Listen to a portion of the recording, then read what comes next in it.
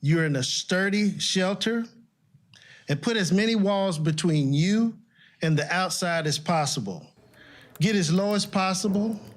Stay on the lowest floor levels, away from windows and doors. Flying and falling debris are tornadoes' #1 danger. Use pillows, blankets, or other material to cover up and protect yourself. Please be alert, have either a NOAA weather radio, or make sure you're signed up for HCFL alert. For additional information, you can call 833-HC-STORM or visit Hillsborough County Stay Safe page. Thank you, and please continue to be smart and to be safe. We'll now hear from Fire Chief Jason Dougherty. Thank you. All right, good morning. Thank you, Tim. And first, I want to thank the leadership team up here, amazing group of folks that are leading us through this. So thank you all, and thank you for your partnerships. My name is Jason Dougherty. I'm Hillsborough County Fire Chief. I appreciate all of you taking the time to be with us today as we continue our response to Hurricane Helene. I want everyone to understand that the men and women of Hillsborough County Fire Rescue are dedicated public servants who are strongly committed to serving you. We will make every effort to respond to your needs, but please understand that with the challenges of the storm, our responses may be delayed for a variety of reasons. We are expecting the peak of the storm surge this evening after dark. Our firefighters and paramedics, just like you, will not be able to assess how deep the waters may be, which will complicate rescue efforts and public safety in general, not to mention your personal safety and your own comfort levels. We will make every attempt to find you, locate you, and help you, but it may take a while. This is why it's imperative that you have a safe place to ride the storm out. If you haven't already secured one, please take the time to find one and remain there until the threat has passed. If you still need to find a place and decide to venture out, we urge you to be careful. I cannot stress to you enough how dangerous it is on the roadways during a storm. I want to emphasize with storm surge, rescuers may not be able to reach you until the threat passes. Our fire department is not immune to the impacts of this storm. For example, we have temporarily taken our fireboat out of service. We've also relocated 3 fire stations that are in evacuation zone A. This will not affect our response times, but it serves as a reminder. If we are leaving the evacuation zone, so should you. This storm won't last forever. Conditions will be clear and safe again. Just be patient, but not complacent. As always, we are here to serve you through duty, honor, and courage. Thank you for your time. Take care of yourself, take care of others. Now I'd like to invite County Administrator Bonnie Weiss to say a few words. Thank you, Chief Dougherty and Director Dudley. Good morning, everyone. I'm Bonnie Wise. I'm the County Administrator. First, I hope everyone is safely sheltering in place this morning during the storm. Please remain there until the storm has passed. Your safety is paramount to us. Hillsborough County remains under a state of emergency, and I want to stress that the 6 evacuation shelters we opened on Wednesday remain available. For anyone who has not made it to a safe place, find one now. The best option may be with family or friends nearby. If you do not have a safe place, our shelters remain available to anyone who needs them, but now is the time to act. I also want to thank our shelter staff. We're doing a tremendous job in ensuring people's safety, and I am so grateful for their efforts. As you know, county offices and facilities are closed today, in addition to all parks, recreation centers, boat ramps, libraries, and conservation parks, preservations, and trails. I have decided that these closings will continue on Friday. This is so our employees can focus entirely on Hurricane Helene response in order to meet the needs of our residents. I want to state again the danger of storm surge that will continue tonight and into the morning. I urge residents to please wait for the all clear from emergency managers before getting on the roadways. As this event continues to unfold, I want to assure everyone that Hillsborough County has numerous teams in place to address whatever issues arise. These are seasoned professionals who tirelessly serve the public, and I am immensely proud of them. Please continue to be safe. Thank you. I'd like to invite Board of County Commissioners Chair Ken Hagan to the podium. Well, good morning. I'm Ken Hagan. You've been listening to Hillsborough County Emergency Operations Center giving some updates on Hurricane Helene, encouraging residents to stay alert. And if you've not evacuated, they're also encouraging you to do so now. You still have time to find a place to take shelter. Also, the 6 evacuation shelters in Hillsborough County we just heard are still open. They also said if you choose to stay in your home or stay where you are now, find a safe place to take shelter if and when it's necessary. And another important update, Hillsborough County schools will be closed tomorrow. That was the other district we were waiting on this morning. Also, Fire Rescue says response times could be delayed if there's storm surge. So if you're in an evacuation zone, leave because they might not be able to get to you until after the storm passes. We do want to bring in meteorologist Greg D now. Greg, it's about 10 o'clock. I know we're waiting still for that 11 o'clock update. So what are you really watching and focusing on right now? You know, I'm watching the tide gauges, guys. You can go ahead and take the Weather Center. We're doing this live, folks. I am here. I do want to put in one image. I'm looking at the tide gauge over towards Port Manatee. And the reason I'm looking at that one is because there is a computer model that is running that is trying to predict what the water will do versus what it's actually doing. Okay, it's in my system. It's going to pull up here in a second. And I think this is going to be telling going into the afternoon. So what just happened is in the 9 o'clock hour, we passed high tide. So the sensible thing to assume now is that the water levels will start dropping a little bit until we get to the next high tide cycle. So this is that gauge at Port Tampa Bay. The red is where the water is. The blue is what the water is predicted to do in the future. Now, until now, and I know this is hard to see, the model was actually doing pretty well. The model says the water should be dropping now. It has leveled off. It has not started dropping. Now, I do think at some point this will drop a little. But what's concerning is if the current tide levels are overperforming the model, then when you look at the forecast for tonight at midnight at this location and over 6 feet of water, I'm not saying that that is exactly what's going to happen, but you got to figure this model is at least doing a reasonable job so far. So it's probably reasonable to believe that the water could, at Port Tampa Bay, get into major flood stage and a 6-foot level. That's the bottom of the bay. The top of the bay, Oldsmar, Town and Country, downtown Tampa, that's where the flooding could be even worse because the water gets pushed up into the bay. I'll show you that when we get to the radar. We'll kind of take a little sidetrack and talk about how that works. So this is the storm now. It is becoming a major hurricane. The presentation of this storm since I walked in at 3 o'clock this morning is night and day.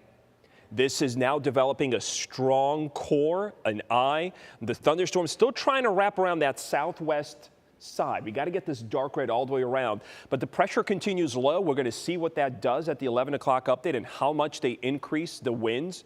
This could be 110 at 11. It could already be at major hurricane strength, and that could cause a cascade of increasing intensity down the line because the Hurricane Center really believes there is nothing stopping Helene from continuing to strengthen up until the point of landfall tonight. That's about 12 hours away. So 12 hours of strengthening is still possible with this storm. Model tracks really haven't changed. The Hurricane Center continues on the west side of the tracks with more models east of there. So there's the red, that's their track. All the models are either with them or east. So a wobble to the east would be more likely than a wobble to the west, I guess is the way you could read that if you'd like to read anything out of that. Tropical storm warnings for us. Now the wobbles for us are not as important as they are for Tallahassee. A 30-mile wobble to the east of Tallahassee takes them out of the strongest winds in the eye. Now, it's still going to be bad. The winds are still probably going to be about 100 miles an hour over the city, but they're not going to be 130 with a gust to 145 or 150. So that's better. Less tree damage, maybe. You're not as concerned about structural damage at 100 than you are at 130. So that's kind of where they're at. For us, if the storm comes 30 or 40 miles closer to the coast, It would mean the high number on the surge numbers. It would mean wind gusts 5 or 10 miles an hour stronger, but we would never still get into sustained hurricane force winds. I've had a lot of folks messaging me, this is my first one. What is it like? It's a windy day. It's a windy day. You're going to come out tomorrow, and for most of us, the worst thing is just having to clear a lot of tree debris.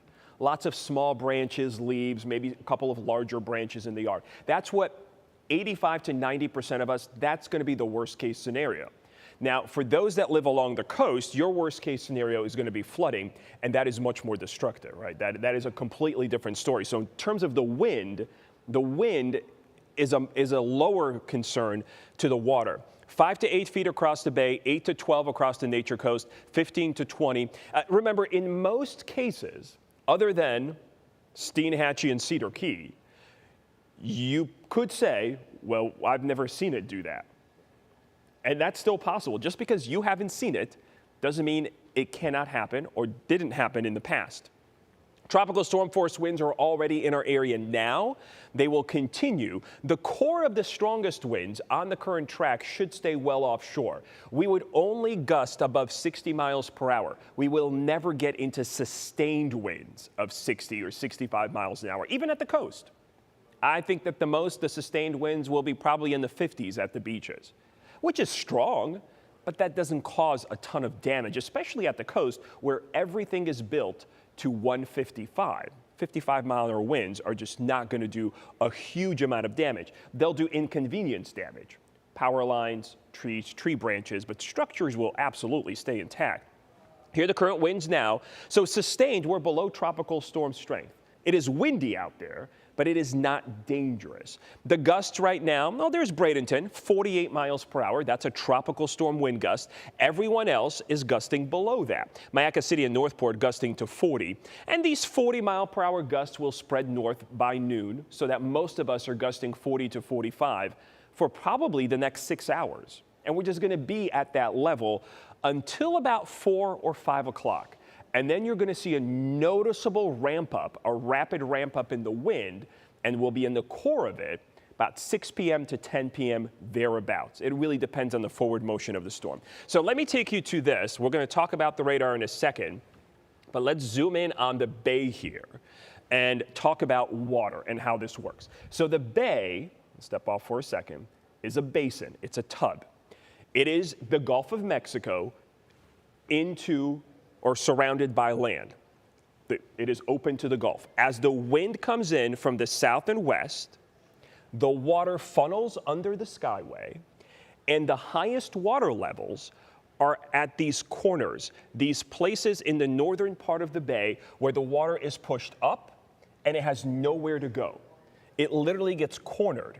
Oldsmar, Town and Country, Safety Harbor. This is where the water, the upper Tampa Bay Park here, this is why that park is there, because it's going to flood, and it's probably going to flood quite a bit. Same deal around downtown Tampa, Davis Islands, Harbor Island, McKay Bay. When you look at McKay Bay, Palmetto Beach is the neighborhood, by the way. I always forget the name of it. It's located right there. McKay Bay is just another one of these little apexes. The water gets pushed past the port. This bay fills up and it spills out all across the Claremelle area, Progress Village, and over towards Palmetto Beach, down to the port. Same deal here. That's why you see the water at Bayshore. The water gets pushed up and it has nowhere to go. It gets cornered. And this is why Tampa is so vulnerable to storm surge and surge flooding in general. It's because of the shape of that bay and the way it traps the water. Once the water gets pushed under the skyway, it can't get back out into the Gulf of Mexico. So this just fills up, and that's why you get high numbers on the bay. You may get lower surges along the beaches than you do inside the bay, because the water here has nowhere to go. So that's where we're going to be watching it. It's Pinellas County, the St. Pete side, north of downtown, same deal. You're part of that same basin that fills up with water. So we've had this one area of rain move by. That's now gone. It's pushing to the north. And now we're, as the reporters are saying, sunshine's coming out. got the temperatures rising. It's probably gonna get really hot and humid between now and noon. And what we'll be watching from now on is pop-up thunderstorms, and any of these could produce a tornado. I still think right there was a tornado in the Waverly area that probably touched down for a minute, literally a minute, and it was enough to down trees and power lines, or at least power lines. There was a report of power outages in this area. This is 9:15 this morning. There is not a lightning bolt in sight. So this is not lightning caused. There was some kind of focus to the wind, probably a quick little spin up here in eastern Polk County. Right now, I'm not seeing anything major. The closest tornado warning to us is on the Space Coast. Isn't that crazy? 400 miles away from the center of the storm, tornado warning there near Cape Canaveral. There's the center now. So when you look at the wind, this is a good opportunity to kind of take a little slice here of the storm. There are layers to this, okay? The way this works is this outer band here, this solid band of rain, this is where your strong tropical storm winds are. This is the area where the winds are 60, 65 miles per hour with strong gusts. So we're not going to get those winds until this gets to us. It's still more than 100 miles away. The next layer, the inner large core, those are your winds of category 1, 2, if it's a 3, maybe close to 3, but mainly 1 and 2. The actual hurricane force winds in this storm right now, and I'll kind of try to measure this out. The eye is located right there. So the eye is probably 20, 30 miles across. The actual hurricane force winds, the serious winds, those only extend 25, maybe less miles away from the center. In most cases, if this becomes a Cat 4 with winds of 130, those winds of 130 will be 5 miles from the eye. So the chances of anyone in the Big Bend actually experiencing that wind, very, very small. Most people are not going to see a Category 4 wind gust or sustained wind out of this, even near the landfall location. Places up to like Steinhatchee. If it goes towards Tallahassee, Steinhatchee is not going to get Cat 4 winds if this is a Cat 4 at landfall. Neither is Cedar Key. Neither is Carabel or St. Mark's. You know, it may be just a very small area 5 miles from the eye where you actually get that. So don't be concerned about us getting any kind of nasty, destructive winds here across the Florida West Coast. It's just not in the cards with this storm. It's not set up that way. We've got blue skies right now over Ray J. Here's the next several hours. You see a mix of clouds, sun, thunderstorms, and wind. I see folks out and about on Himes. Yeah, that's safe to do that. I really don't think you need to be thinking about staying in until probably 3 or 4. Now, by 2 or 3, there may be more rain moving in and the weather may start to deteriorate. But through 2 o'clock, I think we're okay. Take a look at the hour by hour. This is rainfall. Futurecast here is guessing, but I think it's doing a decent job of showing you the character of what the radar is going to do over the next several hours. Notice the breaks in the clouds, the whites to clouds. Where there is sun, temperatures near 90, a hot, humid, windy day. Kind of unusual. We see a lot of this heat through the summer, right? But we don't get it with a lot of wind. The air is just still. It's unusual to see high humidity and strong winds along with that sun. Maybe some cells, 4 o'clock. We'll watch these for tornado warnings. And then here comes that first outer core, that strong tropical storm wind that starts to move onshore, maybe about 4 o'clock. It could be a little later. Futurecast here is guessing. Remember, this is not precise to the hour, but it's pretty good. 8 o'clock, the eye off to our north and west. You know, our model was a little too close to the coast yesterday. Today it has it coming into Taylor County, which is where the GFS and Euro does too. It's a reasonable forecast. It could be a little farther west. If it does, take all of this and move it west 30 miles. Does that make a huge difference? No. We're still getting rain bands in here at 8 o'clock. Maybe some nighttime tornado warnings. That's possible. And most importantly, during this time, on this side of the storm, the wind is onshore. About 6 o'clock is the latest low tide. So after 6, the wind turns onshore and the tide is also coming back in. That's when that rush of water under the skyway begins, and that's when water levels begin to rise. My biggest concern for this is it's happening while it's dark. And with winds gusting to 60 and 65 miles an hour, you're going to get power outages. Street lights are going to go out. You may not be able to see that gulf or the water that's coming until it's coming up under your door. So if you are in an evacuation zone, like I've been saying, the weather is fine through 4 o'clock. Not perfect, but it's okay. Certainly good enough to get away. That bus that's running through Pinellas County, if you don't have a way to go, get on it. Get out of there if you are in Zone A and you've been called in an evacuation.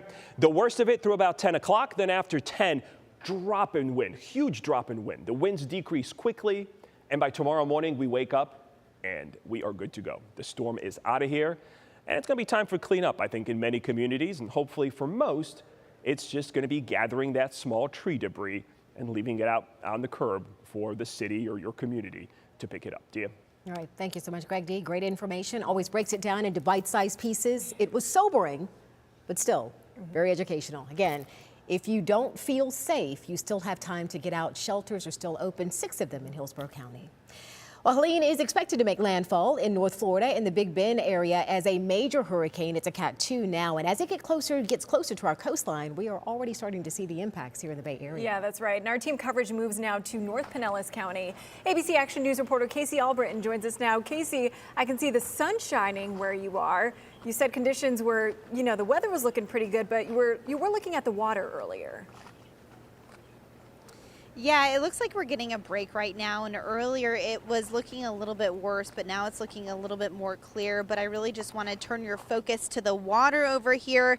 It looks a little wavy, but you can see that water is pretty high already, and earlier it was coming up and over the concrete. That's why you can see a lot of that seaweed build up on the side of the sidewalks over here. We've been seeing a lot of people just walk up to this water over here just to get video or take a look and just see how things are looking.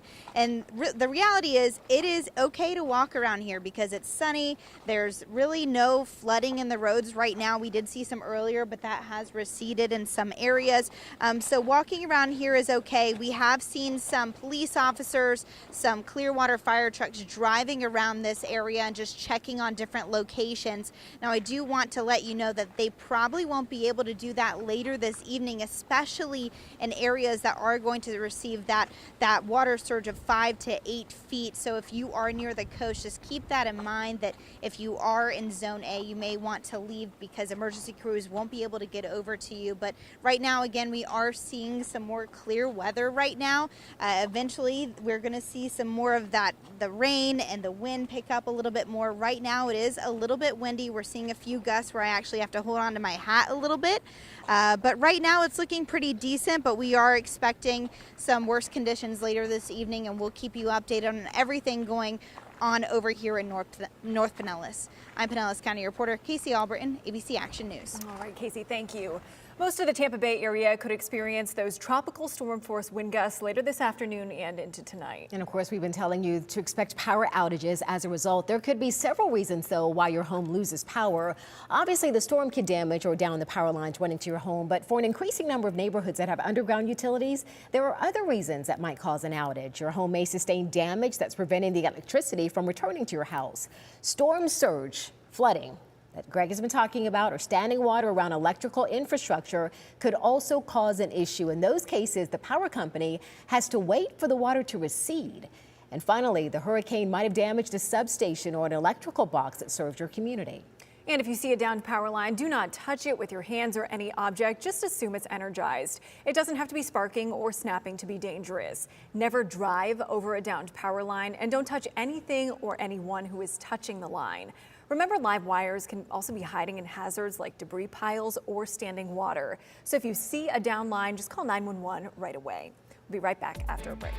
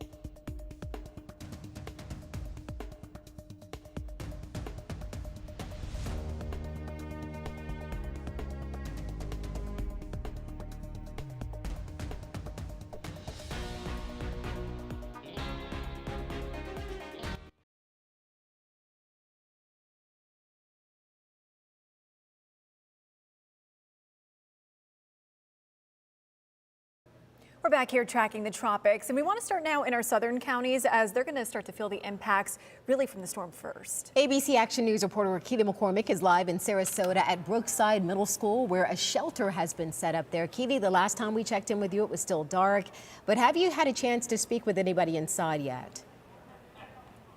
Hey guys, good morning. Yeah, sun's up now. It's bright here. Wind's not too bad, and obviously there's no rain. And yes, we are talking with people this morning. This is the principal, Dr. Nate Francis. Good morning. Thanks for being with us. How's it going inside so far? So far, so good. We have about 14 people that have come so far for the shelter. We have a lot of staff here, security, district staff, county emergency staff as well, here to support people that are coming in. And so you've got 14 people inside. They're all set up in their rooms, but you were telling me you have a lot of space to be used today. We do. We have plenty of space right now. We have capacity for 1,500. Right now we're at 14. So we do definitely have a lot of space for people. Right now the weather is looking good, but we are anticipating some more people coming as the weather gets worse. So if you're looking for a shelter that's still open, still has a lot of space, this is definitely the place to be. What do you want people to bring? We've been talking about it all morning. There's a long list. What specifically do you guys need in there? So it's really important to make sure that you're bringing your clothes, any type of bedding, toiletries, toothbrush, toothpaste, deodorant, things of that nature. We do have meals here, breakfast, lunch, and dinner. We do provide the food for all of the people that come for the shelter. If you do bring a pet, we are a pet-friendly shelter, but it is very important if you do have a crate to make sure to bring that. We do have crates for people that come without them, but they are very limited. So if you do come with a pet, please make sure that you bring a crate as well. And that list goes for any shelter that you go to. Like you mentioned, pillows, blankets, really anything you would need to sleep. You mentioned meals, but I know snacks may be good, especially for some of those younger kiddos, right? Yeah, so we do have some snack bags as well with some dry snacks for our kids especially, yes. Okay, awesome. And you've been here since 6 a.m. What's the energy like? Are people scared? How are they feeling in there? So far, so good. Yeah, I've been here since 6 a.m. yesterday, so it's been a long time, but we have a good team here, and I call them our shelter residents. They've been enjoying themselves here. We've been trying to make it fun while they're here. Okay, awesome. Well, thank you for joining us. Thank you for what you're doing. Stay safe in there. And like I mentioned, this is just one of 12 evacuation centers within Sarasota County. We have them all listed, plus ways to help you get to those locations on abcactionnews.com. For now, I'm live in Sarasota County. Keely McCormick, ABC Action News. Thank you, Keely. Been there since 6 a.m. yesterday. Still has a great attitude. Of course, you can tell he's a veteran. He's been through this before. But also, we don't want to get complacent because we have been through this before. That's why Pinellas County officials gave an update this morning with a dire message for residents. They say if you are in an evacuation zone and you haven't left, it's time to do so right now. In fact, you are running out of time. The tone at that news conference was truly a little bit different. They say over the last year, over 1,500 homes were flooded during Hurricane Idalia, and the potential surge during Helene is expected to be higher than Idalia. They say at this point, if you're in Zone A, you need to get out by noon. First responders won't be able to reach people after the floodwaters increase. Do not ignore the storm surge warnings that we've been putting out. Be prepared for a storm surge of 5 to 8 feet. That is enough to sweep your car away and potentially kill people. Idalia was 4 feet. What we're talking about here, and this graphic shows you where the storm surge was with Idalia, where we had over 1,500 homes in Pinellas County flood. We are talking about peak surge up to about 10 feet. This is much higher than what we had for Idalia. So for those of you that stayed in place in the A zone, this is not the same story. This is you need to get out of Zone A, period. We are recommending that you are out of there by noon at the latest. As I said, there are already roads that are starting to flood. It's only going to get worse. What we don't want is once it gets to a point where the roads are flooded, if you try to get in your car, now you're going to be stuck on the road. No one's going to be able to come out and get you, and that water's going to keep rising. So if you are not out of Zone A by noon, then you need to stay put in your house, and you're going to have to climb up on top of furniture or counters keep yourself up there. We are talking about this storm surge at its peak around 9 o'clock tonight. And then it will be going down. We'll still see it early tomorrow morning. So this is not a quick event. This is a long-lasting, deep water event for those of you that live in Zone A. Again, noon is the deadline, so you still have time if you need to evacuate or you feel unsafe. Officials say there will come a time when crews can't respond to you. And then when that happens, you'll be on your own. So again, if you feel unsafe or unsure about your location, now is the time to seek shelter. And we do want to bring in meteorologist Greg D now, because Greg, this is something you've been talking about truly since yesterday. Those Zone A evacuations are so critical in our coastal counties. So critical, and you heard the official there. I mean, literally telling you will have to get on top of counters or furniture to stay above the water. That's not somebody that is making a story up.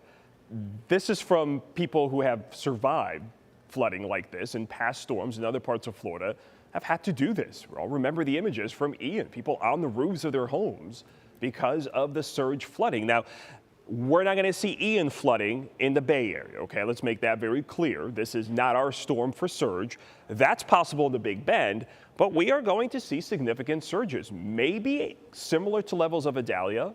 If it's more than that, they'd be record-setting for our area in terms of these storms.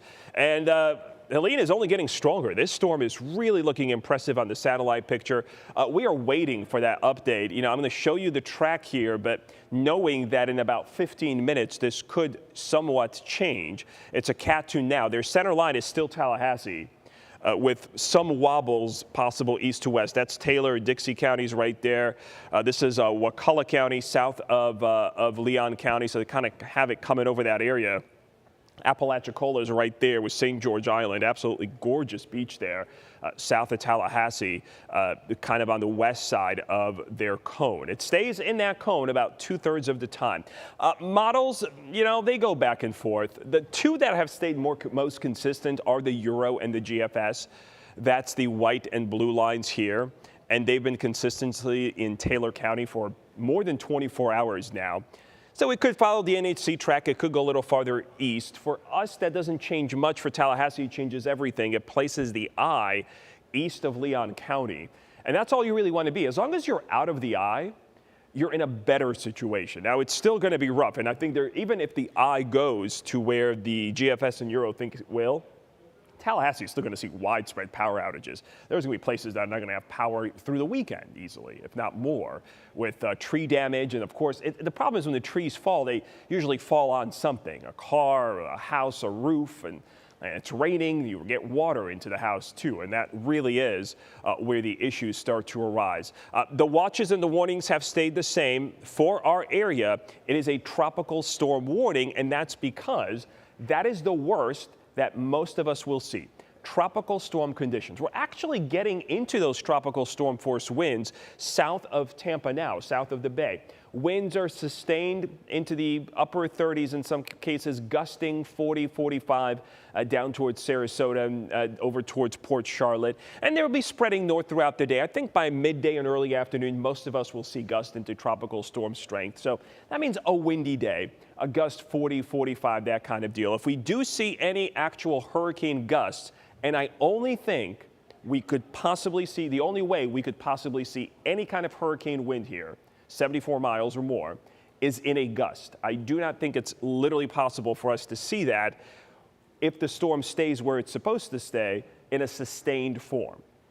Everyone along the coast from Pinellas County north could see that wind gust of maybe 70, 75 miles per hour, most likely in Citrus and Hernando County. Just from the math aspect of it, you're going to be closer to the center. And the closer you are to the center, the more likely you are to see those strong gusts. All right, so the surges. But watching the numbers, just had a text from Heather on Bayshore. She's telling me the water's not going down. We're past a high tide. Just had someone send me video from one of the high rises on Bayshore. In parts of Bayshore, the northbound lanes are flooded.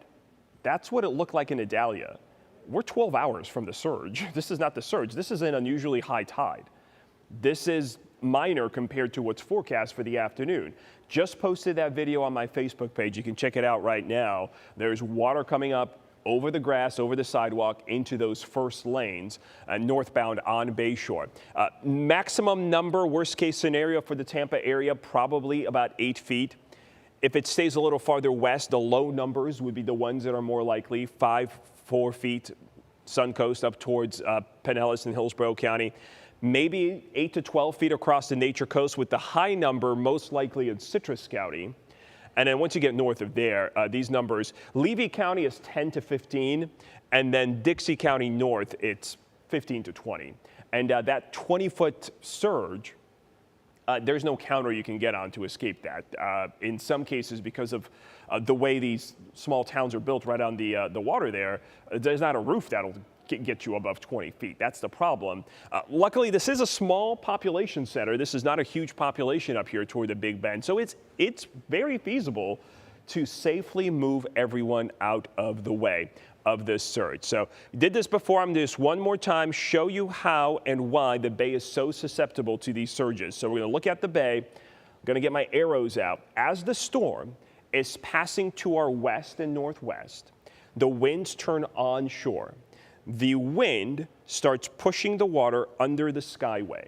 This bay is like a tub. It literally is a tub. When you push the water in, it has nowhere to go out. So it piles up, and the water levels start rising all around the bay. And not only do the water levels start rising around the bay, but remember, there are rivers that run into this bay, and they start backing up. So the Hillsborough, the Palm River, the Manatee River, these are all going, the Alafaya, these are all going to start rising because they're flowing toward the Gulf while the Gulf is flowing back towards them. So you're going to see flooding along the river in Riverview. You're going to see water down in Bradenton along the Manatee River. You're going to see the Palm River up around Tampa and Palmacia. That water is going to start rising. The Hillsborough River, Tampa Heights, West Tampa, over towards Seminole Heights, south of the Rolette Dam, so parts of Sulphur Springs. North of the dam up toward Temple Terrace, the dam there is to control the water level. You're not going to see those water rises due to tidal or surge flooding. It's all south of Rolette Park is where you see that. So the water continues pushing through the skyway, and then it starts filling up the bay, Old Hillsborough Bay and Tampa Bay. The water levels are maximized in the northern parts of the bay. The water gets pushed up and up and up, and it starts piling in. That's Bayshore right there. That's why Bayshore floods so easily. And then up here, Town and Country, Oldsmar area, over towards Rocky Point, South Tampa, Shore Acres area. This is a result of Old Hillsborough Bay filling up, and the water just has nowhere to go, so the water in this basin, this tub, begins to rise. What I think is one of the most vulnerable bays in our area. That's McKay Bay here, south of Ybor. That's Palmetto Beach, Palmacia area right there. The last couple of storms, the tide gauge here showed some of the highest water levels. Luckily, not a ton of people living around this, but there is a neighborhood here, Palmetto Beach, and of course, this is all south of the Selman. And in a serious flood situation, this does allow the water to go up into Ybor. And there are scenarios where you could get water north of 7th Avenue in Tampa, in Ybor, especially the east side of town, looking at some of the flood maps. Of course, Davis and Harbor Islands would fill up as well. There'd be flooding there. That's something that folks there certainly expect and they build for. So please take this storm very seriously. The worst part of this is the biggest surge comes in at night while it's dark. So it's very difficult to see the water moving, especially if the power goes out because some of these 60-mile-an-hour winds. That's a problem. The core of the strongest wind stays to our west. This is the 6 p.m. position from the National Hurricane Center. This is kind of where the water really starts to move. The storm is here. The wind around the storm, you kind of see the icon spinning there, but I can draw it for you. The wind spins like this. And it's on the southeast side of the storm is where you start to push the water in. The momentum of the storm is moving northeast. The wind is blowing southwest to northeast. And you get the storm's motion. And after 6 o'clock, the tide starts coming back too. So you get all these forces working together, and that's why I think the Hurricane Center is just so concerned about the potential for a surge here. Here's what the winds are doing now. It's breezy. That's it. And I'm not going to overplay this. It's not going to be dangerous. Now, at noon, at 2 o'clock, for some of you at 4 o'clock, it's going to be fine.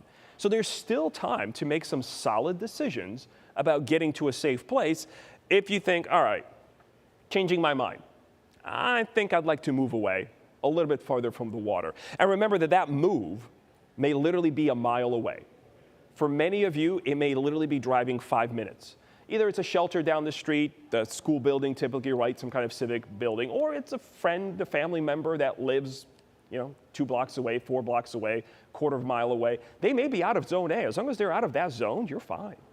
Because it's the zones that are called that are most likely to flood. Gusts right now, Bradenton and Sarasota seeing the biggest ones. So St. Pete's gusting to 39. That's tropical storm strength. But these are gusts. This is not a consistent wind. It's strong for 10, 15 seconds and then it goes away. And then you've got 20 minutes of calm winds. They're most likely to be gusty in heavy rain bands. And the issue is we don't have a lot of rain bands right now. And this is how this storm is going to be different from Debbie, which literally brought a wall of water off the Gulf of Mexico. It was a weaker system, so the energy was more spread out. Helene is pulling all the energy in towards the center. So all the heavy rain is out in the Gulf of Mexico. This is why we're not very concerned about freshwater flooding. The chance of someone getting 20 inches of rain with this storm, I would say that's almost not possible. The way it's not raining now, it may not rain in some places for another 2, 3, 4 hours. At the way the speed the storm is moving by, the math just doesn't work out. You're just not going to get 20 inches of rain. You're not going to get 10 inches of rain in most cases. Most of you are not going to get 6 inches of rain. You might get 2 or 3 inches in some of the heaviest amounts. So I don't think rain is going to be the headline here. Now, in the bands that do develop, and there's going to be more of them down to our south, there absolutely could be severe weather. And that's the one negative of having all these breaks of sun. That does give the opportunity for some thunderstorms to develop at any time. If there was going to be another band that forms, it's going to be right here. It's just offshore. I'm seeing some showers popping up here west of us. That could strengthen as it moves onshore. The strong tropical storm force winds are at the edge of this solid green. That is still a good distance away. Let's take out some more tools here. The distance of those winds from Tampa is about 125 miles. It's moving 12 miles an hour. So it could take 9 to 10 hours for that to reach us. That puts us into that time frame. We've been telling you since yesterday, 6 to 10 p.m., 6 p.m. to midnight, that window, those are the worst winds. And sure enough, it seems to be lining up about that way. The next heavy rain band here, those are your stronger hurricane force winds. Cat 1 probably, some Cat 2.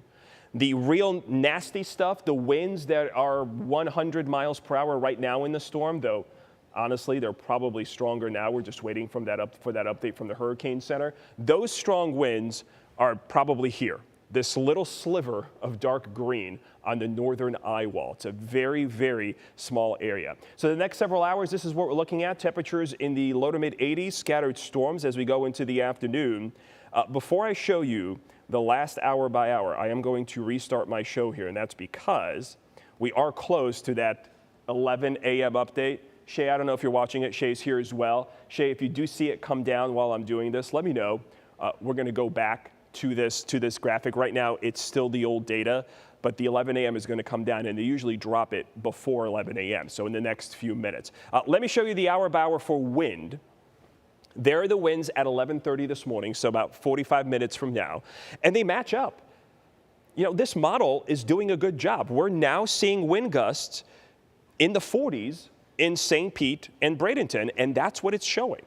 This actually may be a little bit behind what the winds are doing, but it's in that general ballpark. So that makes me believe that the 2 p.m. forecast for still safe winds is probably on track as well. Winds 45, 50 miles an hour. Yes, it'll be windy. You'll start to see some small tree branches break at 45 or 50. It's not going to be dangerous if you're driving around. Just be careful out there. You know, use common sense when you get around. Obviously, you don't want to be driving in Zone A flood areas, but if you're not in a flood zone, if you still need to do something 12, 1, 2 o'clock in the afternoon, it'll be fine. 4 o'clock, things start to get a little windier. I think we're kind of on the cusp of starting to ramp things up. And watch these winds from 4 to 6. I mean, the increase is substantial. We go from gusts of 40 to 45 to 58, 59 Tampa, 64 in St. Pete, 64 in Sarasota, 59 in Brooksville. The center well to our west, the hurricane force winds, the nasty stuff is in this orange. Notice not close, okay? It stays offshore. Even the category 1 winds, the yellow, it's just offshore. That's why I think we could get a gust along the coast into hurricane strength, Cat 1, because it's just so close. But I just don't see a scenario where you're going to see a long duration, even 74-mile-an-hour sustained wind anywhere in our area. The eye heads up toward somewhere in the Big Bend, Taylor, Dixie counties, Wakulla County, up towards St. Mark's, Tallahassee area. And notice it's the southeast stronger side that's going to see the stronger gusts. 71-mile-an-hour gust in Brooksville. Is that possible? It's reasonable that it's possible. I think this is worst case scenario. I think Brooksville, you're more likely going to be 58, 60, 65 miles per hour. 71 is possible. It's not out of the realm of impossibility, especially since the stronger winds will extend farther away from the center on the east side. So we're definitely going to be on the stronger side of this one. There's 8:30 in the evening, still gusty. By 9 o'clock, Tampa's only gusting to 52, Northport 47. So you see what's happening here. The winds are quickly decreasing south to north. At 10 o'clock, still rough up in Crystal River, still surge situation. But the winds start decreasing farther south. Now that may also play in our favor because remember we're approaching high tide here and the winds are backing down. Now they're still onshore and strong, but not as strong as they were earlier. There you see 11:30 in the evening, wind gusts 40, 45 miles an hour into the 30s. And tomorrow looks fine. The weekend looks fine as well. I think we see temperatures generally in the 80s. The rain chances relatively low. We'll see some pop-ups in the afternoons and evenings, but I don't think we'll see anything serious. One more look at the data here, just in case they do decide to drop that update. Okay, it's still the older numbers. This will change automatically when the new update is issued. If I do get that before 11 o'clock, of course, I'll let you know. Otherwise, we'll talk about this in the next weather update. Stay with us. We'll be back.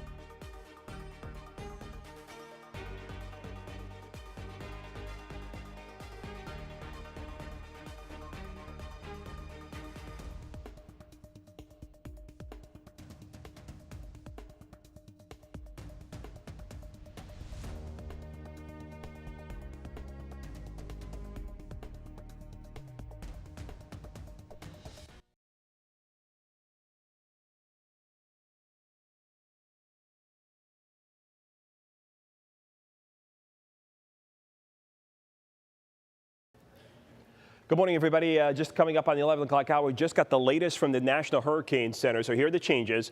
Wind speeds are up, 105. Pressure has remained steady. That's promising. I'm not sure whether it's because maybe they haven't had a recent reading.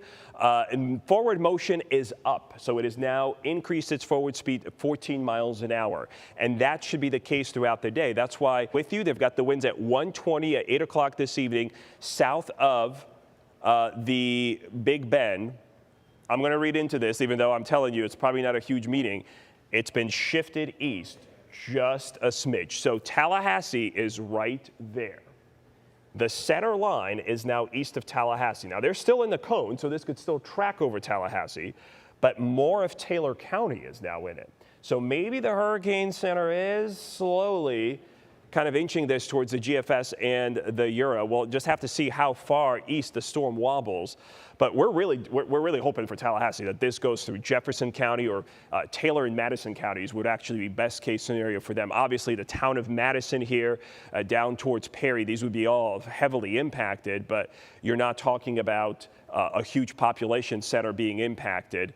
There's the latest position. So actually, the old arrow is here. So the old hurricane track at 5 a.m. was here.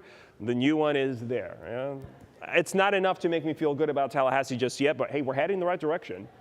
That is certainly good news. I'll continue to look at the data, see what's new coming up here in just a few minutes. For now, we're going to send you back live. Heather Lee's been down in South Tampa over on Bayshore. Heather, it's amazing. It's flooding behind you, but it's also sunny at the same time. Yeah, isn't that wild? It looks like a beautiful day outside, and I think a lot of people think the same thing because we do have a lot of folks who maybe live around Bayshore Boulevard coming out to check out the flooding, to check out Bayshore, to check out the Tampa Bay, and just see what's going on. And yeah, you're right. The sun is out in full capacity right now. But like I was telling you, Greg, a little bit ago, you and I were texting, and we were talking about high tide, being at 9 o'clock and how the tide was supposed to be receding, but what we're seeing out here is that the water is still rising. So I want to show you because we did have a few indicators out here to let us know if the water was rising or receding. One of the indicators was, I know this is going to sound silly, but there's not a whole lot we could do here, right? So one of the indicators was a weed literally on that median in there. That weed is now underwater. So we know that the water is rising over there. And then over here, there's a grassy area. Well, this whole swath of grass here, right? But this whole grassy area was not underwater about an hour ago, and now it is. So the water is pushing up onto the grass. Again, like Greg and I have been talking all morning, this is fresh water. This is from earlier this morning. This is from the rain that we got from this morning, and then I would imagine probably some left over from last night as well. This is not from the bay, but there's nowhere for this water to go. There is actually a drain right over here. When I was attempting to stick a literal stick into the ground to try and measure, where the water was, I couldn't get it into the ground, but I did see a drain over here. The drain is so inundated. It is so overwhelmed. There's just nowhere for this water to go. So it's just sitting here.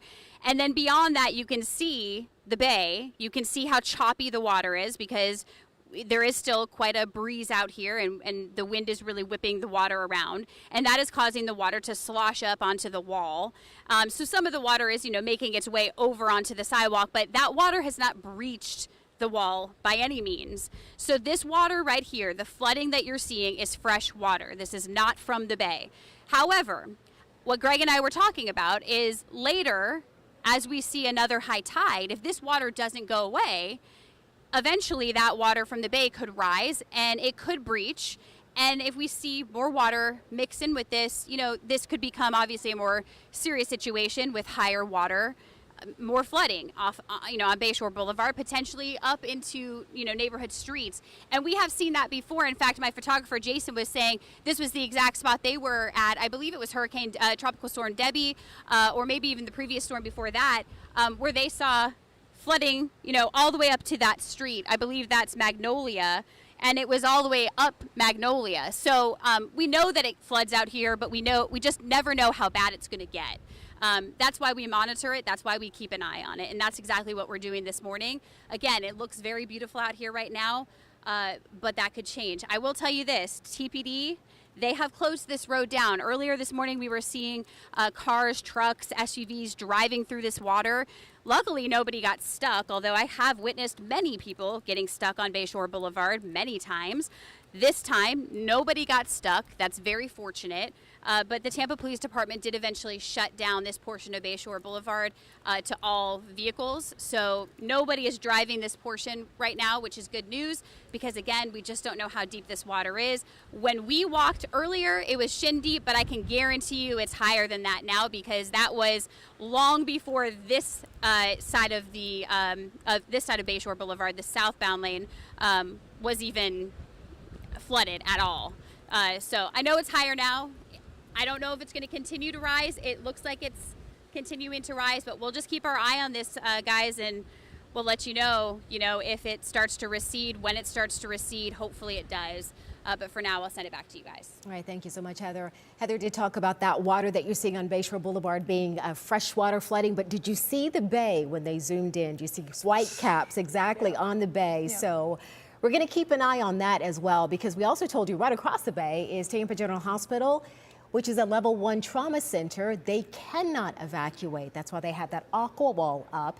It's able to withstand storm surge of up to 15 feet. But we've got so much that we're going to keep telling you about and giving you information about all throughout the day as this storm makes its way closer to our coast and then after. So if you're just joining us, this is our special coverage today as we continue to track Hurricane Helene. Thank you so much for staying with us. I'm Dia Riley. And I'm Lauren St. Germain. We're here with you all day. We've been here since 4:30 a.m. Our team is not going anywhere. And we do now have some new pictures and video in that we want to show you. So first, officials in Clearwater Beach say the streets are already starting to flood. You can see right here. They're asking for residents who live in Zone A to evacuate as soon as possible. By the way, if you want to take an Uber to evacuate, you can use the code Helene Relief.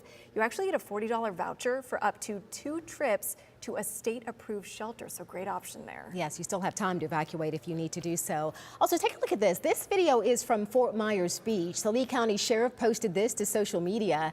He said the area is beginning to experience localized flooding. You can see it there. He also encourages anybody who's traveling to that area to just avoid it. Fort Myers Beach, of course, was hit by Hurricane Ian in 2022. They experienced storm surge over 7 feet. And this next video is from Treasure Island in Pinellas County. This is the Sunset Beach neighborhood. You can see the streets are flooded. So this was around the time of the high tide this morning. Same time we were seeing that flooding in Shore Acres in St. Pete as well. Officials in Treasure Island say really their main worry with this hurricane is the storm surge. We'll be right back after a quick break.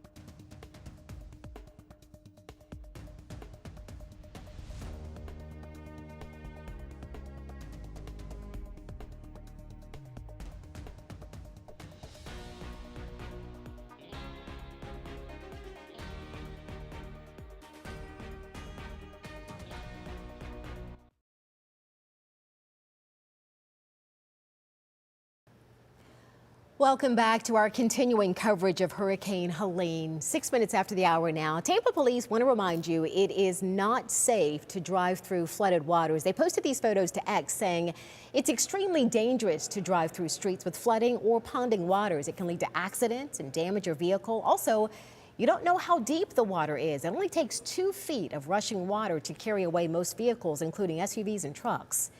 If you need to check the status of nearby roads, you can go to tampa.gov/floodmap. Let's head on over to Pinellas County right now in the Shore Acres neighborhood in St. Pete. That area, of course, prone to flooding during even regular afternoon storms. Understandably, people are nervous because we've been watching the water there rise all morning long. Yeah, ABC Action News reporter Larissa Scott has been there all morning long since 4 a.m. And Larissa, every time we went to your live shot this morning, the water had increased a bit. Is that still happening? Has it gone down at all? No, Lauren, unfortunately, I cannot report that the water has receded at all. We've actually seen it stay pretty steady for about the past hour or so. This is what we're dealing with here. We are in front of the Recreation Center in the Shore Acres neighborhood off of Shore Acres Boulevard northeast, and you can just see that water from the tide just still very high here.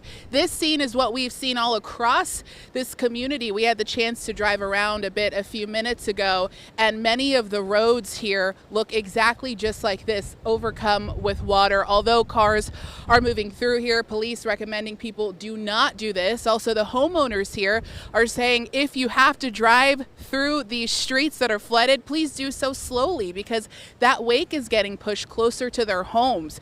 I sat down with the neighborhood association president just a few minutes ago. He says that he's getting word that a lot of people have evacuated, but he's worried that people are staying who had their homes flooded with Hurricane Idalia last year. And as we know, that flooding caused some extensive damage in their home, and he's concerned for what we could see later tonight. So he's urging anyone who is still here, whose home is not elevated at least 10 feet or more, to get out now while the conditions are still safe for you to do so. Because as we've been talking about all morning long, this situation here, unfortunately, is likely just going to get worse. And St. Pete police are warning that other areas are flooded just like this, and that we will have more of them coming up over the next couple hours. We'll, of course, continue to stay out here monitoring this situation for you, and we'll have more weather coverage right after this break.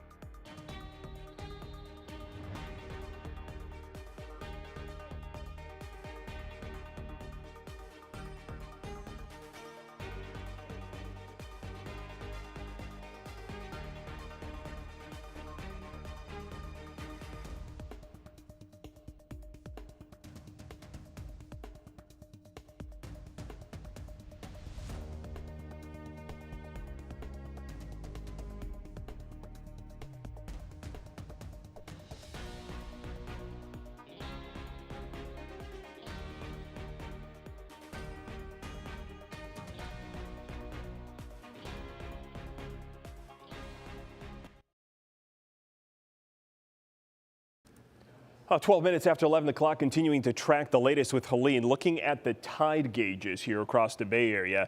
It's really all about just trying to figure out what's going to happen later tonight. We've seen a lot of minor flooding. I mean, I know a lot of the flooding that you're seeing from Larissa, from Heather, from Casey and Clearwater earlier. We've seen this before. You're like, all right, that's nothing. And that's fine. I agree. Nothing that we've seen so far has been particularly unusual for the Bay Area in past storms. The issue is, if what's happening now is in line with what's been forecast, and you look ahead into the forecast for tonight when the real surge arrives, are those forecasts going to verify? Because if they do, then those 5 to 8 foot numbers from the Hurricane Center suddenly seem pretty reasonable. Here is the gauge over at Old Port Tampa Bay. The tide is supposed to be going down. It is not. It continues to rise. It just amazes me when I see this. The tidal forces, I mean, the moon is pulling the water back. This storm is pushing it in. It don't care. It's still pushing that water into McKay Bay. The observed level, it's kind of hard to get this perfectly aligned with where this should be. I'm trying to get the latest reading. The predicted level earlier was supposed to be at a level of 0.06, so about 0. The level was 2.4. 2.4 feet above where it should have been. It's almost at minor flooding there in McKay Bay. Not quite there, but it's pretty close. I only have 5 of these for the Bay Area. A lot of you asking me, what about Newport Richey? There's not one in every town. I don't have data. And the only one I have an actual forecast for is this one, Port Manatee. This is over at the Manatee River. And the light blue color is the forecast. The red is what it's actually measuring. Live look, there's an instrument there. It knows exactly where the water is, and every few minutes it's saying, okay, the water's here, now it's here, now it's there. Well, the forecast has been following it pretty well. It's forecasted this rise. The bay leveled off for a while there, the water level. It is starting to drop here. That's good news. But that's what it was forecast to do, because we're heading toward a low tide sometime early in the afternoon. Looks like that low tide is about 4:30 this afternoon at Port Manatee. The next high tide, now the next high tide is not as high as the one we just had, is around midnight or 1 a.m. The typical level is about 0. It's forecast to be at 6 feet. And if it's been forecast well so far, there's no reason to believe that this next forecast for potentially moderate to major flooding around midnight at Port Manatee, it's reasonable to believe that that could happen, that this forecast is on target. So we'll be watching it very carefully. The other thing you folks have been asking for me on Facebook is these inundation maps. Okay, so this is available on the National Hurricane Center website. Literally google.com, type in National Hurricane Center. It will take you to this website. Make sure it ends in .gov. That's how you know you're at the legitimate National Hurricane Center, not some Facebook group or whatever. It should look like this. You find the Helene section at the bottom, and you click on the map that says Storm Surge Inundation. This is a computer model. Inundation means covered by water. This takes all the math out of the picture. You don't have to know what the tide is, what the surge is, get out a piece of paper and try to figure out what the actual water level will be on your property. This actually does that for you, and it tells you how much water is there going to be above the ground at any location. This is worst case scenario, so I'm not necessarily saying this is going to happen, but if we do max things out, the areas in yellow could have 3 feet of water on them. The areas in orange, sporadic, but they're there, 6 feet.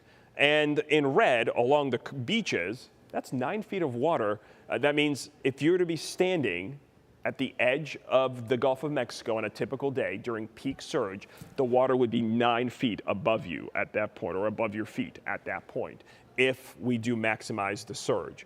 Obviously, the farther north you go, and this does show neighborhoods in some capacity, you see there's a lot more areas in red, Hernando and Citrus County. It does not, however, go down to street or neighborhood level, nor is this accurate within street level. You know, a lot of you asking, giving me a street or a zip code. Hey, what about?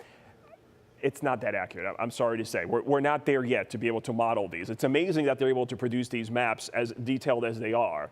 And you can actually look at this for the entire coast. They run this model in areas where hurricanes are impacting, and they rerun it with every update. So they're going to rerun this with the 11 a.m. new track, new intensity, put all that in there to figure out what's going on. All right, let's go back to the maps and show you what's going on with the storm here. The 11 a.m. just came in. It's trying. There is some dry air that's caught up in this thing, and I think it is slowing its intensification down just a bit. You see these oranges down on the south side. They were on the west side earlier. This eye is trying to become more well-defined. It does have an eye. It's a ragged eye. It's not a well-formed one, but despite all that, it continues to see winds increasing, forward motion is increasing.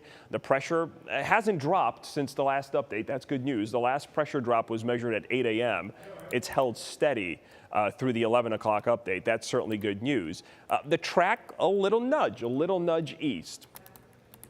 I'm not want to read too much into that. I mean, if we see 2 more of these, certainly that would be great news. Unfortunately, there's only 1 more track update from the Hurricane Center before landfall likely, and that's the 5 p.m.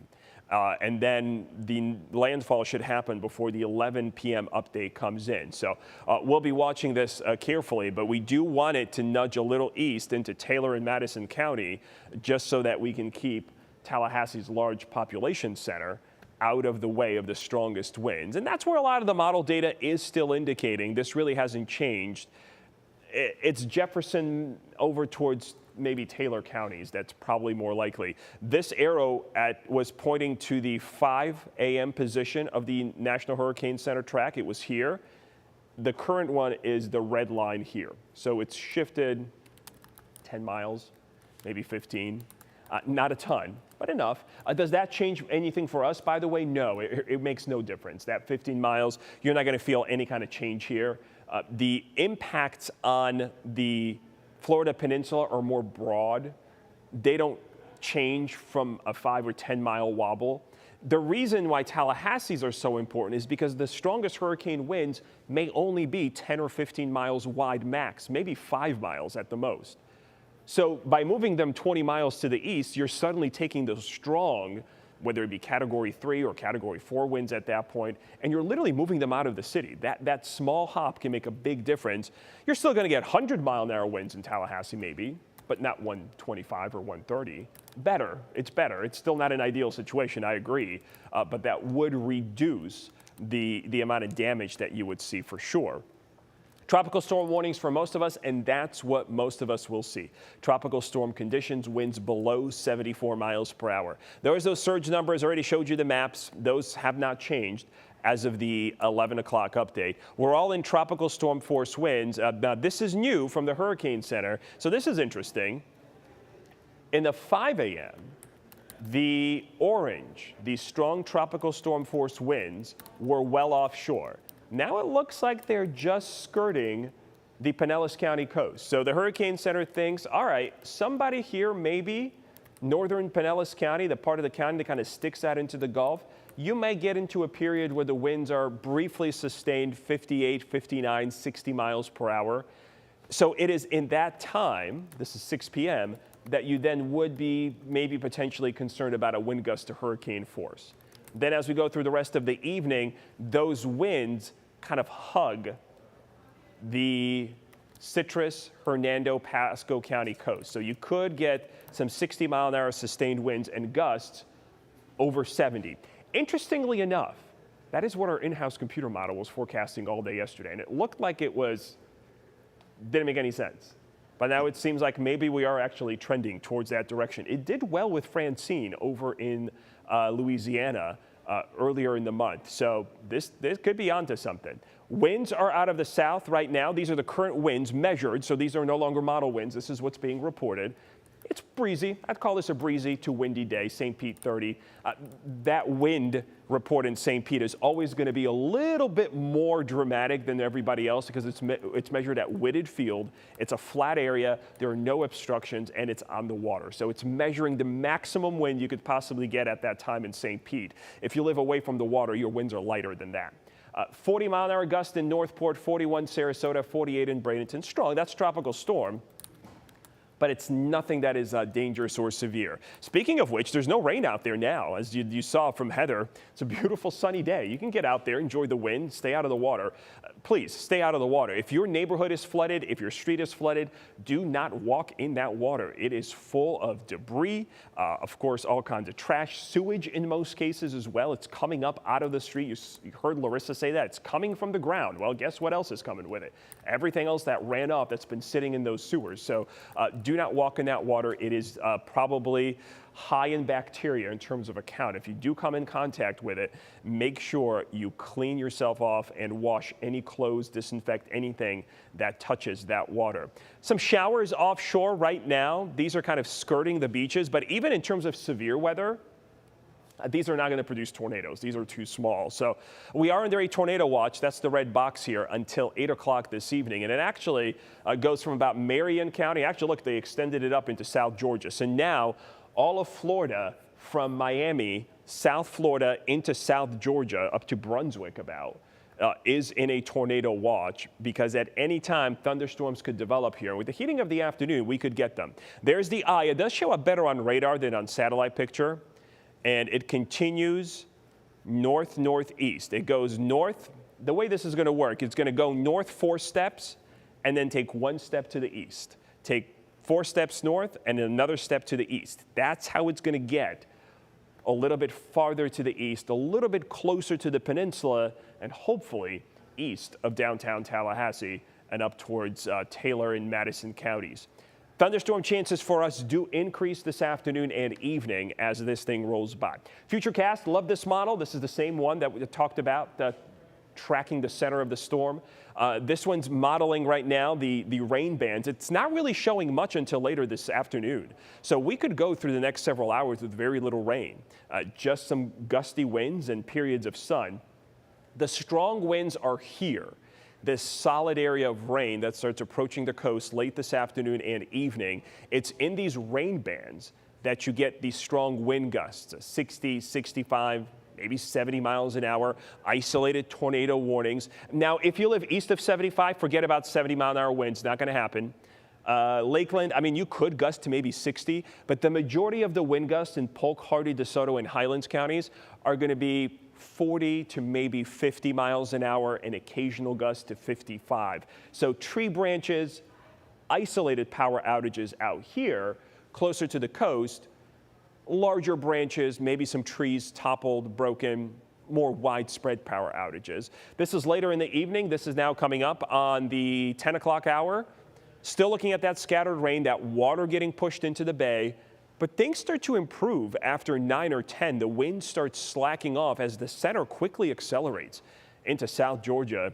That's going to cause all kinds of issues for Atlanta, by the way. Tomorrow, if you're traveling that way, Charlotte, Atlanta, big airport hubs, they're going to be impacted severely by the rain and wind from this. Not a damaging wind, but just the rain and the gusty winds.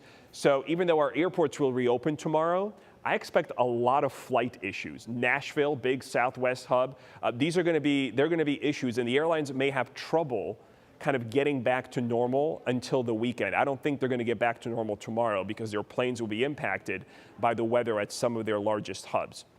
So this is that in-house computer model, and you see it's been doing really well with the winds. These are gusts, not sustained, and these are about what the current gusts are now. It said that 11:30 in the morning, we're going to see wind gusts in the upper 30s and the low to mid 40s. That's what I just showed you. That's what we're just seeing right now. As we go into 2 o'clock in the afternoon, they basically stay the same. So you're still good to get out of the way of the water. You're still good to maybe take care of a couple of other things outside. Maybe you want to go ahead and pull that grill in if you haven't already. Maybe move a couple of smaller things, flower pots, that kind of deal, move them inside, still got the chance. By 4 o'clock, most of us are still okay, though between 4 and 6, look at these numbers, they increase substantially. So the ramp up is really towards 6 o'clock this evening, and you see these Category 1 winds. It's interesting because the model was showing this before the Hurricane Center issued their update, and it seems like it's ahead of them by just a couple of hours. It was showing this in the 9 and 10 o'clock hour. The Cat 1 winds, maybe the tropical storm winds, just skirting the Pinellas County coast. So that's where you could see that wind gust, 67, 68, 69 miles an hour, maybe 70. This is 7 o'clock.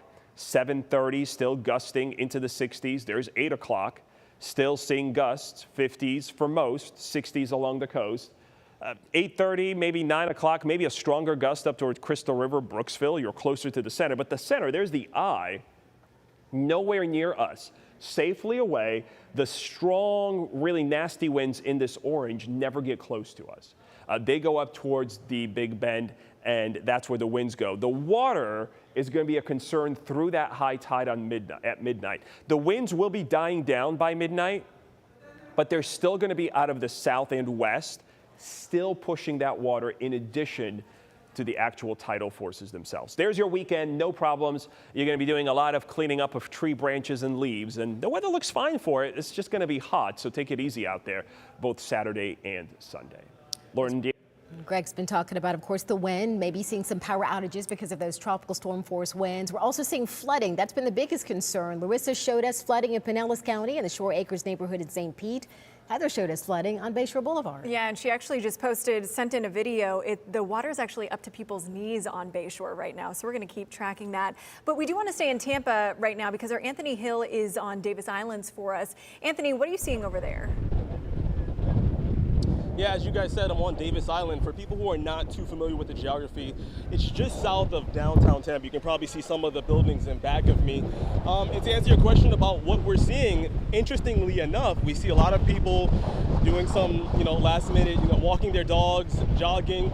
It's really beautiful out here in a weird way. A lot of people know what's coming, but, after, this hot summer, people are enjoying the cooling of the temperature and what they're able to do.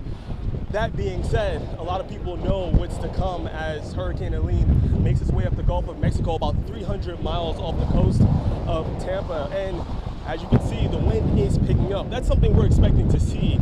Wind picking up and then dying down, for it to start raining and then maybe stopping until we see the major part of the storm come through between 6 and 11. That's what our ABCA and meteorologists are reporting. I want to bring in Jerome right now live. He says he's going to be staying right here on Davis Island throughout the storm. Jerome, you're from Florida, so you're used to hurricanes. Yes, my whole life I've been here. I'm used to it. I love the wind, I love the breeze, I love the vine, I like the rain. Jerome, what have you, I know you're staying here with your friend, what have you guys done to prepare for the overnight hours when we're going to see the worst intensity of the storm? With candles, flashlight, food, water, canned food, stuff for our puppy, everything to help keep us safe, No sandbags though, not yet. Right, but right before we came on, you spoke to your mom, so obviously you came in contact with your friends and your family about how they're doing. Yes, everyone's bunkering down, getting ready for the storm, hoping we'll get out alive and be safe. But I believe in it. All right, Jerome, thank you so much, and stay safe out here, okay? And as Jerome said, a lot of people are just kind of getting ready, doing what they can do. I do want to say what's interesting is we drove a little bit. We're going to drive more, but from so far what we've seen here on Davis Island, normally you're used to seeing people boarding up their windows and using sandbags. We haven't really seen that. So we're not exactly sure what that means. But as they say, this is the calm before the storm, and we're going to continue to stay out here. But for right now, I'm going to send it back to you guys in the studio. All right, thank you so much, Anthony. We've been monitoring conditions throughout the Tampa Bay area. We heard from Hillsborough County Emergency Operations Center earlier, encouraging people to either find a shelter or find a safe place to take shelter in their home. Yeah, in Pinellas County, really by noon. So right now we want to go to the city of St. Petersburg. They're giving us an update on their response. Let's listen in live. And safety concerns. Only residents will be allowed in those areas. Now, we're still on track to receive from 5 to 8 feet of storm surge. And this will be a 12 to 36 hour surge event. Ultimately, this is an unprecedented amount of storm surge for St. Pete. I say this so residents can understand just how serious this storm is and can take the necessary precautions to protect yourselves and your families. At this point, if you have not evacuated, you need to shelter in place. The storm conditions will only worsen over the next hours. The roads are becoming dangerous, and it's not safe to drive. We have high water vehicles ready to use, but we hope we don't have to use them. First responders may not be able to get to you until after the storm passes. We don't want to put them into unnecessary danger. Additionally, we ask that all residents, regardless if you're in an evacuation zone or not, please stay off the roads until the storm passes. Please don't drive around to look for damage or to sightsee or to see the flooding. This is for your safety and the safety of our first responders. Once again, your safety and your family's safety is our highest priority. Please take this storm seriously and please stay safe. For updates during and after the storm, please monitor local news media, the National Weather Service, disaster.pinellas.gov, and social media. And now I'll pass it over to Yolanda for translation in Spanish. Yolanda. Buenos días. Estamos empezando a sentir los impactos del huracán Helene, que ahora es una tormenta de categoría 2. Los vientos están empezando a aumentar y hemos empezado a ver algunas inundaciones en las zonas bajas de la ciudad. Todavía esperamos recibir entre 5 y 8 pies de marejada ciclónica. Esto va a durar de 12 a 36 horas. Esto es sin precedente para St. Petersburg. Por favor, tome refugio y permanézcase fuera de las carreteras. A esta hora, si usted no ha evacuado, tiene que refugiarse donde esté. Las condiciones de la tormenta solo van a seguir empeorando. Las carreteras se están volviendo peligrosas y no es seguro conducir en ellas. Los barrios de Shore Acres y Snell Isle están cerradas. Solamente residentes pueden entrar. Después que pase la tormenta, por favor, no conduzcan en busca de daños o para ver las inundaciones. Esto es para su seguridad. Thank you, Yolanda. Amber? Thank you, Mayor. Hurricane Helene continues to track northward through the Gulf of Mexico. As the storm tracks north, it's going to track closer to Tampa Bay, and we'll continue to see those increased impacts as the storm makes its way northward. We anticipated it passing the Tampa Bay area sometime later this afternoon. That's when we'll see those strongest impacts. As expected, storm surge is already impacting our neighborhoods and will continue to rise throughout the day, and will stay high all through the night into tomorrow. It's going to be a long duration event. Because of this rising water, many of our residents in those low-lying areas, the window for safe evacuation is over. It's time to start talking about sheltering in place, and I want to take a second to talk about what that looks like and how to stay safe in your home. First, do not go outside and wade through the water.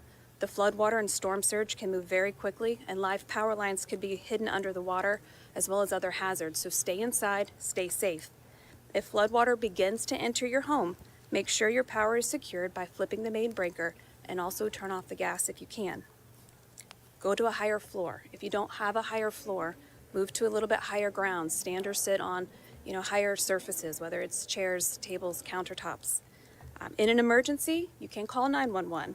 We have high water rescue vehicles and boats staged around the city, but please understand there's a certain point in time where we can no longer safely get to you. So please make yourself safe in your house, secure that power, and take those precautions as you can. Please continue to monitor social media, TV, radio for the latest updates. Our Emergency Operations Center is activated. We have 5 department sub-centers also activated.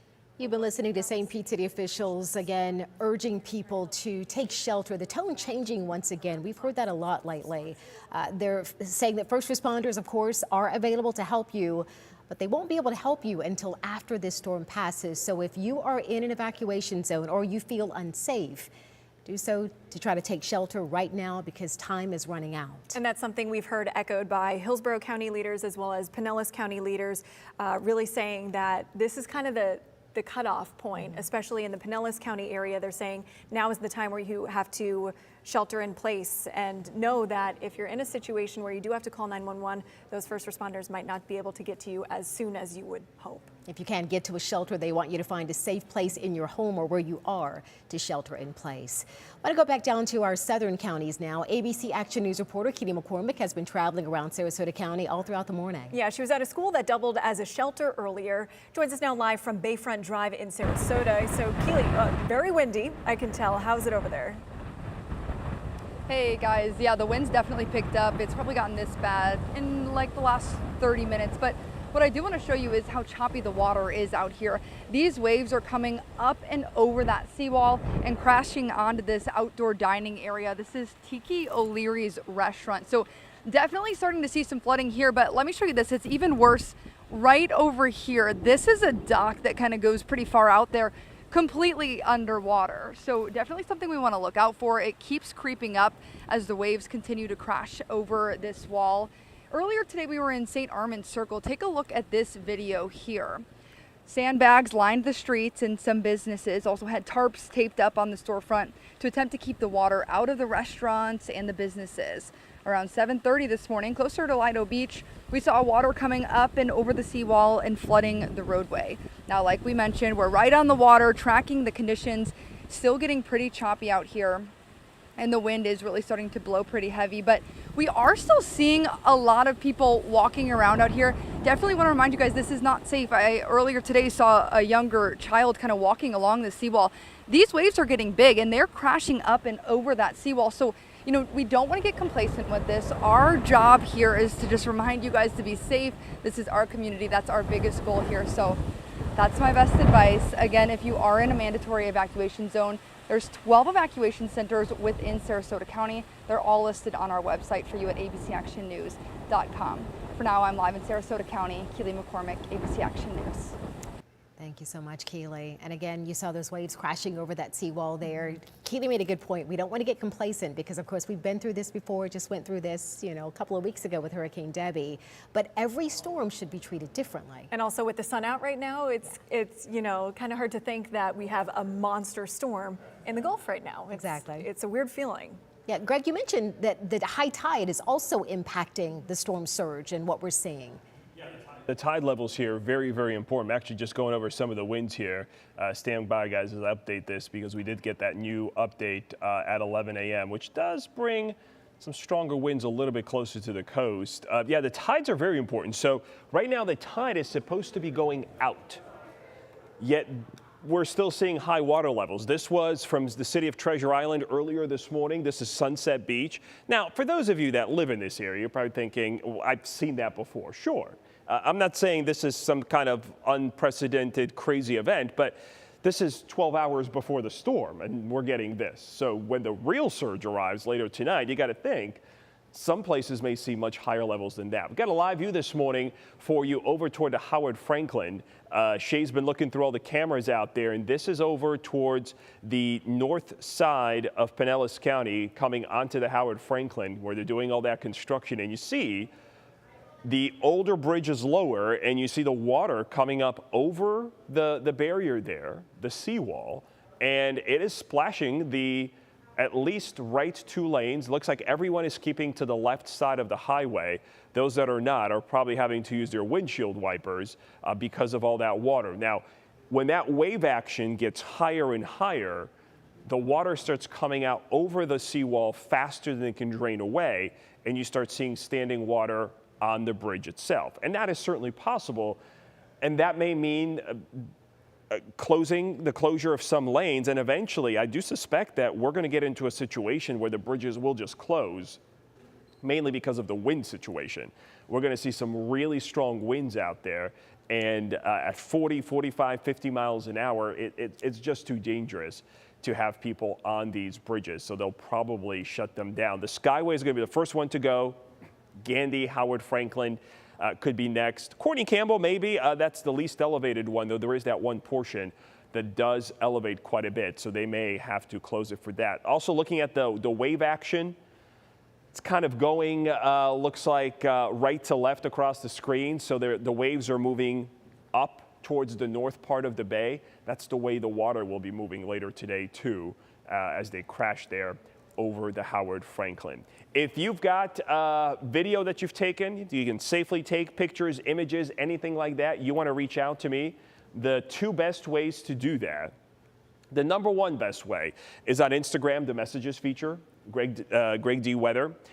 Email is also fantastic because I see it in the inbox. I don't have to search for it. You can attach a video, a link, a photo. Let me know the location, as exact as you want to give it. Could be a town. If you want to give me a more general neighborhood area, that's fine. You don't have to give me your address. Let me know where you took that. That helps us kind of compare it to what we're seeing with our data. Facebook as well, it's a little bit more challenging here because I either have to read through comments on posts or go into the messenger section, which really gets cluttered. So Instagram or email, good old-fashioned email, probably one of the best way to do that. Also on my Facebook page, I've got the Hurricane Center inundation map link, so you can take control of the map yourself, move it around, zoom it in to your area, your county. Had a question about Longboat Key. I left the gentleman the link there. You can scroll down to Longboat Key and see what the model is saying. That same Hurricane Center page will also have the Hurricane Center forecast for surge. It'll have information on Helene. Great first primary source of information about the storm. And then when you want to localize it, you come to our pages because we're just focused on Tampa Bay, whereas the Hurricane Center, rightfully so, is forecasting for everyone in the path of this storm. So some of the maps are very wide because the warnings with this storm already go up into the Carolinas. They're already anticipating the conditions there to go downhill. Motion's north-northeast at 14, 105-mile-an-hour storm. It continues to intensify. The strongest winds and rain in this red blow-up on the north and northwest side of the eye. The eye just has not been able to get itself together in terms of a well-defined eye. It still looks a little raggedy, at least on the infrared satellite picture.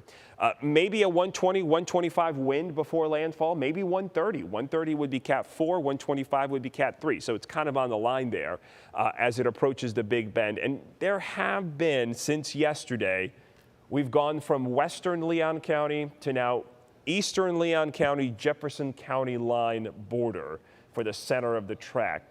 Yeah, it could be. They could be reading into this. I'll see. I'm going to build a couple of graphics that compare its current position to where the Hurricane Center thought it would be at this time and see if we see a pattern. Is it trending toward the left side of the cone? Certainly the models would suggest that it's either the Hurricane Center forecast or maybe a little farther to the east. Very reasonable to believe that in a worst case scenario, this forecast from the Hurricane Center is on target. Just looking at the numbers, the way the tides have trended this morning, what we're seeing, comparing it to the forecast, yeah, 5 feet of water rise in the bay, absolutely possible. Could it max out at 8? Yeah. That's definitely reasonable. 4 to 7 in the Suncoast, so that's Longboat, Siesta Key over towards Anamaria. Then 3 to 5 once you get down toward Fort Myers. They're happy they're not seeing this. They saw that with Ian, 15 to 20 in the northern part of the Big Bend. Take a look at the winds. This is what I was working on here as you guys came to me. We're in tropical storm force conditions now, but these are the weaker tropical storm force winds, gusts into the 40s. Hurricane Center, I'm going to zoom in on this. The latest update, they did push the winds a little closer to us. I mean, it's not a lot, but when you zoom in here, really, really close, all of the beaches in Pinellas County are in that dark orange. Those are strong tropical storm force winds, about 6, maybe 7 o'clock this evening. Then that orange area, let's follow the map here, heads up into Citrus and Hernando County. So certainly Crystal River, Homosassa Springs, maybe Hernando Beach. You could get into a short period this evening of sustained winds higher than 58 miles an hour. Now, I think you're going to be closer to 58, much closer than 73. But a wind gust, 70, 74 miles an hour, possible. And then by 10 o'clock, the strongest winds lift. And then tomorrow morning, I mean, it's done. The winds clear up nicely. Current sustained winds, 20 to 25, 29 Arcadia, 15 over towards Brooksville. The gusts, now look at Tampa. Just gusted to 43 in the last hour. And I think this is where the gusts are going to be for the next several hours. That's a pretty strong wind gust. You know, that could knock down a small tree branch, move maybe some lawn furniture, that kind of deal. It's not going to do any kind of structural damage, but you see a nuisance kind of a wind that'll be with us for much of the afternoon. Not a lot of rain. I think that's been a pleasant surprise. Let's call it that. If we were happy about one thing with this storm is that it is not going to be a rainy hurricane until maybe later this evening. So this is not going to produce 20, 25 inches of rain. This is not going to be Ian-type flooding in the interior. This is not going to be a Debbie-type flooding in the interior as well, as most of these showers are offshore. The red box here, it's all around us. Everyone, you hear my voice, tornado watch until 8 o'clock. Any of these storms could produce an isolated tornado. The rain bands with this one in the tornado region have been absent. It's interesting how these storms work out. Some hurricanes, they produce dozens and dozens of tornadoes. Debbie did that, and it was barely a hurricane. This one's going to be so much stronger. It's already a stronger storm, but it's not nearly producing as much of rain bands or tornadoes for that matter. It's already raining, though, across the Big Bend. This feeder band is just kind of stuck here. Gadsden County, as you look out towards the east of Tallahassee, over towards Bluntstown Highway on your way out to Panama City, it is pouring here. Marietta getting some rain there in southeast Alabama over towards Dothan. Heavy rain falling over towards portions of South Georgia as well. Donaldsonville up towards Blakely. Cloudy skies right now. You see the clouds moving over Tampa. There's that hour by hour. Things will get worse later on in the afternoon and evening. We'll talk about that hour by hour. We'll talk about the winds coming up in the next weather update. Lauren. All right, thank you, Greg. We want to show you some pictures coming in from Spring Bayou in Tarpon Springs. This is where the famous cross throw is happening during the Epiphany. We've been talking all morning long about the water levels rising, and you can see clearly right here the water is over onto the sidewalks area. Yeah, wow, look at that. But even with the water rising, it's still a beautiful picture out there. Stunning Spring Bayou, picture. yeah, it's just a beautiful place. And But again, there are lots of homes along that area too. So that water's continue to rise, might get closer to those homes. Fortunately, there is a little bit of a hill. I do remember shooting a story down there. Yes, so, but yeah, it's weird to see the flooding and also the sun at the same time. All right, moving now back to Tampa. We've been showing you Bayshore Boulevard, all morning. It is again one of the areas that's been flooding since earlier this morning. I want to check in now with Heather Lee. She's been out there all morning long. Heather, the last time we checked in with you, you talked about the freshwater flooding out there, but you also showed us a look at the bay, those white caps out there, the wind blowing. Does it look like the bay is rising at all? It does, Dia. So the wind has picked up within the last 30 minutes or so. You can definitely see that based on my hat almost flying off my head, but also the signs are whipping around. And then if you look off into the distance, you can see the bay is extremely choppy right now. And the wind is really pushing those waves, those white caps, like you just said, Dia, up onto the side of the wall there. And what's happening is because the wall has all those gaps in between, the water is really pushing through and onto the sidewalk, into the grass. So, you know, we do have some of that bay water mixing in with this flood water here. And that may be why we're still seeing this water rising. You know, Greg was talking about how this water was supposed to start receding because, oh, there goes my hat. Greg was talking about how this water was supposed to start receding because high tide was around 9 a.m. And we were expecting to see that too, but we did want to just, you know, of course, keep an eye on the conditions out here, and we did not see that. We saw the exact opposite. In fact, we've just continued to see the water slowly rise. During our last live shot, we were standing on this sidewalk. We decided to move off the sidewalk because now you can see that the water has sort of taken over the sidewalk. It's taken over most of this median here. It's taken over a lot of the grass. And we actually have seen several people attempt to cross the road here. And when they have, this is why it is so important to A, not drive through water, and B, not walk through water. And here's why. We've seen people walk through it. It is thigh deep. Thigh deep. It may not look like that, but as folks have gotten into the deepest part of the water on Bayshore Boulevard here, it is thigh deep. And I was shocked to see that because I didn't expect it. When I saw people going across, I couldn't believe my eyes, thigh deep. So it is extremely deep in portions of this water.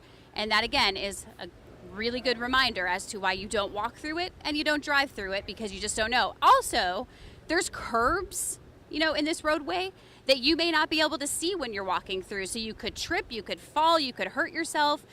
You don't know what's in the water. There could be dangerous things floating in the water. There could be debris in the water. We've seen lots of stuff floating in the water, tree debris.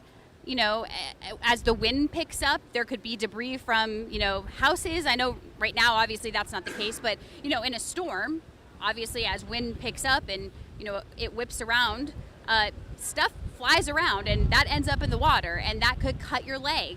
And then when you get a leg, cut on your leg, and there's bacteria in the water, that can cause an infection. So these are the things that you really need to be aware of. I've seen a lot of people just going into the water, bringing their kids into the water, letting them play around in the water. That's just really not a good idea for all the reasons I just mentioned.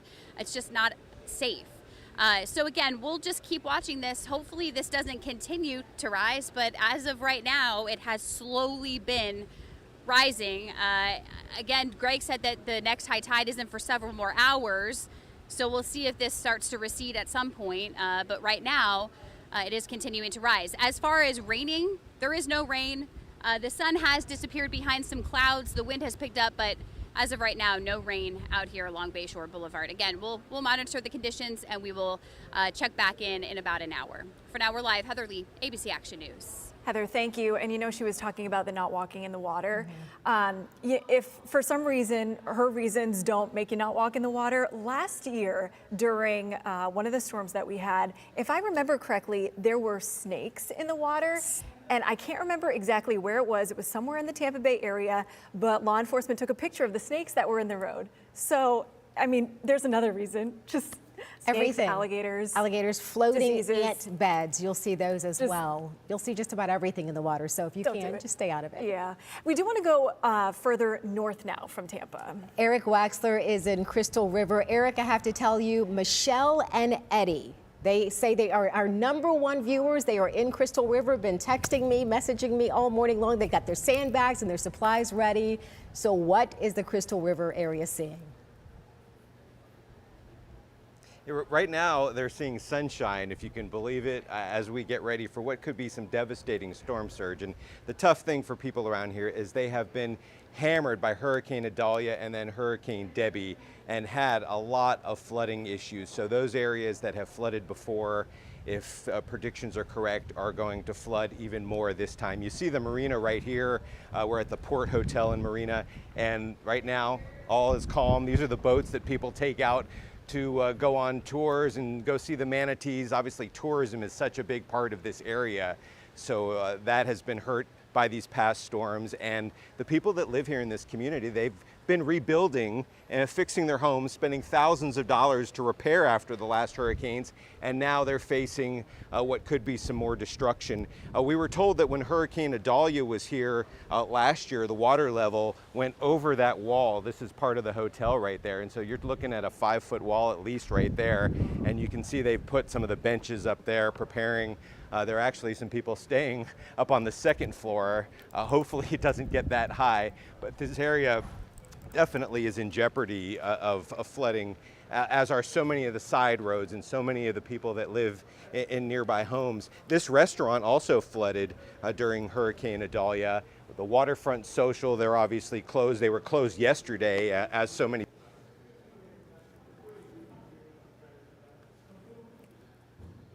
I think we lost Eric. Again, Eric was reporting live in Crystal River. It was beautiful there. You know, we've seen so many areas where the sun is out, but then we're also seeing flooding. So again, as that storm moves closer to the coast, we're going to see things start to change a little bit this afternoon. And we'll be checking in with Eric a lot throughout the day to watch how the conditions change. We'll be right back after a quick break.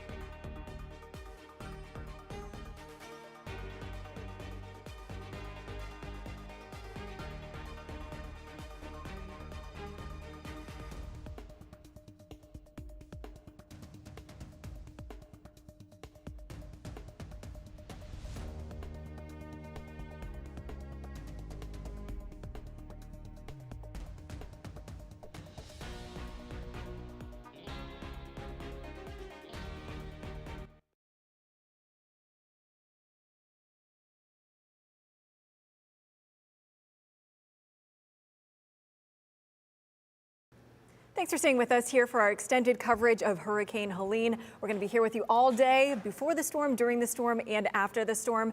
And our team coverage is really spread out all across the Tampa Bay area. I want to make sure that you get the most up-to-date information. Of course, our team of meteorologists have been on it since 4:30 this morning. They will be with you throughout. Right now, we want to check in with ABC Action News reporter Robert Boyd. He is in Anamaria Island for us this morning. Robert, how does it look out there? I see a little bit of water behind you there. Well, I got to tell you, there's already waves in the streets, but as you can see, still plenty of vehicles driving through this standing water. This is Marina Drive at Holmes Beach on Anamaria Island. Now, mandatory evacuations. Everyone is supposed to get off of the island, but you just saw some cars drive by. That's not the case. There's still a lot of people here. But you can see it's early in this storm, already standing water in the streets. 680 tons of sandbags were given out over the last few days to residents because of this exact reason. Look at all the water in the streets. But unfortunately, we're still seeing a lot of vehicles. And we're not just talking pickup trucks. We're seeing regular cars driving through this standing water. We got to tell you, that's not a great idea. If you see standing water, the best thing to do is turn around, find another way. And we're going to continue to monitor this throughout the afternoon. You take a look at that SUV right there. They're taking pictures. They're having a good time looking at the storm. But again, you got to be careful because this water is deeper than it appears. And again, standing water, turn around. We'll continue to keep you updated on Anamaria Island. Robert Boyd, ABC Action News. Thank you, Robert. It only takes 2 feet of rushing water to float a vehicle, even an SUV and a truck. So, of course, never drive through that standing water because you don't know how deep it is. Absolutely. Well, in case you do have to evacuate, we are also keeping track of emergency shelters for you. A lot of these shelters, we just heard, are still accepting families. Yeah, and right now shelters are open in 7 Tampa Bay area counties, so really a lot of space there. They include Citrus, Hernando, Hillsborough, Manatee, Pasco, Pinellas, and Sarasota counties. Now, each county has several different locations open. Some are pet friendly, some are very specific to special needs. So for a full list of locations, just go to our website right now. It's right on the homepage, abcactionnews.com. All right, now at noon, let's bring in meteorologist Greg D, because Greg, we got to talk about the forecast. We got to talk about that monster storm. What are you really focusing on right now? Yeah, we're actually about to pull up the satellite picture. This is going to be a very high resolution image of the storm. So just kind of bear with me here as I try to find it, see if the Hurricane Center has it available. Actually, the city of Tampa is starting a press conference. Let's send it back to Lauren and Dia, and we'll take a listen to that. Everyone enough to please sign up for alerts. Sign up for the alerts from the city of Tampa and from Hillsborough County. Ours is incredibly simple. Text Tampa Ready to 888-777 and Tampa Lista to 888-777 for updates in Spanish. We will be putting out all of the streets throughout the city of Tampa that are flooded on those alerts, so you can stay abreast of that. As you can see, the sun is actually shining outside right now, but do not be fooled. Came across the Hillsborough River. It is just about to crest the banks on the Hillsborough River, but also we are just coming off of a high tide. So the tide is going to be going out for several hours now. So as some of these waters recede, understand that they are going to come back. And so as we have those bands, those outer bands from Hurricane Helene, as it passes the Tampa Bay area, those bands are going to bring water into our region. So please stay tuned. Be aware of the area that you're in. If you're in evacuation zone A, you're seeing the water now. So this is your last opportunity to get out of those areas. It is critically important. We don't want our emergency responders to have to go in, risk their lives to rescue someone who should have evacuated some time back. Our call center is open today. It's been open since 10 o'clock. It will be open until 7 o'clock tonight to answer any questions that you may have about the storm. And I know that that number is not on my notes here, so it will be shared with you during this presentation. I went out and visited our push crews, and those are the groups of city team members that will be out there if it's necessary once the winds have subsided, they'll be out there clearing off the roadways so that we can get our first responders in there to address any issues that need to be addressed. And we can also get TECO in there, and they can repair any electrical outages. I know you will get information about generators from our fire chief, but it really can't be underscored enough. If your electricity goes out and you have a generator, that generator has to be operated outside in a very well ventilated location, and that is critically important. We have canceled our solid waste for tomorrow, pickup for tomorrow, so don't put your bins out there. And we are making the decision on if we're going to close down the city. I know that the county has been closed down, school systems will be closed, so we will let you know in plenty of time if our office buildings are going to be closed.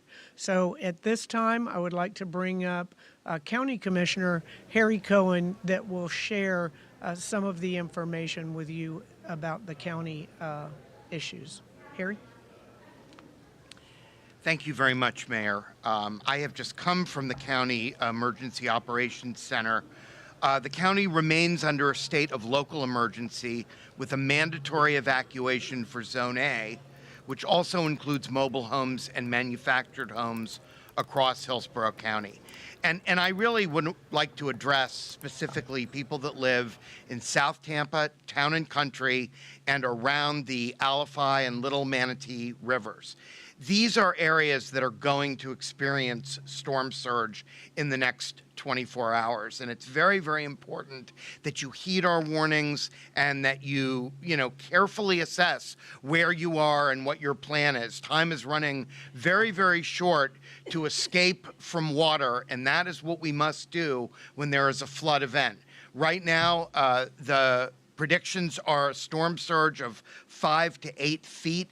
That is a significant flooding event that is different from anything that we have experienced in this region before. So please take precautions and take it seriously. Storm surge will continue to impact us after the worst of the storm has passed. So don't go out into standing water. Take your time assessing your situation before you venture out, and look for word from local authorities that it is safe to go about and move about again. In addition, please be alert for tornadoes. They frequently occur in the outer bands of hurricanes, and there is a risk of them today. If you receive a tornado warning, get into a sturdy building immediately. We are going to be continuing to keep people updated as things develop, but I just want to particularly urge people to stay safe, take precautions, take this seriously, and let's get through the next day whole as a community. Buenas tardes, Maribel Garrett, Enlace Hispano para la ciudad de Tampa. Queremos agradecerle a todos nuestros residentes su cooperación en mantenernos seguros y siguiendo las instrucciones que los oficiales del gobierno nos han estado dando. Esperamos que para este evento vamos a recibir mucha agua, pero sobre todo vamos a tener los efectos de las marejadas ciclónicas, así que es importante que nos mantengamos seguros y alejados de esas aguas estancadas. Si no tienen que salir, por favor, quédense en sus casas. Para información sobre las áreas o las carreteras que están inundadas, pueden ir a tampa.gov/flood maps y ahí pueden encontrar toda la información de las carreteras que están cerradas. Si necesitan reportar carreteras que estén inundadas, el número a llamar es el 813-231-6130. Repito, 813-231-6130. Esto es para reportar carreteras inundadas. A este momento tenemos 6 albergues que están abiertos. La información sobre dónde y las direcciones de estos albergues es tampa.gov/hurricane. Toda la información está ahí. El tiempo se nos está reduciendo en cuestión de salir de nuestros hogares si estamos en una zona A, casas móviles o zonas que son que se inundan. South Tampa, Town and Country, las áreas que están cercanas a los ríos. Así que por favor verifiquen si están en una zona y si lo están, busquen la forma de salir lo antes posible. Para información general, tenemos el banco de teléfonos. Abrió esta mañana nuevamente a las 10 de la mañana y va a estar abierto hasta las 7 de la noche. El número a llamar es el 1-833-872-4636. Repito, 1-833-872-4636. El recogido de basura ha sido suspendido hoy y mañana reanudará sus servicios el próximo lunes, así que por favor dejen los zafacones adentro para que de haber vientos no se conviertan en proyectiles. Las condiciones del tiempo van a comenzar a deteriorarse, puede que ahora mismo se vea todo precioso, pero por favor tomen sus debidas precauciones. La mayor parte de los efectos del huracán Helene van a ser sentidos esta noche. Así que como dije anteriormente, la hora de moverse si tienen que salir de sus hogares es ahora para estar en áreas seguras. Y recordando que para recibir información al día en sus teléfonos, envíen el mensaje Tampa Lista, toda una palabra, al número 888-777. Muchas gracias. And now I would like to turn it over to Chief Tripp. You've been listening to City of Tampa officials giving an update on this storm. One thing that stuck out for me is Mayor Castor with her stern warning. She said the sun is shining, but do not be fooled.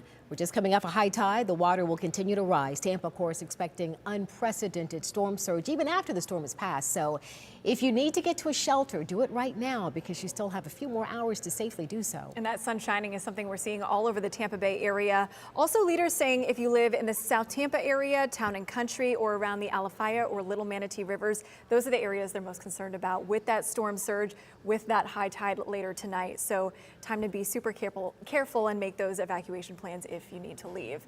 Let's bring in meteorologist Greg D now. Greg, we've been talking about storm surge all day, and I know you're going to talk about it again now. Yeah, and the rivers are a great point there by the officials. The rivers are conduits for the Gulf of Mexico to travel farther inland. So you may be in Riverview, and in Riverview itself, you don't think about it, that is a coastal city. I realize there's no beach there. That's not what requires you to be on the coast. The bay is the ocean.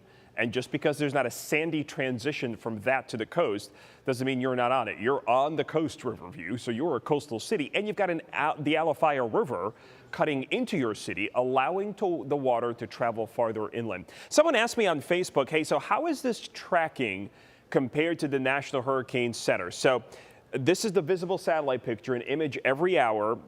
It's hard to tell where the exact center is. The eye is probably somewhere here. I don't want to read too much into this. It's probably trending towards the right side of the cone just a little bit. It's definitely not right in the middle. Now, is that going to continue?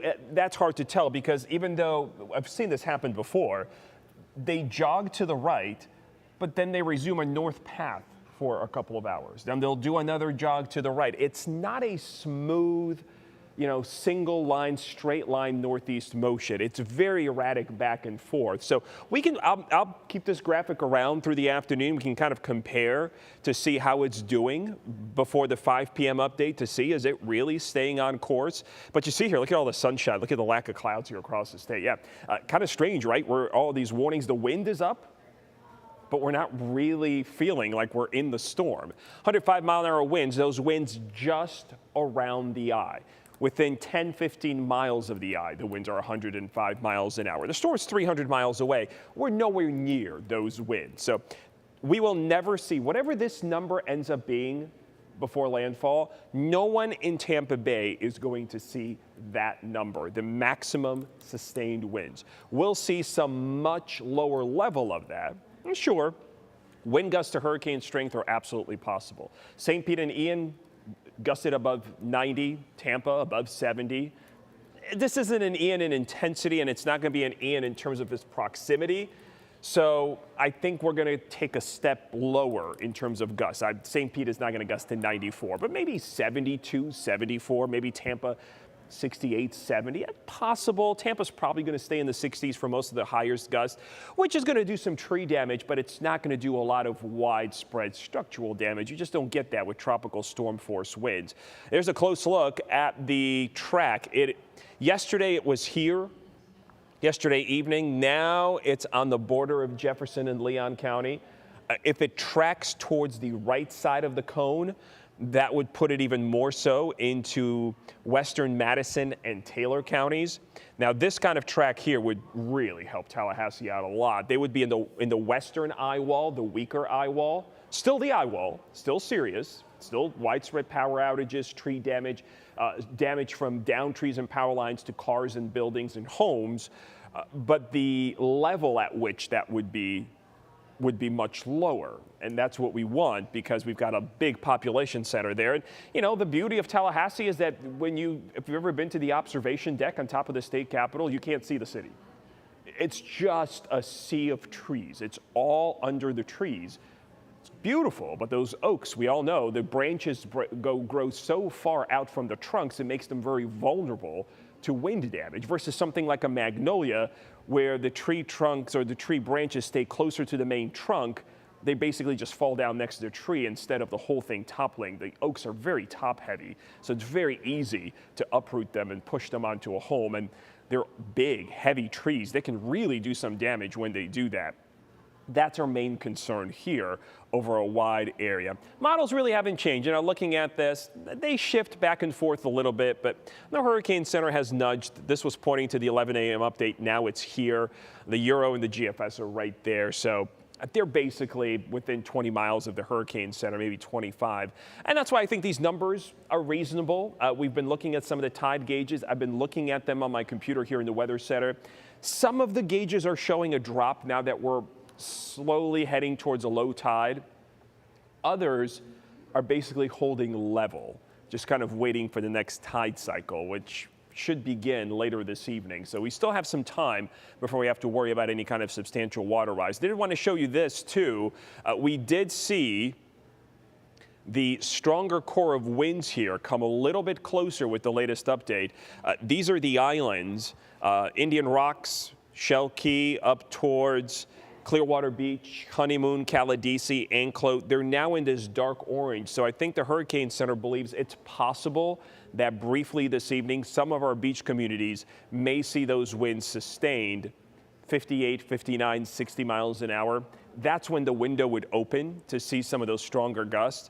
But then as the system pulls away, you're going to start to see the stronger winds lift. And I think after 9 o'clock, the winds start to subside here in our area. The problem is, if there is one problem, is that the winds will continue to come onshore and push water into the bay. Even though they'll be weakening, they still have some force with them. And that could still continue that water rise well into the overnight hours. And that's really the biggest problem, is a lot of this water rise will be during the darkness of the night, after 7:30, after 8 o'clock. Current winds right now, they did come up to St. Pete and St. Pete to 35. Still not quite a tropical storm strength. These are sustained winds. But 25 to 30, very, very common out there. And the gusts, you know, this purple area is where you're seeing gusts frequently hitting 40. It's now lifting toward the I-4 corridor. So Tampa, look at Bartow, St. Pete, Bradenton, Sarasota, lots of 40-mile-an-hour gusts here, and this is lifting north. So in Pasco and Hernando County, I know your winds haven't been all that much yet. It's coming. It's slowly working its way up the coast. It's a process, and you're going to see those gusts increasing and probably hold around 40 for much of the afternoon. Where's the rain? All that sunshine. Where's the rain? Well, it's coming up on Sarasota. Looks like Bradenton. Let's put this into motion. There you see it. these waves of showers coming in. Now, there could be some small water spouts in there. I don't see this as a major severe weather threat right now. The next several hours, I expect us to basically start to see the storms pick up this evening. You see Futurecast, rain and wind at 5, heavy thunderstorms and wind. That's the core of the storm moving by, and then thunderstorms and rain this evening too. So here's the rain forecast. Solid, steady, wind-driven rain starts approaching the coast late this afternoon, spreads in as probably waves of rain this evening. The worst of it 6 p.m. to 10 p.m. as the center heads towards Taylor or maybe up towards Wakulla and Leon counties. And then we improve pretty quickly. 1:30 in the morning, just some scattered showers. And that's how the winds are going to work out as well. This is our in-house model. It looked like this was kind of off from the other models yesterday. But now comparing it to what's actually happening, I think it's decent. This is a reasonable forecast. 2 o'clock, 40-mile-an-hour gusts, 45. So about what we're seeing now. Windy, still not overly dangerous. 4 o'clock either. It's going to get windier. More of us will see gusts of 40 to 50 miles an hour. Small branches down, that kind of deal, but still not a huge deal. The time I want you at home, and just to kind of, to use the overused term, hunker down, would be about 5, 6 p.m. onward, okay, until tomorrow morning. If you don't have to go anywhere, and most of us, let's face it, don't, we've got nowhere to be. Unless you are an emergency official or do some sort of work that is required of you. But even those locations probably have a plan for those employees. You've got wind gusts at 6 o'clock, 50, 60 miles an hour. So this is now the brunt of the storm. Remember, there'll be rain with this too, maybe some isolated tornadoes. Jason and Dennis are coming in for the afternoons. The reason you haven't seen Dennis yet, don't worry, he's on the way. He's going to be here through the afternoon.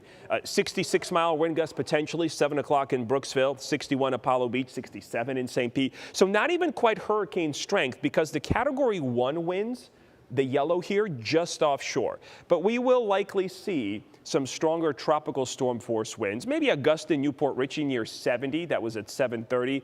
8 o'clock still gusting into the 60s and 50s. Brooksville 71. Reasonable, possible. Not guaranteed. I think you're more likely to see gusts in the 60s, Brooksville, but it's possible. Crystal River, too, if we see a hurricane force wind gust, Crystal River, you're kind of at the top of my list as most likely place to see that, just because you're going to be closer to the center as it passes to your north and west. This is 9 p.m., and notice the winds are already decreasing in terms of gusts south of I-4, and that trend continues quickly. The biggest drop in wind speed will be 10 p.m. to midnight, where you start to see by 11:30 wind gusts of just 30 miles an hour. So the storm is done south of I-4 at 11:30 if this model is doing a reasonable job with the forecast. And I have no reason to believe why it's not. And then after midnight, it's already cleared out. And tomorrow morning, the storm is done. Anything you've got to do tomorrow morning, as long as there's no standing water and no debris in your way, you should have no problem doing weather-wise. We'll see pop-up showers through the weekend, but it's more typical summertime stuff. There's nothing that's going to be directly related to the storm or severe. I'll leave you with a piece of good news. This is good news. Just let me get through it. The ice storm formed today in the Atlantic. It's on my Facebook page. I know that's the one that makes everybody nervous. It's in the middle of the Atlantic, and it's headed right for Europe. So it is moving away from the United States. We are not going to see the ice storm impact us here in Florida this year. That's a win. Yes, thank heaven for small blessings. Exactly. We'll take the little wins. All right, thank you, Greg. Hurricane Helene, of course, is on track to make landfall in the Big Bend region of Northwest Florida, but it is a massive storm, as Greg has been telling you, as it makes its way through the Gulf. We're starting to see some of the impacts here in the Tampa Bay area. Yeah, our team coverage continues. ABC Action News reporter Casey Albritton is in Pinellas County, Honeymoon Island. Casey, it's obviously very windy out there. What else? Yeah, it's definitely picked up quite a bit. Typically, we know that along the coast it's typically windy, but this is not normal wind.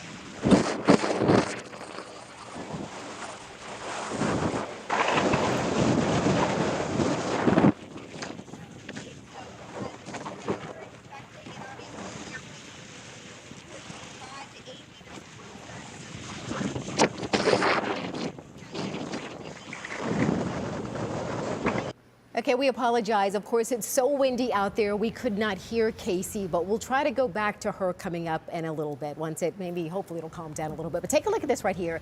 This is video of the current conditions in Clearwater Beach. This was posted by the Clearwater Police Department. You can see those rough waves there crashing over the seawall. This was taken in Zone A, which is a mandatory evacuation zone in Pinellas County. Clearwater PD says listen to the evacuation warnings. Stay away from the beach today. It is safest just to shelter in place. And of course, if you live in that area that is under a mandatory evacuation, leave. You still have time at this point. Greg D says you have a few more hours to get to safety. So if you can do it right now, do it as quickly as you can. We've been watching the water rising all morning in the Shore Acres neighborhood in St. Pete. That neighborhood, of course, prone to flooding during just a regular afternoon storm. Yeah, that's right. ABC Action News reporter Larissa Scott has been in Shore Acres all morning long for us.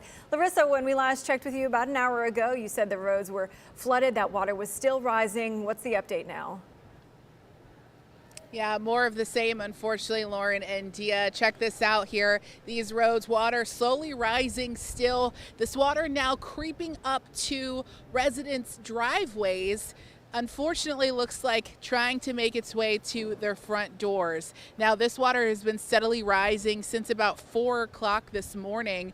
And unfortunately, this is not what we want to see here. And the people I've talked to say they're afraid that it's going to get much worse than this over the next several hours. Although they are used to flooding, they had some pretty extensive damage last year with Hurricane Idalia. Many of them have just finished cleaning up from that storm, and they're hoping they won't have to do that all over again. I spoke with the neighborhood association president earlier today. He tells me that a lot of his neighbors have evacuated, but he's worried that some people are deciding to just stick it out. But the message that he wants to share is, you know, if your house flooded with Idalia, you really need to leave while you still can, and that time is running out. Take a listen to what he had to say.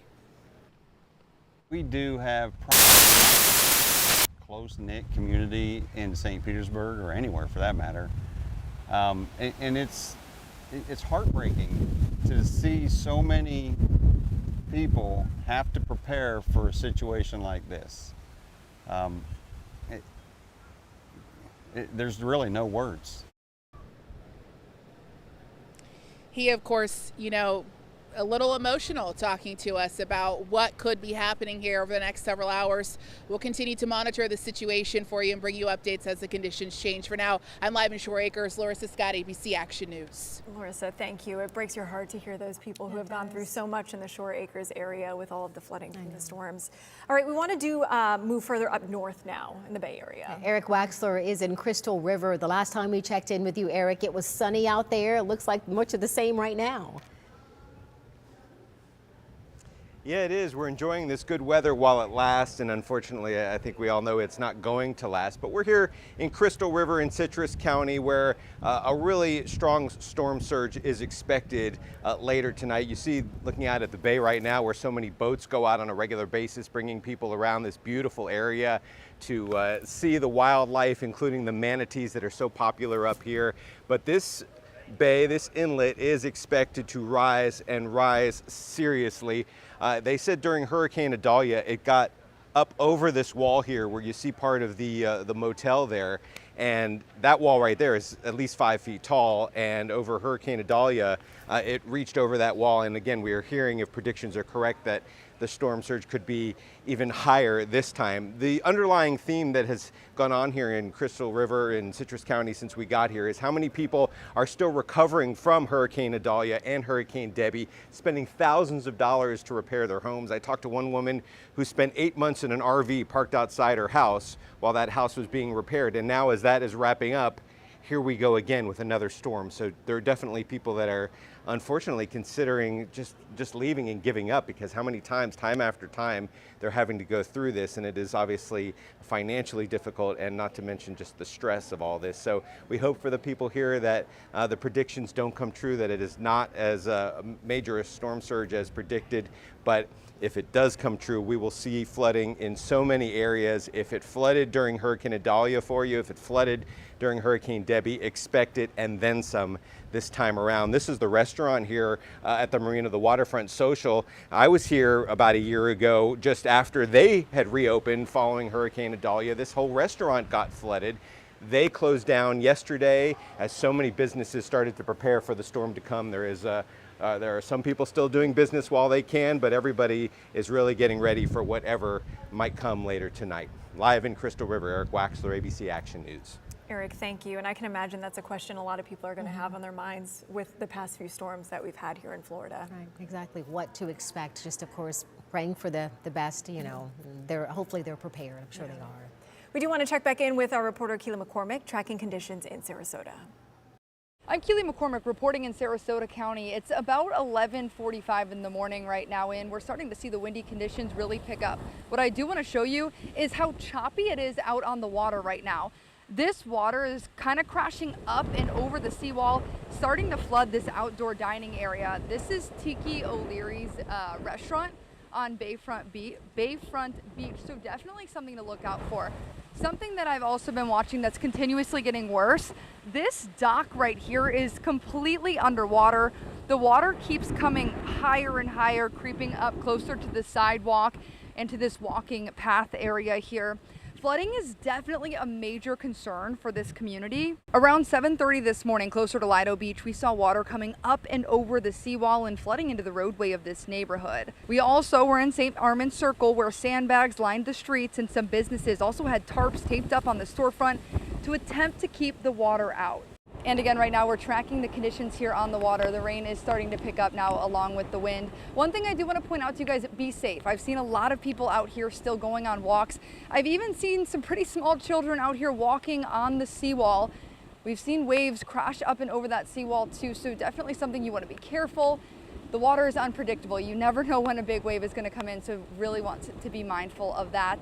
If you are in a mandatory evacuation zone, there are still 12 evacuation shelters open. They have capacity, and those locations are all listed on our website at abcactionnews.com. Reporting from Sarasota County, I'm Keely McCormick, ABC Action News.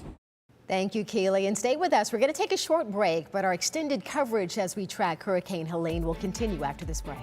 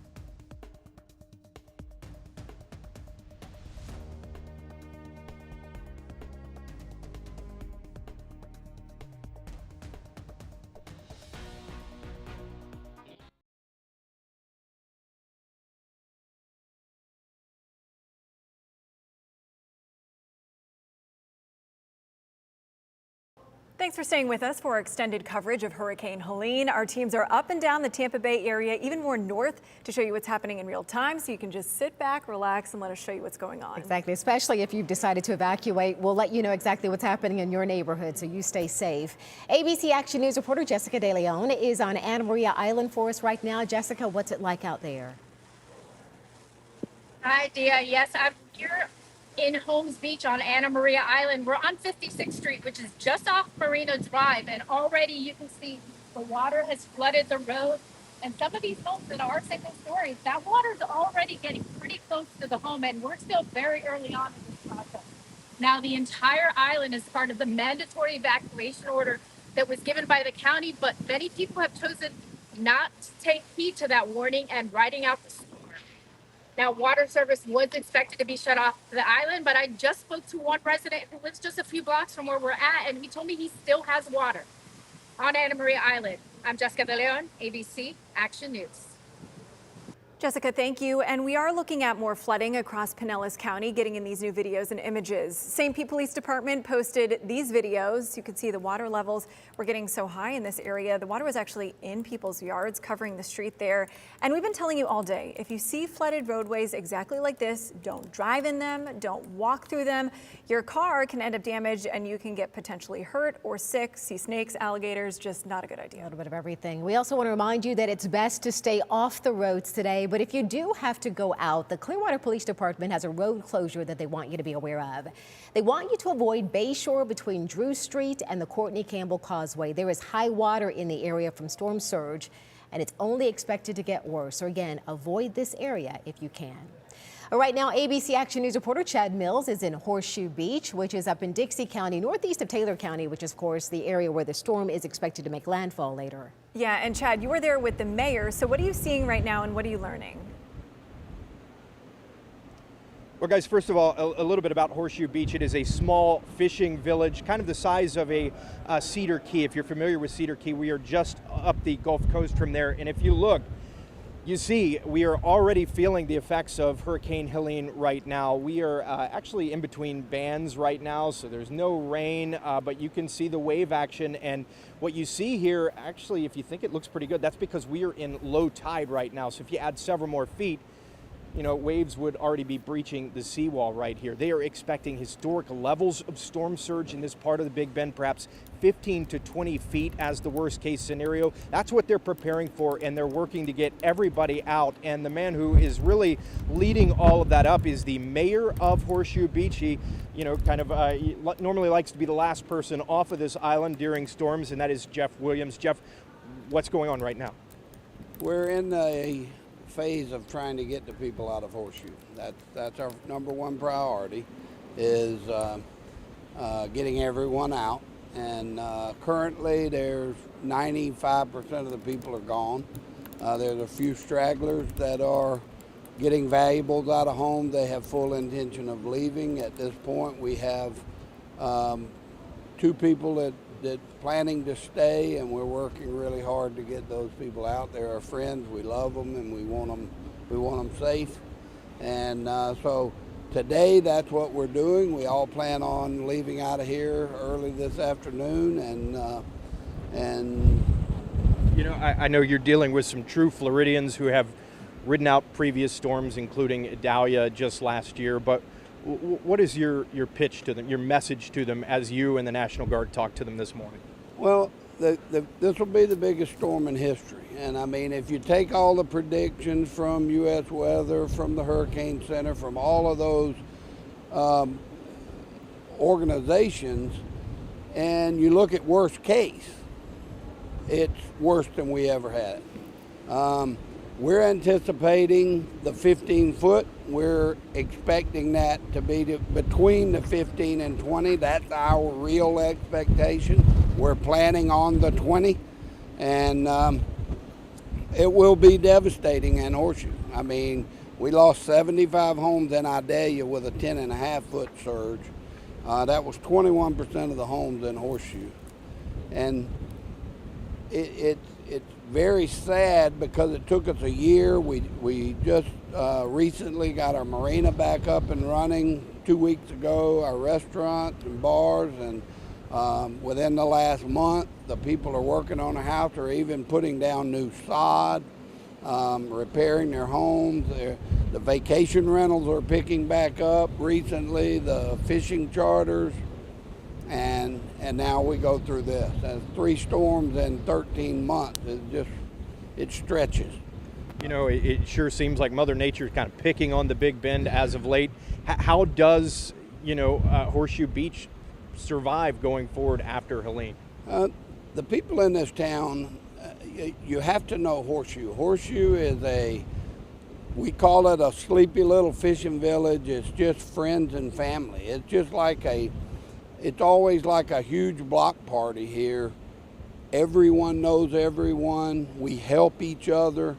Someone's going to the grocery store. Somebody else will say, anybody going to the grocery store in Cross City, if you'll pick me up this or that. Everyone works together. And you'll see that when the storm's over, everyone will come in and their friends and family will come in and we will begin building this back, and it's really heartwarming to see. And Mayor, I have to ask because I'm so personally curious, and I'll step out of the way. Allison, if you want to show the key, the island out there, there is a home on that little island. I'm hoping that family left. Oh yeah, they left. This house is actually owned by a guy named Mr. Nelms. Was actually just retired recently, but he was the CEO of Discover Card. Wow. This island also has a home on it, and it is a heart doctor in Boston, but his family, his father, all of his people, they were Dixie County born and bred, so. Well, you talk about seeing a lot of surge. You'll see it right here on the mainland, so to speak. I can only imagine those islands will probably be completely covered by water in the next couple of hours. Well, Mayor Jeff Williams, we appreciate it so much. We are praying for Horseshoe Beach. We are staying up the road at a place called Putnam Lodge. The mayor actually staying there later. They are already in the lobby. A number of people who live in this town scheduling a prayer circle for 2 p.m. because they have made all of their preparations at this point. We did talk about the 2 people who they are still working to convince to leave, but so many of the people we've talked to saw what the National Hurricane Center is saying, and they said this is not the one to play around in. They have already evacuated. That is the good news. They feel like all of the preparations that they could make have been made at this point. They feel that this is in God's hands now. That's why they are planning a prayer circle at the lodge where we're staying at, just hoping and praying for the best here in Horseshoe Beach and the surrounding area of the Big Bend. We'll send things back to you guys in the studio for now. All right, Chad, thank you. It's good to hear most of the people are leaving. Yes, they understand how dire this situation could possibly be later tonight. Especially on that island, watching those 2 homes on that island. Be interesting to see exactly how they do once the storm passes. Absolutely. We do want to go back to Tampa now. ABC Action News reporter Lydia Vasquez live for us on Davis Islands. Lydia, how's it looking out there? The last time we checked in with Anthony Hill out there, the winds were beginning to pick up. Yeah, well, it's coming in waves, guys. Right now, it kind of feels like business. Their dogs on their bike rides. We are standing in front of the 7-Eleven where its windows are completely boarded up, but you can see it's still open and they want people to know that. We've seen people come to the gas station filling up some gas, getting some ice, stocking up their cars and their trucks for some supplies if they happen to stay inside today. But on the street here, this is pretty much what downtown Davis Islands is looking like. People are out for lunch, having some drinks and some food out there on the patio, enjoying this breeze here right now. We just talked to a couple of kids walking up and down the street, getting some snacks. So right now, as they say, it is somewhat the calm before the storm. It is a little bit breezy out here, but when we did drive around and walk around the neighborhood and the community here, honestly, not many homes were boarded up. We didn't see too much of that, and not many sandbags out as well. We were talking with some residents who live right on the water, and some of them didn't seem too concerned about the threat of storm surge. A lot of them say they're just going to stay home and wait it out. So we're going to be out here all day and all night kind of monitoring the conditions out by the water. We've seen before where that water gets above the railings there and onto the street. Right now that water is pretty choppy and already looking pretty rough. But right now it, again, feels like the calm before the storm. We see some dogs across the street. I think we lost Lydia. That wind is beginning to pick up out there. It was nice to see the 7-Eleven back there putting up plywood on the windows there. Greg has talked about the tropical storm force winds, but the storm surge is what is the biggest concern.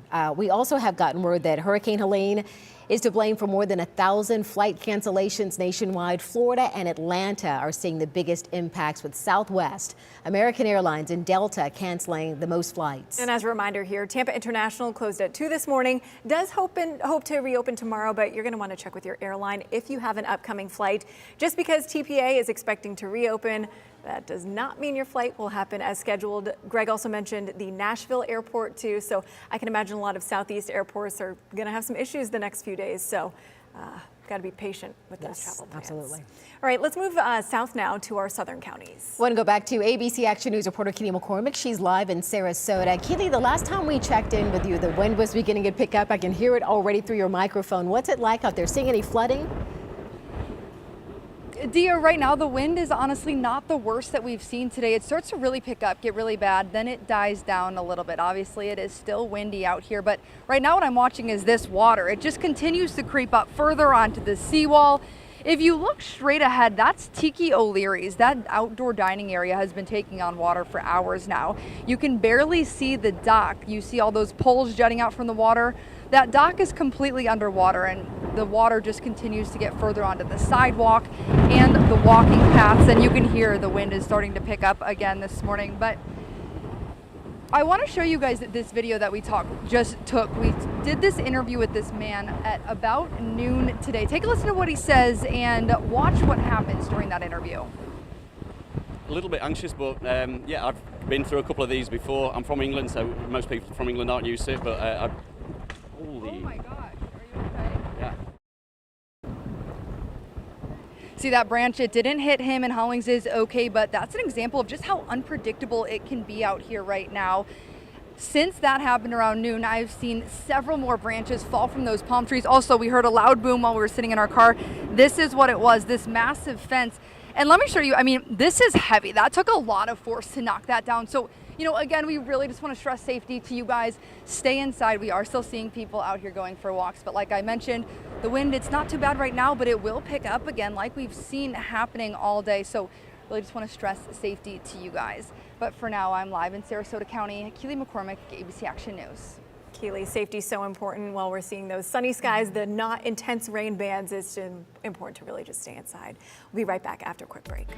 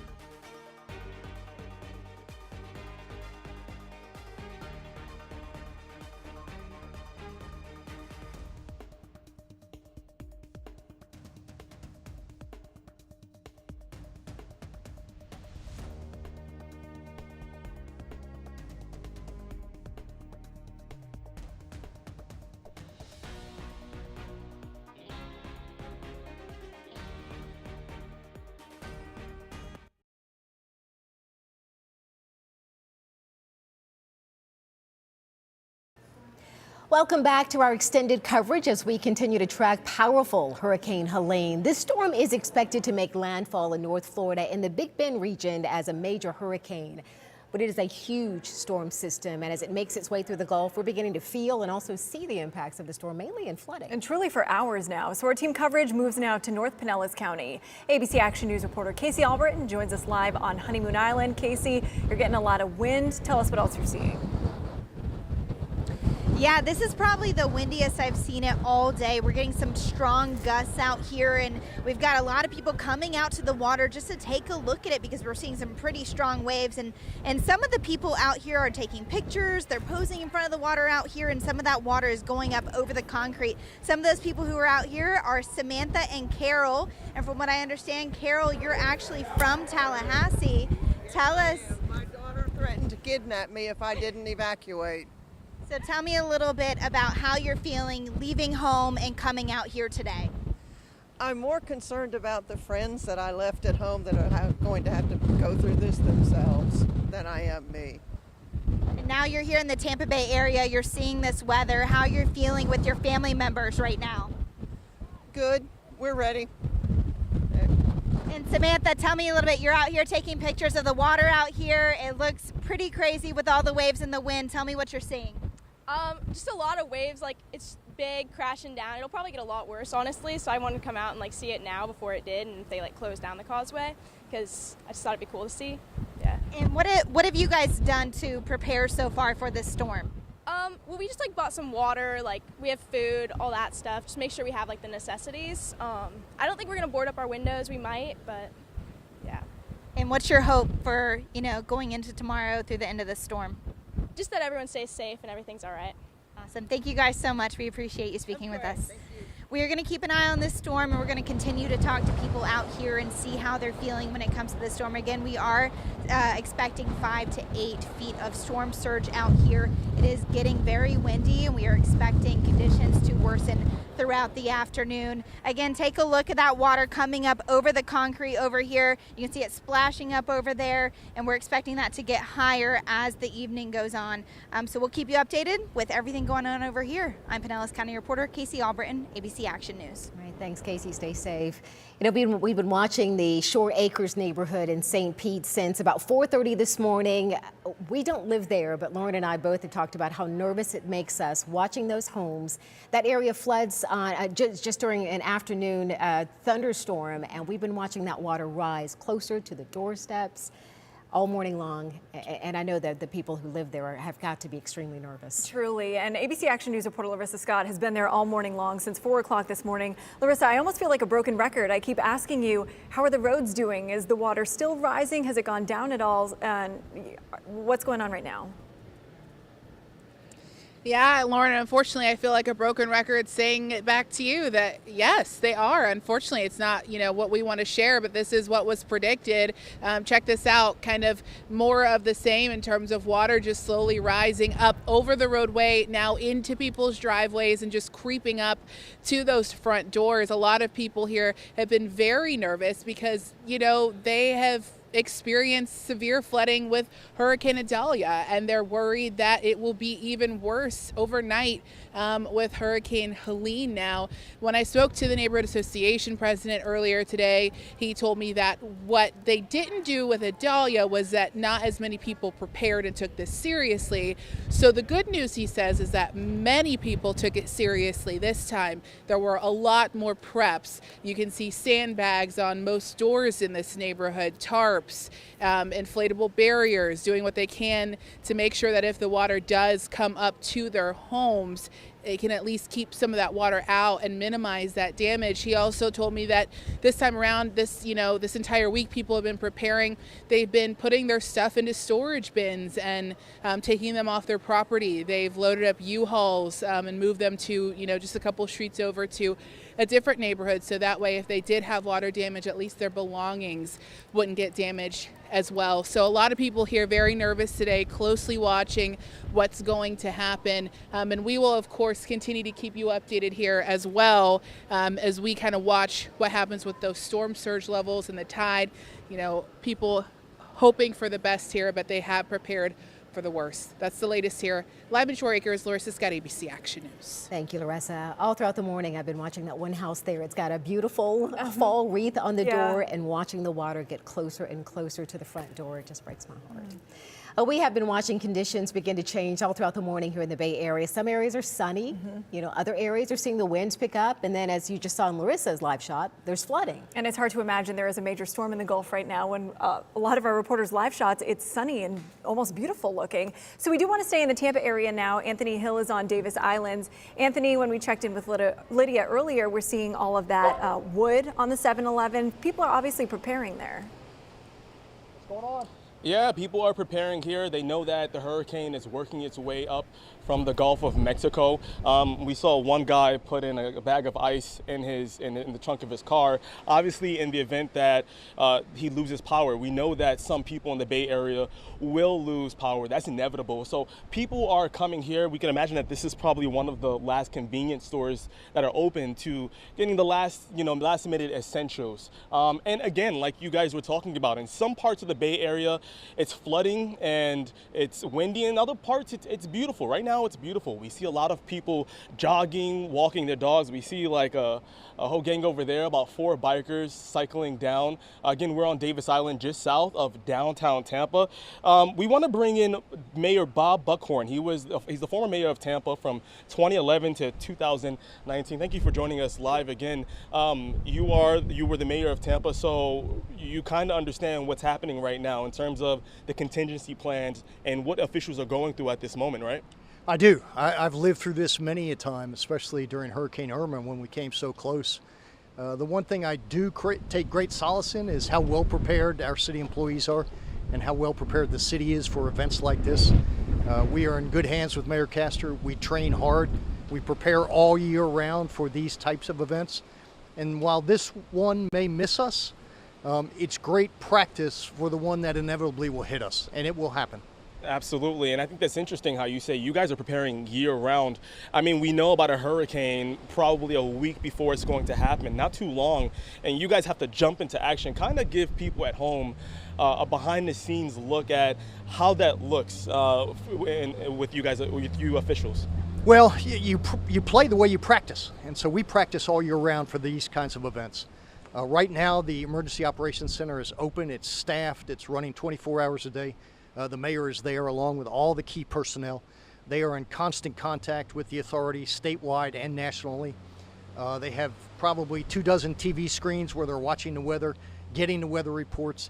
Each department has its role, whether it's solid waste, whether it's the push crews that will come out after the storm has passed. Tampa Fire Rescue and Tampa Police are already deployed. I was just down on Bayshore. They have that closed off. They know what they're doing. We trained for this, we are ready for this, and now it's all about execution. Right, absolutely, and obviously, right, we're on Davis Island. One of the concerns, our ABCA and meteorologists are concerned about storm surge, right? The water elevation getting higher. What is your concern in regards to that, as we are on an island right now? Well, Anthony, once you're the mayor, you never stop being the mayor, so I've been out checking on things today, all day. Literally, you were just here in the gas station checking on people. We're going to see some localized flooding. I mean, Bayshore is already closed. We will see some localized flooding on Davis Island, mainly from the channel as the tide comes in, and I think high tide will be around 7 o'clock tonight. There may be some street flooding, depending on how much rain we get. I don't anticipate with this storm that you're going to see any structure damage, but you just need to be prepared. And the key thing that I would warn people is don't drive through standing water. I mean, we tell people constantly, do not drive through standing water. You don't know what's there. There could be a power line down that will kill you. Keep your kids out of the standing water, and let's everybody be safe. All right, former Mayor Bob Buckhorn, thank you. Good to see you. Good to see you. And you're still at work. Good to see you. And as you said, the people, heed to the warnings of your officials. If they're saying that you should stay home, stay home. Right now it's beautiful, but these conditions are expected to change. As our ABC Action News meteorologists are reporting that we're probably going to see the worst of this storm between 6 and 11 o'clock. So one of the reasons why people are, as I said before, are getting their last minute things here at this 7-Eleven. If you're in an evacuation zone, heed to that warning too. And we're going to continue to stay here on Davis Island throughout the day, monitor the situation. as it continues to unfold. For right now, I'll send it back to you guys in the studio. Thank you, Anthony. Good idea to finalize those preps right now. We do want to move further north now. ABC Action News reporter Eric Waxler is in Crystal River for us. Eric, your live shots the past few hours, it's really been sunny, pretty nice there, but obviously preparing for what is going to come in the next few hours. Yeah, since we last checked in, there are more clouds, there's a little more wind, but still obviously very calm right now compared to what we might be dealing with in the next several hours. This is State Road 44 here in Crystal River. I was out here after Hurricane Idalia, and a big chunk of this road was impassable because of flooding. I remember just down the road there were airboats being staged to go in and help people that were stranded in some of the neighborhoods and some of the side streets off of State Road 44. But right now, a lot of people are still out and about, perhaps picking up some supplies that they need. You have some people who are at Mickey's Bar and Billiards, just kind of enjoying the day off from work, perhaps. That's one way to handle the calm before the storm. This shopping plaza, they're getting ready here. You have local businesses. You have the pharmacy. They're staying open, they told me, for as long as they can today. Obviously, a big part of getting ready for a storm is getting your medications, because who knows what's going to happen in the next couple of days. But a lot of businesses have the sandbags up. You know, you do whatever you can to protect your business. So if that means taking a trash bag and some duct tape and some sandbags, then that's what you do. I was told that this plaza has had flooding in the parking lot before, but not necessarily made it in to the businesses. But again, we're hearing the storm surge in Citrus County will be above and beyond what people have seen here during Hurricane Idalia and then Hurricane Debbie. People still are recovering from those storms, and now they are very worried about what's to come and what kind of damage they will see from the storm surge that is expected later this evening. But for now, all is calm in Citrus County and Crystal River. We'll see how long it stays that way. Live in Citrus County, Eric Waxler, ABC Action News. Eric, thank you, and good to see those people preparing with the sandbags and tarps and whatnot. We want to move now back to Tampa and Bayshore Boulevard. That's where we find ABC Action News anchor Heather Lee. Heather's been out there for hours and seeing a decent amount of flooding. Now, obviously, the wind's picking up. Heather, how's the flooding right now? I know you said it was nearly thigh high at one point. Hey, good morning to you, Lauren, or I should say good afternoon to you. Yes, we have been out here since 3 in the morning. The flooding has slowly gotten worse throughout this entire morning, and it is continuing to get worse out here. You can see right now, we actually had to move from the location where we were before. We were only 1 block away from where we are now. We're actually at Brevard Avenue. We were 1 block that way near Swan, but we decided to move locations because where we were parked, we knew that if this water continued to rise, we would not be able to leave the parking lot where we were. In fact, our parking lot may end up flooding, so we decided out of safety to move down a street. That way, if we had to leave, we could safely get out of here. But you can see this sidewalk right here was not flooded at all about an hour ago, and now it is underwater. You can see the grass is underwater, and you were talking about thigh-high water. So where that is the deepest is as folks were trying to cross Bayshore Boulevard, when they would get into the middle of the road, that is where we would see the thigh-high water. It is so dangerous to go into water like this because you just never know how deep it is. And I was really, truly shocked by that. I did not realize that it could get thigh high. But that is how high it is, and it's slowly been rising. You can see too, we actually have kind of a better angle of Bayshore Boulevard from where we are right now. You can see all the way down Bayshore Boulevard. This would be the south.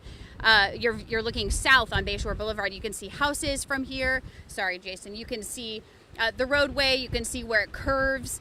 And again, none of this was flooded. I mean, some of it was, but definitely not as bad as it is. It's definitely starting to creep onto these side streets. The side street that we're on, Brevard here, it is creeping up Brevard. We're parked up there where it is not flooded, but again, we're in a spot where at any point, if this water continues to rise, we will have to move our car and get out of here. It is definitely not a good situation for folks. You know, I know a lot of folks who live out here are used to this. You know, we do see flooding on Bayshore Boulevard quite frequently during rainstorms, during hurricanes, during tropical storms. But this is just not a good situation because, you know, we were talking with Greg D earlier, and he was hoping that the flood water would recede after high tide around 9 a.m. and that just wasn't the case. We never saw the water recede out here. The stormwater drainage pipes out here are just so inundated that this water is basically just stuck. What we're also seeing is the bay. The bay is really, really full. And so what's happening is it's just sloshing over onto the street. We're going to continue to monitor the conditions out here. Of course, we will be live for the next several hours bringing you the latest out here on Bayshore Boulevard. For now, though, we are going to take a break and we will be right back after this.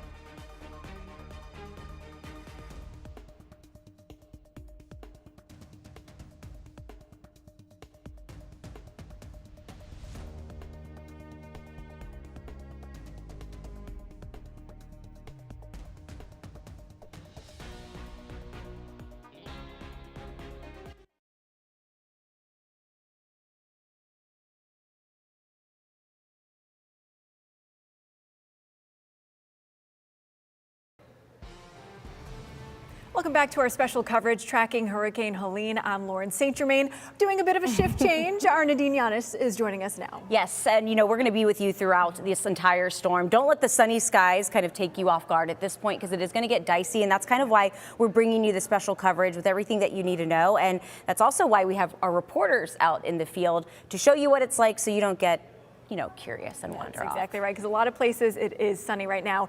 We do want to go pretty far north. Our Paul Lagrone is joining us live from Tallahassee. Paul, we know there are a lot of those beautiful trees up there, so unfortunately that means power outages will really be a big concern tonight. Oh yeah. Yeah, that really is the big concern here. We're right here along Tennessee. That's a main drag here in Tallahassee, right along the border of FSU, which is in the background.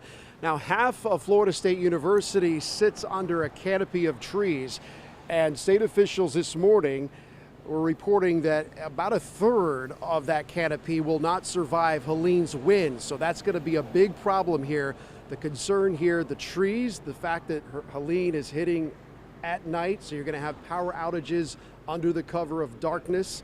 And then, of course, the storm surge is a big concern along the coast. As I walk you through this way where we're positioned here where we're staying, and you can see Tallahassee, nothing like Tampa. You have a lot of hills, ups and downs, elevation changes, which is going to trap some of the floodwaters down there and all throughout Tallahassee. And guys, I can tell you, we drove through town this morning trying to get a sense of the mood and the tone here. And from what we witnessed, not a lot of people out and about at all. It was eerily calm. You did have some homes, just a few, boarded up. We saw some people preparing here last night when we arrived in town, but this morning, hardly anyone out here. And we did speak to some people at Home Depot that were getting ready, last minute supplies. It's sort of a sense of preparedness and calm. Obviously, they know a big hurricane is coming. This area is sort of been dubbed the new Hurricane Alley, so to speak. They've had 3 hurricanes here along the Panhandle and the Big Bend in the last year. You've got Hurricane Helene coming tonight, Hurricane Debbie last month, and Hurricane Idalia, of course, hitting Perry where we were last year. So they're sort of storm veterans here. They know how to take a punch. The big concern, though, is that storm surge and the trees here in Tallahassee, and you just don't know what you're going to be dealing with until you're actually seeing it in front of your eyes in real time, which is what we're going to be doing here for you, eyewitnessing this storm throughout every step of the way. And when we come back, we'll show you a little bit of what we saw out there this morning and how people are preparing, they're ready, but they are concerned about what the next 24 hours will bring. Guys, back to you. Yeah, absolutely, Paul. And it was a sobering message to hear from the mayor of Tallahassee yesterday, saying it's going to be unprecedented damage. That area has never seen a storm of this size. Yeah, clearly people are heeding that warning. And Greg, Paul also mentioned talking about a lot of this was going to be happening at night. And that's something you talk about with the storm surge as well, because when the water's coming up tonight, it's going to be dark. This is going to be really hard to see. It's going to be dark, and remember, with power outages likely, especially in these areas here. This is up towards Dixie County. So Chad Mills was out here at Hernando at Horseshoe Beach. There's not going to be any power. Now, to get out of Horseshoe Beach, for instance, there is one road, and it goes from Horseshoe Beach up to 19. There's only one way in and out. Let me show you the distance. It's 15 miles down a road through estuaries to get to the first available evacuation road. And this area here, the water could come up and flood the middle of the road before it does Horseshoe Beach. There's Horseshoe Beach. It just kind of sticks out into the Gulf of Mexico. I don't have a high-res image of it, but you kind of get the idea here why the mayor was so concerned. They lost over 20% of their homes in Idalia. They're going to double that potentially. That was a 10-foot surge. This is going to be double that. A lot of the homes there elevated, so they could take a 10-foot surge and be okay. 20-foot surge, if that higher number ends up coming true, that's a completely different story. You know, I've been watching the tide gauges as well across the Bay Area. This is that one at Port Manatee. Great news here. It is finally starting to drop a little bit later than the model is indicating, but it is dropping. It looks like it's dropping slower than the forecast is indicating. That probably means the tide is not going to go out as much as this model is thinking it will. So now we look ahead toward a high tide about midnight, and it's still, this model has been updated, tops out at about 6 feet, which is right on the border of moderate to major flooding. That's the south side of the bay. You're looking at higher numbers on the north side of the bay because of the shape of the coast. All right, let's address a couple things here. Folks are telling me, or we're getting lots of comments, this thing is turning east. It's not turning. There is no turning with this storm.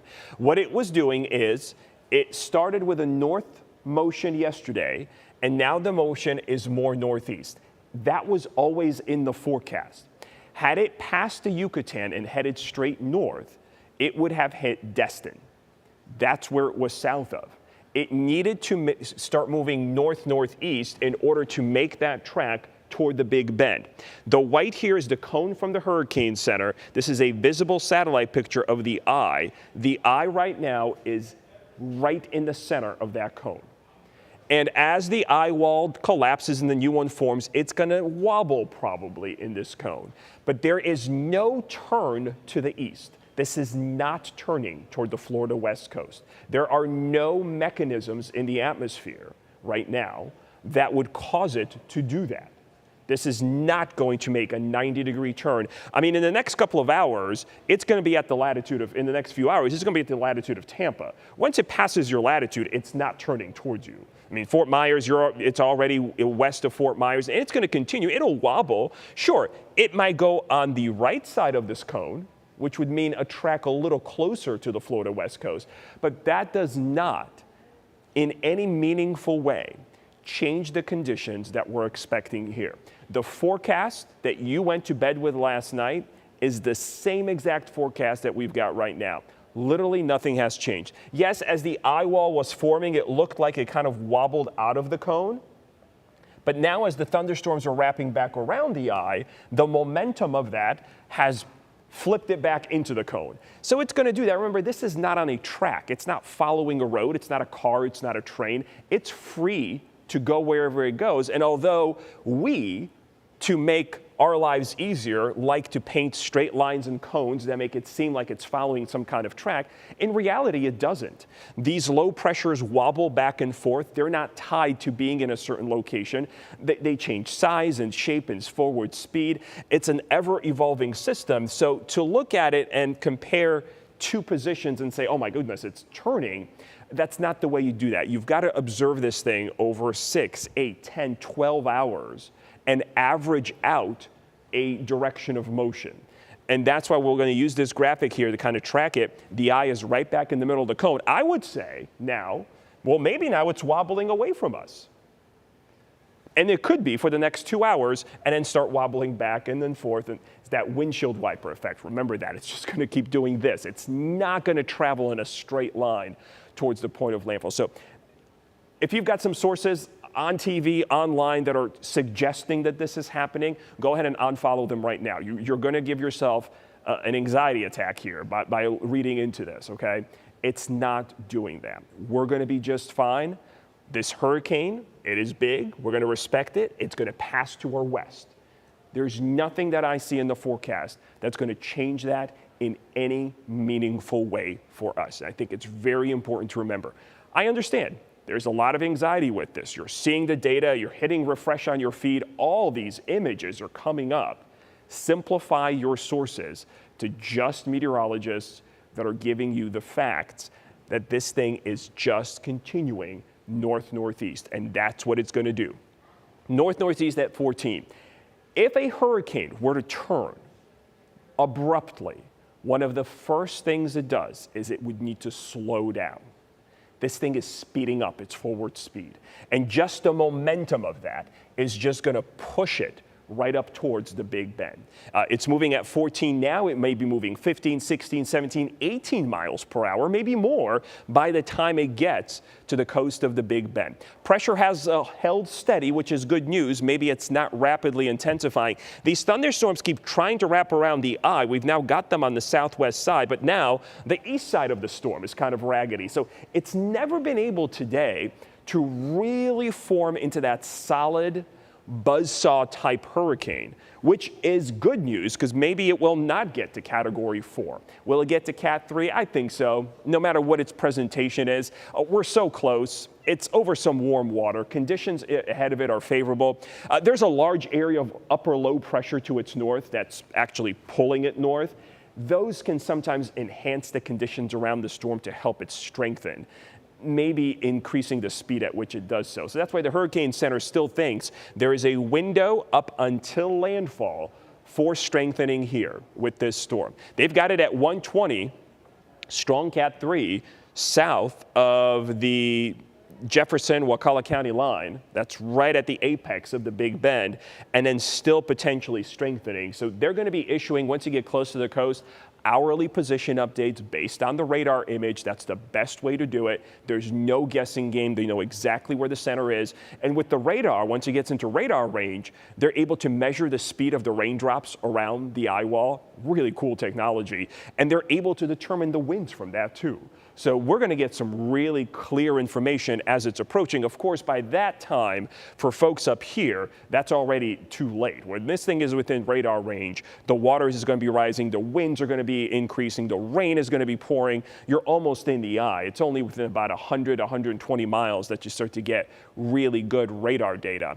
There's the track Hurricane Center, roughly toward the middle of the track. They turn it a little bit north earlier than some of the models do. It could still go into Taylor County. At 11 a.m. it was here, now it's here. Yeah, I could shift another 25 miles to the east. That is not a turn. Shifting the track 30 miles to the east is not turning the storm. It's simply extrapolating its future location a little bit to the right. Not a turn, but just shifting it a little bit to the east on the coast. That kind of a change in the storm's position, no meaningful impact on the weather that we see in the Bay Area. Simply because where we are, the effects of the storm are not concentrated like they are near the eye wall, where being 20 or 30 miles east and west of the eye does make a huge difference. Once you're 200 miles, 100 miles away from the eye, the conditions do not change in a meaningful way over short distances. You've got to travel farther to see a big difference, which is why, and I'll show you this later, the wind gust difference between, let's say, Lake Wales and St. Pete are not really all that huge. This is a distance of 60 miles. Lake Wales is going to gust to 50, 55. St. Pete, 65 to 70. 20 mile per hour difference over 60 miles. Near the eye, the difference over 60 miles could be 70 to 140. That's when that small change in distance in landfall location does make a meaningful difference for those communities. It will not here in the Bay Area. You saw the surge numbers, they have not changed. And I don't think the Hurricane Center is going to drop them just for the reason, unless the storm does something unexpectedly and falls apart, just for the reason that they want folks to be ready for the worst because of the timing of the surge. We talked about this at night. The expected level of it, so dangerous. They really want to encourage you and everyone else up the coast to just get out of the storm's way. So there you see the tropical storm force winds. They're in the light yellow. Yes, the latest update does bring the hurricane or the strong tropical storm force winds a little bit closer to us. So there is a possibility that this evening along the coast, we may get into a brief period of sustained winds near 60 miles an hour. The 115, 120, 130 mile per hour winds are going to be literally right here. Nowhere near our coast. If these winds are out here, even these red winds, these are the hurricane force winds, they're still, let's measure it. We've got all the tools, we've got the time. The hurricane force winds from Indian Rocks Beach are going to be about 50 miles. So even if this thing tracks another 20 miles closer, the math does not work here to bring us into hurricane force winds. And the actual strong Category 2 winds, those winds are literally next to the eye. So let's do a measurement. Indian Rocks, which is the beach that's the closest to the center, and let's take you right about to the center. About 100 miles away is going to be the center. So the strongest hurricane force winds, those 100 plus mile per hour winds, they're going to be 70, 80 miles from us. 20 or 30 miles closer to us, that little jog, still doesn't meaningfully bring us closer to those winds. They will still be well offshore. I just do not see a situation right now, based on the current data, based on the current forecast, what the storm is doing now, where these winds would be somehow pushed into our area. Really feel confident about this storm, okay? We've done this before. This is not one of those strange storms that comes in from the south and east where a jog east and west like Irma and Ian makes a huge difference in landfall location. It's coming in from the other side. Here, for us, it's not as meaningful. This is a different storm. This is not Ian. This is not Irma, okay? This is a different storm. Every storm is different. I know we like to compare them, but you really shouldn't, especially since this one's coming in from a different direction. This is a completely different storm. Winds right now, 25 to 35 miles an hour. So we are getting close to tropical storm strength, but still below that. I mean, we're still hours away from the strongest winds, probably 5 to 6 hours away from the peak winds starting to move in. If you're in the Nature Coast, you're even farther away from that. You may be 6, 7 hours away from peak winds. The peak winds here may be really after 8 p.m., whereas down in Sarasota County, some of your strongest winds will probably start before 6. There are the gusts right now. This is exactly what our computer model is indicating. Mid-afternoon gusts in the 30s and 40s, and that's exactly what we've got going on. And you see what I mean here? Is there a meaningful difference? Bartow's gusting to 39, 45, 50 miles to the west. St. Pete is gusting to 44, and Bradenton is gusting to 48. Being 50 miles closer to the center in this part of the storm only increases your winds 5 to 10 miles. There is a difference, but is it huge? Is it going to make an overall difference in the preps in what we're forecasting? No, it's not. These 15, 20-mile jogs don't make that much of a difference over our area. And just really want to make sure that you understand that this is not something that is going to change in a meaningful way. Trust us, the forecast here is holding on.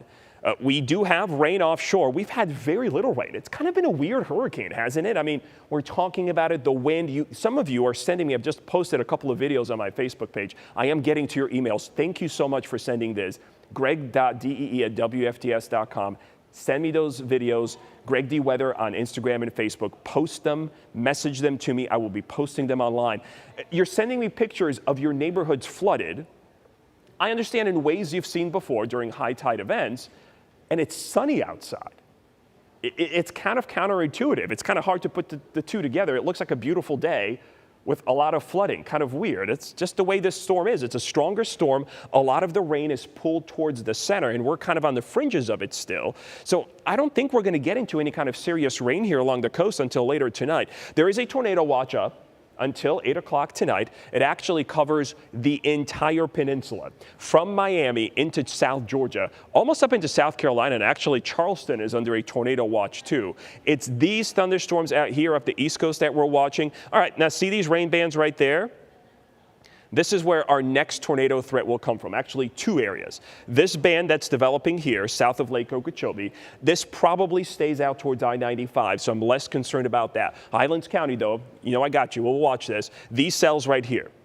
These cells in the storm, in these outer rain bands, this is probably where we're getting some stronger tropical storm force winds. I see 1, 2, 3, 4 of them. These probably have water spouts in them.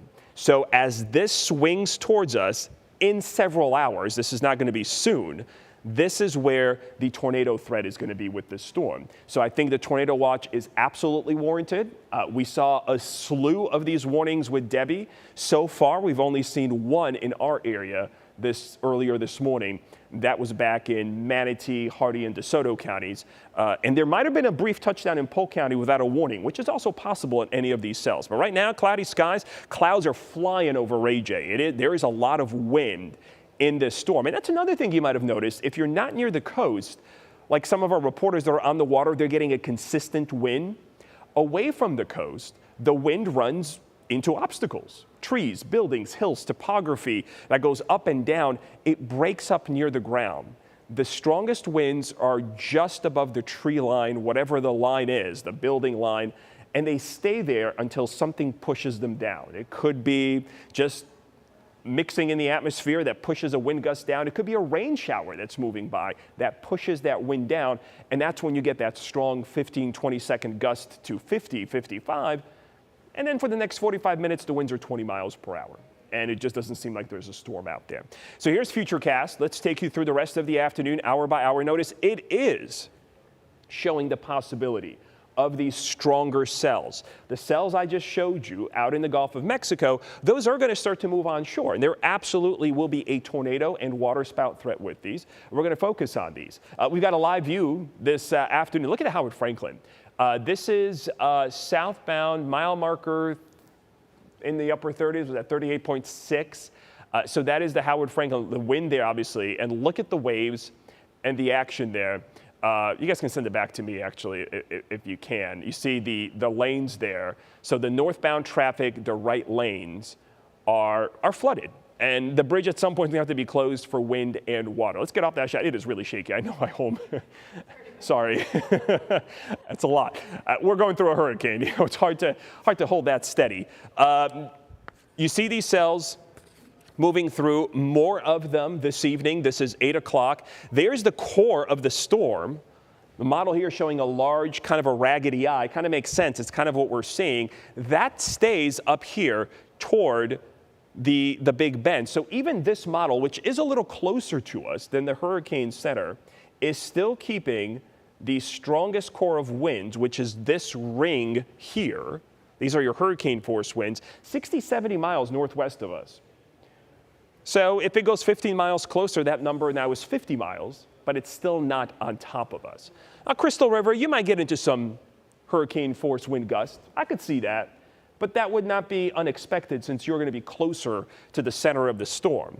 By 11 o'clock, it's all winding down. So let's talk about the wind. This is the same model now with the winds. It's been doing a great job with this. It's now 1:30. At 2 p.m., it's calling for wind gusts between 40 and 50 miles an hour. I just showed you that's exactly what we're seeing right now. Some gusts to 48 in Bradenton, St. Pete, and it's maxing those two towns out around 50. So it's doing a decent job. It's not going to get it perfect. These models don't nail it every city, every number, every hour, but they get the general idea of what's going to be happening. 4 o'clock, still, I think we're going to be just fine here. It's between 4 and 6, things start to ramp up. The heavier rain cells move in. This is when the winds start gusting to 60. So unfortunately, as the sun is setting, that's when our power outage numbers are going to go up. It's also at this point, as the eye is in this location to our west, and this is important, this is when the wind, which has been all day like this, southeast, pushing the water away, the wind will turn, and on the south side of the storm, it starts to come in from the south and west. And this is what pushes the water, the Gulf, into the bay. The bay is a giant tub, a basin, and this is where you start to watch for that water rise as we head toward high tide. So unfortunately, the fastest water rises, the ones that concern us the most, are after dark, which is why, even if you don't think you're going to see flooding in your area, you just want to have that peace of mind and not having to deal with this during the nighttime hours when power's out, you're dealing with down power lines and trees, and now you have to worry about water coming up into your property. That's a very stressful situation. And it's still not too late to get yourself away from that if you've decided to stay. Yeah, it's an inconvenience, but I would take the inconvenience over having to be in that situation. And hopefully most of us that do leave, if you were in zone A, you evacuated, you come back tomorrow and you say, oh, all right, everything is fine, everything is dry. Not a bad way to end this storm. 7:30, you see the core winds here, maybe gusting to 70 in Newport Richey, close, probably in the 60s. Brooksville, Crystal River, definitely. I think Crystal River definitely sees wind gusts over 70. That's almost a given, being how close they are to the center, and that the strongest winds tend to be on the east side of the storm. So that's a candidate for a hurricane wind gust for sure. Maybe Brooksville. Is Tampa going to gust to hurricane force? I don't think so. Possible, the chance of that is low. Is Lakeland going to do that? Sebring? No. These winds here are going to stay at the most 60, maybe a gust just above 60, but the majority, 95% of your wind gusts here are going to be 50, 55, that kind of deal. Still could cause some sporadic power outages, but nothing overly serious. And then by 10 o'clock, the winds start to die down. Hopefully this is the way things work out, because with these winds dying down at 10, we're still heading towards a high tide, but we're not at max high tide. High tide maxes out in most places. There's two high tides, a lower high tide and an even bigger high tide tomorrow morning. That first lower high tide is around midnight, depending on where you are, 11 p.m. to 1 a.m. So if we can get the winds to substantially die down by then, maybe we'll just hit the lower range of that surge forecast instead of the higher range. There's 11:30, winds continue to die down, and by tomorrow morning, it'll be breezy, I think, to start tomorrow morning, but the storm is done. 3 a.m. in the morning for most of you, it's done. 5 a.m. for sure. Still looking at some chances for rain here the next several days. Unlike previous storms that have cooled us down and dried us out, this doesn't look to be the case. It looks like there's a lot of tropical air coming in behind Helene, and it may take a while for it to kind of move out of the way. So I think the weekend is going to feel definitely more like summer than fall, but you're going to have really good weather to clean up, maybe pick up tree debris off your roof, off of your property, clean that up, and get it all ready to have a nice, smooth week next week. All right, guys, I'm going to send it back to you. All right, Greg, thank you so much. Well, Hillsborough County officials do want to remind residents that the importance of only calling 911 only if you are in an emergency. They're saying that their 911 center is reporting to have received a large number of non-emergency calls over the last few hours. We have to keep those lines open. Honestly. Yeah, it's super important to keep them open and available for those emergency service crews to actually get help to those in serious need. And anyone with non-emergency storm questions can actually call the county storm line. That number is 833-HC-STORM. It's on the bottom of your screen right now. That's also 833-427-8676. Important to know every county has a storm hotline open right now too, so that goes across the board. All right, here's a look at some more flooding around Pinellas County now. These photos are from Madeira Beach and Indian Shores. The sheriff's office posting these photos to social media saying, quote, it's only going to get much worse. This is what we've been saying as we started to see this localized flooding here. PCSO does want to remind drivers stay off the roads and, of course, never drive through those floodwaters. And now to flooding in Sarasota County. This is Nora Patterson Park in the northern part of Siesta Key. These pictures taken around 12:45, about 45 minutes ago. Yep. Officials say coastal areas are already dealing with the flooding. I mean, we've been showing you that since very early this morning. Again, reminding people not to drive through flooded roads, don't walk through the floodwaters because of all the diseases, all the things that could be in the water, not to mention later tonight there could be down power lines and that causes a whole different situation.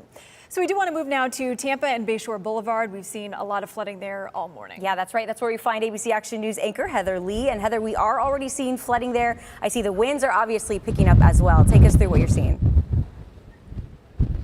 Well, good morning to both of you. So we actually were invited onto a rooftop near Bayshore Boulevard. So it's a little bit windier up here because of that. But it was a very nice gesture by a neighbor here to allow us to come up here and get a different vantage point of Bayshore Boulevard. So I want you to take a look here. You can see a lot of folks are still coming out to take a look at the flooding out here. And we did see several people attempting to cross Bayshore Boulevard. In fact, you might see some people right here in pink crossing. Jason, I don't know if you can see them, but I want you to take a look at them because you can see how deep this water goes. So let's take a look here. Looks like this person in pink is crossing right there. So that person almost fell. It looked like they tripped a little, but look how deep that water is. A little above the knee, and on certain people, it's up to their thigh. This water is extremely deep, and I think that there is a false sense of security here because I think people think, well, this water's from the bay or it's rainwater, it's safe. This is not safe water. This water is mixed with all kinds of things, and we've been saying this all morning long. It can be very dangerous to walk through water like this. Again, more people attempting to walk through the water right now. You can see those folks in blue and black. It looks like they are also going to be about knee and thigh deep. Again, there could be snakes in the water. There could be bacteria in the water. If you have a cut, it could get infected. It is just not a good idea. Don't do it. You should stay out of the water. I think, you know, at this point, if you want to come look, stay on the grass. You know, take a few pictures and then get out of there. Don't frolic through the water like some of these folks are doing. I do want to give you an idea, though. So we're on Brevard Street or Brevard Avenue, and you can see the water has been slowly creeping up Brevard. We actually had to move our location because we were 1 block away from where we are right now, and where we were, the parking lot, we were afraid we were going to get trapped in that parking lot if we didn't leave because of the rising water. I know that we've been saying all morning around 9 a.m. was when we saw high tide, and then the high tide was ending, so we were hoping that this water would recede a little bit, and it just never did. The water just continued to rise, and it just continues to rise. So unfortunately, this is the situation right now. A lot of homeowners are continuing to stay. Obviously, the rooftop that we're on, this homeowner decided to stay. They're in a 3-story home. They just bought this home, and he said, you know, there again is 3 stories. They're renovating it. So fortunately for him, he hasn't done the flooring yet at the bottom. His house, though, the bottom floor is 10 feet above where the street is. So if it doesn't get up to 10 feet, then his house will likely be fine. The house next door, he was saying that those folks are also staying. So a lot of these folks, they're used to flooding happening on Bayshore Boulevard. We report on this all the time.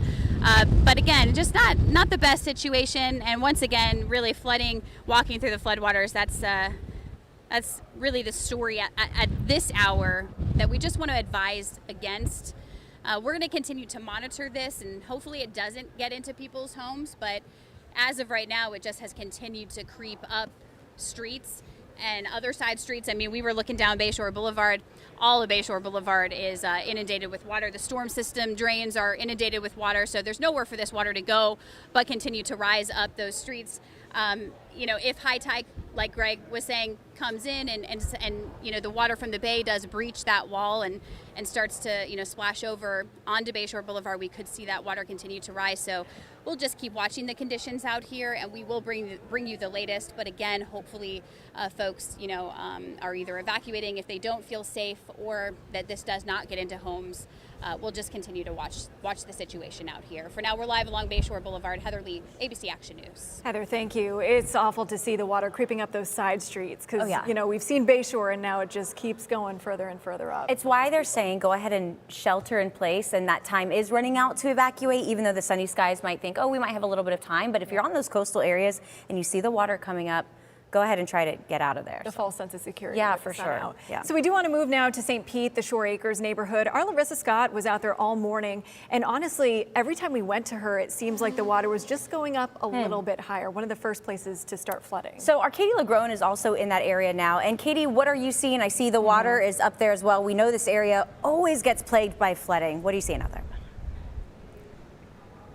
It does, and as I was hearing Heather talk about Bayshore Boulevard, I kept thinking that's much the same story here at Shore Acres in St. Petersburg, where you see the flooding is already starting here. And again, this is the big story here. This is nothing unusual for this area. In fact, multiple people we've spoken to since we've been out here for the last hour or so have told us, look, this is what this area gets on just a rainy day. And so the big question, of course, is how high this water is going to go tonight during that high tide around midnight. I mean, what we're seeing here is the result of this morning's high tide that just hasn't retreated back into the bay already. We've seen cars coming by here, a big concern for this area, not just because this is bay water. I mean, this is salt water, and so it's not good for the car, but it's also creating wakes for the homes around here, which you can see. Matt, if you want to go ahead and pan to this area, you can see there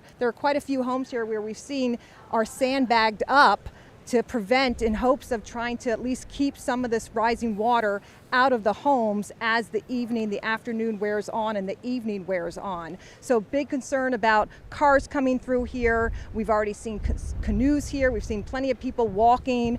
This is an area that is such a concern in St. Pete that, let me show you guys, it even has the attention of Pinellas County Sheriff Bob Gualtieri, who came out here earlier today to check it out. Sheriff Gualtieri, I was just telling our viewers that this is an area that this is typical. This is what you see here on a typical rainy day. Yeah, unfortunately, this is typical for this area, and wait till tonight about midnight, and we're expecting probably up to about 8 feet of storm surge, and this area is going to be exponentially worse. So what you see now is bad, and really concerned about what it's going to be. So I hope that people have heeded the warnings. It's basically a big bowl in here to the east of us, and it's worse where you can't even see right now. So tonight, after the storm passes and that surge comes in, because it's going to get whipped in on the backside of the storm, and from probably 10, 12 o'clock tonight until probably 8 o'clock tomorrow morning, this is going to be a very bad situation here. So we're concerned about it. And so give me some perspective. Last year's Idalia, you guys got half that amount, right? Yeah, half the amount, and we were doing all kinds of water rescues in here with St. Pete and St. Pete Police and St. Pete Fire, and our people were down here, and we all got to work together, and very concerned because this is going to be about double what we saw with Idalia. And what kind of resources do you already have stationed ready for this evening? So we've got several boats. We've got 3 boats with 6 deputies, and St. Pete Fire and St. Pete Police have a lot of resources down here as well. We've got other stages around the county. But what we need is for people not to cause us to use those resources. And we're going to have to use those resources because people haven't left, and they're going to need to be rescued when this water gets very high. So we can't be putting our people in harm's way either. And I'm really concerned again about what's going to happen tonight. So we've got the resources, but we need people to help us help them, and they really need to leave. Appreciate your time, Sheriff Gualtieri. We're going to be out here through the duration of the evening, checking things out. Of course, we're here stationed at Shores Acres Recreation Center. We're in a safe area. We've got an awning. We're on higher ground. But you heard the sheriff's sentiments here. They are expecting upwards of 8 feet. I mean, we keep hearing that 5 to 8 feet, and they are preparing for the higher end of that storm surge this evening. And so we've got a police officer here already stationed from St. Pete Police who is strongly encouraging people not to come through here with their cars. Again, not only because of the damage that it creates for the cars, but also the wake that it creates for the surrounding neighborhoods here, the homes here that are just hoping that this water stays put on the main streets and doesn't get closer to their homes. That's the big concern, is just how much damage individuals here, neighbors, will be waking up to in the morning after that high tide comes through this area that is already very much prone to flooding again on just a rainy day, let alone Hurricane Helene making its way here. So we are live in St. Pete. That's the very latest here. Back to you guys. Katie, thank you. Pretty sobering to hear what the sheriff was saying about this storm compared to Idalia, how much they're expecting to see with the storm surge. I was going to say, when you look at storm psychology, people always think the most recent storm, and he said it's going to be double of what the folks saw in Idalia, and they don't want to be using their resources to go rescue people, which again is why time is kind of running out for you to get to higher ground. I hope as many people went out of that neighborhood Yeah, as possible. absolutely. We do want to move north now. ABC Action News reporter Eric Waxler is in Crystal River for us. Yeah, Eric, what are you seeing out there right now? We know that you're further up north, so impacts will be a little bit stronger there.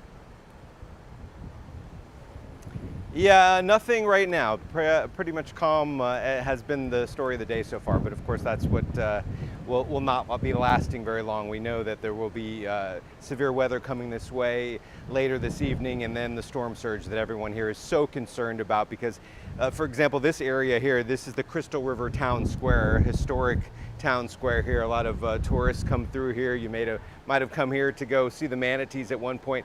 For Hurricane Idalia, this place was totally flooded out, and now we're hearing that it's going to be significantly more with the hurricane now. You see the businesses are getting ready. For example, this tourist shop right here, I was looking through the window. They have moved everything off the floor, off the racks, because they're anticipating flooding. But then you see other businesses like Amy's on the Avenue. They have boarded up their windows. We've seen some workers working hard. They've had wagons full of stuff that they're taking out of the restaurant and just getting out of here because they don't want it to be damaged. You see down here another business that has the combination of the wood and the sandbags getting ready. But down further, as we get closer to the water, you of course have roads closed, and there's so many homes down here that they have experienced flooding before, and they're definitely prepared to see it again. We found Chris here, who is just a weather enthusiast. You live in the area, and you're just this kind of excites you to see everything that's happening, huh? Absolutely. I moved here from Ohio. I live about 30 miles just south of Crystal River here. And growing up as a child, I was always, my mom always used to say I should have been a meteorologist, right? Because I just found it very fascinating. So now is my first hurricane opportunity to put all the skills that I've learned in my whole life to use here. Yeah, and you said you're headed to Cedar Key next. You want to really see where the impact is going to come. Yeah, I do. I want to see definitely what we call live action. Yeah. You ever saw that guy? I don't know. He's on YouTube. He says it's going green. Yeah. But we're gonna go see what we can get into and just follow the radar and follow multiple storm chasers and just kind of give everyone an up to date. You can follow me over there on Twitter or X. I'm at Chris Roach 513. I like to give a lot of updates. So everyone, we just want to make sure everyone that's in the path. For everyone's safety, to make sure that they are up to date with social media and they can see the track storm and get live up to minute, updates of what's going on out there in the world. Okay, well, you stay safe doing that. I sure will, and thank you. But you see, that kind of says it all. You've got the manatees being protected by the sandbags there. That kind of is the story in Crystal River. People here have still been recovering from the past couple hurricanes, Hurricane Idalia and Hurricane Debbie. Hurricane Debbie, they're still cleaning up from that, and now here we go again. And so there is really some serious concern with people on what's going to happen tonight, and everybody definitely has evacuated or will need to evacuate in the Zone A flooding area. But some people, of course, are just going to hunker down and ride out this storm. In Crystal River, Eric Waxler, ABC Action News. All right, let's hope all of those folks who are out there stay safe throughout the next couple of hours. Let's go ahead and head over to ABC Action News reporter Chad Mills in Horseshoe Beach, which is up in Dixie County. This is northeast of Taylor County, and that is where the storm is going to make landfall there. Yeah, and Chad was speaking with the mayor earlier. I'm starting to see, wow, you can see the water just crashing over that wall there. Chad, how are the conditions changing there since we last spoke with you? Yeah, we're still getting pretty steady wind and some, amazing wave action right now. And as I said last time, we're in low tide. So think about when that tide rises combined with that storm surge that we are expecting, and it will be a lot more dramatic than this. This is kind of still the calm before the storm here in Horseshoe Beach, if you can believe it or not. And yeah, like you said, this is a small fishing village. It's kind of in the center of the Big Bend, very rural, very remote. They call it Florida's last frontier, and when you drive through here, you can really see why. But they have had a reminder in the back of their head about why they need to get out of here. And let me show you. This is one of the reminders right here. This isn't a fishing pier or anything like that. This is a foundation of a home that was wiped out just 1 year ago during Hurricane Idalia. And as we heard the mayor say a little bit ago, they lost about 70 some odd homes, about 20% of the homes in Horseshoe Beach during that storm. Of course, Helene expected to be worse for this Big Bend region of Florida. They're expecting anywhere from 15 to 20 feet of storm surge, worst case scenario. During Idalia, they tell me they got about 11 feet. If you look at those condos, those apartments over there, the water got to about the top of that concrete beam there. That's what Idalia did.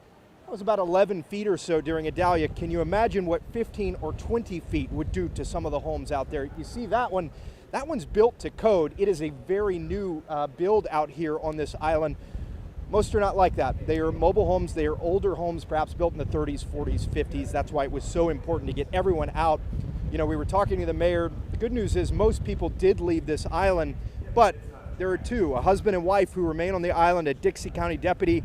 I talked to him just a couple minutes ago as he was driving by talking to us. He said, ain't no way. He doesn't think they'll leave, but hopefully they will change their mind because you can see what they're up against. The Gulf of Mexico right on their front doorstep.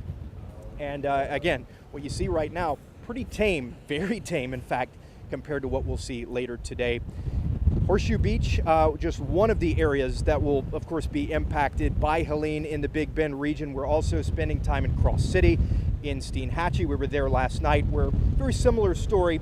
Some people staying, family members trying to convince them to leave, but the vast majority of people know this one will be a little different than Idalia, different than what they've dealt with in the past, and they heeded the warnings and they went to Gainesville, they went to higher ground. Some of the people just went to Cross City, which is where we're staying, a little further inland, about 20 minutes inland from where we are.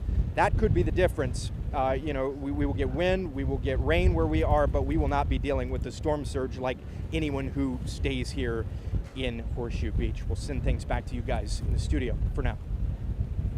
All right, thank you so much, Chad. Make sure you are careful. Just into our newsroom, we are learning that the Sunshine Skyway Bridge is now closing. You can see the winds there whipping that camera. Weather conditions continue to deteriorate and wind gusts have now reached 60 miles per hour there. So motorists are now requested to go ahead and find an alternate route. Don't drive through flooded roadways, of course. And unless it's absolutely necessary, stay off the roads completely. And we also just got an update from Manatee County. This just in, schools will be closed Friday in Manatee County, and they do expect to resume Monday. We want to go now to Pinellas County. Our Casey Albritton has been moving all around the North Pinellas section from Clearwater Beach to Honeymoon Island, really tracking the conditions today. Casey joins us live now from Honeymoon Island. And Casey, we see those waves behind you. We see the wind picking up. What are you seeing out there? Yeah, the waves are pretty strong out here. The wind is incredibly strong out here. I'm not sure how fast it's going, but it does feel pretty strong to me. And take a look at those waves coming up and over the concrete over there. We've been seeing this for the last several hours now, and people are really just coming out here and taking pictures and videos of the waves out here because it is some exciting stuff for some of the locals, but it's also some scary stuff for some of the locals. We were talking to people out here and they say they are a little bit nervous about this storm coming through.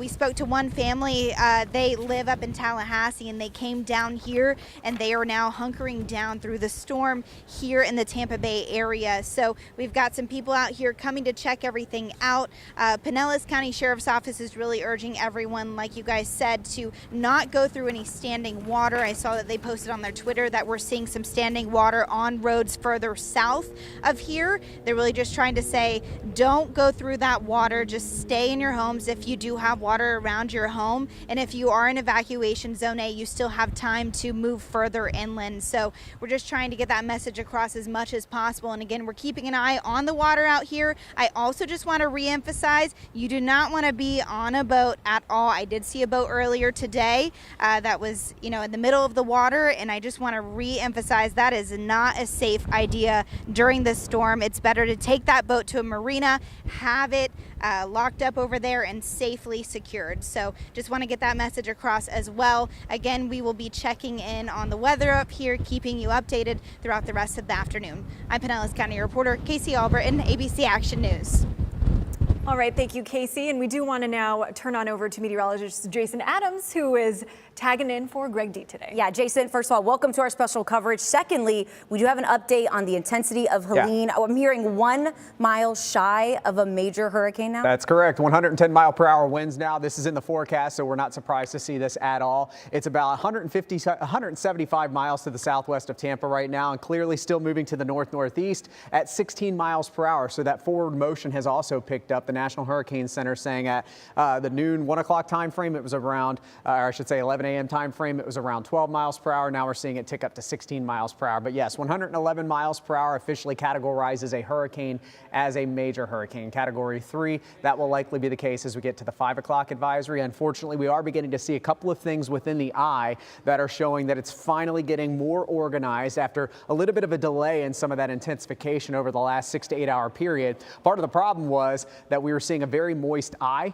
The eyes tend to be very dry and we see sinking air within them. That signals that we're seeing that strengthening start to take shape. That's what's happened over the last 4 or 5 hour period that the hurricane hunters that have been flying in the eye have seen. It went from a moist eye, one that's not showing intensification, to it drying out, warming up, and that's all leading to clearing out of the eye, and we're starting to see that here on the satellite as well. So this will likely, unfortunately, continue to strengthen as it bypasses Tampa Bay and heads up into the Appalachee Bay here east of St. George Island as we go into tonight's outlook. So 959 millibar pressure, that's down 1 millibar from the 11 a.m. advisory, so it's not a rapidly intensifying storm, but it is a steadily intensifying storm, and with it only being 1 mile per hour shy now of Category 3 strength, we're likely going to see this at Category 3 by 5, and unfortunately a minimum of Category 3 at landfall here by about 8 to 9 o'clock tonight. Track hasn't changed much. We saw a very subtle shift to the east by about 15 miles from where it was this morning. That's not enough of a difference to see any significant changes to our local weather or significant changes up here into the Big Bend. The exception would be that those areas that were closer to the eye are a little farther away from the eye now. Places from McCullough Beach west may see the eye in the worst part sneaking over a little bit more toward Lafayette County's coast and also getting over toward the Taylor County coastline. So there's the latest track. Again, new track comes in here from the National Hurricane Center at 5 p.m. and we're kind of in the mode now where the track doesn't matter because we'll have a landfall here within less than 12 hours. And that less than 12-hour trend is what we call nowcasting, where we're going to be watching for any subtle shifts on satellite and on radar, but there will not be a shift to the hard right coming into Tampa Bay. You have to think of it, if this thing were to turn right, and it's always a scare of ours because we've seen that so often down here, if this thing was going to make a hard right turn to Tampa, it would have to slow itself down. Think of the big cargo ships that are coming into Port Tampa Bay. They don't just immediately make a hard left turn if they're trying to turn in and get past Fort DeSoto, right? They have to slow down significantly before they can start to turn that tanker. So that's what would have to be the case here for Helene to slow down, and we're seeing the exact opposite. which is a storm that is increasing its forward motion. And that's why we're very, very confident, as we have been for the last couple of days, that this will not be something that turns hard right. And there's the spaghetti path, the tracks all showing that, of course, the Appalachian Bay still in line for play. Could it shift a little more east on the coast here? Yes.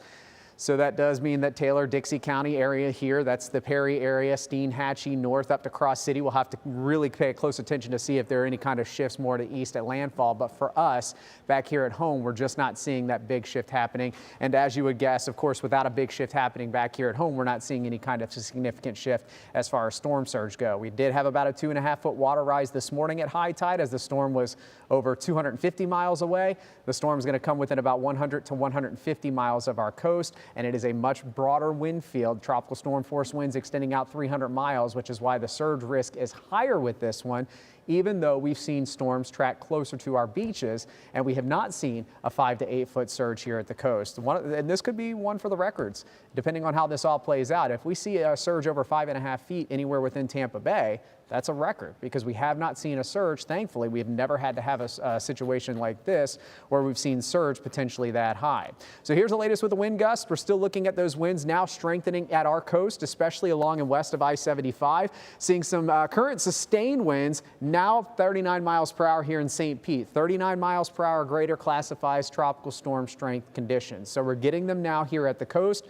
And then when you look at the gusts, we're seeing gusts now approaching 50 miles per hour. Look at Sarasota, a recent gust of 54 miles per hour, now 49 in St. Pete, Bradenton at 48. So our southern coastal spots here in Tampa Bay already getting those gusts now well, of course, past that 39 mile per hour threshold. And a lot of us even inland are seeing those 40 mile per hour gusts. Northport over to Arcadia, Bartow at 39 miles per hour. So this is that large wind field. Again, the storm is way off our coast, and it's not going to get within more than 75 to 100 miles of the center being at our beaches, but we're already seeing those tropical storm force and now 50+ mile per hour gusts here at Sarasota International, Bradenton International Airport. So there's the radar. Here's what it looks like out there right now. Not much rain with this storm. If you were with Greg about a hour ago, he was talking about how this is kind of a weird one for us as far as tropical systems go, because we've actually had some sunshine out there this morning. This isn't one of those ones that just soaks us and over and hours and hours and hours, even leading up to the center, getting closer and closer to the beaches. So as we put the radar in motion for you, you can clearly see the south to north movement, but it's paralleling our coast right now. We're not seeing that onshore, which is minimizing the freshwater flood threat, thankfully, because of course, if we had all this freshwater flooding trying to go out as the surge is coming in, this would also create higher surge potential for us. And thankfully, we're not seeing that right now. Got a couple of bands that we're going to be watching over the next 6 hours. Myself, Dennis, Shea, as now Greg is taking a little bit of a respite to rest his voice this morning. And these bands are setting up in our inland locations down south. So we've got one band offshore. We've got another one inland. As these bands here near Lake O start to rotate into our inland spots here in Highlands and Polk County, I'll be watching for rotation and possible tornadoes for you guys. And then this band right here, this is the band that's holding the stronger tropical storm force winds, those sustained winds that could be up to 50 to 60 miles per hour at the coast. That's what's going to get ever so closer to our coastline here as we go through about 5 and 6 o'clock this afternoon and 2 this evening. Within these individual cells, we get water spouts and tornadoes. That's always a possibility with a landfalling or a near landfalling tropical system. Even those that bypass our area, as so many have done so often lately, they still have that tendency to produce some rotation in tornadoes. But looking at the center itself, now that it's close enough to the radar to show up, there it is right there. You can clearly see it. And you can also see how far offshore this is. So here we are in St. Pete. It is about 150 miles to the very center of the eye of this system, and it is moving to the north-northeast. It is not making that hard right turn, and again, this system is picking up momentum to continue to move to the north as it's being a trough is coming down across the deep south in the United States, and that's what's also drawing this to the north. I think it could get approximately 100 miles off of our coast, but hurricane force winds only extend out about 25 to 45 miles. It's the tropical storm force winds that are going to be our biggest and greatest concern for us. So there's what it looks like here on the radar right now. A little bit bigger of a picture shows that this storm has just got so much moisture. Already some flash flooding up toward the Appalachia and the Choctawhatchee area. If you're very familiar with these areas, the Apalachicola River, the Choctawhatchee River, the Ocklackney River over toward Tallahassee, these are already areas that are saturated, and they have not gotten the heart of this tropical system up in those areas yet. Clearly, you can see that movement from southwest to north-northeast. There's nothing that's showing that this is heading our way. Bay, but it could get close enough, a little closer to us with that 15 to 20 mile jog that it made earlier this morning in one of those wobbles, and then it kind of wobbled itself back. That could put us a little bit closer to the coast for us to begin to see those stronger hurricane force gusts. We will not see hurricane force sustained winds at our coast, not out of the question at all. And some of these stronger bands that start to rotate onshore here over the next few hours, that we get gusts that could exceed 74 miles per hour. But our biggest concern continues to be the surge. It's the surge risk that we have been highlighting for the last couple of days. And like I mentioned a second ago, if the surge verifies within that 5 to 8 foot category here in Tampa Bay, this will set records for surge for Tampa Bay. In some of our ports, in some of our cities, the highest we've seen has been 4.5 to 5.5 feet in all of record keeping here in Tampa Bay. We have been very, very fortunate. You have to go back to the 1800s when we had that, or the 1900s, the 1921 hurricane, the Tarpon Springs one. That one produced a significant surge in Tampa, but at that time there weren't accurate measurements, but the estimate was that it was over 10 feet, maybe even up to 14 feet in some spots in Tampa. So we're not going to see that, because of course it would take a direct landfall from a major hurricane for that to be the case for us. But we've already seen flooding in Fort Myers. We have seen flooding in downtown Sarasota. Anamaria Island has been underwater this morning, as have we in St. Petersburg. Not just Shore Acres that floods during normal thunderstorms, but we've seen significant flooding outside in Treasure Island, downtown St. Pete over toward Coffee Pot Bayou. We've seen the bayou actually come up out of its banks and onto the streets there. We've also had some flooding on Bayshore Boulevard in downtown Tampa, and that was high tide when the storm was farther away. We're now heading to low tide, but at the same time, all this moisture, all this water is now being pushed toward the coast as the storm is getting closer and closer to us. So the tide's trying to go out, the Gulf is trying to come in, and as we see it right now, with the way that this system has set up in its huge wind field, again, over 300 miles of tropical storm force winds, compare that to storms like Debbie or Idalia that had tropical storm force winds that were much more compact. We've got those tropical storm force winds over more areas of the Gulf of Mexico. We call that fetch, and that higher fetch with this system is what's allowing these surge values to be significantly high. Clearly, when you get from the Antelope River and Chassahowitzka north, this is where we see the surge being maximized in our area, and that would be tonight as the center is getting closer to the coast. And again, there's where landfall is, up here in the Appalachian Bay. That would still be a good 100 miles to our northwest of Crystal River, but even that far away with this wind field and the storm system projected to even expand its hurricane force winds as it approaches the Appalachian Bay area. That's why the surge will be maximized in these areas and potentially as high as 12 feet in Crystal River down to Homosassa, and then of course over toward Pine Island in Hernando County, Hernando Beach, and then once you get toward Newport Richey, these areas here, and Hudson, Tarpon Springs, all seeing the potential for significant flooding. If you had not seen the flooding from high tide like southern spots did this morning, it's absolutely going to be coming, unfortunately, during low tide this evening. I wish the low tide, we could say it's one of those super, super low tides that's going to drop water levels by about 3 feet. That's not the case. This one's going to keep our tide coverage, or our high tide heights. Let's try it again. Our surge heights, it's going to drop them by about 1.5 feet. So if we were coming in at high tide, these numbers would be even higher than what they're currently being forecasted for. So again, like Dennis has been very clear about, our team has been very clear about, these are the most reasonable worst case scenario high tides based on the circumstances and the situation that we're in. So the hope is that we could stay on the lower end of these values, but right now our tides are still running a little bit higher than normal, even though the tides have been going out over the last couple of hours. So if you're just joining us here, 2 o'clock update came in from the National Hurricane Center. We are 1 mile per hour shy of this now being a Category 3 storm, and its track continues to stay relatively on track. There's the center right now. There's the forecast cone, and the eye is currently within that forecast cone. You could see a shift left or right. Hurricanes don't go into a straight line. They kind of wobble back and forth. So even though the spaghetti plots and the forecast hurricane tracks are always a straight line, it will never move in the straight line. It's very rare for that to be the case. So you'll occasionally see this going left and right here, but the overall trend continues to see that this is on track to move north-northeast and not head and make that hard right turn that so many people are nervous about, as we all should be. This is not going to be one of those situations. We are very confident about that. So we'll continue to watch the tropical winds picking up. Again, we're already seeing those gusts over 50 miles per hour this afternoon. afternoon. We're also going to start monitoring these isolated supercells that are offshore. Some of those rotating water spouts could eventually move onshore as this thing gets a little bit closer to us. Again, we expect it to stay about 100+ miles off of our coast, so that should keep the hurricane force sustained winds off of our coast. But I think later tonight, especially at the beaches, we'll start to see some of those gusts exceeding 70 miles per hour. That's the latest from here in the Weather Center. We'll send it back over to you. Ladies, what's the latest that you have? All right, Jason, thank you so much. We do want to welcome our Wendy Ryan joining us for our special coverage here of Hurricane Helene, taking over for Lauren St. Germain. Yeah, good afternoon to you and good afternoon, everyone. Thank you for joining us again. Our team's, of course, up and down the Tampa Bay area and even more north to show you what's happening in real time, especially close to Tallahassee. ABC Action News reporter Jessica De Leon is on Anamaria Island right now, certainly a flood zone for sure. That's right. And Jessica, we know that they've shut off water to the island and this is an evacuation zone there. What are you seeing on the beach? So I'm here on Holmes Beach in Anamaria Island, and as you can see, the Gulf waters behind me, really ugly, nasty. These waves are picking up. Now, this is a part of the beach I've frequented several times, and usually the surf is way 100 yards out, but it's already come up so far. You can see it's partially buried the bottom of this bench, and the waves further up already coming up to the sea oats. Now, if you look further down there, and earlier we've seen several people venturing out here, this is not what you want to do. This whole entire island is under a mandatory evacuation order, but many people unfortunately have decided to ride out the storm here.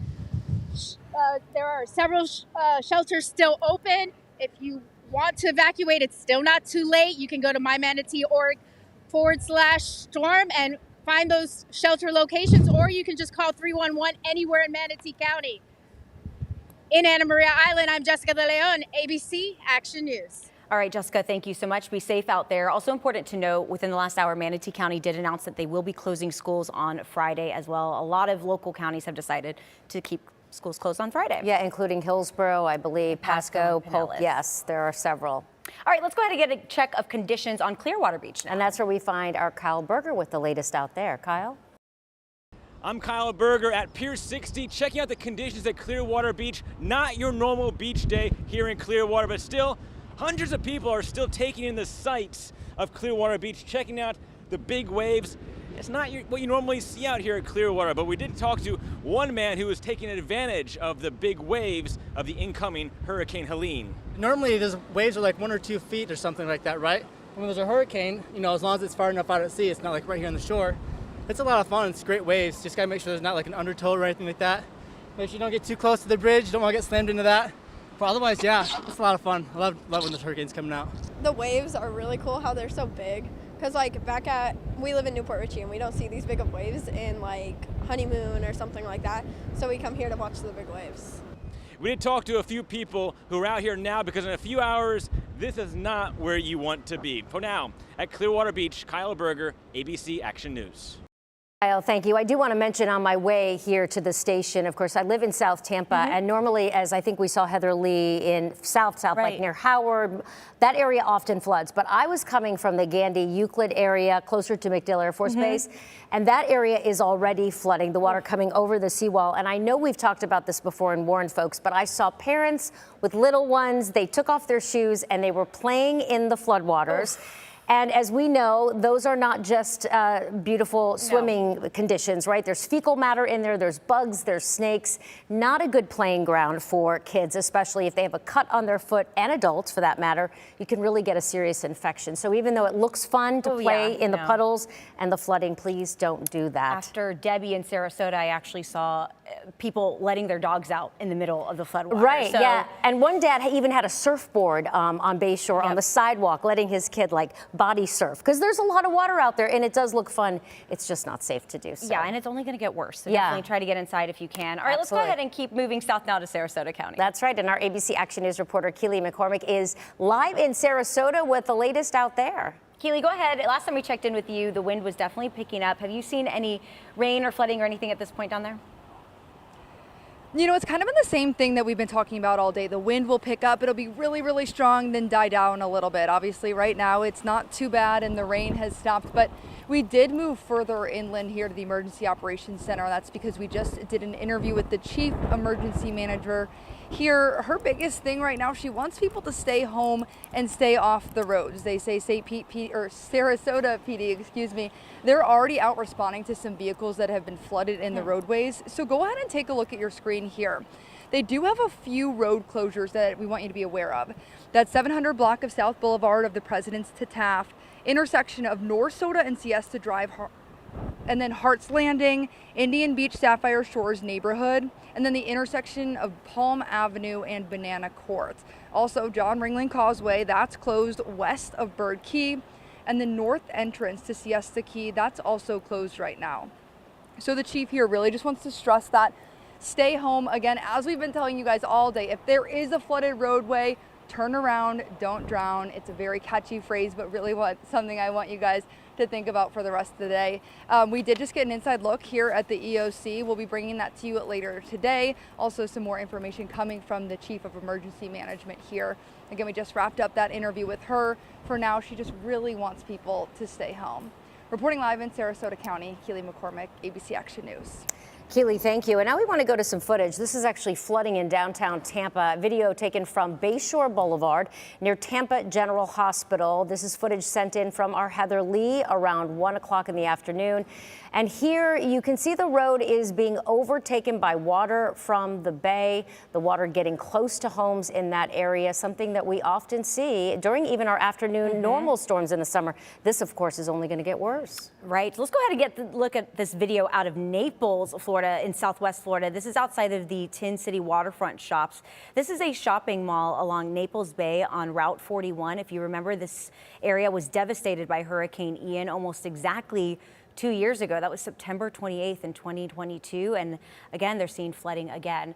We also have this new video from Oldsmar that shows rough surf. This is from about just an hour ago. You can see there's blue skies. You can see from the trees, though, it is very windy and that water is starting to rise. And of course, we are watching conditions begin to change throughout the Tampa Bay area. Some areas are sunny and others are seeing those winds begin to pick up. And of course, just like we showed you, we are seeing several flooded areas. And Wendy, I feel like there's a false sense of security out there because of the sun right now. Because when you see it sunny, you think, well, I guess the storm's not anywhere near. But when you see the size of this storm, you realize, oh, this is going to be like an all-day into the evening event. And Dennis, I just spoke to him earlier when I first got to the station, and he said, you know, it's really going to get much worse towards the early to late evening. So if you think you're okay and you're in an evacuation zone, just know you're going to need to hunker down because the winds are going to pick up, the rain's going to pick up as this storm gets closer. Definitely don't want to get complacent right now. Oh, for sure. And just go outside and play, as we talked about. Not a good idea. All right, our Paul Lagrone, I believe, is live in Tallahassee. He's going to be in the middle of it all in about 10 hours here. So, Paul, how's it going out there? Hours to landfall for Helene are closing in. We're here in Tallahassee, and I can tell you the big concern here, guys, is going to be the trees. We're positioned right along the border of Florida State University there in the background. This is Tennessee Street, a main drag here in Tallahassee. And this storm is going to hit at night. So you're going to have trees. FSU sits under a canopy of trees, and this storm is hitting under the cover of darkness. At the Home Depot in Tallahassee, they're boarding up with bags of mulch, and Sandy here is shopping for last-minute supplies. So I was looking for a fan for my granddaughter because she has a puppy, and he's Shih Tzu, and so you know they're very furry. So I was trying to find a fan for her when the power went out. And you have to switch it down. At Danny and Lenora's house, Danny and his crew just installed the generator last night. We were there.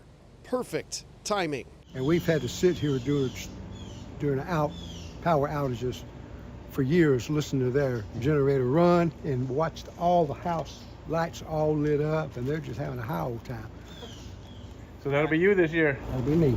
Lenora's mother left her this home. It survived a lot of storms in 76 years. If we're without power, our generators just got put in, and we're tickled to death about that, but we'll do what we have to do to help the neighbors. Yeah, Tallahassee's a town of trees, and driving through the neighborhoods, I notice that it's eerily quiet. You don't see hardly anyone out and about at all.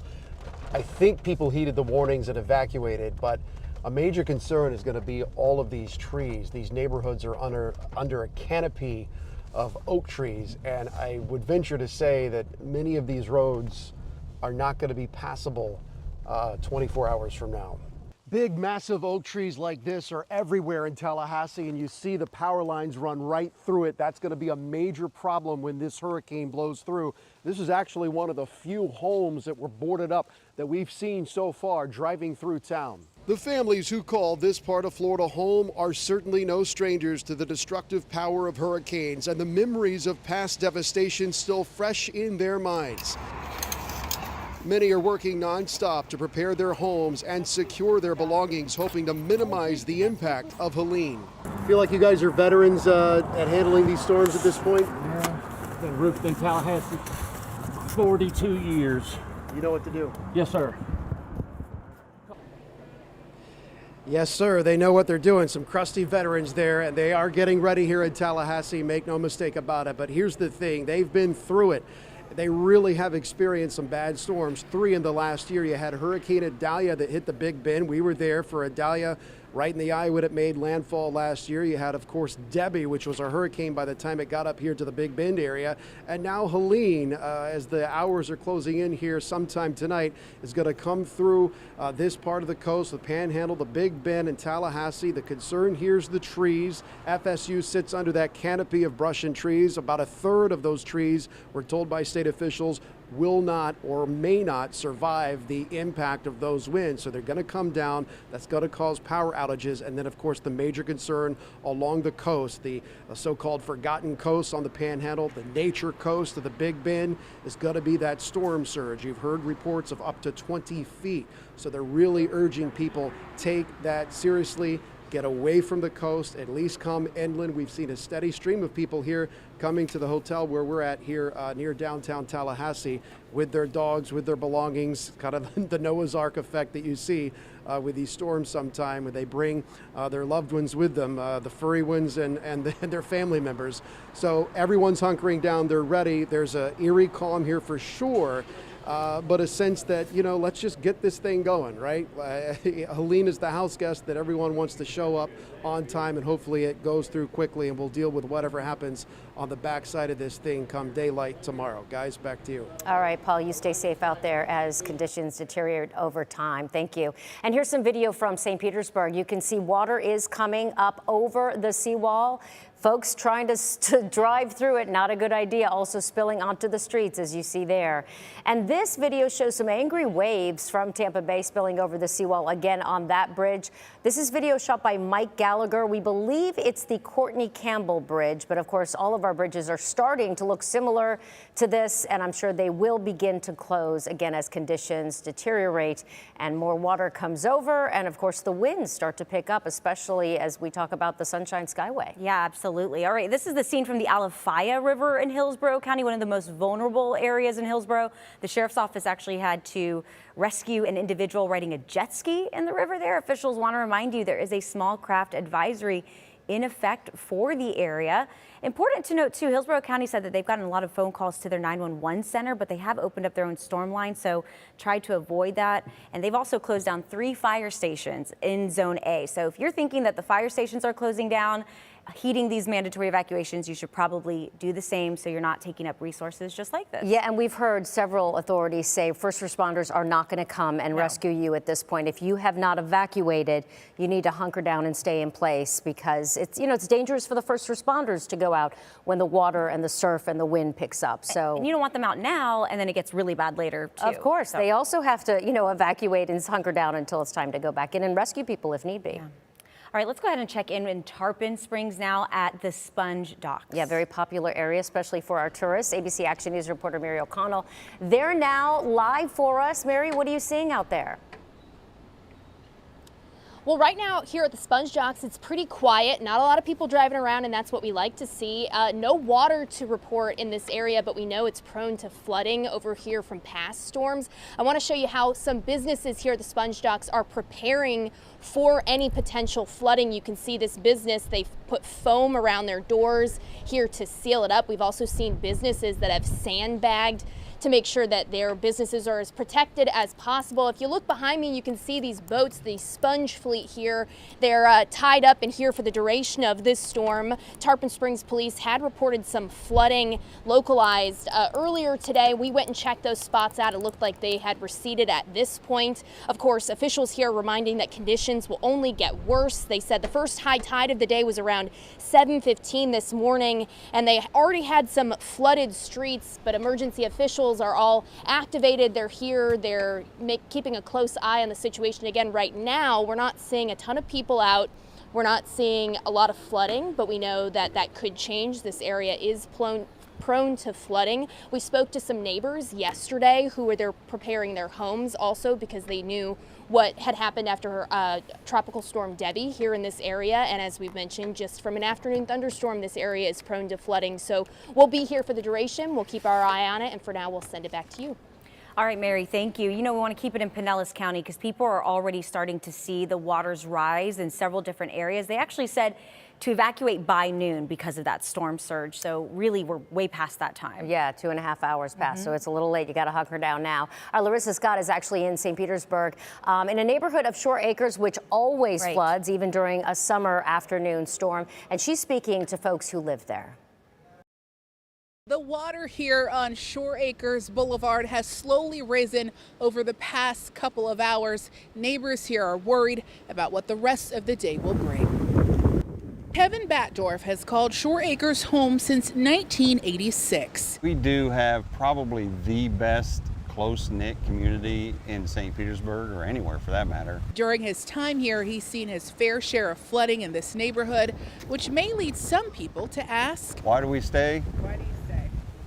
Because we are the friendliest neighborhood anywhere. Some of the worst of the flooding came with Hurricane Idalia last year. Batdorf worries Hurricane Helene will top that. The main fear is the predictions that are out there right now. Idalia was devastating last year, and the predictions are that this is going to be 4 feet higher than Idalia as far as a surge.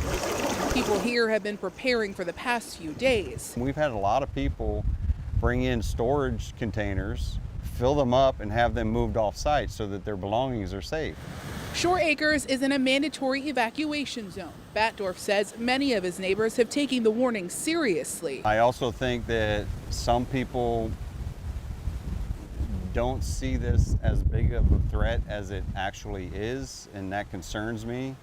If I have a message to put out there, it's if your house flooded even an inch during Hurricane Idalia, you need to evacuate. His plea urgent as time to leave safely is running out and concerns grow about what his neighborhood will experience over the next several hours. It's heartbreaking to see so many people have to prepare for a situation like this. There's really no words. While many are dreading what the next few hours will bring, for Batdorf, one thing's for sure, whatever it is, they'll tackle it together. Our neighbors love each other and are there to help, and that's why people want to stay here. His shirt says it all, Shore Acres strong, because for him, even in a storm, there's no place like home. Reporting in Shore Acres, Larissa Scott, ABC Action News. We do know for the folks in Shore Acres, a lot of people don't want to leave their home, considering that even though they get hit over and over again, it's still their home. It's difficult. Home is home, you know, and for those folks, they expect it, they know it's coming, and they know how to prepare. Right. Exactly. All right, let's go ahead out to the beaches now as we check in with ABC Action News reporter Jada Williams. Yeah, Jada, I know she's on Clearwater Beach. Of course, we're very concerned about storm surge out there as the storm moves closer and high tide gets in place. So I know it might be the calm before the storm. How's it look now? Yeah. Yeah, it's definitely the calm before the storm right now, and there are people taking advantage of it here on Clearwater Beach. As you can see, there's a lot of people out here. A lot of them, they're sticking to the sand and they're looking around, but then there's other people who brought their surfboards out here. They said that you don't get waves like this generally on this coast of the United States. So they said they're taking advantage of it. Now, I am a scaredy cat, so I asked them, are you guys going to make sure that you are going to be safe and you're going to get out of here when things really start to get rough? In my opinion, it's already too rough for them to be out there, but they said that they will be safe with everything. They will make sure that they aren't going to go too far.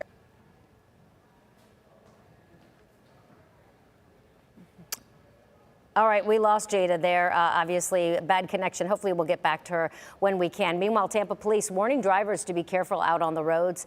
Officers are posted throughout the city to help drivers find alternative routes due to flooded streets. I just said to Nadine here, because she's new to Tampa, don't drive through these flooded streets. I have, and I've lost my car in it. Yeah. So they're emphasizing that people, of course, should not drive through the flooded streets. And they're also asking people not to walk through standing water, as we talked about. You don't know what's in there. There's bugs, there's snakes, there's fecal matter. It's just not a good idea. And it's incredibly dangerous, too, when you have your car in water. Yes, it is. All right, we also want to go ahead and bring in Chief Meteorologist Dennis Phillips. That's right. He's going to be the star of the show for a good part of our coverage tonight and all this afternoon with Hurricane Helene. What's the latest, Den? We now have a Category 3 hurricane. Recon has been flying around continuously, and it's really going through some explosive development. We've seen it. We expected it. Winds are now 120 miles an hour. So we are now at Category 3 status. That does not change our forecast for us at all. I mean, I think what a lot of folks are doing, and this is, I get it, when you're home and you're bored and you have nowhere else to go, what do? You scroll, and you scroll, and you scroll. And you're scrolling through all these posts that are just convinced that this thing is taking a hard turn, and it could certainly be PTSD, for lack of a better description, for hurricanes, for folks who've been here for a long time who have seen these storms turn unexpectedly. That is not happening with this. Now, I'm not saying that it's going to make the track that the NHC has, because I do think it's going to be about 20, 25 miles more to the east of where the NHC has it, probably western Taylor County. But it's simple math on this one, guys. Look at where the center is. It's 160 miles offshore of Pinellas County. If you were to take this to the north, which I did that, by the way, and then I measured it again, it was about 120, 130 miles away. So as it starts to move more northeast a little bit, look, we're only, 10 hours from landfall? You just can't have that kind of a massive change, 120 miles in that amount of time, especially with a large system like this. So the end result is there are no changes to the forecast, but this forecast is still going to be a major water event for the Bay Area. We're still not expecting or predicting sustained hurricane force winds in our area, anywhere in our area. Now, what does that mean? Sustained winds mean 60 seconds of hurricane force winds. Now, are we going to get some gusts to nearly that? Yeah, I think we could along the coast, especially Pasco County northward, and even more so probably in Citrus County. But I do not believe we're going to get sustained hurricane force winds. But we're going to get strong enough winds where there's going to be some trees down, there's going to be some branches down, that sort of thing. But by far, and we've been showing you this for the last several hours, by far the biggest threat is the water. I think the wind is something the entire area thinks about. And this makes sense because, look, when we're talking about surges and we're talking about water along the coast, that is a massive issue with this storm.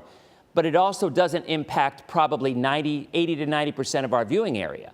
So I think most folks who are in the blue, which is obviously the majority of our area, you will not be dealing with surge. So I get it. Your focus is more on the wind because that's what's going to impact you directly, the wind or possibly the rainfall, which will be heavy for a few hours, but that's about it. Because it's a fast-moving system, moving north-northeast at 16 miles an hour now and picking up speed, kind of like a snowball going downhill. Now, I get it. A lot of us are Floridians, and maybe you've never seen a snowball going downhill, but you get what I'm saying here. As it starts to pick up its forward speed, that continues to increase. So, yes, this is stronger. No, it will not change the impacts on our area, but the impacts that we're obviously most concerned about is the surge. Now, we're using this satellite picture, and this is really helpful to show you where the eye is, because you don't have all those reds and orange colors that make it kind of difficult to see.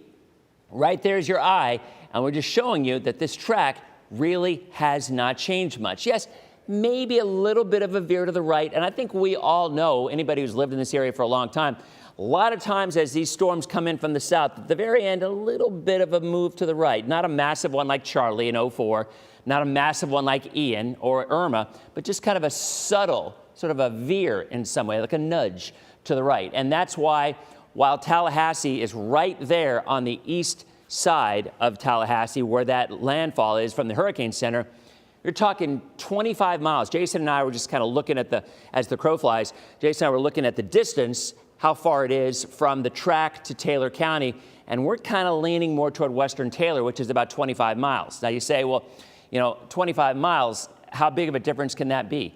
Huge difference.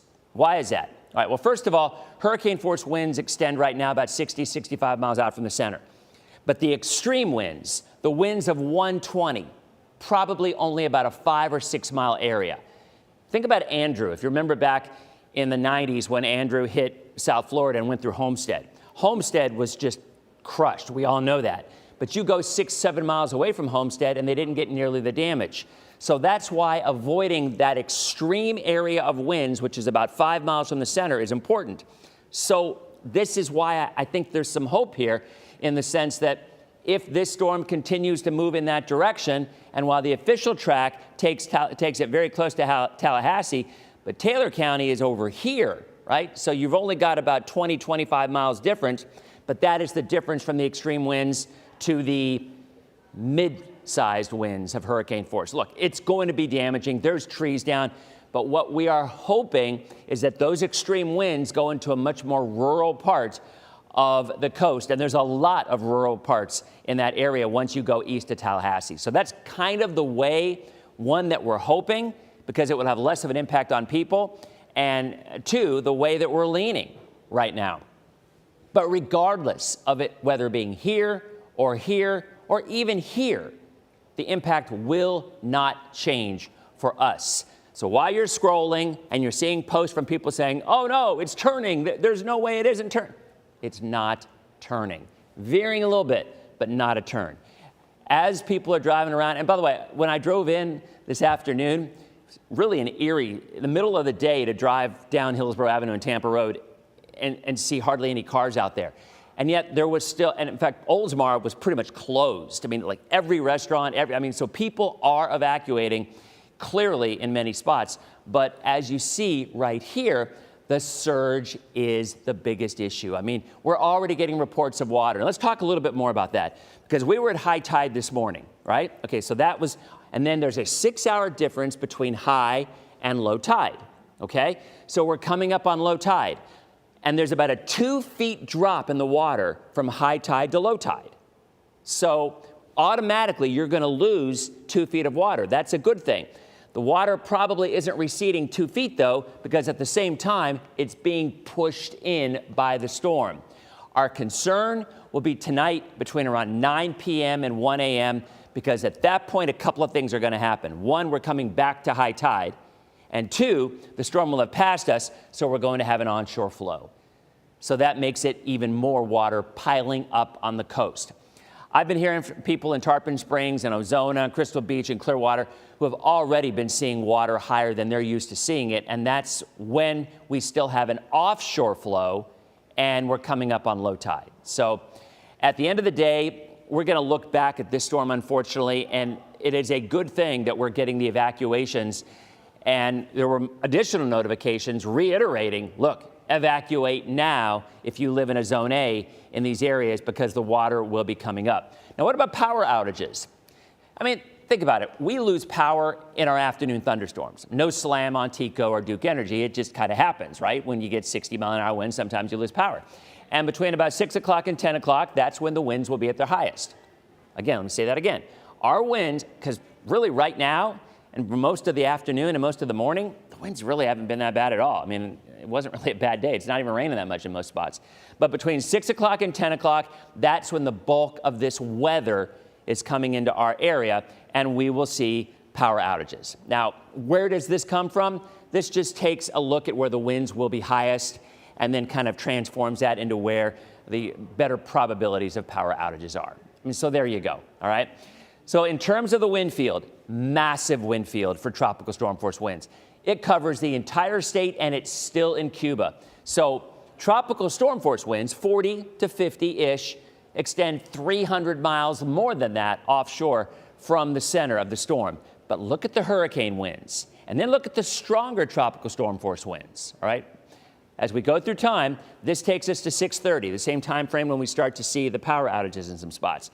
Right on the coast, you could see winds gusting to nearly hurricane force. Not sustained, but some gusts. And, you know, there's still winds, and it's still going to do some issues, cause some damage in some spots. Not massive damage. I mean, we are not anticipating a lot of wind damage. But when you get trees that go down, branches that go down, pool cages, whatnot, you definitely can see that. But from around 6 o'clock, notice where the hurricane winds. Nowhere near the Bay Area. Don't care what you're seeing when you're scrolling. Don't listen to it. And then as we go through later on this evening, 9 o'clock, that's when the leading edge of the hurricane winds start going into the Big Bend area from Taylor County, you know, maybe down to Dixie County and back toward the Tallahassee area. And that's when it goes on. So that's kind of the way things are shaping up. So what about the wind field for us? You know, all day long, it's been about 15 to 20, 25. Well, by later on this afternoon, we'll be closer to 35 to 40, and maybe along the coast, even around 50. All right, that's from now until 4 o'clock. No changes. But then once we get about 6, again, the time frame, 6 o'clock to about 10 o'clock, these numbers start bumping to the upper 50s to lower 60s. They are gusts. They are not sustained. And then from 6 to 7, we start seeing upper 60s. Near 70, Newport Richey, 7:30, 8 o'clock. Look at where the center, the eye of the storm is. It will have already passed us, okay? And that is important because that's when the winds come around and start pushing onshore in our spots. So that's when the water is going to start to rise. And that is going to coincide with a high tide, not as high of a tide as we had this morning, but a higher tide as the water is going to be rising anyway. Remember, we already said that. The water is 2 feet lower now than it was this morning in terms of the tide, but that's going to come back up. That has nothing to do with this. That's just the moon cycle.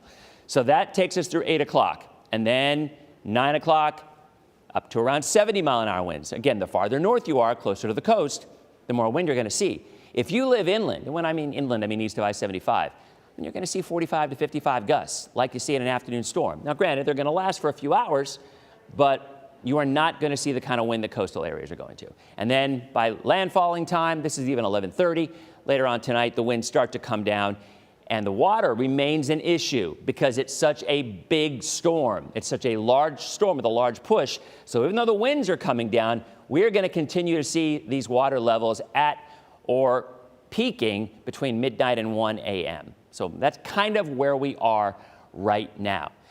We'll let you know if we see any other changes. The new track from the Hurricane Center comes in at 5 o'clock. But again, the latest update, without burying the lead, 120 miles an hour right now. It is a major Category 3 hurricane, and it's gone up 10 miles an hour in the last hour. If it were to go up another 10, it then becomes Category 4. So we're on it for you, guys.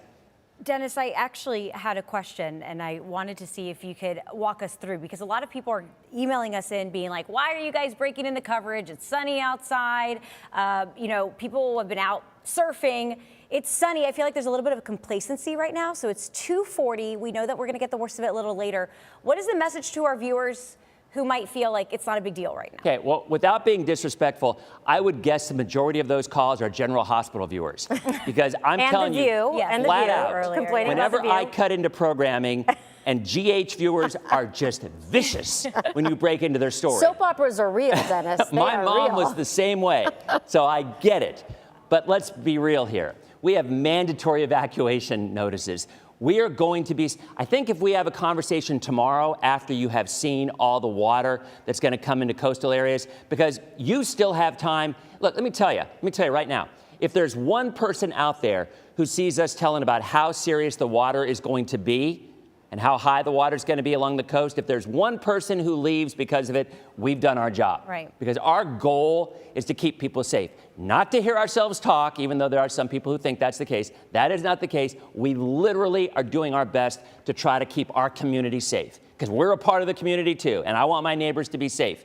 So at the end of the day, I do believe most people are hear the message along the coast, but we also know as Floridians, sometimes it takes a lot more to get some people to leave than others. I mean, there's some people who are in Zone A. Like, let me tell you, Nadine, let me tell you a little story. So Lake Tarpon is Zone A evacuation area. And I know somebody who lives off of Lake Tarpon and they have never flooded, ever. And they're like, well, why would I need to flood now? Why would I need to evacuate now? I get that. And you know what? You use your experience in knowing your area in addition to whether or not what we say and what everybody else says, because there's a little area of water that goes from Lake Tarpon down through Oldsmar and into the bay itself. So as the water pushes up, there's the threat of surge. But look, EOC is the same way. They're looking out for everybody's best interest. They're trying to keep people safe. And if it interrupts GH, my bad, I'm sorry. And I also want to mention, Dennis, that as we saw during Debbie, places flood that have never flooded before, right? And I know that was a different kind of storm, but as I mentioned, I don't know, you missed it when I first arrived, and I came from, as you know, where I live, closer to Gandy and Euclid in South Tampa. That area was already starting to flood, and that's an area that doesn't normally flood. So every storm is different. You're right, Wendy, but you also acknowledged what is really the big difference with this storm from Debbie. You are not going to see the rainfall totals here that we had with Debbie. Debbie, some areas had 20 inches of rain. Most areas with this storm, 2 or 3 inches of rain. Right. It's just a completely different storm because it is a much faster moving storm. I mean, just look at the time frame. You know, we go back from 6 o'clock in the evening, from 6 to 8, you've already had this move through, and the majority of the rain is offshore. And look at 10 o'clock. So we're just not going to see those kind of rainfall totals. Oh, I guarantee you there's going to be a lot of folks in Polk County and Highlands and Hardee and DeSoto, maybe even Eastern Hillsborough, who say this was a bunch of fuss about nothing, because they're not going to get a lot of weather out of it. They're going to have 40, 50-mile-an-hour winds and not much rain. I mean, I wouldn't be surprised. If you noticed, with the hurricane coming in, we didn't even have a 100% chance of rain in our 7-day. We had 90. And I say that because there are some spots inland that are probably not going to get much, if any, rain. So we'll say this again. The largest threat by far is the surge. You hide from the wind, you run from the water. It's why there are mandatory evacuation zones, because we are looking at a significant flooding event in many areas, bigger than Idalia, bigger than Ada, and of course, a landfalling hurricane that could very easily be Category 4 at landfall. And lastly, I just want to mention we have a lot of friends who do live on the coast, which the storm surge will affect. And we have a lot of parents whose kids go to FSU and FAMU who may not have evacuated. And so it's very important just to stay informed, I think, for everybody. And if it doesn't affect you in Polk County, we're sorry. But for the rest of the state of Florida on our side of the coast, it's important to keep them informed and keep them safe. We're trying to save lives. I mean, we're trying to convince people. And that's what EOC runs into as well. You know, they issue these advisories, and there's pushback. You know there is. And there's going to be pushback afterwards for the people who did not get the surge or the flooding. But for the people, but I will guarantee you, and I will step off my soapbox in just a second, but I will guarantee you the people who are complaining are the exact same people who would complain saying, you know, if they didn't hear about it and it impacted them. And they didn't know about it, or they said they didn't know about it. Like, you know, tornado warnings are really big in that kind of thing. You know, why are you breaking into our program if there's a tornado warning? Trust me, if you had a tornado hit your house, you wouldn't be keeping the same story. So yes, Wendy, you're right. We're trying to get the information out there, and most people get it. And I think together we will get through this over the next 6 hours. And if your story is preempted, I'm sure it'll be running again at a later point, or it's on YouTube maybe. Of course. It's the sun that's kind of playing tricks on everyone right now. Of course. They think it's going to be all fine. Yeah. But wait a few hours. Yeah. All right, Dennis, thank you so much. All right, let's move on now. Airmen with the Florida Air National Guard have been deployed to help with storm response. Of course, we're talking in a few hours. Yes, and it's actually multiple units as well. These are a couple photos of them loading up with supplies ahead of landfall, along with supplies and repair efforts as well. There's a unit preparing helicopters for support operations. I think the number was 3,500 National Guard, and they can go up to 5,500 to respond. And we may need them, right? Especially further north. The FEMA administrator, meanwhile, spoke earlier this afternoon. They are warning that this is a multi-state event that could have an impact from Florida to Tennessee. We're just kind of like the opening act for this storm. Administrator Deanne Criswell is now warning people to take the threat of Helene seriously. We're already seeing impacts in Florida, and the forecast indicates that we could see up to 20 feet of storm surge. So just think back 2 years ago to Hurricane Ian. The peak storm surge from that was 14 feet, and we saw the amount of destruction, and 150 people lost their lives, the majority of them from drowning. So please take this threat from storm surge seriously. Residents that are in these areas, they can still take action. They can take action now to move out of harm's way. And remember that you may only need to go 10 or 15 miles inland to get away from the threat of the storm surge itself. Meanwhile, over 1,100 personnel from the federal government are supporting in the preparedness efforts for the storm. There are an additional 700 staff members from FEMA already in the states expected to be affected, supporting other disasters that can pivot to respond to Hurricane Helene. FEMA has deployed 8 search and rescue teams in Florida and in Georgia. There's also support from the Coast Guard and the Department of Defense to help with life-saving efforts. And this is video from 62nd Avenue, Bayou Grande Boulevard, and Overlook Drive in St. Petersburg. You can see here that the streets there are already beginning to flood, making it difficult for cars to drive through. Officials do want to remind residents to stay off the roads. And if you don't have to drive at this time, as we have always told you, don't drive through this high water. We also have just new video into our newsroom of a water rescue in Hillsborough County. A person actually had to be rescued from their jet ski near the Alafaya River. The Hillsborough County Sheriff's Office Marine Section sharing the video with us. And again, we've just talked about this. We know it's sunny in some parts, but officials need you to stay off the water. There's no use in using up resources right now when we know that they're going to be out there throughout the rest of the night. They have issued a small craft advisory due to all those heavy winds. And we want to take a moment to remind you to download our ABC Action News app. Scan this QR code on your screen. It will bring you to a link to learn how to download both our mobile app as well as how to download ABC Action News Plus on your favorite connected device.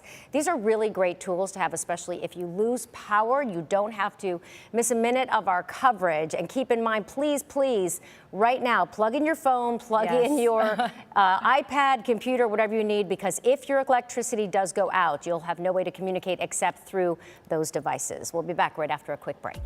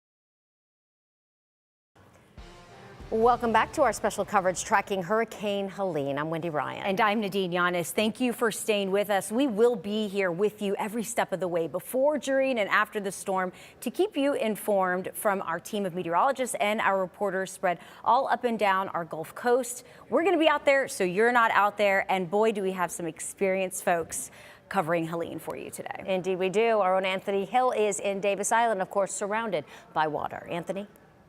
All right, so we have migrated to the southern tip of Davis Island. Again, for those who are not familiar with the geography, Davis Island is just south of downtown Tampa.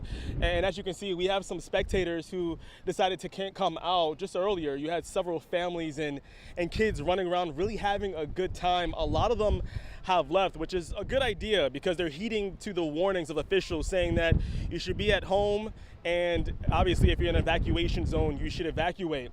But if I can bring your attention to the bay right here, you can see the water, the whitecaps. I mean, it's quite amazing. It's quite majestic to see the water and the power of it coming in. Definitely a harbinger of what's to come, as Hurricane Helene is about 200 to 300 miles off the coast of Tampa Bay. I want to bring in Ijan and Tom and Tito, our friend Tito. You guys have lived on the island for years now, and you guys said that where we're standing right now is going to be underwater in a few years if history is going to repeat itself, right? We don't have to wait years. In a couple of hours, it's going to be all covered with water. So yeah, all of this will be covered.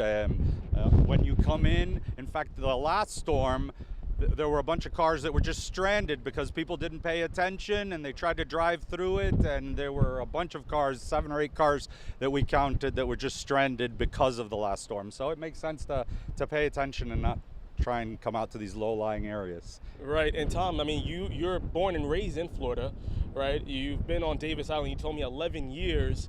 How are you preparing for this storm? We put all the stuff in the backyard and the front yard, threw a lot of chairs in the pool, put everything away so the wind doesn't carry it away. We took all of our cars to higher grounds, and we plan on leaving probably around 6 o'clock before the actual tide comes in. All right, and hopefully Tito did his part too when helping with with the storm preparations. Thank you guys, and stay safe. And we will continue to stay here on Davis Island. As they said, this is expected to be underwater, as storm surge is expected to be a factor here on Davis Island. I'm pretty sure you've seen a lot of the reports from the boulevard on Tampa where it's already flooded. That's right in back of me, Bayshore Boulevard. And so if Bayshore Boulevard is a harbinger of what's to come here, this will also be flooded. And again, officials are saying if you can, just stay home, stay safe, and if you're in an evacuation zone, please leave and get to a safer place. But for now, I'll send it back to you guys in the studio. Some good advice there. All right, let's go now to Pinellas County. You know, we're getting a lot of alerts from different municipalities. Pinellas County has been very clear that as of noon, you should have been evacuated at that point. And our Casey Albritton has been moving around Pinellas County since early this morning, from Clearwater Beach to Honeymoon Island, tracking the conditions for you so you do not have to be out in this. Yeah, and Casey now joins us from Honeymoon Island. So Casey, I know it's picked up a little bit. I can see the white caps behind you and your cap almost flying off there. How you doing? We're doing good out here, but it's definitely picked up quite a bit. This is not normal wind out here for the coast. It's pretty strong, and yeah, right behind me, water is splashing up over the concrete a little bit more than we've seen over the last couple of hours. And so you can see those waves are getting pretty choppy out there. I'm gonna have you follow me this way. You can also see just how high the water has gotten based off of this line right here of seaweed and dirt that's just coming up onto the shore over here. This was a little bit earlier. It's kind of receded a little bit, but we're expecting that to come up a little bit more when we see a little bit more of that storm surge later today. Now, we did speak to some people out here. People were coming out here earlier and taking pictures and videos, but they're no longer doing that out here. I think they've kind of realized, you know, maybe it's getting a little bit too aggressive out here. We probably need to hunker down a little bit. But we did speak to a family who's here from Tallahassee, and they said that they are trying to ride out the storm here in the Tampa Bay area. We also spoke to another woman, and she told us that she has friends up in Tallahassee, and she's really just praying for them right now and hoping that they get through this storm safely. So the main message is, as we enter tonight and this evening, really try to hunker down. Don't really go outside. Try to avoid any sitting water. Don't go near the ocean. That is a big thing Pinellas County is really trying to push. Do not go near the coast. As you can see, it's already getting super choppy, and this is really just the beginning of this storm as it's rolling in. It's going to get a lot worse throughout this evening. So really just avoid the water as much as possible. Stay in your homes, and if you see any standing water and you have to drive, try to avoid that area as much as possible. Back to you guys. All right, Casey, thank you. You stay safe out there. And now here's a live look at Gulfport in Pinellas County. This is from the Gabbers camera. Here you can see the winds moving the palm trees just a bit there, and you can also see the water in the road, part of the street covered completely at some point. There are still people walking around in that area, kind of the calm before the storm, right? They're not too nervous right now, but again, in a few hours, they're going to feel that impact. Yeah, we're approaching 3 o'clock, so for sure. Let's go ahead and get out to ABC Action News reporter Adam Walser, because he's right there in Gulfport right now. Yeah, so Adam, what's it like where you are now? Well, those palm trees are swaying back and forth. We've seen the wind pick up in the last 15 minutes or so, and we've started seeing the first few drops of water. It's been dry up until about the last half hour or so. They call this the gateway to the Gulf, and that's because Boca Ciega Bay is just right behind us. That's the famous Gulfport Casino. It's been underwater many, many times since it was first built in 1910, and it might be partially underwater again tonight because water's already starting to creep up. This road behind me is closed. They're trying to keep some of the bypassers out of that area because water's already coming across the road, forming a river there. Matt McGlashan just pointed out a little while ago at my photographer that people were coming on and off of the pier there, even though this wind is starting to kick up quite a bit. And you can see people are actually walking around in the water there. Things are going to get a lot worse here. This is a place that has been hit by Idalia, Debbie, the no-name storm a few years ago, closed many of the shops here, put them under a foot or two of water, but they're used to that here because this is a low-lying area. Now, on our way over here, we shot some video of the waves crashing onto the concrete barriers on the Howard Franklin Bridge, which just shows how much that bay is getting stirred up. Several state troopers were out there with their flashing lights trying to slow traffic down as some of that water from Tampa Bay was starting to puddle up on I-275. Now, those two troopers told us there was no immediate plan to shut down the bridge at that point, but they do want everyone to be cautious. We did see that there definitely was a decrease in traffic from a normal day. People have already carried through with their evacuation plans, no doubt, because much of Pinellas County and areas south along the coastline were under a mandatory evacuation area. When we arrived in Gulfport, water was already coming into the streets in some low-lying areas, and most residents had placed tarps and sandbags around their homes to protect them from the expected 5 to 8 foot storm surge that could come later tonight. Now, we saw a few people driving through that standing water, even though that's not something law enforcement or rescue workers recommend, since these levels can rise very quickly. We talked to Owen Chastain, who lives here in Gulfport beside the Boca Ciega Bay. He says he plans to ride out the storm even though he's in that evacuation zone. It'll go everywhere. This is going to be kind of a new event. We're 5 to 8 feet expectation. Normally we're 3 to 6 feet. So this is kind of a big deal. So it's going to be a little higher. It is. I'm wondering if it's going to actually breach the front door this time. So he's going to be there at his home protecting his cat and hoping for the best and hoping it doesn't get through that front door. But again, most of these neighbors have seen this bay come and go here in Gulfport. You can see the palm trees, the clouds behind it, really a lot of wind right now. It's pushing that water from the bay into the streets, and no doubt conditions are going to be a lot worse as the storm gets a lot closer to us. For now, I'm reporting live here in Gulfport. Adam Walser, ABC Action News. Adam, we're starting to see those raindrops there on your camera. Be safe. Thank you so much. Next up, let's go ahead and shift our focus down south to Manatee County. ABC Action News reporter Robert Boyd is down there as we speak. So, Robert, how are things looking where you are? Well, I got to tell you, we spent most of the morning and early afternoon on Anamaria Island, and then we got out of there because the streets were severe flooding, and we wanted to be safe. So we came across Cortez Bridge, we left Anamaria Island, and now we're at Tide Tables Restaurant. Now, on any normal day, these picnic tables would be packed with people eating lunch, people having drinks. Obviously, not today. But tide tables, this is not their first rodeo. They've been through hurricanes plenty before. Take a walk with me. Take a look. So they boarded up their windows and doors, protecting themselves. And look, they made a checklist right down the wall here. Irma, Ian, Adalia, all X's through them. That means they survived the hurricanes. They wrote them out. Helene, they're hoping to put a big old X through Helene, hopefully by tomorrow morning. So now take a walk over here. Look at the water. It is rising. The waves are crashing. The boats are rocking and rolling. Things are really starting to heat up here, so to speak, when it comes to the hurricane. I'm going to bring in Becky. Becky works here at Tide Tables, and she also lives right in this same neighborhood. Becky, you've been through hurricanes before. How do you do it? Tell us about it. Has it become like a routine where you know exactly what needs to be done to protect yourself? The restaurant is a routine for sure, because the owners, Bobby and Gwen, have it down to a science. They've done so many hurricanes.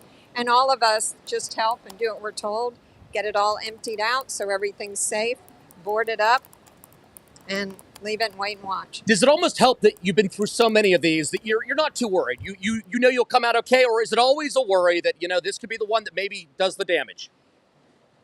Probably a little bit of both, because it's familiar, but every hurricane is different. So, and the big ones, if we had Ian, we wouldn't have survived as easily. So you never know. So you've been keeping a close eye on this boat right here in the background. What is your concerns? You believe that boat could sink. Tell us why.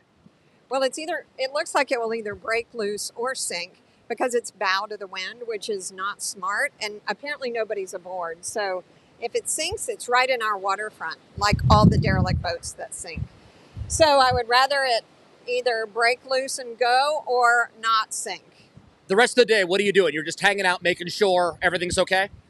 I'm not going to be here. I'm going home. But that's probably a good idea. To hang out, yes, and wait and see. Okay. Good luck to you, Becky. Good luck, and good luck to Tide Tables. So there you have it. This restaurant has been through it plenty of times before. They know what they need to do to protect themselves, but still in the back of their mind, a little bit worried because it is a major hurricane, and you just don't know what the outcome will eventually be.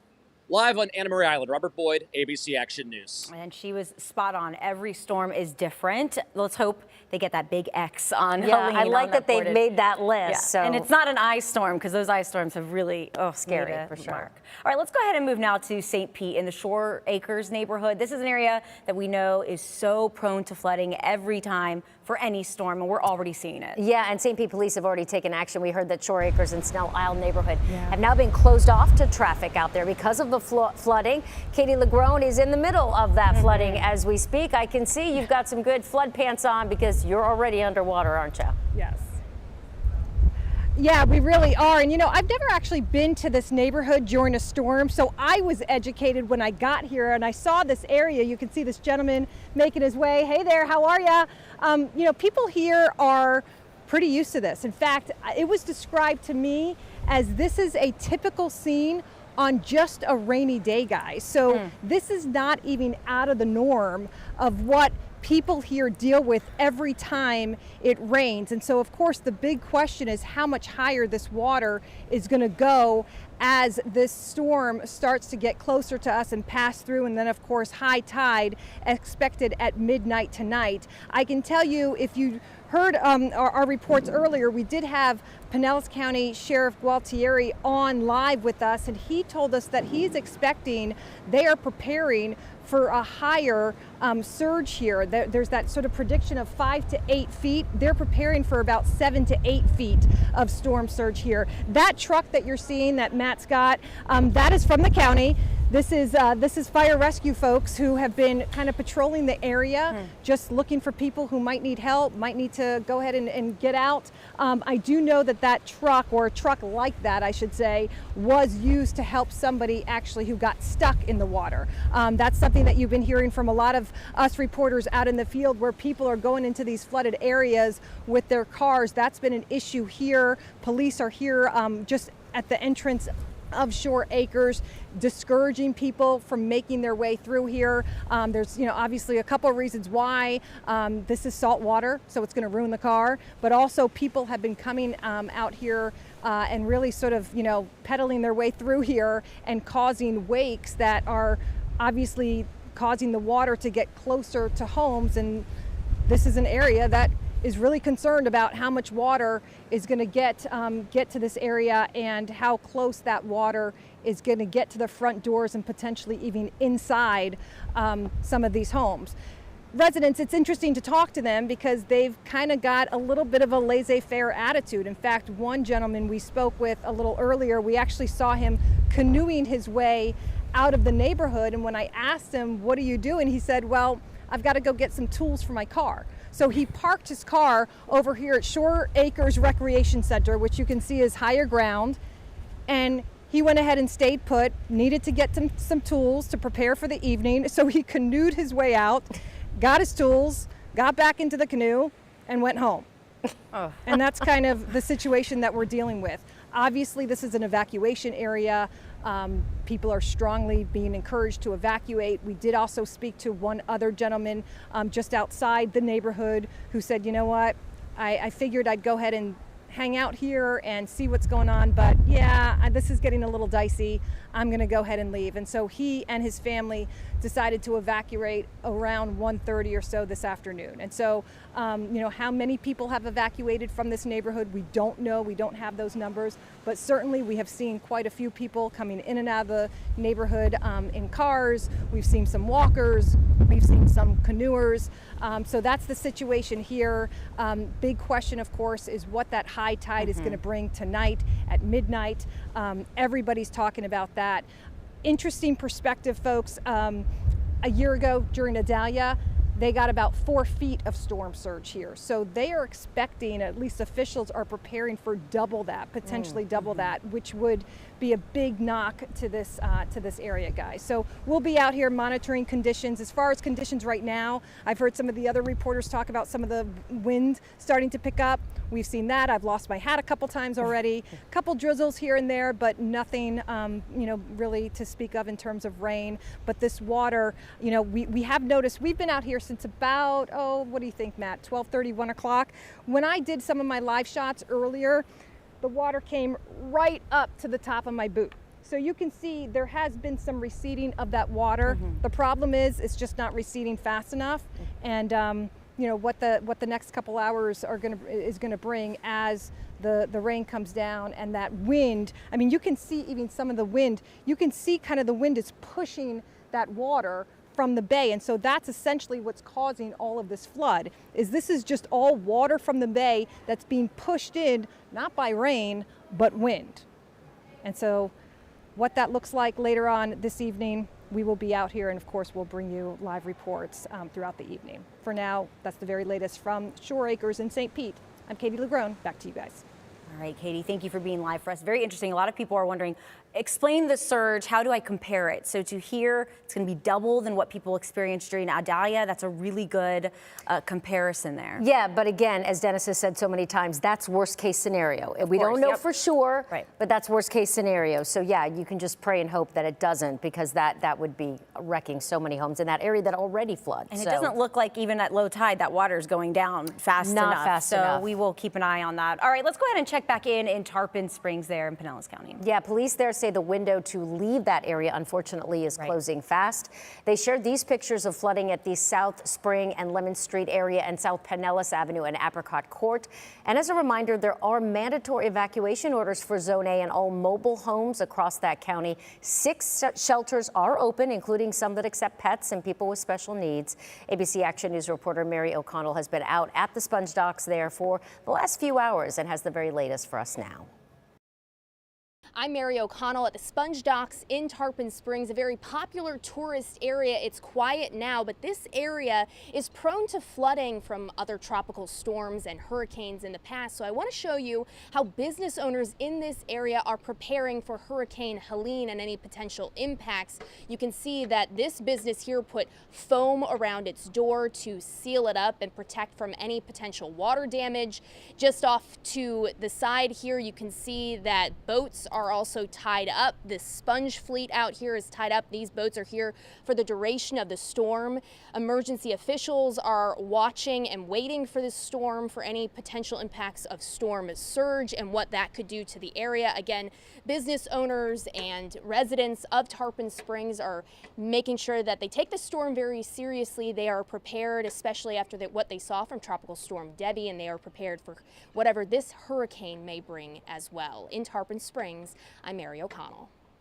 Thank you. We do have our team spread out up and down the coast, bracing for Hurricane Helene. And our Paul LaGrone is joining us now live from Tallahassee. Paul, that area, of course, going to see some major impact from Hurricane Helene, now a Category 3 storm. Right. Serious impact on winds, especially. How are folks preparing out there? Well, we're starting to see them show up here at the 4-Point Sheraton in Tallahassee. Let me do a little walk and talk and show and tell and show you what we're dealing with here. The wind is going to be coming actually from this direction, which is the northeast. It's going to wrap around this building, which is one of these sort of interesting circular buildings. The wind will wrap around here and go out here. This is Tennessee Street, which runs east to west in Tallahassee. It's a main thoroughfare, and just to give you a sense of where we are, that is FSU, the campus off in the distance on the other side of that grassy knoll there, Florida State University. And the big concern, as I talked about earlier, is going to be the trees, and those trees coming down under the cover of darkness when this storm hits at around 10, 11 midnight tonight as Helene comes through. I want to talk with Molly and her family. They just showed up here to the Sheraton. Tell me about, you guys actually live here and you chose to come here to be on the safe side. Yeah, we live here in Tallahassee, but we live in a neighborhood that has the big, huge oak trees just right up against our house, so we didn't feel quite safe in that scenario. You guys, they're calling this the new Hurricane Alley. 3 hurricanes in the last year, Adalia last year, Debbie last month, in this broad general area. I hate to ask an obvious question, but you guys must be getting tired of this by now. We are very tired of the hurricanes, but the one good thing is I guess we've become way more efficient at preparing for them. So. And are the kids able to, I hate to be the downer, guys, you able to continue to do your schoolwork and homework while you're, no, not at all. We're going to take a break from that. All right.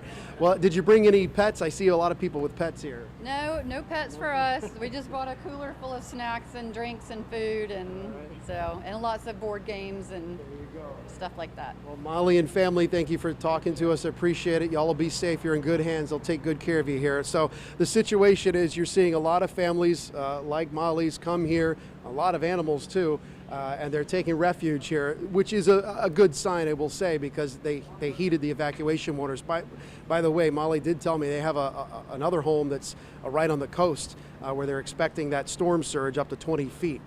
So you definitely want to get out of harm's way. That's the good news. The not so good news is, what are those trees going to do when Helene comes through here? And what are we going to be dealing with at night when it's going to be hard to see this storm and the trees possibly bending, probably breaking, the roads might be impassable. That's the reality you deal with on the backside of this thing. But for now, if you haven't evacuated, hunker down, get ready. Helene's going to show up hopefully on time, and the hours are closing in. We get on the backside of this thing, the sooner the better. Guys, back to you. All right, thank you, Paul. So true, especially as the electricity goes out because of those big trees in Tallahassee. Yeah. They're monstrous. It'll be widespread up there for Yeah, sure. it's very concerning. Every storm we see, by the way, people actually go outside, right? It's just natural. It's human nature to see what's going on, see it all, especially on the beach, Clearwater Beach in particular. Yeah, we've already been seeing that today. That's where we find our Jada Williams. Earlier, there were some surfers out there. Let's go ahead and take a listen.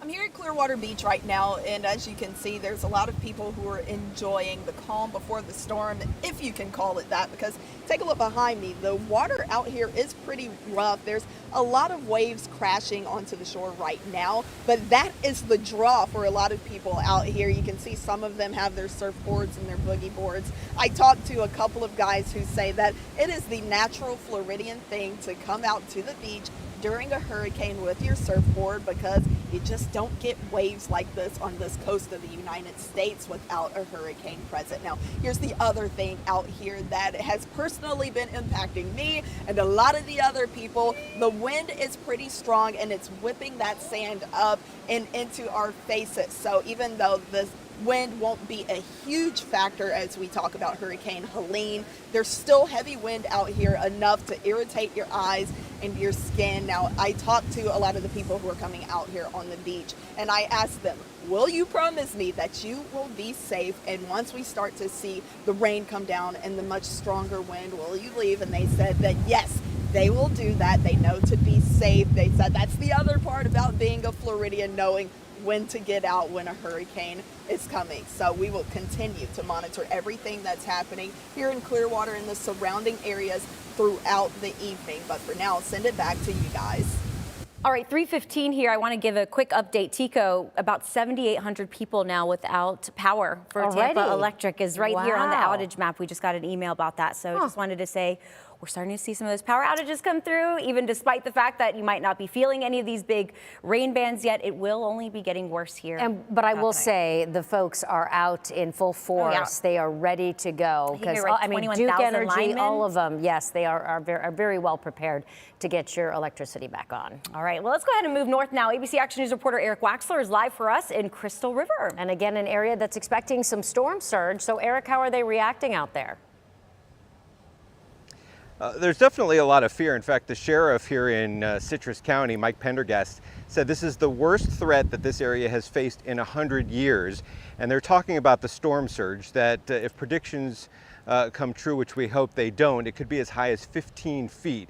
And we're looking out here at Kings Bay, or at Kings Bay Park in Citrus County in Crystal River, a community that's been hit hard by Hurricane Idalia last year, where there was a lot of flooding, and then Hurricane Debbie more recently. So people are still cleaning up for that. I mean, you're talking about thousands of dollars of damage. We talked to a woman yesterday who has been on RV outside her house for the last 8 months while her house is being repaired. And just as that is wrapping up, now they're faced with another hurricane and the threat of this water coming from the bay here. And basically what we're told, even when there's not a hurricane, it could be just a heavy rain sometimes, this street will flood. But if we're talking about a 15-foot storm surge or anywhere even less than that, it's going to head down that street and then out into the neighborhoods. And there are a lot of homes here. Some of them are built up high off the ground, but not all of them. So there is a lot of concern, obviously, of what's going to happen. We've talked to people who have vacated, who are gone. We've talked to people who are staying behind. We talked to people who are trying to find a hotel where they can stay just to be a little safer. But those are hard to find now here in Crystal River also. So it's just kind of a wait and see right now. The weather has been calm all day. We barely have had a drop of rain here, but obviously that's going to change here in the hours to come. And it's not the rain that they're concerned about. It's that storm surge pushing this water into this community later this evening. Live in Crystal River, Eric Waxler, ABC Action News. Eric, thank you. And remember, if the power goes out, you can still get updates from our meteorologists and reporters on the radio. We've partnered with 6 local radio stations. They're listed right there on your screen. Our radio partners include 99.5 QYK, 98.7 The Shark, 92.5 Maxima, Q105, Wild 94.1, and Talk Radio 1010 AM. Again, if you lose power, you can still get updates straight from our meteorologists on those channels. So be sure also to charge your phone, charge your computer, charge your iPad, also to make sure you can stay with us. You can also be sure to stay up to date with everything storm related over on our website. You can take out your phone, hopefully if it's charged, and scan this QR code on your screen. It will take you to abcactionnews.com/hurricane. There you will see the latest on the storm, including evacuations, closings. We know that more schools have announced closures for Friday as well, so you can go there. And any other emergency alerts that come in, again, that's on abcactionnews.com/hurricane.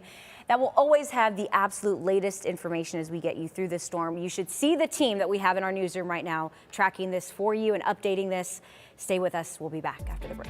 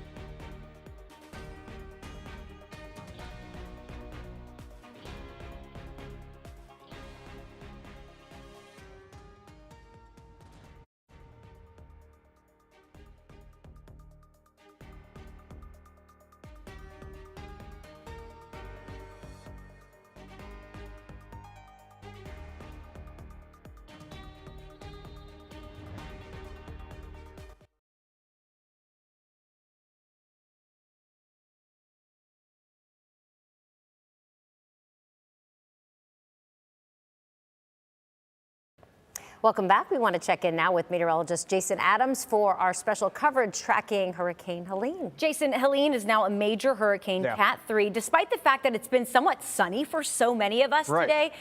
Help us remind the viewers now is not the time to be complacent. Right. What we've been so used to over the last 7-8 years here in Tampa Bay is that these systems have bypassed our area. Thankfully, no direct landfalls here in the city of Tampa, St. Pete, Clearwater, Sarasota, Bradenton up north. But we've come very close to them, but it's the direction that they're coming from. Most of them have been hugging the southern tip of Florida and then coming up very close to our beaches. This is the first time we've had one coming in from the southwest angle, and that's why we're not seeing a lot of rain out there, if any at all. I've only picked up about an inch of rain in the gauge at my house this morning. That was from 1 or 2 bands that rolled through very early, but it's because of the direction that this one's moving through. We're a little bit more removed from those widespread areas of rain, and I'll show you that here at the radar in a second. But I also want to point out too, I plotted dots here on the map showing you where each center has been located here by the hurricane hunters that are flying into the storm. So you can clearly see this north-northeasterly movement will continue. Will it start to turn a little more and bend to the west and really get Tallahassee into the eye? That's yet to be seen, and we certainly won't know until we actually get to the landfall point here later on tonight. But a lot of the models are basically from Tallahassee or just east over into the Lafayette County area. That's where we're watching for a potential landfall. So for us, this means that we are not seeing any changes to our forecast. What our team has been telling you over the last 2 to 3 days, that we will see significant impacts from the system, but not, thankfully, we're talking about flash flooding like we had with Hurricane Debbie, of course, that produced 1 to 2 feet of rain in Manatee and Sarasota counties, and even up to a foot of rain in parts of Pinellas and Hillsborough County too. We will not see those rainfall totals. We may not see 4 or 5 inches of rain out of this. We may only end up with 1 to 3 inches of rain, which would be great because we certainly have had so much rain here over the last several months. We do not need any at this point. Also, flash flooding and freshwater flooding trying to go out of all of our lakes, rivers, tributaries going into the bay and the Gulf. At the same time, you have surge trying to move in, piles up the water as well where the mouths of these rivers go into the bay. So that could also exacerbate the surge threat that's high enough alone. So we're happy to see that we're not going to be adding flash flooding to the mix as well. So Category 3, 120 mile per hour winds staying far enough off our coast that we will not see sustained hurricane force winds. Those are winds of 74 miles per hour or greater. We could see some gusts up to hurricane force though, especially here from Pinellas County north. Now this is the hour by hour showing you what the winds will look like here. I forgot to put some pause points in here, so let me slow it down for you.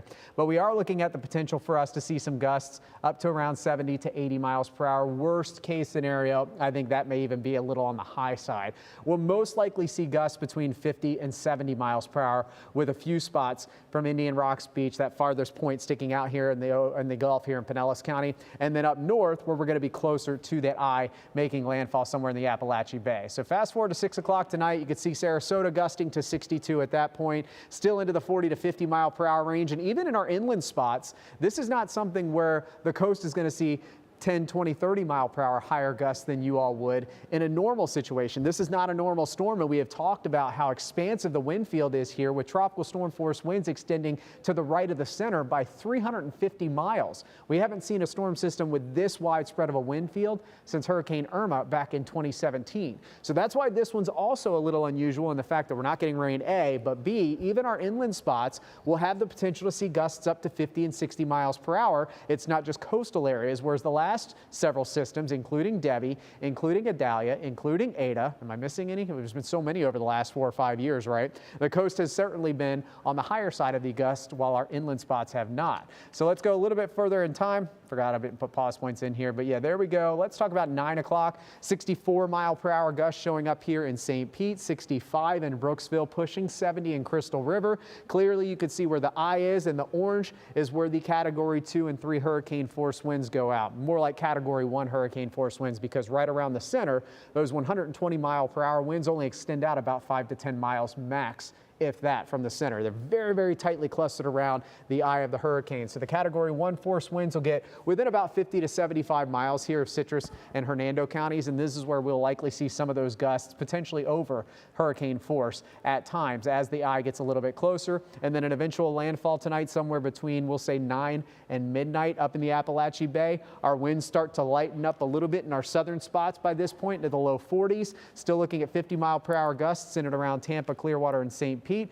70-mile-per-hour gusts still ongoing here for those of you in Citrus County. And also I want to point out too, at this time, even though the winds are coming down, the wind direction is coming onshore now around the circulation center, and that's when we're going to see the surge piling up, because that will also coincide with our next high tide, which thankfully is a little bit lower than the high tide we had this morning, but not by much. And this morning, as the storm was 250 miles away from us, we did see pretty much every spot on the coast reported some street flooding with the high tide that rolled through this morning. Speaking of the surge, still want to spend some time on this because as it's been for the last couple of days, today is no different, that this is still our main concern when it comes to the flood potential later on this afternoon into this evening as the storm system passes by. So right now, the storm, if you look at the eye, it's parallel to the Fort Myers area at this point right now. Once it gets past your area off the coast, that's when the winds start to turn around, and that's when the tide is also working to come off of our low tide. Our low tide's coming up here in about 3 hours, and then after that, the water's going to start rushing back in with the high tide. It's also going to work in favor for this system with the winds pushing those tides a little higher with the onshore winds. So in pink here through Citrus County, this is from Chassahowitzka north. We're looking still at a forecast worst case scenario, reasonable worst case scenario from the National Hurricane Center of 10 to 15 feet. This is huge. We have not seen surge numbers like this in a very, very long time. And these are likely, if we get to these numbers, even on the lower end of the scale. I've been talking to the National Weather Service office, my friend Christiane there, and she sent me some of the record levels. And the record in Tampa, 4.56 feet set from Idalia last year, and the forecast is 5 to 8 feet. Now, of course, if we had records back when we had the Tarpon Springs hurricane that made a landfall here, of course, in Pinellas County and gave Tampa a huge surge, it would certainly have been much higher than what we have, at least in recorded history. So that is something to think about. But 4.02 feet happening from the 1993 storm. That was a no-name storm, I believe, back in, that was the blizzard of 93. So that one had a surge at Clearwater of 4 feet. Port Manatee about 3.7 feet. Cedar Key, the record was Hurricane Idalia. That one was only near 7 feet. And in Cedar Key, there is the potential that we could see surge up to 15 feet. So in red, that's from Chassahowitzka south to the Anclote River. We're looking at an 8 to 12 foot surge, worst case scenario. We're hopeful these numbers will mainly be on the low end of the scale, but it's not out of the question depending on how this all works. Very complicated systems here, and no two storms are the same. So what you saw in Idalia, what you saw in Ada, what you may not have seen in Irma, because most of that was an offshore wind, you can't think about that with this system because every single storm is different and has their own physical characteristics that can result in different numbers.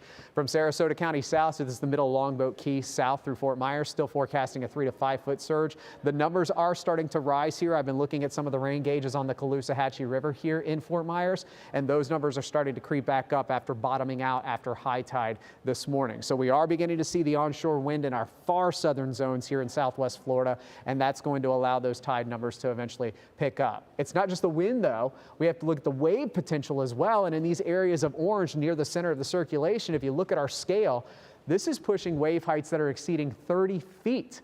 So you add those waves out into the Gulf of Mexico. Of course, when they get to the coast, they're not that high, about 5 to 10 foot waves, but all that wave action is piling up on top of just the general push of the winds pushing this water back over to the coast. So wave heights are something we're also going to be watching, contributing to these high water levels as well. So now let's talk about what we're seeing right now and then what's to come over the next few hours. Current sustained winds. These are winds, that 1 minute sustained wind that Dennis has talked a lot about over the last 48 hours. 38 mile per hour winds now in St. Pete, so we're on the cusp of sustained tropical storm force winds.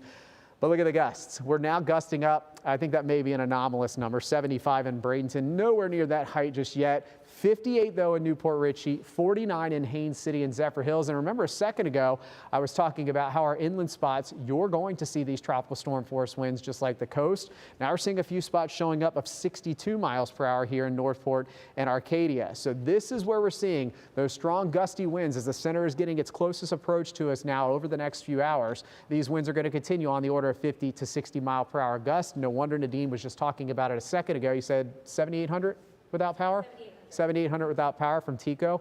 Unfortunately, those numbers are going to climb. So not much rain, if any at all, for most of the area right now, but let's put this into motion. We also still have the tornado watch. That's the red box that's showing up here. The red box is for the entire peninsula, all the way up even into South Carolina. There are tornado watches from this system.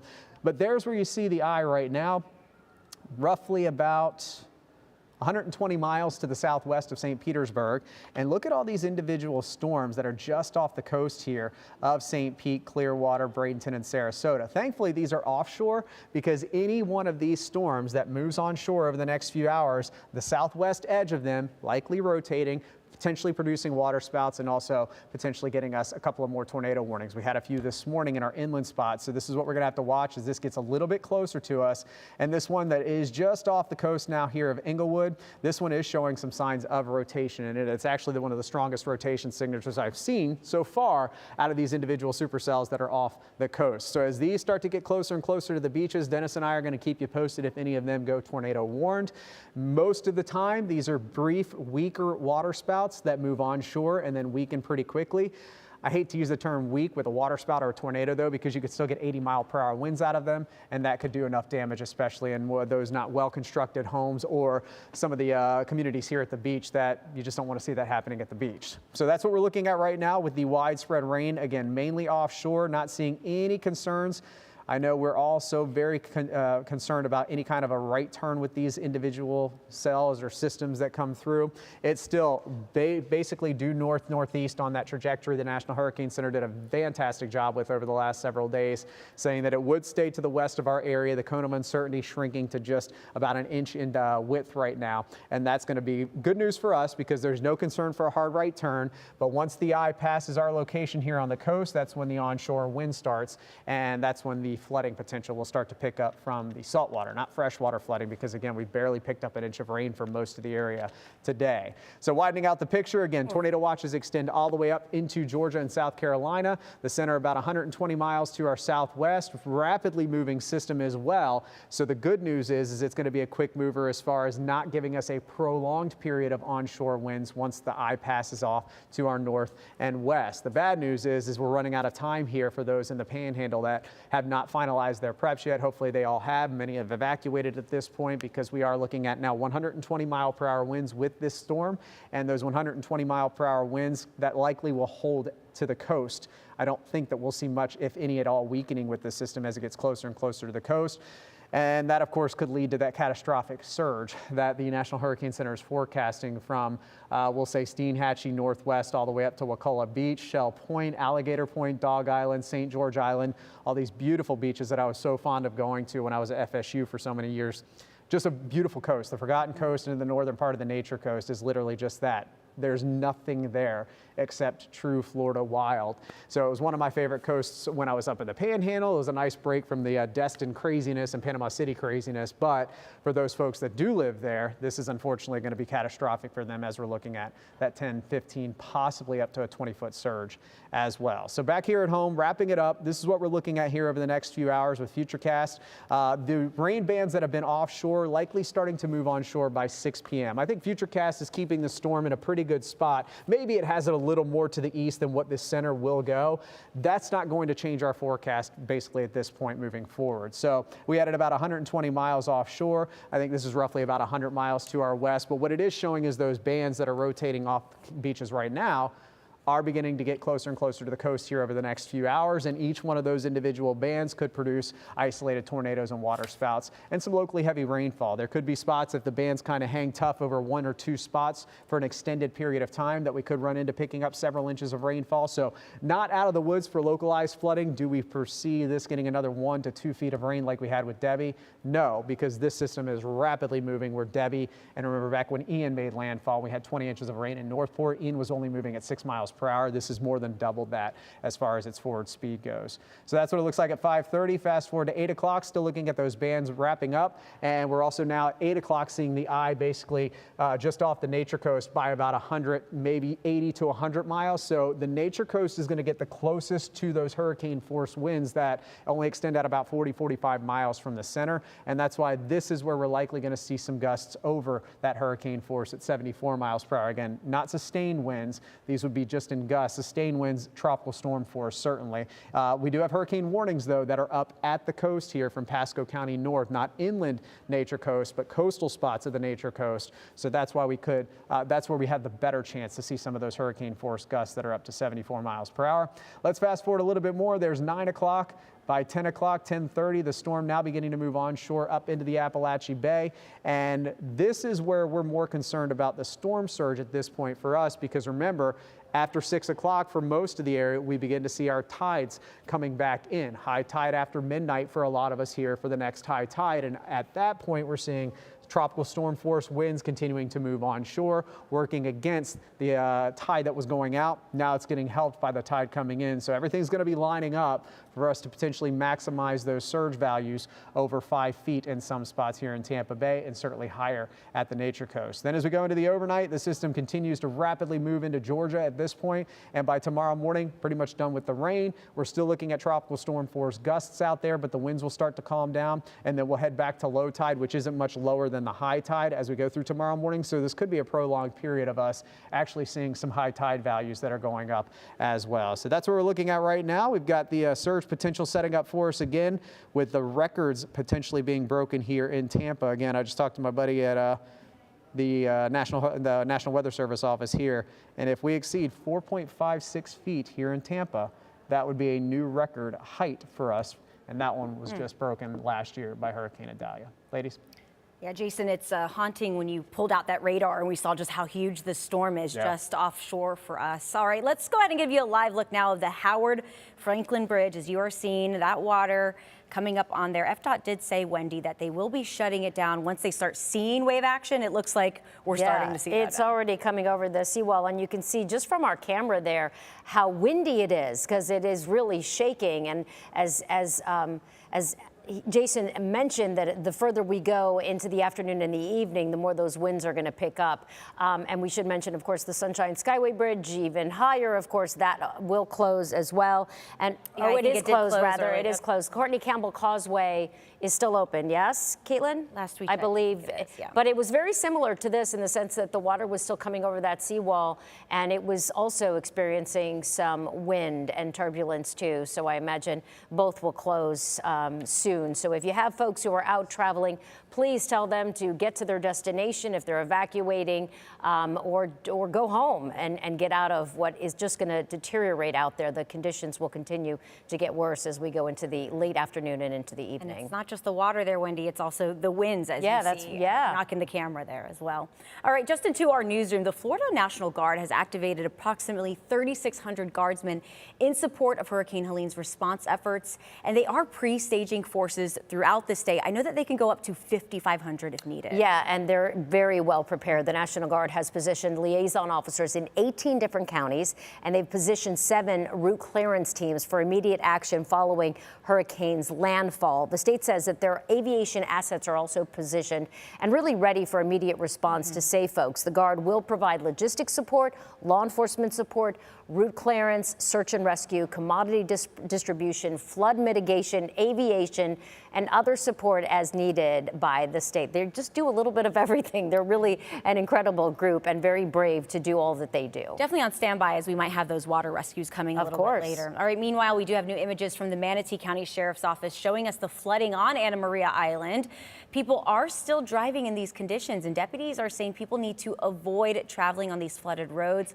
Also, report the flooding as well if you see any, and you can do so by just dialing 311. We are going to stay in our southern counties now. Yeah, ABC Action News reporter Kylie McGivern is down in Sarasota. She's been down there all afternoon, so I imagine that you're experiencing some conditions deteriorate some, right, Kylie?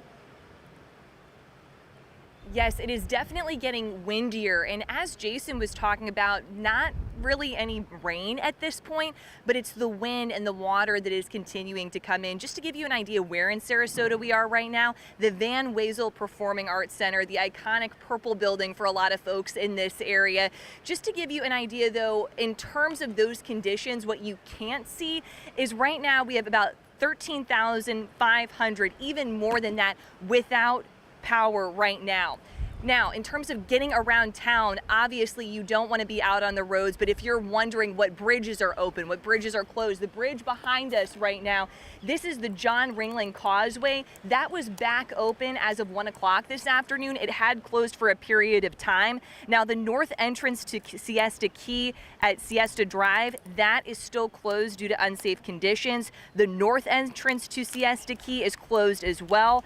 You can use the Stickney Point Bridge on the south end until that is deemed unsafe. Of course, this is just hour by hour, even less than that, for county officials, city officials looking to see what is going on in this area. You'll see some folks walking around just seeing the water coming up at this point. You know, our Keely McCormick was out all this morning. Right as I say that, a few drops of rain that are starting to come in now, but we will continue to stay with you as we're seeing basically this storm as it goes up along the coast as we are south here right now in Sarasota. For now, we will send it back to you guys in the studio. I'm going to get a quick update, too, as she was mentioning power outages. About 30 minutes ago, TECO had 7,700 power outages. They're now up to 10,000. So. As Jason had mentioned, some of those winds already picking up, and of course that affects, you know, the power. But they are well supplied with a lot of employees in place ready to help out when they deem it safe enough to go up and fix what's going on. We flew over Tropicana Field and saw all of the utility workers as far as Colorado. Oh my God, one after here. the other. They are very well prepared. All right, let's go now to reporter Chad Mills, who is in Horseshoe Beach. That is up in Dixie County, northeast of Taylor County, and this is right where the storm is going to make landfall. Yeah, definitely. He's at ground zero. Chad, I imagine things have changed since we last checked in with you. That's right. We have actually moved up the road a little bit from Horseshoe Beach into the neighboring county, Taylor County. I'm standing in Steinhatchee on the Steinhatchee River, right at the Steinhatchee Marina, and this too will be ground zero for the storm Helene. You can see right now behind me, take a picture because it really won't look like this again for a while. It's pretty flat right now, pretty calm. This is the river. It's not the Gulf. The Gulf is nearby, but we're not seeing the surge rushing up into the Steinhatchee River yet. But we know it's coming, and we know it could be worst case scenario, or I should say most reasonable worst case scenario, 15 to 20 feet in this area of the Big Bend.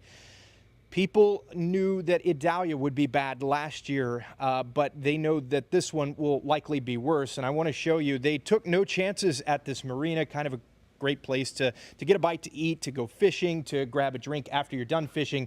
This would normally be all outdoor seating. They have tied their picnic tables up to the pillars of this building. You can see a lot of the other furniture that would normally be in this kind of outdoor music venue area has all been removed because they know what Idalia did to this area and the fact that Helene could be worse. They're taking no chances. That's not to say everyone chose that decision. We just talked to a handful of people who decided to stay. At least right now, they believe that they can stay and weather the surge that will rush up this river and other bodies of water from the Gulf of Mexico. They believe that they can get to higher ground as their homes flood. You know, not a wise decision according to the county and others. In fact, the county, in its latest advisory just a couple hours ago, I'm going to read it so you can hear the direct quote, the county kind of issuing this warning. They say, if you or someone you know chose not to evacuate, please write your name, birthday, and important information on your arm or leg in a permanent marker so that you can be identified and family notified. A very stern, serious warning from Taylor County because they know this could be life-threatening surge that Steinhatchee sees in the next few hours. You know, right now, though, still calm. We're not feeling big gusts of wind. We're not seeing big waves, but all of that should change here starting around 5 p.m. That's when we expect we'll start to feel tropical storm force wind, and then surge will be a factor starting then later into the evening as well.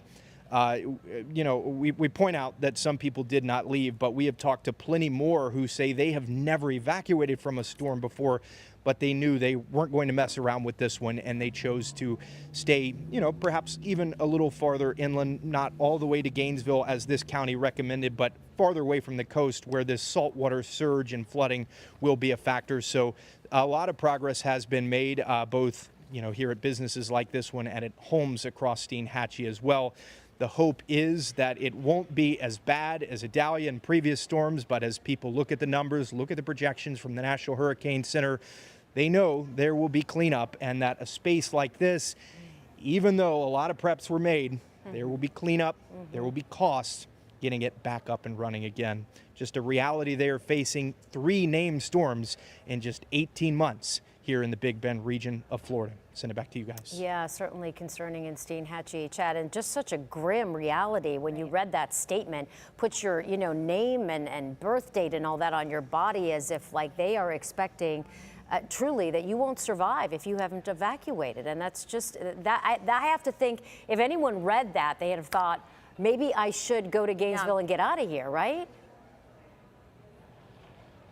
You would hope, but the people we talk to are your stereotypical people who, we were just talking to one who lived in Anamaria for 30 years and says, oh, he weathered the storm through Andrew back in the early 90s. He was here during Idalia and just chose to stay. But, when we talk to law enforcement as well and city, local leaders of these coastal communities, it really tugs on their heartstrings as well, because they really want people to heed these warnings and leave. But there are a few stragglers. We were talking to the mayor of Horseshoe Beach a little while ago, a couple hours ago. He and the National Guard were both at the house of a husband and wife. They're shrimpers. These are hardcore people. They are out on the Gulf of Mexico every day of the year. And he, the mayor, and the National Guardsmen were trying to plead with these people to leave, at least go to the hotel that's not too far away. But at the point we left Horseshoe Beach, still no luck with those two. Wow, that's reality. A lot of them, if you're born and raised there and you don't know anything different, and as you mentioned, they're shrimpers, and that's their livelihood. And they probably think, we've weathered the storm before, we'll do it again. But it's just, your heart goes out because you do pray that they're safe, and first responders don't have to find something that they didn't want to see. That's why they warn them again and again. We had another reporter just begging this elderly mom to get out of her home. And she just said, no, I've had this home for 30 years. I don't want to leave. And that's the reality. Like Chad, like you mentioned, these people have lived there their whole life. They don't want to leave. They're afraid to leave. They're like, because as we've seen, there have been looters that go in after the fact, and I can understand, fearing that you're going to lose your home as well. But you can't fight with a hurricane. You can't fight with storm surge, and you can't fight the wind.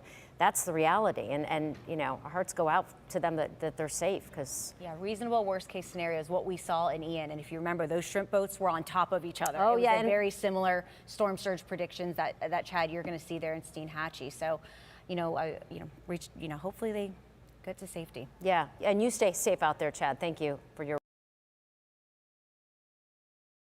All right, here's a look at Hurricane Helene from the International Space Station. It's always an incredible view. NASA scientists releasing this footage just this afternoon. This view shows just how large the storm looks from space, and you can clearly see Hurricane Helene's eye there. And I will say, even when Jason showed it on the map, right. I don't think we even need the space view, but it's always just incredible to see what they go through and the look from NASA, which is just amazing. But it is just as when you see on a map how big this storm is, you don't really need to be convinced. Right. All right. And Wendy, we were just looking at a live picture of this, and we were like, is it going to close soon? Just into our newsroom, the Florida Highway Patrol has decided to close the Howard Franklin Bridge. It is now closed. As you're getting a live look, they said they would close it once that wave action comes on. I know that you're still seeing some cars come by. That just came into our newsroom literally about 3 minutes ago. So FHP is working with FDOT now. It's not only the wave action, it's the winds there. The Sunshine Skyway Bridge, that closed just after 1 o'clock. Again, as we're starting to see things deteriorate,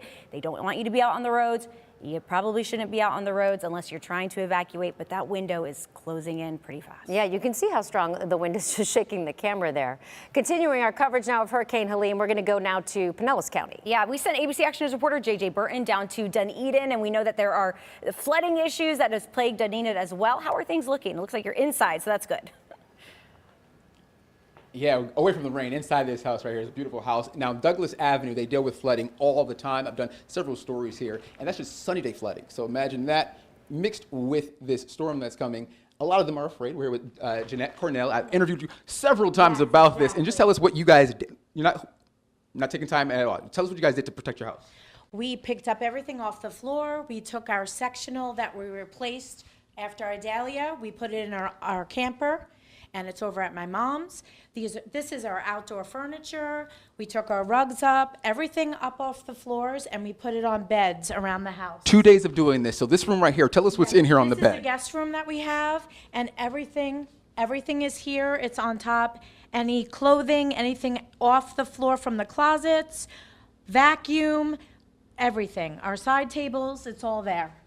And last year with the Dahlia, you didn't do any of this, and you spent about $20,000 in damage. $20,000 of damage was done to our home, and so we've redone it. And my husband has been doing several things to make sure that we are shored up and mitigating the water as much as possible. The tape on the other side of the door too. He was talking about how you couldn't do the flow stop devices. Here No, because we your couldn't. door. We So couldn't. what did you It do on wouldn't the work. other side? So he did the Flex Seal first. Then he did a very sturdy tarp that he tarped to the wall, and then he did sandbagged over that. So it's 3 different things to keep the water out. 2 days of doing this. 2 days of doing this, every room. So we sat in our rocking chairs last night from our front porch. We watched the news. We kept up on where the water was going, where the storm was going, and we're just going with it, and we're praying, and this is where we're at right now.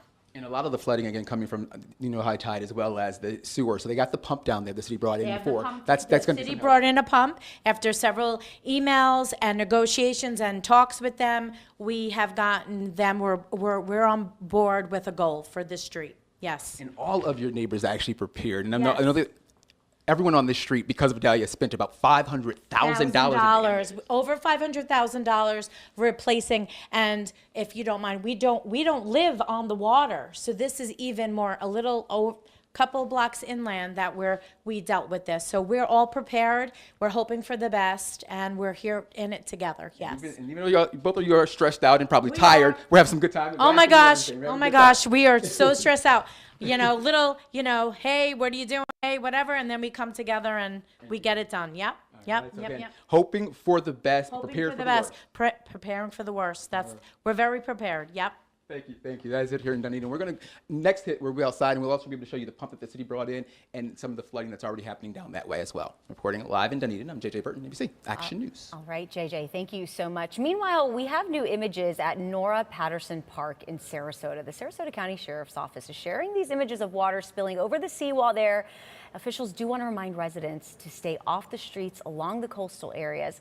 Also important to keep in mind that right now, Sarasota County is already reporting over 1,300 people are without power. We will continue to update you on those numbers throughout the day, as of course, we are expected to see things get worse, Wendy. Indeed. And elsewhere in Sarasota County, emergency responders are working to clear the area after the roof of this house in Nokomis collapsed. As you can see there, parts of the roof even landed on the house next door. You see it? Officials warn anyone near 1st Street South to steer clear, as there is also a down power line in that area, and those can be very dangerous. As we mentioned, we have crews all up and down our coast. We want to go down even further south. We have a team of reporters from our sister station in Fort Myers checking in on that area. Wendy, if you remember, it was almost 2 years exactly to the date that Hurricane Ian devastated Southwest Florida. I know a lot of emotions. I was down there for it. I was going to say, a lot of emotions are kind of kicking back that up. storm, and that had to be really, agonizing to see all the damage left behind afterwards. It was just devastating for so many folks down there. And it was a storm surge that was so deadly, and to know that we're seeing that most reasonable worst case scenario again up north, it's just my heart pours out to them. But we do have reporters down there as well. We do. Reporter Ella Rhodes has a look now at where the water is right now at Matlacha. I'm Fox 4's Ella Rhodes, and we just crossed over the Matlacha Bridge, and you can feel this wind just increasing. And look at the whitecaps on the water here. Now, there's been water coming up on the road. The wind is so strong that the waves are pushing up a lot of this water. People have moved their cars to the road so they don't have any damages to their vehicles. You can just feel how strong this wind is from Hurricane Helene. We'll be sure to keep you updated on the conditions here on Matlacha. I'm Ella Rhodes, Fox 4. All right, thank you. Really, wow. From Matlacha, I remember seeing some of those images, just devastating, and people were found, their bodies were found, after the storm passed, because people were stood behind to help others who couldn't handle, being alone, and so they stayed behind with them, and unfortunately, a lot of them didn't make it. It's a tiny little barrier It is, island, yeah. artsy, and it was wiped out. And that bridge that Ella was just out was gone. They had just rebuilt that. So. Yeah, my buddy Scott lives in Mount Lachey, and he was saying that he lucked out in the sense that his house stood, but all the streets around him, there were so many houses just gone. I mean, gone. Yeah, Ian has changed my perspective on storms, for I bet sure. they have. From Mount Lachey, we now want to go to Fort Myers Beach. Concerns again around flooding there remain top of mind. Reporter Mahmoud Bennett is now there with what he's seen this afternoon. I'm Fox 4's community correspondent Mahmoud Bennett here on Fort Myers Beach, where we are seeing the effects of Hurricane Helene. On Thursday, Hurricane Helene brought street flooding and high winds to Fort Myers Beach. And while most places were relatively passable compared to last month's tropical storm Debbie, the mayor here is still advising people to be cautious. One area really seeing the effects of Hurricane Helene is Curlew Street, just off Bayshore Boulevard, about 4.5 miles from downtown. Senior reporter Caitlin Knapp and I tried to come down here at around noon to speak with one of the neighbors who's been hit the hardest by previous storms. We couldn't get to Becky Weber, but we FaceTimed her from the end of the street so we could see exactly what she's going through. You know, you never know what to expect, and this afternoon's supposed to be worse, so we'll wait and see what happens with it. You know, there's nothing much we can do. One of our biggest problems is that, as usual, our sewer system's backing up. That's really unattractive. Becky says fortunately at this point, she has not seen water inside of her home, but they are cautious and keeping an eye on Hurricane Helene. Of course, the hurricane is still very much active in this area, and local officials are advising people not to be driving around really if you don't have to. We're going to be checking in on areas like this later in the week once the hurricane has passed through the Big Bend, and we're going to be keeping you updated on the latest. For now, I'm reporting on Fort Myers Beach. Mahmoud Bennett, Fox 4. All right, let's come back here in the Bay Area. ABC Action News reporter Adam Walzer is live for us in Gulfport. Yeah, and Adam, I can see the wind is definitely picking up where you are. Tell us what it's like. I know you're holding on to your hat there, so it must have definitely deteriorated recently. Go ahead. It's a hold on to your hat kind of day. Now this bar behind me has a sign that says misting fans. That's one of their attractions here, but it's not needed today. We're getting plenty of wind and starting to get plenty of water here. You can see that it's really stirring up the bay right now behind me, this heavy wind. We're getting lots and lots of these big blasts of wind that are making these palm trees bend over. It's rocking these boats around. You might recall not too long ago in one of the recent storms, one of the sailors who was living on this boat actually died during a storm because he didn't evacuate, and folks around here are telling people to make sure to get off those boats. They've tried to get people to get them to another area because this is so shallow here, and it's so vulnerable to the storm surge. But obviously still a lot of boats tied up there. They're waiting to see exactly what's going to happen. We see a lot of water already coming in, being blown in mostly from the bay there. That's Boca Ciega Bay right behind me. This Gulfport Casino right behind me is kind of a historic landmark. It's been here for many, many years, but it's also been underwater many times. And a lot of local residents say they can remember plenty of times when they've seen 2, 3, 4, 5, 6, and 7 feet of storm surge. But they're saying this one could be even worse, even though we're only getting sideswiped here, because this is a very shallow area and they are expecting the high storm surge here. And we already are seeing these heavy wind gusts. Now, one of the people who was out and about, we've seen lots of people out and about, but one of the people we ran into was a guy named Jody who's from Indiana. Yes, sir. And it's your first hurricane, right? First hurricane. What do you think so far? Well, it's pretty cool, but we got to watch it. Just to, I don't want it to get too close and us get stranded and not have anywhere to go. But we have a plan to get out. So. Now, I understand you're staying with some friends just up the hill here. Yes, sir. And what your friend told me was that the last time you had a tropical storm, that it really got all the way up to his doorstep. Does that make you guys a little bit nervous? A little nervous. We're in a concrete building though, and we have access to the top floor. So if it got to the door, we have permission to go up to the other unit. And hang so you'll be up on the second floor. Oh yeah. To ride this one out.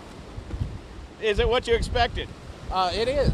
It is. It's very eerie, very scary. I'm not big on storms anyway. Yeah, you're more used to tornadoes up yes, sir. Over in Indiana. All right, well, thank you so much for talking to us.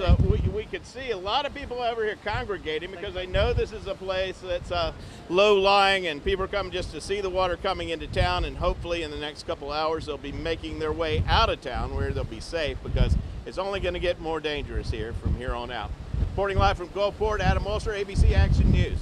Got a lot of people walking around behind you, Adam. Keep that hat on, and we'll check back in with you in just a little bit. Even folks still driving behind you, sometimes That's right. Yeah, they don't want to listen. Yeah. It's all right. They want to see, like his buddy he just talked to, they want to see what's going on, and it's not always the safest thing to do. No, and time is running out to get inside. All right, let's go ahead and stay in Pinellas County. Our Casey Albrand has been moving all around this morning from Clearwater Beach to Honeymoon Island, tracking the conditions since early this morning. And the wind is definitely picking up for her as well on Honeymoon Island. Casey? Yeah, there are definitely some pretty big gusts out here that kind of make it a little bit harder to stand your ground. So we're seeing a lot of wind pick up out here. We're also seeing those white caps on the water. I mean, take a look at that. It is really picking up out here, and the water's just coming up over the side of this concrete. People are just admiring out here and taking a look and just taking it all in. But we want to push the message that this is probably not the safest thing to do. You probably should be heading home, probably get into a more secure location.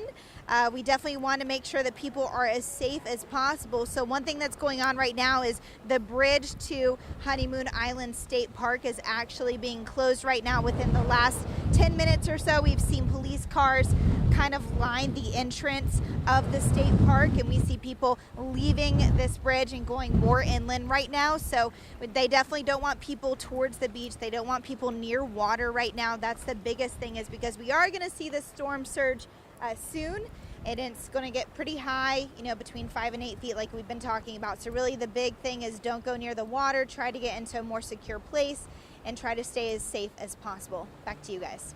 All right, Casey, you do the same as well. Thank you. Well, let's go back to Tallahassee. This is obviously going to be ground zero for Hurricane Helene. The mayor was saying this is going to be unprecedented damage for that area. Indeed, and that's where our ABC Action News anchor Paul LeGrone is today. He joins us now to show us how people there are hunkering down at hotels and staying safe.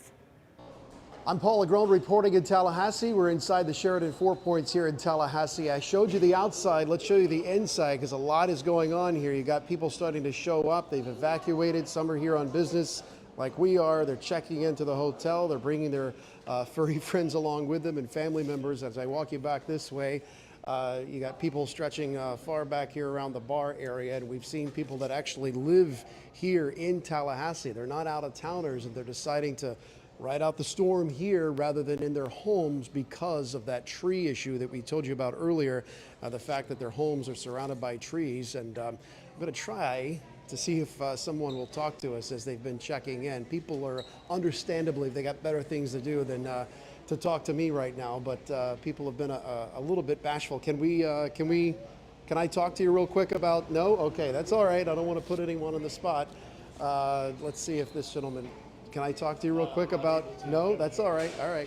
All right. Well, people have other things they're trying to get themselves together. But the bottom line here, you've got people that have come from really parts beyond Tallahassee and in Tallahassee that are seeking refuge from the storm. Can we talk to you real quick about where you're from?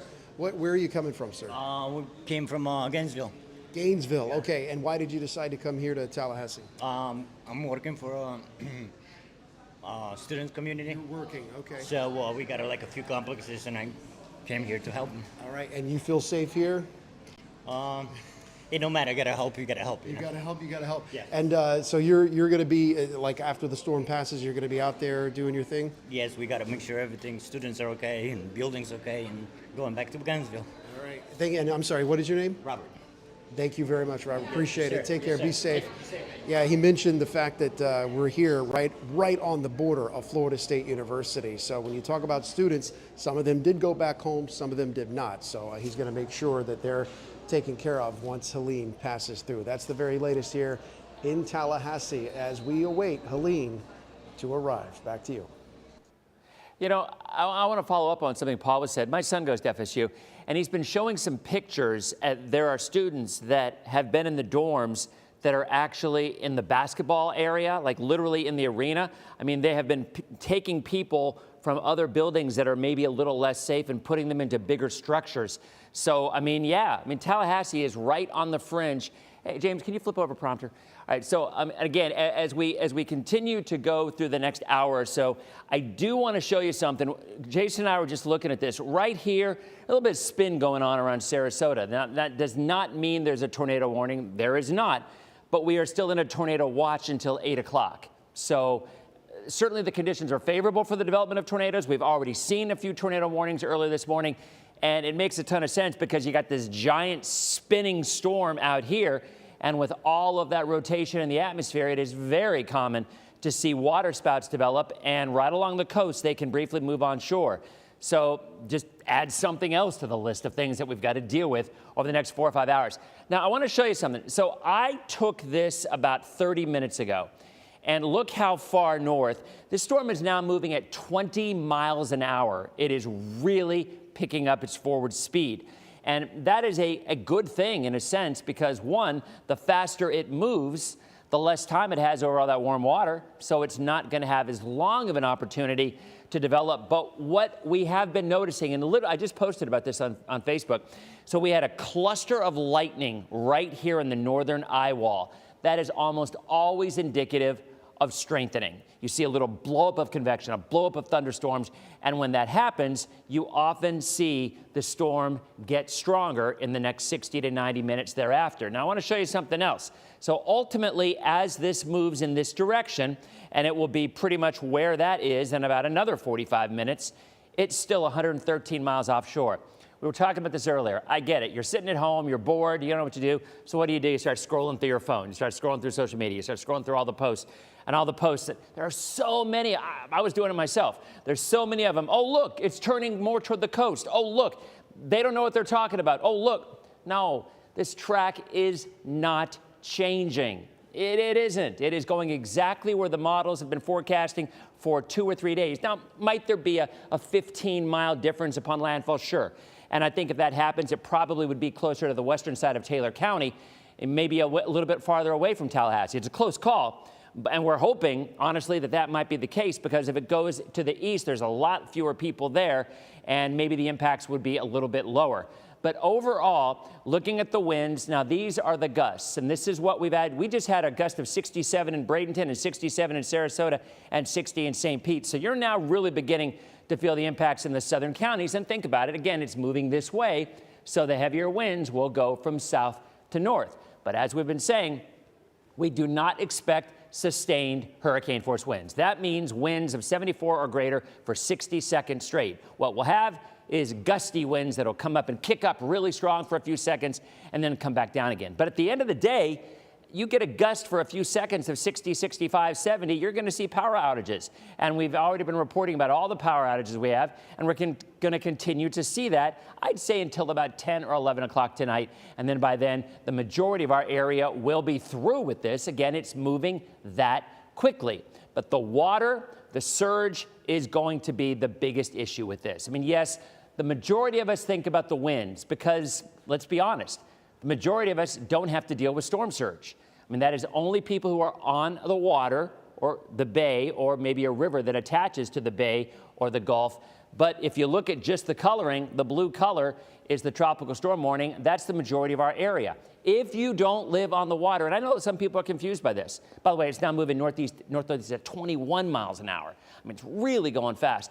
But my point is, again, if you don't live on the water, you are not going to be impacted by storm surge. This is not rainwater. This is not flooding. I think a lot of people get confused over that because with Debbie, we had 20, 25 inches of rain, and there were a lot of spots that flooded significantly, horrible flooding in Manatee and Sarasota, and that had nothing to do with storm surge. For people who don't understand the concept of storm surge, it's real simple. It's water that's pushed in from the Gulf. That's all it is.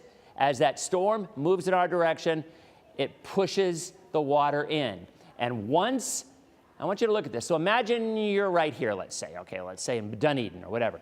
You've got more of an offshore flow. The winds are still blowing in that direction.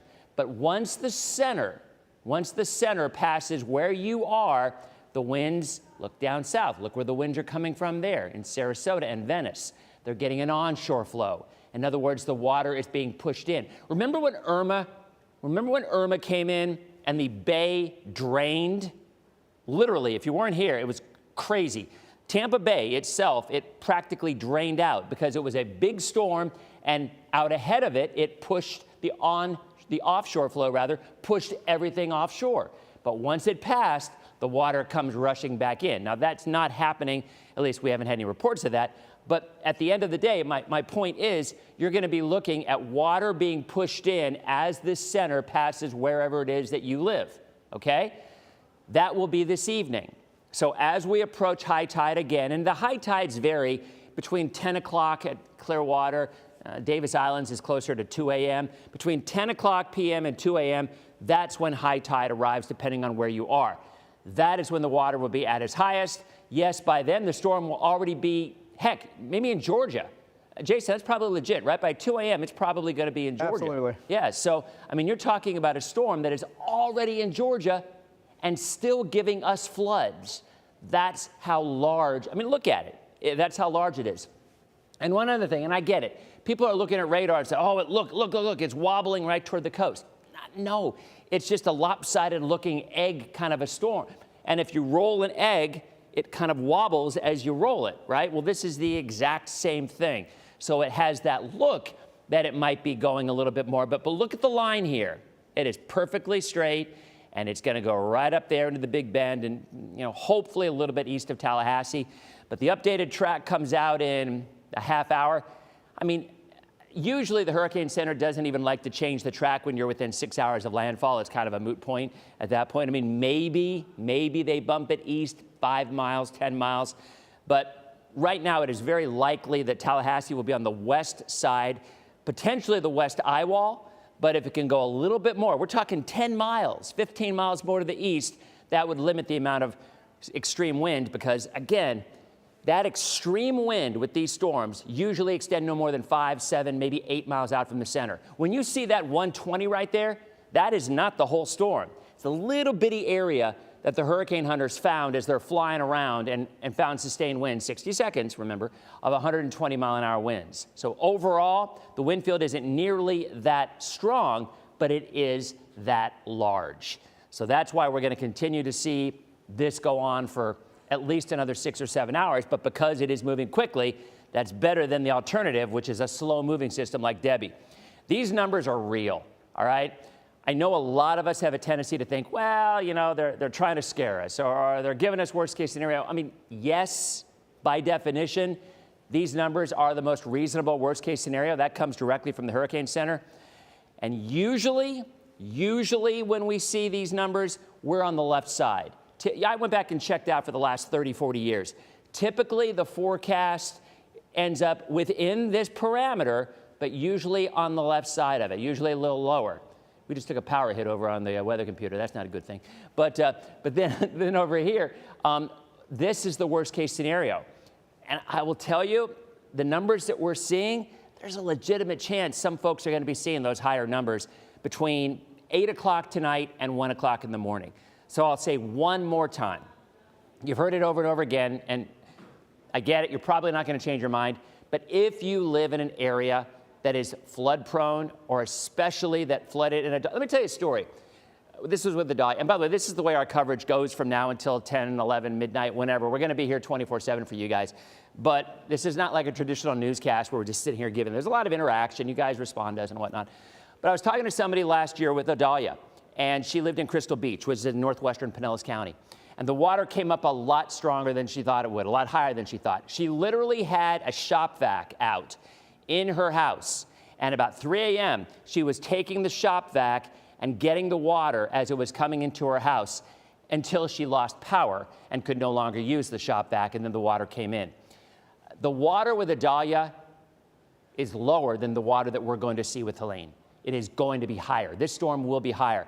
A buddy of mine who lives locally, meteorologist who travels the world, talks to the UN, the guy knows his stuff, texted me about a half hour ago, said, I hope people realize that the flooding here is going to be worse than it's been in decades.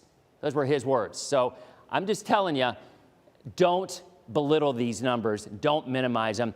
You still have time to go. I mean, because you only have to go 5 miles inland. I mean, you know, things can be rebuilt. We've told that story over and over again. Look, you can replace your belongings, but not your people. And if it's a matter of being, now, are we going to see in our area, it's a valid point, are we going to see surge in our area like Ian had? No, we are not. Look, they had a 15 to 20 foot surge. In our area, we are not going to see it. So it's not even a legitimate comparison. Now, up in the Panhandle, oh yeah. Yeah, in the Panhandle, the Big Bend, they are going to see numbers like that. But we are still going to see flooding, maybe not the kind of flooding that will cause issues in terms of people drowning per se, although that is always a possibility if you're on one of the high sides, the 10 to 12. But the bottom line is you might only have to go in 5 miles. Like literally, just get in the car and go in 5 miles and come back in the morning and see where you are. But those kind of little small decisions can be life-saving. And you know, when you continue to get the notifications with the big alarms on your phone, bah, bah, bah, there's a reason for that. They're trying to get your attention because this is a significant water threat with surge on the coast. This is not inland. This is not rainwater. This is not flooding. This is Gulf water, salt water pushing in. Lastly, about power outages. Yeah, we're going to have some power outages. We've already had lots. Wendy and Nadine, what was the latest power outage that we had? Yes, actually, I just, 116,000 in the state of Florida right now, but our area, Tico, 11,500, Duke, 13,000, FPL, Manatee, 3,000, Sarasota, 2,500.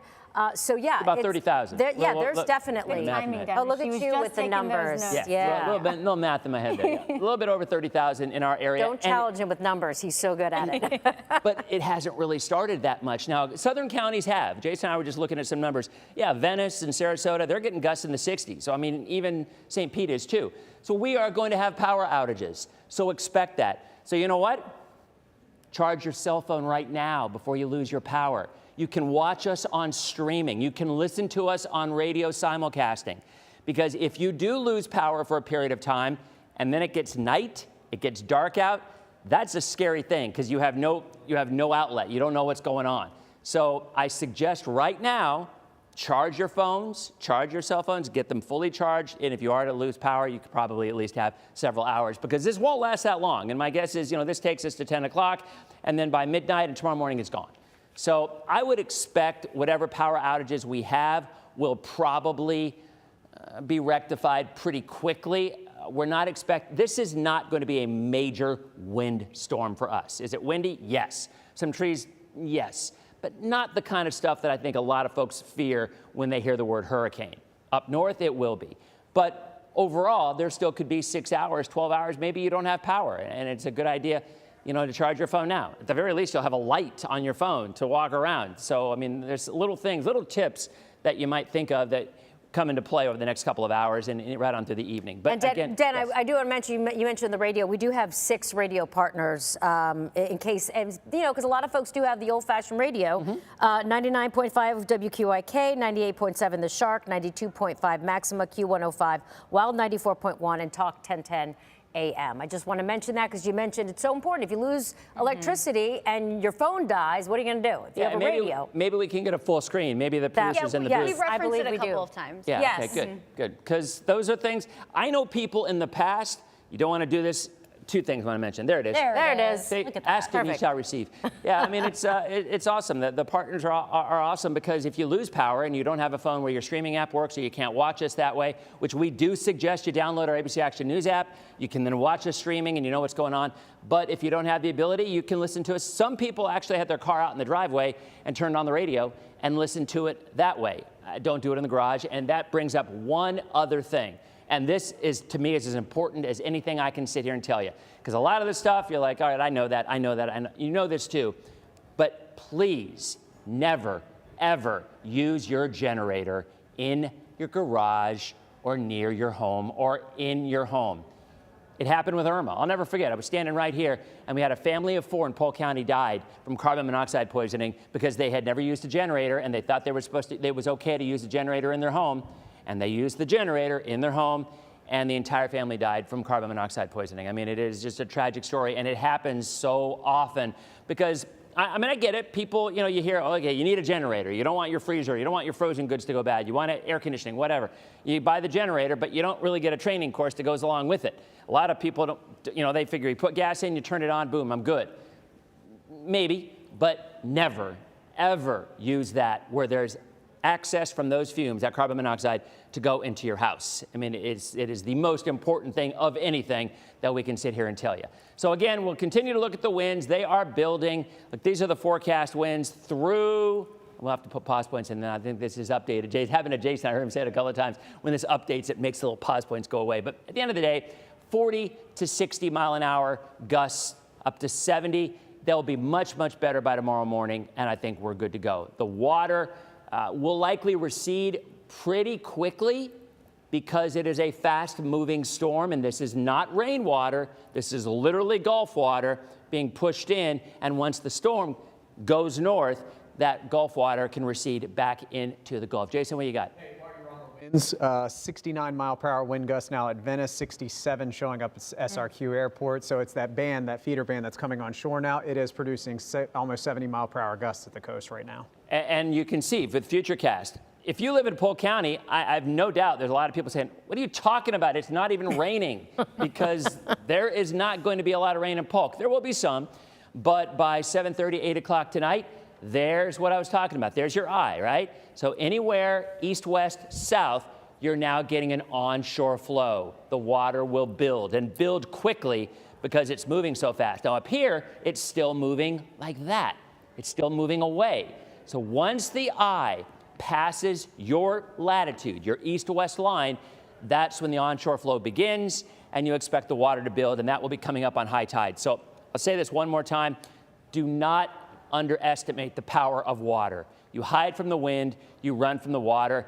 There is a mandatory evacuation zone for storm surge in Zone A for a reason, because the EOC folks are absolutely petrified that this is going to be a really awful situation for water rise at night, and at that point, it's too late to get out. So heed the warnings, and by tomorrow, this will be long gone, and we can go back, and if it's a matter of rebuilding and fixing some stuff up, so be it. Better that than the alternative. Wendy, back to you. Hey, Wendy, if you can, I'm going to throw an audible here. If you guys could come over to me real fast, I want to focus a little bit more on this band, because if you're watching in Sarasota, St. Pete, or Bradenton, this band is really, really packing a punch, and the numbers are just now rolling in here from the National Weather Service office out of Ruskin, and we're getting multiple reports now of 70 mile per hour wind gusts in Venice. Sarasota at the airport, 65 mile per hour gusts, 67 mile per hour gusts, so there's successive gusts that are happening continuously. Another one literally minutes ago came in for Venice, 61 mile per hour wind gust. And we're looking at St. Pete. You're now in the mix as well, as this band has moved into downtown St. Pete, 64 mile per hour wind gust as well. So these bands here that are rolling into St. Pete, rolling through Manatee and Sarasota County at the coast, they are packing significant wind with them at this point. Some of the strongest wind gusts that we've seen from a tropical system in a while. We had some 60 mile per hour wind gusts and maybe up to 65 with Idalia last year. This is the very outermost band of the system, and the system's going to get a little bit closer to us over the next few hours. So not out of the question that we're already getting these 65 to 70 mile per hour wind gusts, that we start seeing some hurricane force gusts. And here Jason, at the coast. zoom out and show where they are in comparison to the eye. There it is right there. So see how that eye is getting really close to that latitude east-west from St. Pete? Yeah. So 100 miles due southwest of St. Pete right now, and we're getting 70 mile per hour wind gusts that are happening at the coast right now. And it's all these individual cells that are coming in. What's happening with the tropical system, what happens is the winds are stronger a few thousand feet up. But when the bands start to move into your area and the rain is coming down from those, gravity works to pull those stronger winds down to the surface. So as these bands are coming on shore, that's now where we're tapping into that energy aloft that's giving us these winds that are 60 to 70 miles per hour. Real quick, while I'm on the spot real fast, and I'll send it back over to Wendy, I just wanted to get that information out to you guys. We do have some rotation that's showing up now right over top of Venice. So that isolated tornado threat is with us. And if we do get any tornado warnings, Dennis and I will jump in and take over our coverage. But that's what we're looking at right now. That's what's new from the last couple of hours, is that we're now getting a tornado risk, but we're seeing significant wind out of this very outermost band, one of the farthest west east bands from the center, and it's packing 70-mile-per-hour wind gusts at this point. So it's only going to get worse from here, and the system should get a little bit closer to the coast, within about 80 to 100 miles of us, and that's going to continue to work these bands on shore, and each one of these bands will start to pull some of those stronger winds aloft down here to the ground level. So I'm going to post some updates. You can get more of these updates as well on social media. I'm going to make a graphic showing all these wind speeds so you guys can start sharing them with your friends. 70-mile-per-hour wind gusts, pretty common though now, ladies, through Sarasota County. Meteorologist Jason Adams on Facebook. You know Dennis on Facebook. I think he said 800,000 followers now. You guys love Dennis clearly. And then I'll be posting some updates on my Instagram, the Florida Beach Bum, and also X, Jason Adams, WFTS. I'll post some updates there as well. And Jason, I want to mention, because you're talking about the winds picking up in Sarasota, and I'm just looking at FPL's recent number. Literally, it went from 2,500 power outages to over 13,000 now. Yep. So those winds obviously affecting, the power. 72-mile-per-hour wind gusts also at Port Manatee. Yeah, and Manatee also increasing in power outages as well. So here we go, unfortunately. Yeah, please stay safe out there. All right, we wanted to go to a question that actually we got from a viewer who called in just a little while ago, and it came into our newsroom, and they were asking how they can protect their electric vehicles from floodwaters, which a lot of folks have now. Yeah, I want to give a shout out to George Boyd. He's the one that sent in this question, and this is something that we were talking about not too long ago. As you know, when salt water from floodwaters reaches car batteries, there is a possibility that the car could catch fire. We're talking about like lithium batteries and Teslas and golf carts, even scooters. This was something that we saw after Hurricane Ian, is what I was telling you, is when we took a helicopter shot over the Sanibel Island, we saw houses on fire. And it was because the electric cars catching on fire. So it's when that salt water mixes with the batteries. In fact, yesterday, Florida's Chief Financial Officer, Jimmy Petronas, he's also the state fire marshal. He came by to talk about how you can prepare for Hurricane Helene, and this was something he spoke to me about. This is where the greatest concern I've got when it comes to storm surge with Hurricane Helene. We've been telling people more and more that with lithium-ion batteries, it becomes more and more of everyday. E-bikes, scooters, golf carts, and EVs are more the fad. It's great technology, but they don't mix with salt water. So the fear that we have is turning up the volume, making sure you take those items away from anywhere that's susceptible to saltwater storm surge. You know, he told me the best thing that electric vehicle owners can do is move their car to higher ground, like in a parking garage or an elevated parking lot, or even find a place to just store the car further inland. Because again, once we see that, and that's the same reason why you don't want to drive through flooded waters. You don't know if that's storm surge either. I mean, just, yeah. Or just definitely park it in your driveway instead of in your garage. So God forbid, if it does catch on fire, it's not going to also, affect your home. We want to get to another look at Bayshore Boulevard in South Tampa, an area I know very well. It started flooding, of course, hours ago, and we're checking in. When we were checking in with Heather Lee, she actually had a great shot up on a condo. But now we have Rebecca Petit out there, and apparently conditions have definitely deteriorated. How's it looking out there, Rebecca?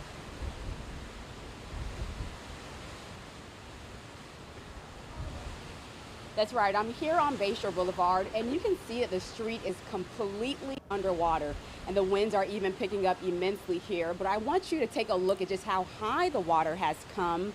It reaches about up to your thighs at this point, and we've witnessed several people walking, driving, and even wakeboarding in this water. Now, that activity is absolutely not advised. And people who live in Zone A are under a mandatory evacuation. So if you haven't already evacuated, it may just be too late. So stay home and stay off of the roads. Officials say they don't want to have to send first responders out for people who should have evacuated.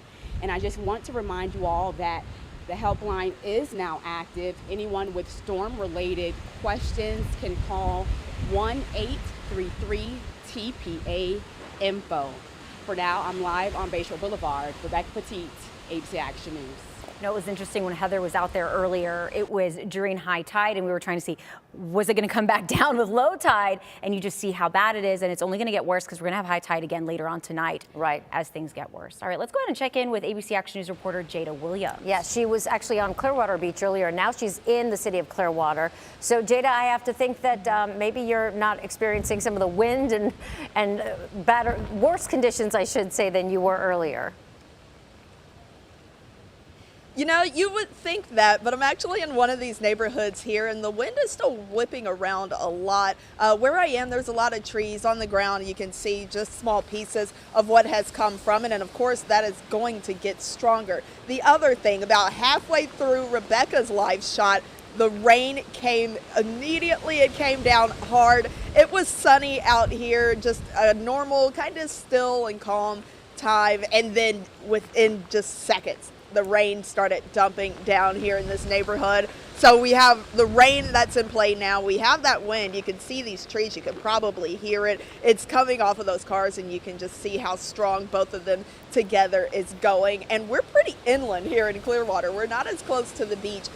We were on it earlier today. So this is all coming in inland as well. For a lot of the people in this neighborhood, when we first got here, we saw them walking to their homes, getting back inside. And we haven't seen anyone walking out in this neighborhood for a while now, and that's a good thing, because as you can tell, things are definitely starting to pick up here, guys. So I'll send it back to you. All right, Jada, be safe. I'm happy you got back inland a little bit away from the beach. We'll check back in with you in just a little bit. Let's go ahead and head down to our southern counties now. Yeah, ABC Action News reporter Kylie McGivern is down in Sarasota. And Kylie, of course, we saw a lot of power outages down just in the last hour or so, and Jason Adams, our meteorologist, was saying that the wind had picked up quite a bit, and maybe that was some of the cause here, because we're now over 13,300 folks without power. Yes, there was definitely a jump in terms of the amount of people without power. We're kind of under a little bit of cover right now at the Van Wezel Performing Arts Center, for those who are familiar in this area, just to be able to get a little bit of cover, because yes, we heard you guys talking about those wind gusts here. We were hearing about over at the airport, some of these areas where we're seeing, 60-mile-an-hour gusts, and we're feeling some of that. So right now, again, we're under more cover. The rain has slowed a little bit. I'm going to step out of the way a bit. You can see behind just the wind that has come in, not to see the wind, but you can see the rain in the distance. This boat right here where things have calmed for a moment. To give you guys some perspective, we are not far from one of the main bridges in this area, the John Ringling Causeway. That is reopened as of, a few hours ago. At one point it was closed, and we continue to look and check in not only with city officials, county officials, but also local law enforcement. It is there, whether it is on X, whether it is on their Facebook pages or the county pages. You want to look to see a list of some of the closures, because some of the roads, there is more water than others. Of course, we're not encouraging anyone to go out and drive around, but you do want to be aware of the bridges that are closed, the roads that are closed. So if you need to get to where you're going, you can do it safely if you must. So as we are tracking this, as Helene makes its way up, again, we are in Sarasota right now, so we will continue to check in with you, but that's what we've got for right now. We'll continue monitoring conditions. We'll send it back to you. All right, Kylie, make sure you stay safe out there, because Jason was saying a big feeder band was coming through that area. No longer sunny in some of our parts. When we came on air around 1 and 2 o'clock, people were still out and about, but you're definitely starting to see the conditions deteriorate. No more sun, clouds, wind, rain. It's starting to come in. Time to get indoors. Make sure you stay put for the next couple of hours. Let's go out to Tarpon Springs. We've been keeping an eye on the sponge docks throughout the day. Such a beautiful area, so popular with our tourists. ABC Action News reporter Mary O'Connell has been there for quite a while now. I can see the wind is picking up. Mary? Yeah, and even in the last couple minutes here, it's been picking up and blowing quite quickly here. And I want to show you, since in the time that we've been here, we've kind of driven around to see how different businesses have been prepared for this storm. You can see this is 2 steps up, and this business here has sandbags. They've got a tarp, and we have tarps that are taped even down the block over here. And then if you look over this way, this business also has got this tarp up, it's taped, they got sandbags. This is much of what we've seen over at the sponge docks. Some businesses even put foam in their doorways to seal it from the water. Obviously, this is an area that is prone to flooding in the past from other tropical storms, even just any rainstorm in a normal afternoon. In the couple hours that we've been here, we haven't had a ton of rain, although it seems like it's starting to drizzle a little bit right now. We went around driving, looking at different areas that we had heard reports of flooding, and we haven't seen a ton or it receded since high tide earlier this morning. Haven't seen any kind of flooding in the sponge docks quite yet, although we expect that that could change in the next couple hours or so. Not a lot of people out walking right now either. They're really heeding that warning, staying in, and as we've shown you, prepared their businesses to take the brunt of whatever may come from this storm. Back to you. All right, thank you, Mary. And we know so many of you have drainage issues in your neighborhood, but here's a warning for you. You should not remove those manhole covers. Pinellas County says tampering with or removing them is not only dangerous, but actually it's illegal. Removing the cover creates a hole, of course, that humans or pets could fall into, and it will allow debris to flow into our stormwater system, which of course is not good. Figure out why would people do that? Try to get water away? I don't know. Maybe they think it'll help the drainage, but it really doesn't. All right, and these are images from Treasure Island storm surge, as you can see, making its way onto streets, into people's homes and businesses on Sunset Beach. You can even see the waters making its way up to the garage of a home in the area. Of course, officials want to remind you, stay off the roads if you approach any flooded streets and turn around. And of course, you want to be sure to stay up to date with everything storm related right now on our website.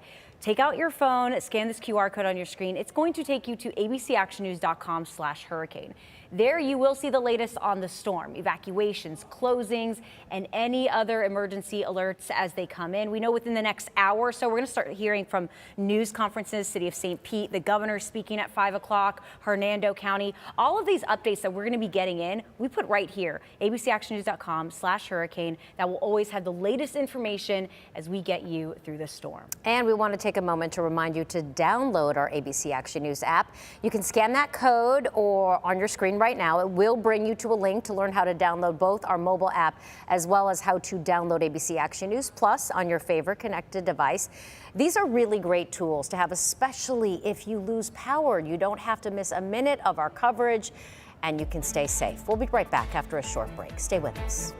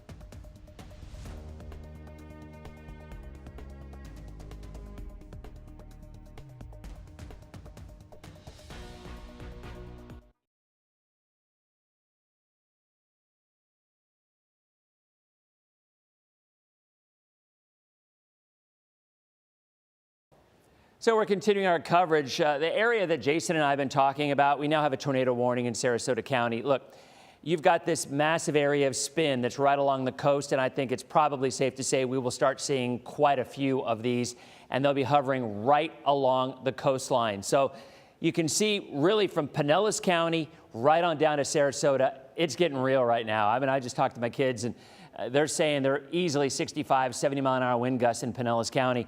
And that has nothing to do with a tornado. Now, again, these are not sustained winds, so this is just a reminder that, boy, it does not take much with this kind of a pattern for these winds to really, really get going. So as you can see right now, areas from south of Englewood up toward, Jason's actually over there looking at the computer. As a matter of fact, Jason, actually, why don't you just go over and you can do some actual tracking over at the Weather Center. Okay. And by the way, this is the way this is going to be working now for the foreseeable future.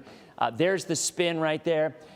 But at the end of the day, when we start our continuous coverage like this, it's more for you. We're here to keep you safe. And I think it's great to show the reporters and where they are and what's going on. But when we start getting into this kind of a situation, when you actually have real weather that can be dangerous to people, that's where we're going to spend most of our time. So from that area with the tornado warning, and Jason will touch on that in just a second, extending north to Bradenton, back to Holmes Beach. I mean, they are getting some significant wind, gusting from around 50 to 70 miles an hour. And this is exactly what the forecast was. No sustained winds up that high, but when you get these bands that come through, and from Pinellas Park to St. Pete up to West Chase, I mean, if you're watching us right now in Oldsmar and West Chase, Pinellas Park, Seminole, down to St. Pete, you don't need me to tell you. Matter of fact, I have no doubt that the power outage numbers are going to spike immediately because we've been getting a lot of reports of lights flickering, but it's going to be very difficult to keep that grid going when you have something like this going on. So again, here's the bigger picture. You have the tornado warning down Sarasota County. There is the eye of the storm. Actually, we should be getting a new advisory any minute. I don't expect there's going to be any kind of a change in the track because our track and our forecast concerns have not changed. Everything is the same.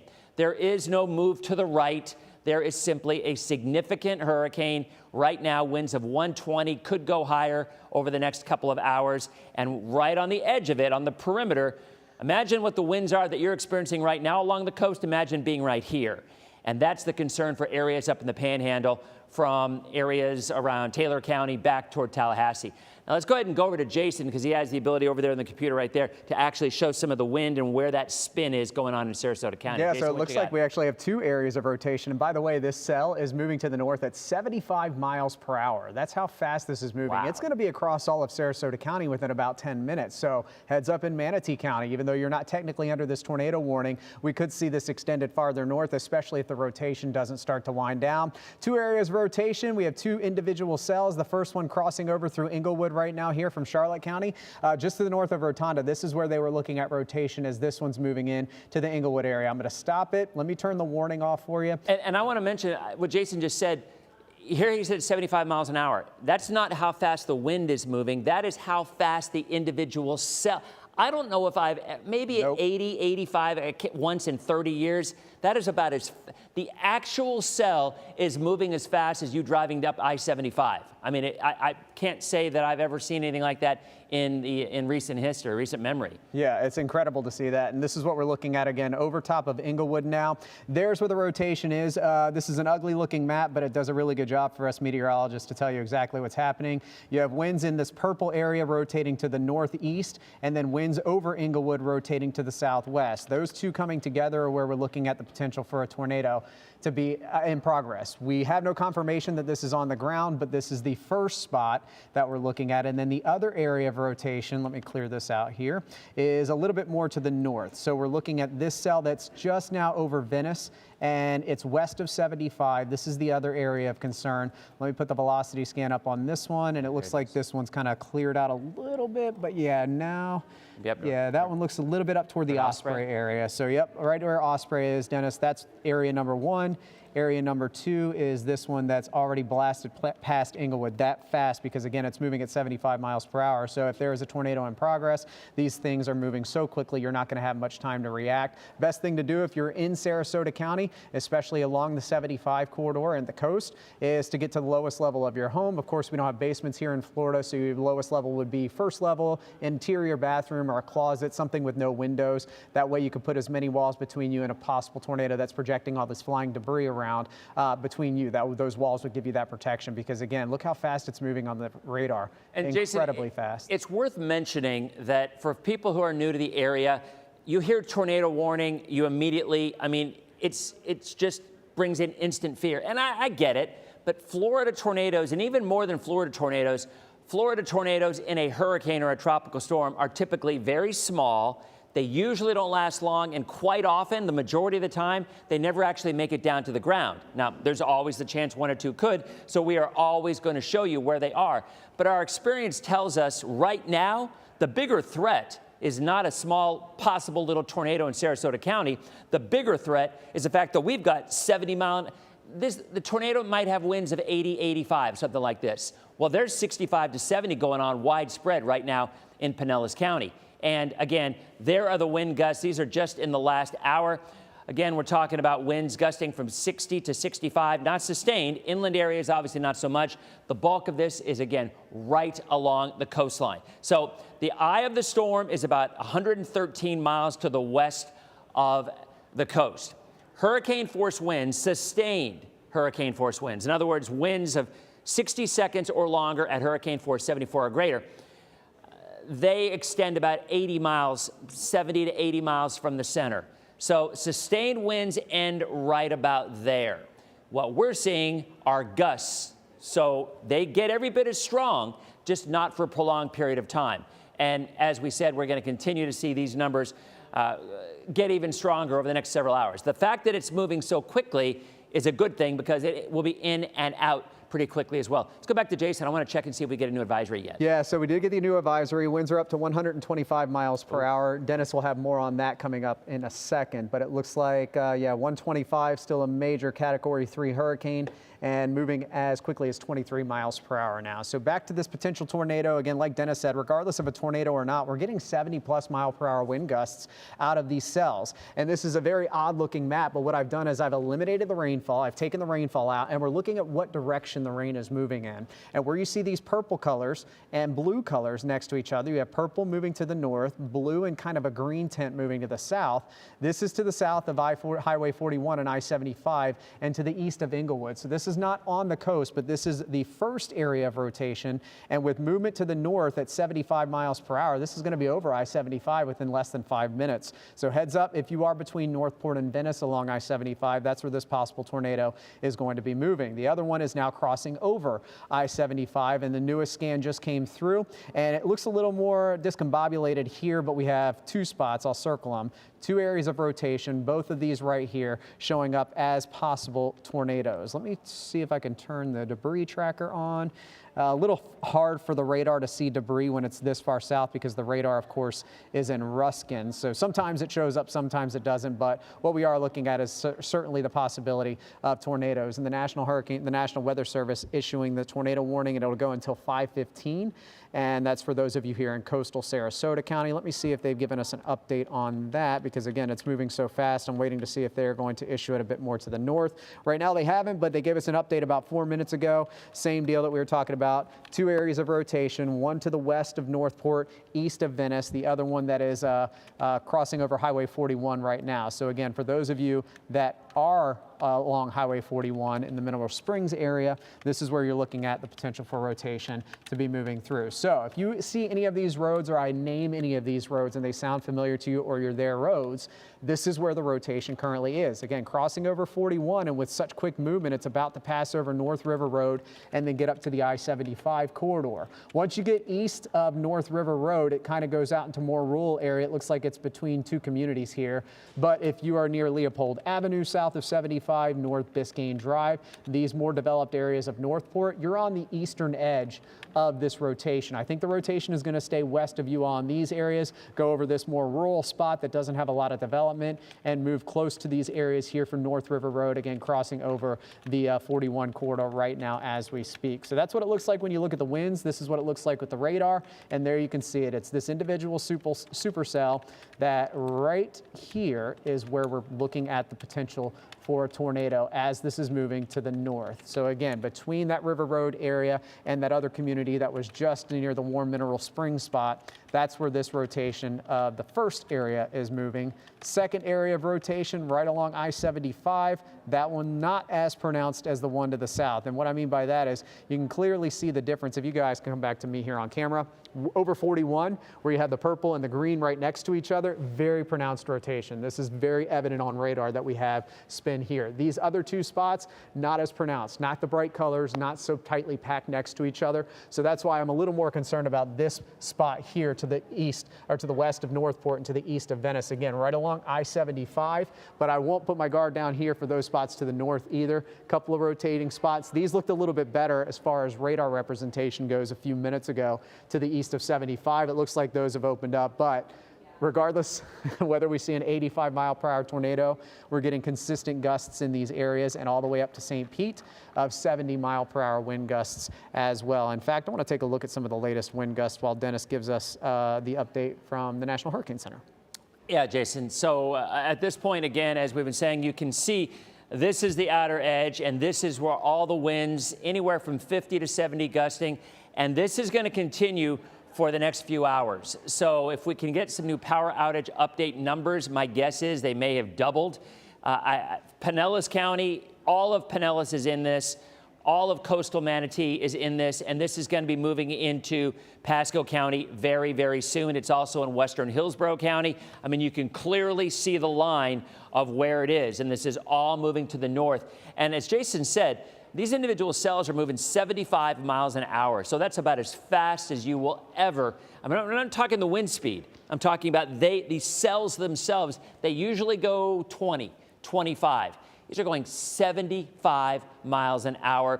And that's not unheard of with a tropical system. But in this case, boy, it is just really coming down. Now is the point where you want to stay home. I mean, you had a chance to get out earlier today. You had a chance to get out earlier this afternoon.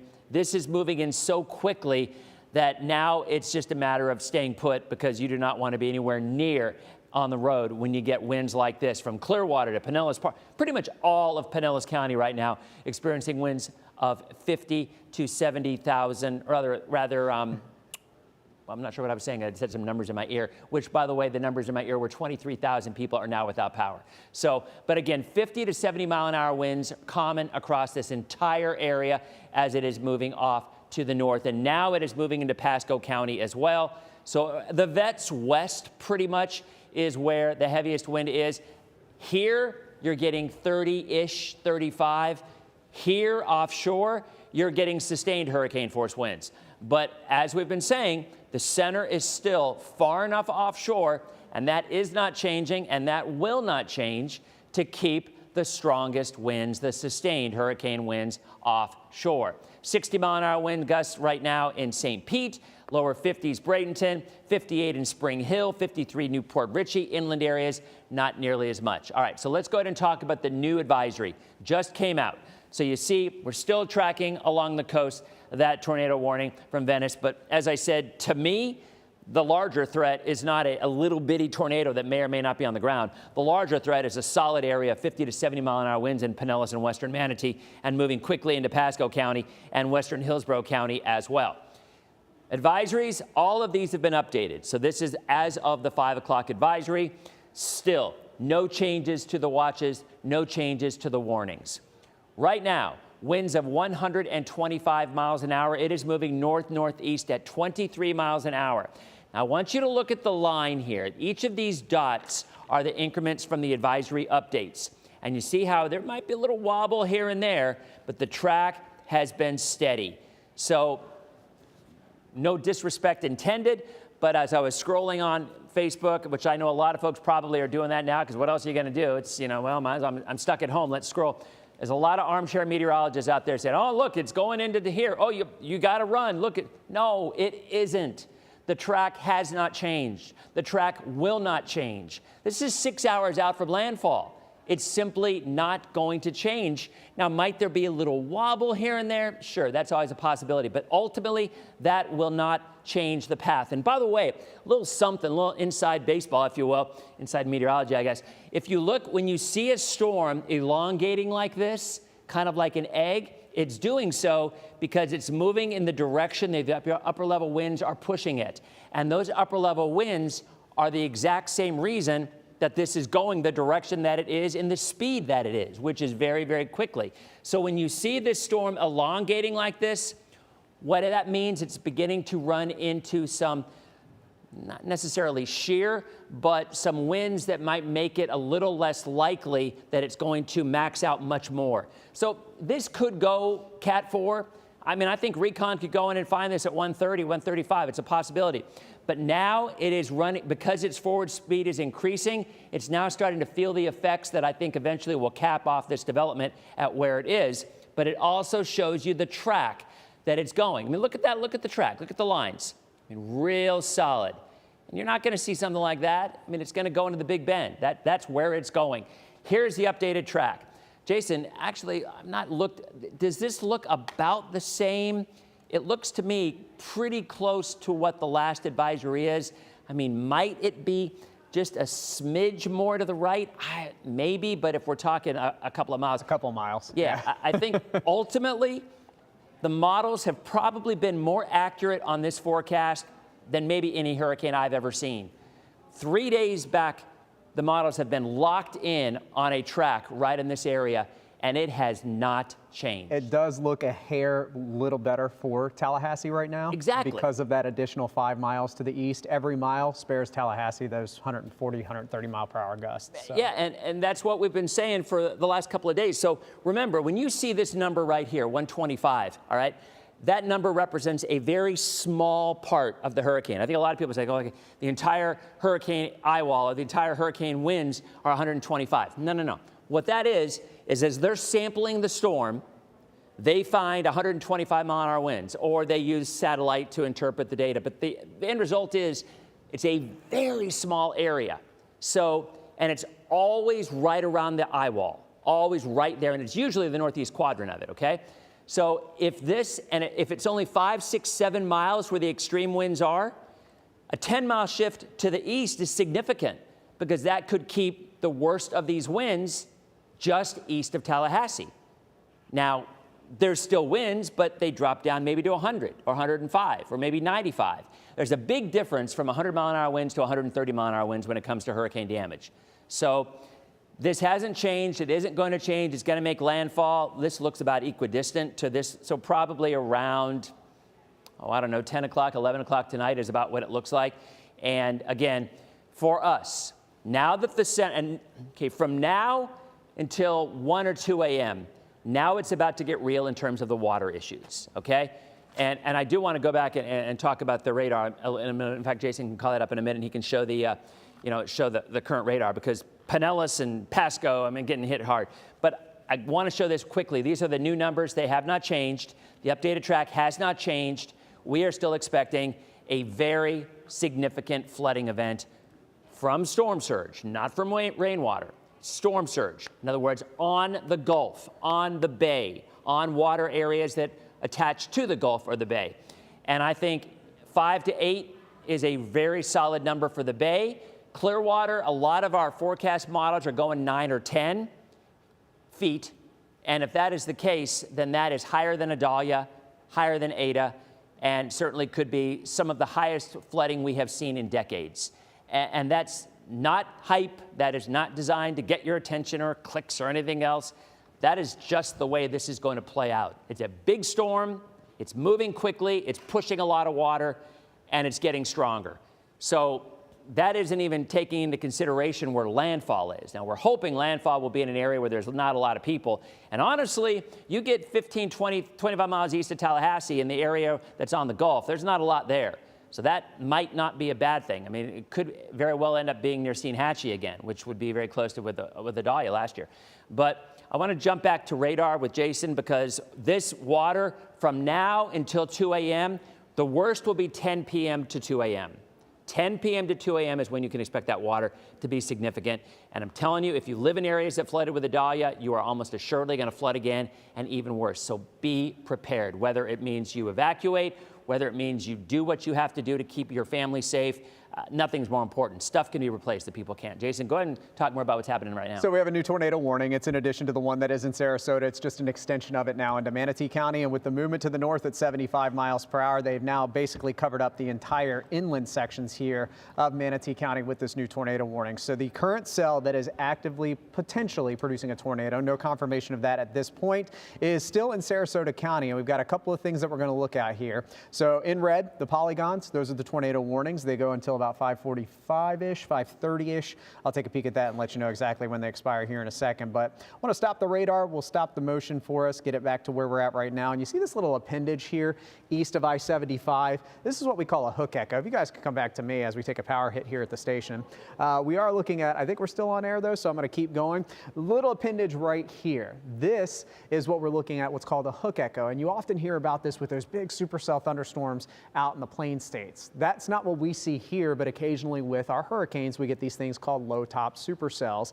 And it's basically showing you that there is rotation within the cell as you get a little appendage out on the southwest side of it. That's a hook echo, and that's where, if there is a tornado in progress, this tornado would be. So that is in inland Sarasota County. We're looking at this not along the more highly populated areas of I-75. But like Dennis and I have been saying, I can't recall the last time I've seen a tornado warning for a storm that has 75 mile per hour movement to the north. It is moving north at 75 miles per hour. So this thing is definitely on the fast track. I'm not looking at any debris showing up in the debris signature, and the area of concern is this is right here. So again, this is well to the east of I-75. This will not hit you in Sarasota from this individual cell. Of course, if there's more offshore heading from south to north, that's what we've got to watch. But this is the area of rotation. And if you are in inland Sarasota and inland Manatee County to the east of 75 along 62, 72, 74, I can't remember those roads off the top of my head, but those roads that crisscross here, Manatee County, this is what's going to head up to your neck of the woods here in the next little while. So that's the tornado warning from Sarasota County up to Manatee County. Like Dennis said, we're getting clobbered. Actually, Dennis, yeah, that's the thing. I really want to focus as much as I can on what's going on in Pinellas and Hillsborough, Manatee right now, because you can argue the winds are stronger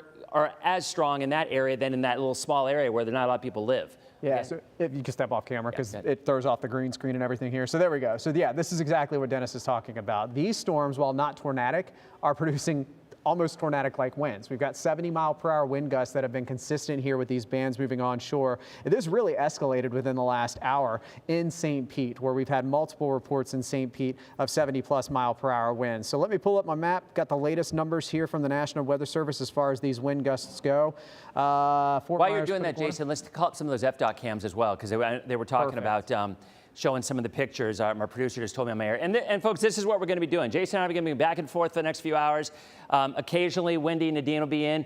But when you got real weather going on like this, this is where people want to see. And boy, this is where is this right now? Howard Franklin. That's the Howard Franklin. So yeah, and that is shut down, right? Yep, correct? They shut that down about 45 minutes to an hour ago. 62 mile per hour wind gust here in the last 25 minutes at St. Pete. And there's the Courtney Campbell. There's the car just went by. So the eastbound lanes of the Courtney Campbell, those were shut down about 30 minutes ago. Look at that car fishtailing. Still looks like, I mean, what are we doing? That car was fishtailing. What are we doing? That is not the place that I would be here as these winds got. Yeah, I mean, a 70 mile per hour wind gust. We got 66 mile per hour wind gust at SRQ Airport in Venice. And there's Gulfport at 61. Yeah, look at Jason, look at the water in Gulfport. There we go. This is what we were worried. Guys, this is just the beginning of it. Yep. It is going to. I would probably say what you're looking at Gulfport, you're easily going to see water 4 feet higher than that by later tonight. I mean, I would think because high tide is coming up closer to around 10, and there's well, you can't even see. There's Clearwater. I mean, that's the Hyatt Regency cam, and obviously you got your Whitecaps coming in. But yeah, I mean this. We've been saying this for a couple of days, and unfortunately, Jason, we were talking about this. You get the evacuation orders. There's a lot of diehard Floridians. They're just pretty much no. I've never evacuated. I ain't starting now. Yeah. Yep. And unfortunately, this south and southwest wind is just getting started. We have another 6 to 8 hour period after high tide, which is coming up in about an hour and a half to 2 hours, that the tide's going to be coming back in all the way to high tide after midnight tomorrow morning. And at the same time, our winds are now shifting. All day today, we've had an offshore wind, which has kept tide on the lower side, even though, of course, at high tide this morning, we had a little bit of surge that flooded coastal areas. Now our winds are due south, so they're paralleling the coast. And once the center, which is just offshore of Anamaria Island right now, moves to the north, the winds turn southwest and start to fill in Tampa Bay, start to fill in all of big Sarasota Bay, up through the Clearwater Beach area, the marina, the harbors. All of them here, we'll see those water rises as we get the onshore winds happening. But yeah, if you are in western Hillsborough, I-275, I-75 west into South Tampa, over to St. Pete and Clearwater, Tarpon Springs, down south to Bradenton and Sarasota, this band is what's been producing these consistent 60 to 70 mile per hour wind gusts over the last 2 hours. And unfortunately, it does appear that those numbers, Dennis, you had mentioned it was 23,000. That was just from Pinellas County alone now. That's not all of West Central Florida, and I'm pretty sure that those numbers may be well over 50,000 by this point. I'll have to get Nadine. That was actually only Duke. Actually jump in. Courtney Nadine, Campbell is now closed completely. Okay. According to FHP, it just came in. Closed in both directions because of high winds and storm surge. Yeah, look at the water coming up on the beach right there. I mean, it's you know, now, well, it just froze, obviously, because of the connections kind of, it's back. But yeah, I mean, we're looking at winds along the coast around 60, 65, gusts, not sustained. And it's just a reminder, as you know, our area, Jason, we continue to dodge bullets when it comes to the significant winds in the track. I mean, Jason was just saying, you've been here 7.5 years, 8 storms, and every single time, this is what the radars look like. We have not ever had a position where the storm has come into Tampa Bay. And we're just every single time. Yeah, exactly. James Everyone at home wood. too do the same thing, knock on wood, because we have been very blessed and fortunate with that. But this one is different, and you and I have spoke about this. You've been saying it on air and on DPLs too. You can't compare one storm to the next. No storm is the same, and the difference with this one is that surge potential being maximized because of the wind field going out 300 miles from the storm. The last storm that we had a wind field this large was back in 2017 with Hurricane Irma. This is challenging what it is with, oh, look at that. Oh my This is Gulfport again. It's Gulfport. People driving through storm surge. And it's going to get a lot higher than that. And you can see the wind pushing it in, guys. That is exactly what storm surge is, right? Yeah. I mean, it's, you know, and coming up on high tide. And we're actually closer to low tide right now than we are in high tide. So that just kind of shows you. And because we have that onshore flow, because in other words, the winds are coming onshore, it just continues to push. Now, for most of the day, we've had an offshore flow. We've had the winds pushing everything out. So through the evening, the water is going to build.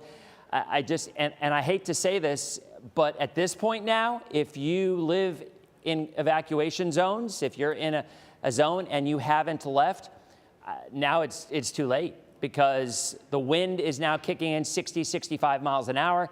It's every bit as dangerous to try to drive in this now. And power outages, we just mentioned there were thousands of power outages. That was just Duke Energy. I would ask the booth and the desk to keep us updated. What do you got over there, Nadine?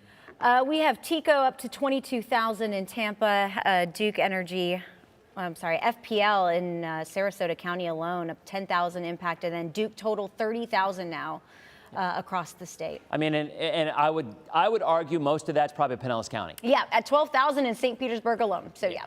So, I mean, these power outages are going to continue from now until about 11-ish. You know, the storm surge numbers, you know, when you get one wave of water come in, that kind of lingers.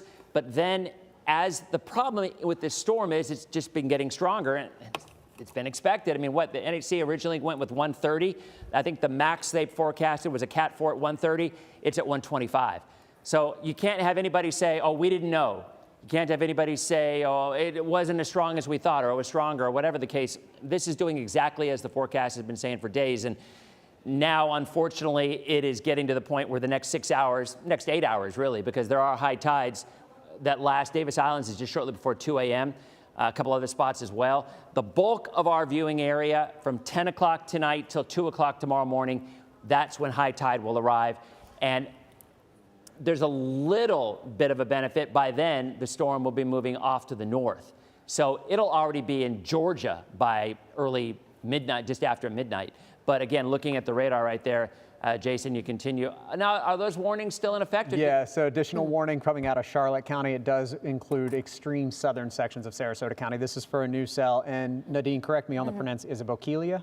Bokeelia. Bokeelia. So there's a possible water spout near Bokeelia right now in the Charlotte Harbor. That one's going to move up through Port Charlotte and potentially into southern Sarasota, but you've got about 25 minutes before that happens. So additional tornado warning in Charlotte County does include southern sections here of Sarasota County from I-75 south, Dennis.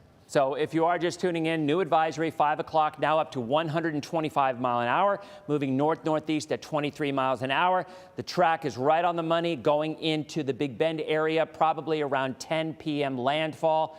For us, northern counties, Citrus County will probably see the highest surge levels because it's closer to where landfall is occurring. You can kind of see how it's a little more oblong shape right now. It's being impacted by shear, but yet look at that eye. Actually, the last satellite image looks like the eye is maybe as clean as it's been. The cleaner the eye, the stronger, the more intense the storm is. So if it goes another 5 miles an hour, it will then be Category 4. And I mean, and all you have to do is look at where most of the convection is and look where we are. I mean, we're not even anywhere near. We're 70, 80 miles, 90 miles away from some of the most intense thunderstorms and the most intense wind with this. Last I saw, hurricane force winds extended about 70, 75 miles out from the center. We're over 100 miles away. So it's simple math why we're not going to get sustained hurricane force winds, because we're outside of the sustained hurricane force wind zone. But gusts, we certainly will. We already have. We're going to continue to see more. And at this point in time, this is something we're going to be tracking for the next 6 hours. So as this is live, right? That 3 is live. In fact, I'm going to go back and let me go back to a radar image and kind of show you where the eye is. Okay, there you go. There's a perfect view here. So look at where the eye is, okay? The eye is, what, west of, where would, right where would at you basically say? the mouth of Tampa Bay. Yeah, the Skyway. Yep. I mean, somewhere near there. So there is your eye, okay? That's the center of the eye. So areas, bring me back in, guys. The center of the eye, can you guys bring me back in the picture? Wait for it. There's doing stuff going. Now, I don't know what, all right, there we go. Okay, so well, let's go back even more. I want to go back to the beginning here. And we're gonna be doing this off and on. In terms of the track, there it is. There's the eye, okay? And you want so a radar what you do, now this is all right. Okay. So south of the eye, that's when the wind starts coming on. You can see it. I mean, look at how these clouds are rotating right into the mouth of Tampa Bay right now, because the center of the storm has passed. Now, up north of the center, the winds are blowing offshore. They're blowing away. So as this moves south to north, the winds will shift out of a more south and then southwesterly direction, and that's unfortunately going to coincide with high tide. And that's when we're going to start to see these numbers even higher than we have before. So tell you what, let's go back to Jason. He can show one more look at the radar, and then we can go ahead and toss it back to Wendy and Nadine, and maybe they can have a look at what's going on in terms of some of the live pictures as well. Yeah, so again, like Dennis said, the eye is basically just offshore of the Skyway now, and it is making its closest approach to us here in Pinellas, Hillsborough, Manatee, and Sarasota County right now. It'll get a little bit closer to those of you north of I-4, Nature Coast. We're talking about, of course, how far is that? Hernando and Pasco. Let's see. Let's do. So from Indian Rocks Beach to the eye wall, 78 miles. To the center of the eye, 100 miles. So there you go. So we are within 100 miles of the eye wall at the coast right now, which is why we're getting those 70+ mile/per-hour wind gusts. The sustained winds still calm between, well, not calm, but still staying between 40 and 50 miles per hour. So we're not forecasting, like Dennis said, those hurricane force winds. Those extend out from the eye 60 miles. So 60 miles from dead center of the eye puts them right about here. So we've got a buffer of about 45 miles from the sustained hurricane force winds, which is why we're not seeing sustained winds, but we are getting those gusts just shy of hurricane force, around 70 miles per hour in St. Petersburg right now. So let me quickly recap the tornado warnings again. We are covering the tornado warnings, but I think the bigger thing, like Dennis is saying, from these bands is that anywhere within these bands are producing those 70 mile per hour wind gusts. But we'll talk about the tornado warnings. The first one that you see here through Manatee County, that one's going to go away. It's done. It's canceled. It's expired. The National National Weather Service no longer warning on that one. The next one that we're watching is this individual cell coming north of Pine Island and Bokeelia. This is in the Charlotte Harbor area. So right now the potential tornado is in Charlotte County. It is not in Sarasota County, but the warning does extend from Venice over to Northport. You're fine in Venice from this individual tornadic cell. It's going to stay well to your east, but in Northport about 15-20 minutes as the storm is moving north at 70 miles per hour. That's when it could potentially be up toward the Northport area. So outside of these individual tornado warnings, we're again talking about very, very strong winds. So in Bradenton, we've got a little bit of a lull from the heaviest rain, with the strongest cell being now east of 75, where you see the red, yellow, and orange colors outside of the warnings. Let me turn those off. That's where we're getting those torrential downpours, and that's where we're also looking at the potential for the winds to be at their strongest. With a tropical system, the winds are strongest several thousand feet up, and they stay that way. What pulls those winds down to the surface is the gravity from the heavy rainfall that sets up within these individual cells. All that motion pulling it down is what gets these 70+ mile per hour wind gusts down to the surface. In St. Pete, we have had multiple 60 to 70 mile per hour winds. Couple of times. It hasn't been one gust. It has been multiple gusts here in St. Petersburg as that band went through. It is now much calmer, I should say, compared to what it was about a half hour, 45 minutes ago. But that band is now shifting inland along I-75 from Sun City Center and Ruskin up to the Gibsonton and Riverview area. Also South Tampa, downtown covered up in these pockets of red. The airport's probably going to start reporting some gusts over 50 miles per hour if it hasn't already, because we now have these bands setting up over Tampa International Airport. And then heading north, haven't talked a lot about you today radar wise for our friends up at the Nature Coast, because it's been very dry for the most part, but even these bands now setting up here in western Pasco County. So from Newport Richey up through Jasmine Estates and Hudson, getting up to Hernando Beach and Pine Island. The rain setting up for you all, your winds beginning to pick up as well in these areas. The eye is likely going to get within 75 miles of Citrus and maybe Hernando County. So this is where we're easily going to see more of those strong gusts later tonight into tomorrow morning that could exceed 75 miles per hour. Isolated gusts. Most of us will stay below that 74, 75 mile per hour range, which are the hurricane force gusts. But with us being a little bit closer here to the Nature Coast, this is where we're looking at the potential for those winds to be a little more on the stronger side. So there's the overview. Like Dennis said, eye passing to our west right now. It's going to continue to move not toward us, but bypass our area kind of in a fashion like this, heading up into the north-northeast, the Appalachee Bay.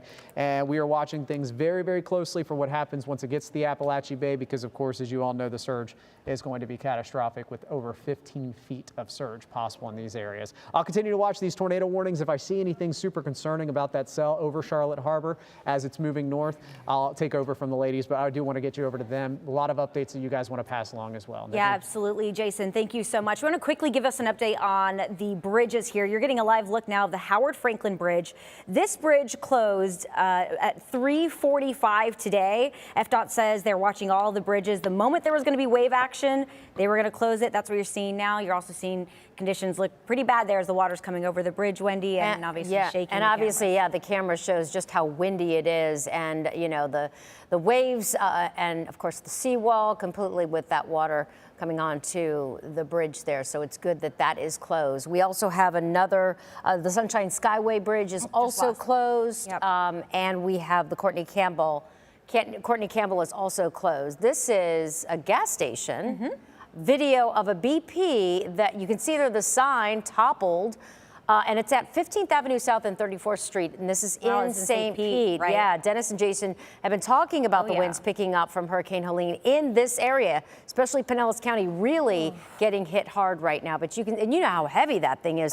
So that had to be a wind burst that literally came in and took it right off its foundation. Incredible. Yeah, and St. Pete's saying they're also seeing a lot of down power lines, and they've started closing down roads because of flooding. So we know Pinellas County is getting hit hard. 40,000 power outages with Duke Energy, and there's about 20,000 alone in Pinellas County. Right, and we want to go down to Tarpon Springs. I think we have new video of those conditions as well. And just overall, we're going to toss to our Mary O'Connell? Yeah, it sounds like businesses there are boarded up. I think she's in Tarpon Springs right now. And so they're just hoping that things don't get too bad, and that's where Mary is right now. So not only new video, but we have an update from Mary O'Connell. I'm Mary O'Connell at the Sponge Docks in Tarpon Springs. We've been here for several hours and the wind is starting to pick up here. The rain's still waiting on that and still waiting to see if we see any flooding in this flood-prone area. But I do want to show you how businesses have prepared for Hurricane Helene. And you can see this business here, even though it's 2 steps up, they have sandbags and they have a tarp down in front to block any potential water that could come this way. You can see this business over here also has a tarp taped up. They've got sandbags, and this is much of what we've seen here. These businesses that are right along the water, some have foam in their doors to seal the doors from any water. They've lifted up their belongings inside their businesses up off the ground, and they have been through this before. They've been through this for other tropical storms like Tropical Storm Debbie in the past, so they know what the potential impacts could be. So these business owners, they want to be prepared for anything that could come their way. In Tarpon Springs, I'm Mary O'Connell. All right, we're trying to get our other reporters who are live in various parts, especially in Pinellas County, do you want to do a dial in on power outages? Because we have some we time can, for that. we surely can. And there's been power outages all across the Bay Area, especially when we start with Duke Energy. They had 38,000 that have lost electricity. I know they have already restored 42,000. You can imagine how many folks have been without power for some time. They are staged in 7 different locations, Duke Energy. I mean, we had video of them over at Tropicana Field. They're at a college in St. Pete, even at Tampa Bay Regional Airport. And so the moment that it's safe, they're going to go out there. It sounds like they are restoring it, but we know that conditions are going to deteriorate. Oh, no doubt. Sorry, I was going to say FPL, still 13,300 in Sarasota still out. And Manatee County have over 3,700. So again, those numbers have increased as well. I was just looking at TECO. So at 3:15 p.m., only 7,800 people were out of power. Here we are 2 hours later, and we're now at 27,000. So yeah. The last I checked there. And again, TECO. as he talked about, the conditions are definitely deteriorating. We have Paul Lagrone, I believe. Is he live in? Yeah, he's live in Tallahassee. So again, this will be ground zero in no time. Paul? Yeah, that's right. It's dinner time here in Tallahassee, and people are eating that Last Supper before Helene comes ashore here in the Panhandle. And this is a time where you really sort of take an assessment of what is around you and what it's going to do in 125-mile-an-hour winds. The bushes here, the trees in the background, the sign, potential trouble spots like that stop sign in the distance. And I want to point your attention to, Tallahassee's a growing town. You got cranes off there in the distance. We're going to paying close attention to those cranes and how they fare in this storm. But overall, the people here in Tallahassee, they've been taking the storm seriously. They've been boarding up. A lot of people did evacuate. I know the hotel where we're staying here, the Sheridan 4 Points, right off of Tennessee Street here in Tally, is packed with people, packed with animals. And we talked to a woman who evacuated from her home that was just a short drive up the road because she's worried about those trees coming down in the middle of the night. Here's what she told us earlier. Where are you coming from? I'm literally coming from 10 minutes away. Well, that's what they say, right? Why did you decide to come here? My husband is the radio engineer for FSU, so he had to fly out early. And our house has tall trees, and so we just got a hotel. There you go. What's her name? Chewy. Chewy, say hi. How are you feeling about the situation right now? I think we're all a little tense. Yeah. What's wrong? Right. All right. Yeah, I gotta go. I have my other big dog in the car. I don't know how I'm gonna get him in the hotel because that pit bull. Did you see that pit bull? I saw they were making friends. Yeah. Well, my Rottweiler is not gonna be friendly. I think the people here are getting along better than the animals are, but everyone's making friends eventually. But right now is this time where if you haven't made plans, you're kind of hunkering down where you are. And I think a lot of people did heed the warnings, especially along the coast. So 2 big concerns, guys, as we close in on Helene closing in on us here. Number 1, the trees here in Tallahassee. It's a town of trees, beautiful city, beautiful oak trees. They're kind of known for that. The problem is when you have 125-mile-an-hour winds, there's a big question mark about how many of those trees are going to come down. They probably will, a lot of them. That's going to cause power outages. And then, of course, the storm surge along the coast, and the Nature Coast, and the Big Bend. and the Panhandle, up to 20 feet in some areas. So that's going to be an issue as well. As we get closer to Helene coming, we'll be here throughout the night, walking you through the storm. We'll send it back to you. All right, Paul, thank you. We want to move now to St. Petersburg in the Shore Acres neighborhood. And while Paul is bracing up there, we're really seeing it bad right now in our area. So let's get right out to Katie LaGrone, who's in the Shore Acres neighborhood in St. Pete. What are you seeing? Yeah, hey guys, we are definitely feeling those gusts of wind and those outer bands of rain. I mean, we're in it here for sure. You can see this is a little bit of a lightness. This is probably the lightest we've felt and seen in probably the last 30, 35, 40 minutes or so. I want to point your attention to that house right across the street, the sort of beige colored. Oh, I guess about an hour or so ago, we heard a loud bang, and that was sort of the beginning, if you will, of these real gusts of wind starting. What happened were some of the tree branches ended up hitting the power line, arcing it, and so it created this sort of flash of light and a loud bang. And that at that point, we have sort of been in this cycle, if you will, of these gusts of winds, strong bands of rain, and then it'll calm down. The big concern out here in this part of St. Pete, which we're about a quarter of a mile away from the bay, is this flooding. This is flooding that has been here all day from early morning, from that high tide this morning. It's obviously pushed in here from the Tampa Bay, or rather from the bay, salt water, and it just hasn't receded all that much, understandably. And so the big question, of course, is what happens after that high tide around midnight tonight.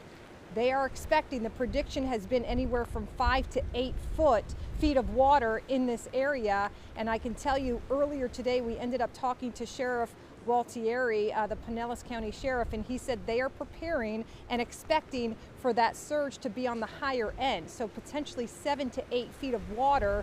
Just for comparison, guys, last year during Idalia, they got about 4 feet of water. And so they are looking at Helene bringing potentially double the amount of water into the neighborhoods that happened last year. So that's the big concern out here, but certainly the conditions are continuing to worsen, continuing to deteriorate. As I said, we go through these cycles of, a gust of wind, like what we're dealing with right now, a band of rain, and then it'll calm down. And that is what we are expecting to deal with for the next at least 3, 4, 5 hours, if not more. So that's the very latest from St. Pete. Back to you guys. All right, Katie LaGrone live for us in Shore Acres in St. Pete. As we know, always plagued by flooding. Please stay safe down there. We want to head down to our southern counties now, because they are really feeling the impacts of Helene. Indeed they are. ABC Action News reporter Kylie McGivern down in Sarasota, where I know the power outages have been increasing down there because the wind is picking up. It really is, yes. So it is more than 13,000 people that we know of right now without power. The rain is going in and out in terms of the severity, but the wind has really picked up.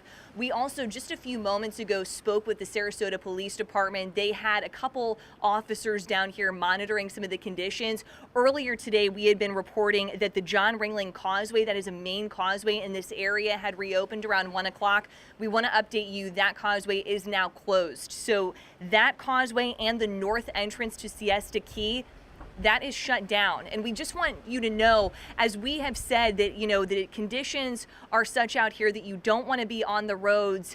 That message is even more emphatic now from law enforcement, posting it is not safe to be on the roads. We will update you when conditions improve, but people are encouraged to stay indoors.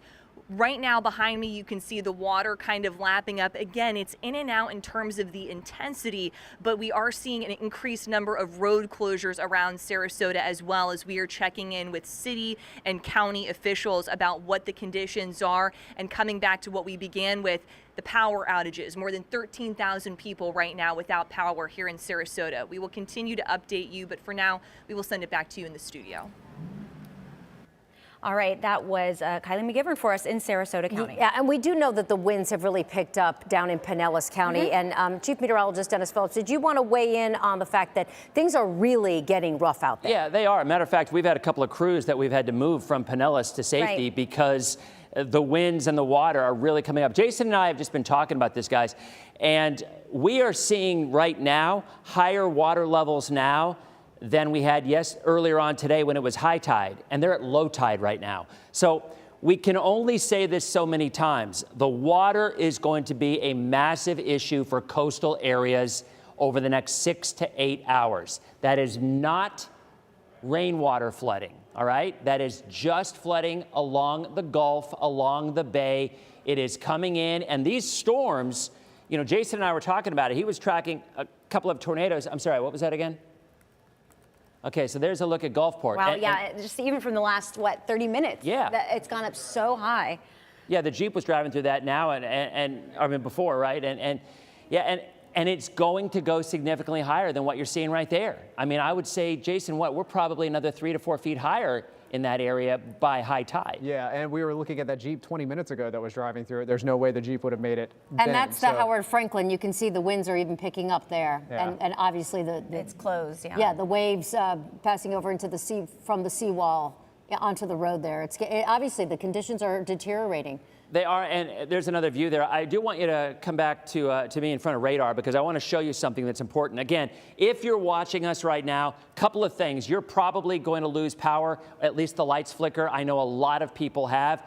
You can listen to us on the radio if you lose power. We are simulcasting on our partner stations. We've got 6 of them out there that we do that with. We also have our streaming app. If you have power now, charge your phones, right, all right? So important. Charge them now because that way you can have a full charge. If you lose power, if you download our streaming app, you can actually watch us here. And once we go to sunset and it goes dark out, it's pretty scary if you've lost power and that wind is gusting at 60 to 70 miles an hour. But what I wanted to show you is right here, all right? There is your eye, but more importantly, look at the lightning in the northeast quadrant. That is a telltale sign that that storm is still intensifying. The track has not changed. The track will not change. The impact on us will not change. We're still looking at no sustained hurricane force winds in our area. That means 74 or greater for 60 seconds or longer, but certainly gusts. I mean, heck, we've already had gusts of around 70 miles an hour in St. Pete. But my point is, because this is still strengthening, if the storm gets stronger, it often pushes a little more water. So that might make it even a scarier situation for Crystal River, for Citrus County, for Levy County, for Dixie County, areas off to the north. We're already going to see our surge issues that are going to be increasing. And the timing of that, the highest tide and the timing of that is between around 10 o'clock tonight and 2 o'clock in the morning. We still have the tornado warnings going on in inland areas, but those are really kind of outside of our viewing area as is. We're still seeing all of this heavy rain and all of these gusty winds, pretty much common 40 to 65 miles an hour. They're moving quickly. These individual cells are moving nearly 80 miles an hour. I'm not talking about how fast the wind's blowing. I'm talking about how fast this is moving from south to north. Comparison, most of our afternoon thunderstorms move 25, maybe 30.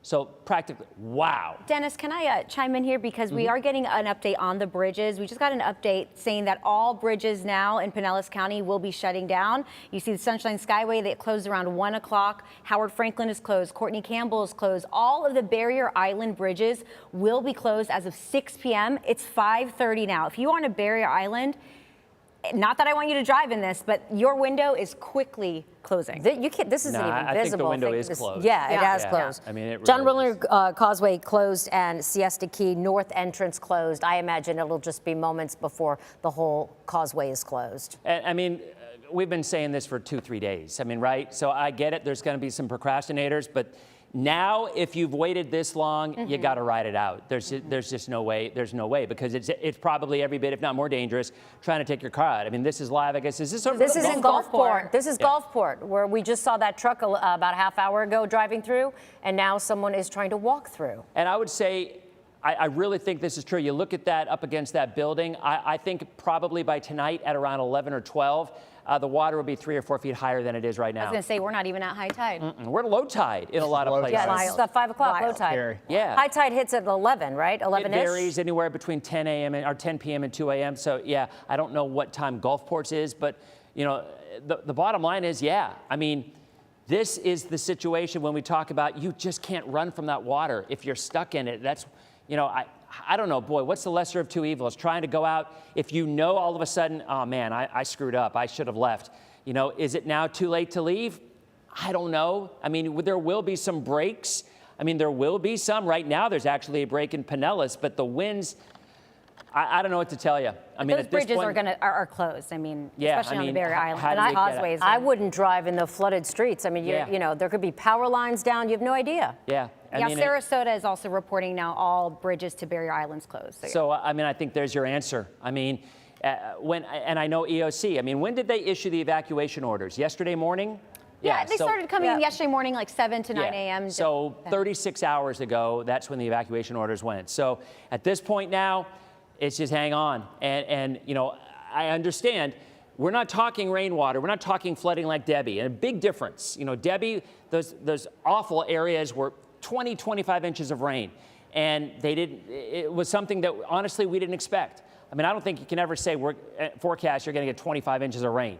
It just had a band that sat over them. This has been, the models are probably as accurate on this storm as I've ever seen in my entire life. 3 or 4 days out, they nailed the location, and the forecast has not changed. The NHC went Cat 4. There's that shot again over at Gulfport. So this is where we are. From now for the next 3 hours will be the worst of the wind and the rain. Okay, the silver lining, if there is one, is that it's moving so fast that it is going to be in and out. That looks like very, a media very crew quickly. kind of getting Yeah, out of trying to there. get their equipment out of there. Yeah, What building is that? I remember somebody was live in front of the Gulfport Casino. So that is the Gulfport Casino. Yeah, okay. You know, at this point, there's the eye. So, okay, here, let's try to give a little bit of positivity in this, in the sense that there's your eye. It's moving quickly, 25 miles an hour. The eye is moving north. So within 3 or 4 hours, this will have moved 100 miles. This will be nearing landfall. So on the southern flank, while it is a very big storm, the impacts will start to be lower in terms of the wind. But the problem then lies all of that onshore flow. It's a big storm. I liken it to Irma. Remember when Irma was coming in, the bay drained, but it was way, way down south of us. But the bay drained because it had such a big reach, a big fetch. Well, this does too. And boy, Jason, I mean, that's the one thing. Just the lightning. Look at the lightning. That is absolutely indicative of a strengthening storm. I would not be surprised at all if in the next advisory or two we go to 130 or 135 and we're looking at a 4. And that was the forecast yesterday, was to go to Cat 4. Went to 4, yeah. So, I mean, in reality, is there much of a difference between 125 to 130? No, it's just a categorization from a 3 to a 4. But there's the eye, and it's moving this way, right? So within 3 or 4 hours, it's going to be up here near landfall, okay? And the rough weather for us, the center, will be farther away. So we'll have less wind, we'll have less rain, but at that point, we're going to be focusing almost entirely on the surge. And again, there's a look at from Dunedin over by, obviously by the Gulf right over there. I think that's kind of close to the Fenway over there off of Alt 19. And yeah, I mean, you know, those are some solid winds. That's, you know, and we were saying this too. We have not forecasted sustained hurricane force winds, and that's, you know, we're seeing all these pictures and we're getting all this information, and yet we have yet to see sustained hurricane winds with any storm in years. I mean, and this is just a reminder that look how high the water's coming up now over from the Hyatt Regency. I mean, that's Clearwater high tide is, I believe, around 11 o'clock. So there's another 5 hours before we're actually at high tide. And where is that the Sunshine Skyway again? Yeah. Wow, yeah, I can't even see it there. Yeah. So yeah, I mean, that's kind of where we are, folks. I mean, we're going to continue to track this. At this point in time, I've heard a lot of folks with the power outages. What are the new power outage numbers? If you guys let me check. Yeah, we can bring them all up right now. We're at 40,000 for Tico. Yeah. Duke Energy, 44,000 total on Duke, but let me zoom in. And no, 42,000 is right here in Pinellas on our coast right here. I want to mention something. I think this is important. Look, we are not advocating, we are not suggesting that anyone leave the barrier islands, but our assignment desk just found out that you can leave those barrier islands.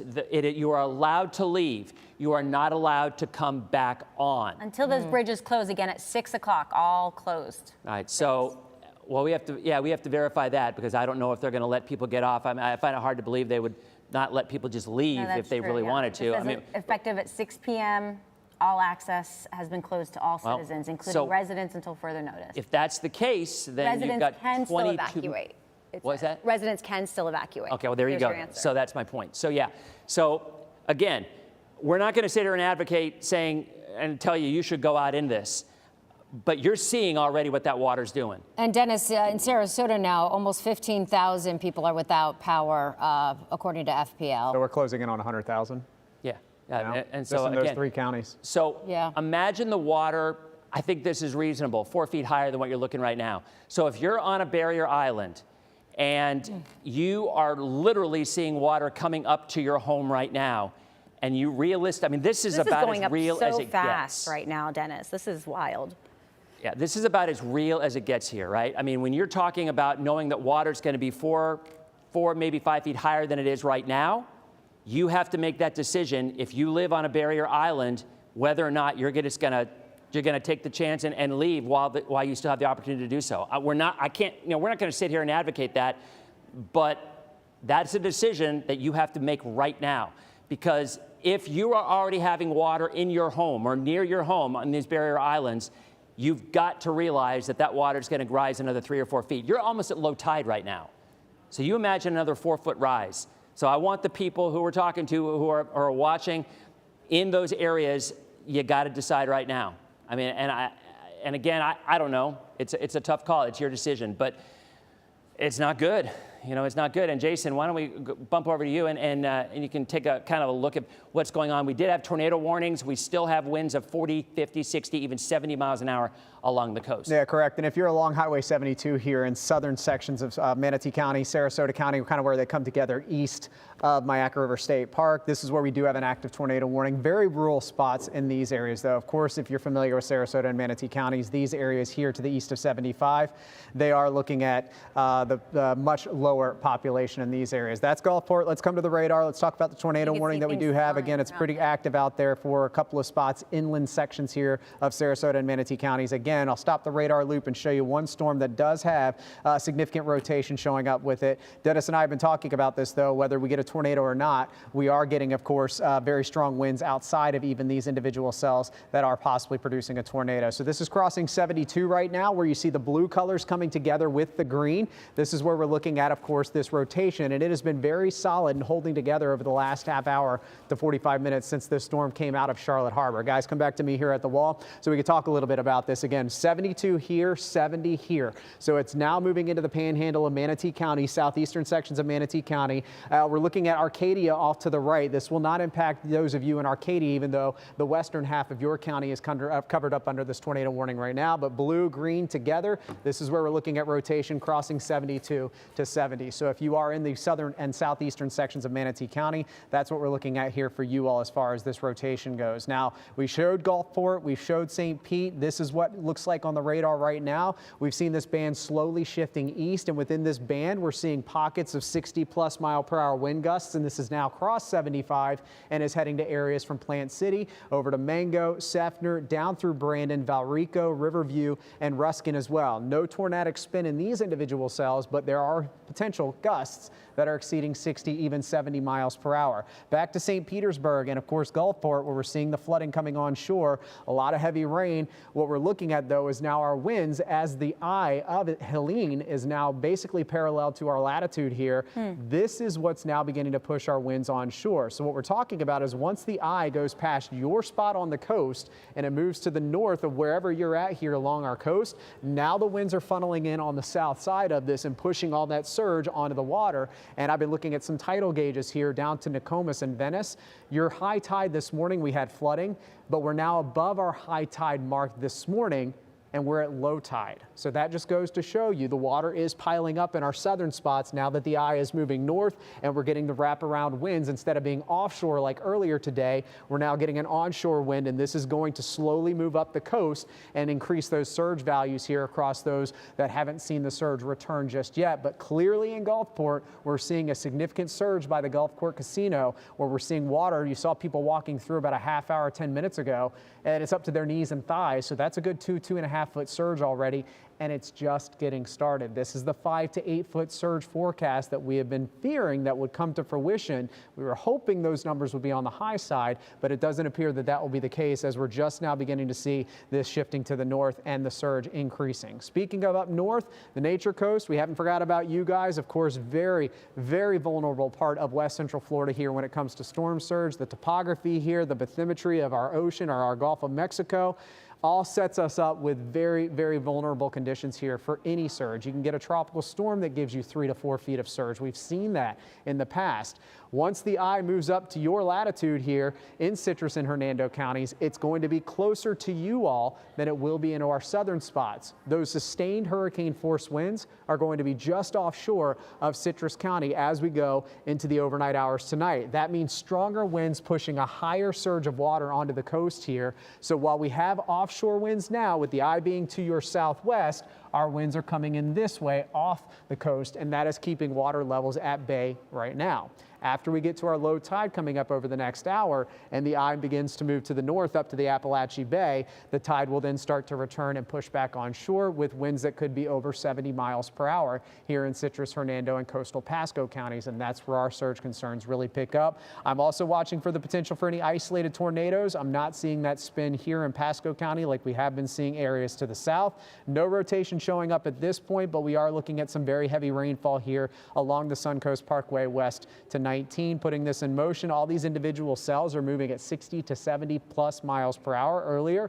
we had a warning 75-mile-per-hour movement of that storm coming in through the Northport area. So these cells within the bands of Helene are moving extremely fast, and now we're really seeing them set up here east of downtown Tampa. We've got more bands coming into South Tampa and MacDill Air Force Base right now, but look at the heavy rain along 75 here from Seffner to Valrico, right over top of us in Brandon and Progress Village, Riverview along the Alafaya River going east to Lithia and Fishhawk.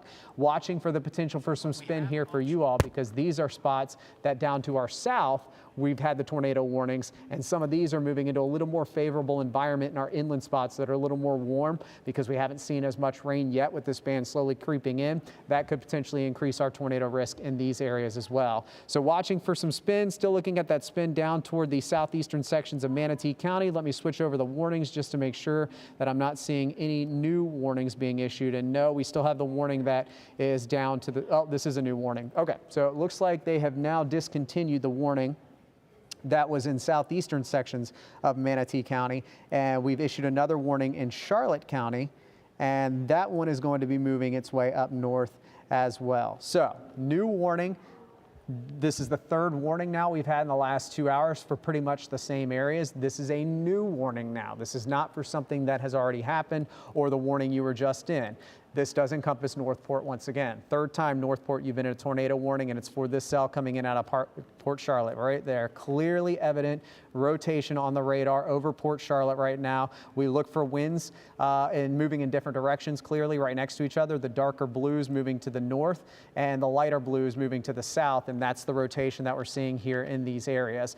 So that's where the potential tornado for this next batch is going to be coming through as we go to our friends to the south. So once again, looks like we've got that new tornado warning for Port Charlotte. That could be moving toward Northport within the next 10 to 15 minutes. So we've got the eye now closing in, getting a little closer to our coast. Let's put the distant tracker on here and show you how far offshore the eye wall is. It's less than 70 miles off of our coast, so a little bit closer than the forecast did show would happen yesterday by about 15 or so miles. Not a significant increase to the east, but what we are looking at is these bands now giving us sustained tropical storm force winds with gusts that are sitting at or just above hurricane force. So I'm going to group. I'm going to look at these warnings, give you a little bit more information coming up here, but now let's get it back over to Nadine and Wendy. Wendy, what do you guys have? All right. Thank you, Jason. We're taking a live look. This is again in front of the Gulfport Casino, and it is really gotten very, very deep very, very quickly. You can see the debris floating in the water there. We were seeing folks trying to walk across them.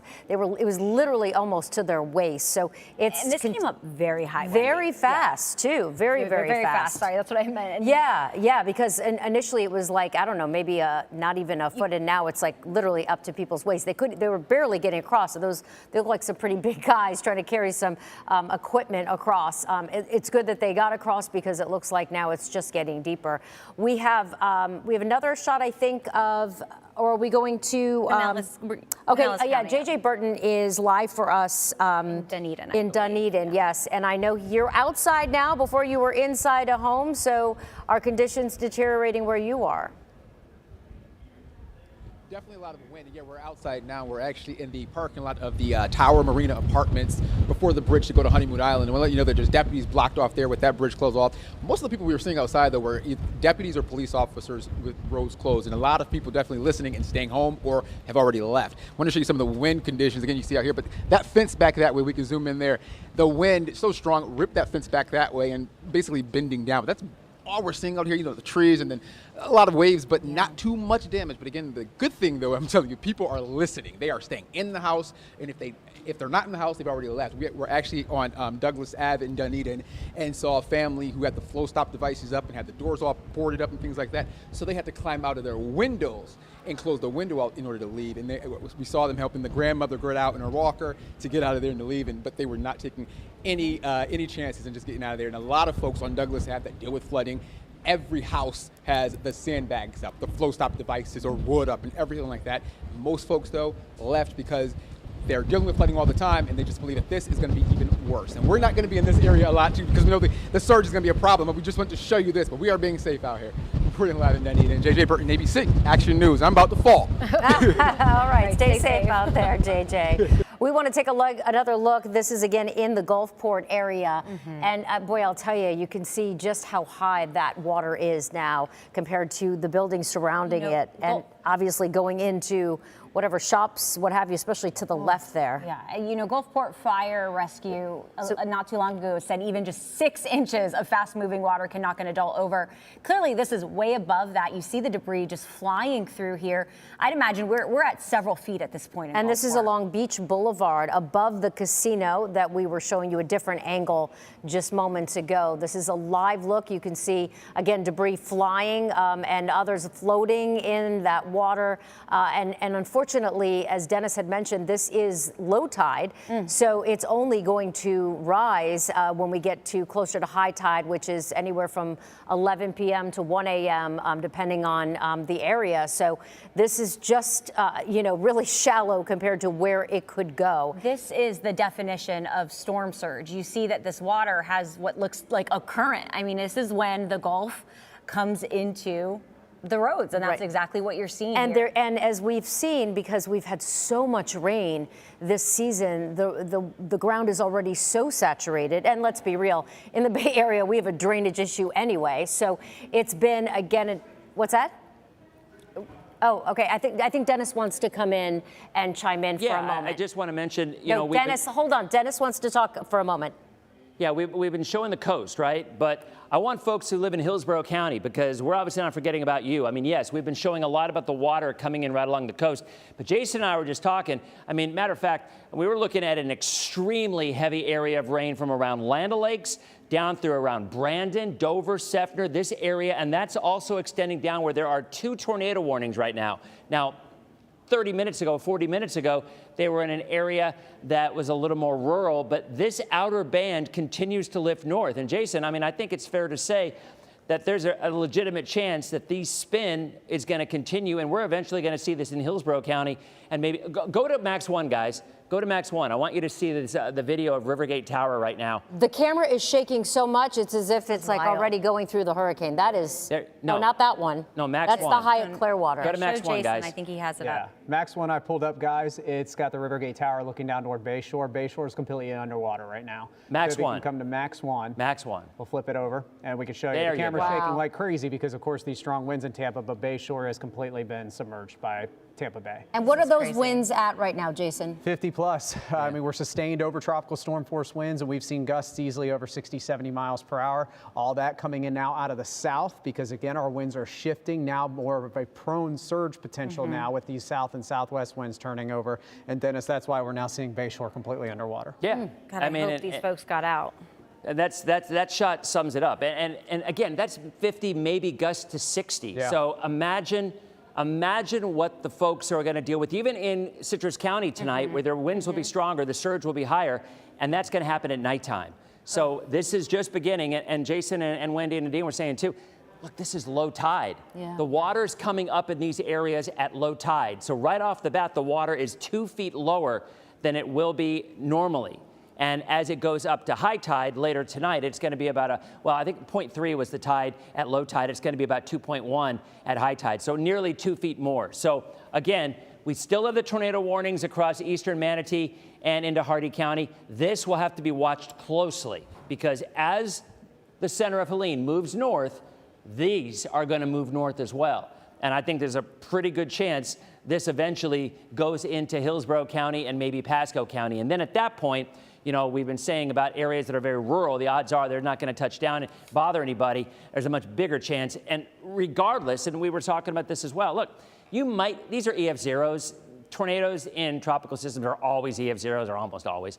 Well, which is about 75, 80 mile an hour winds. We've had gusts of 65 to 70. So you can argue the winds are almost every bit as strong just in these cells right here.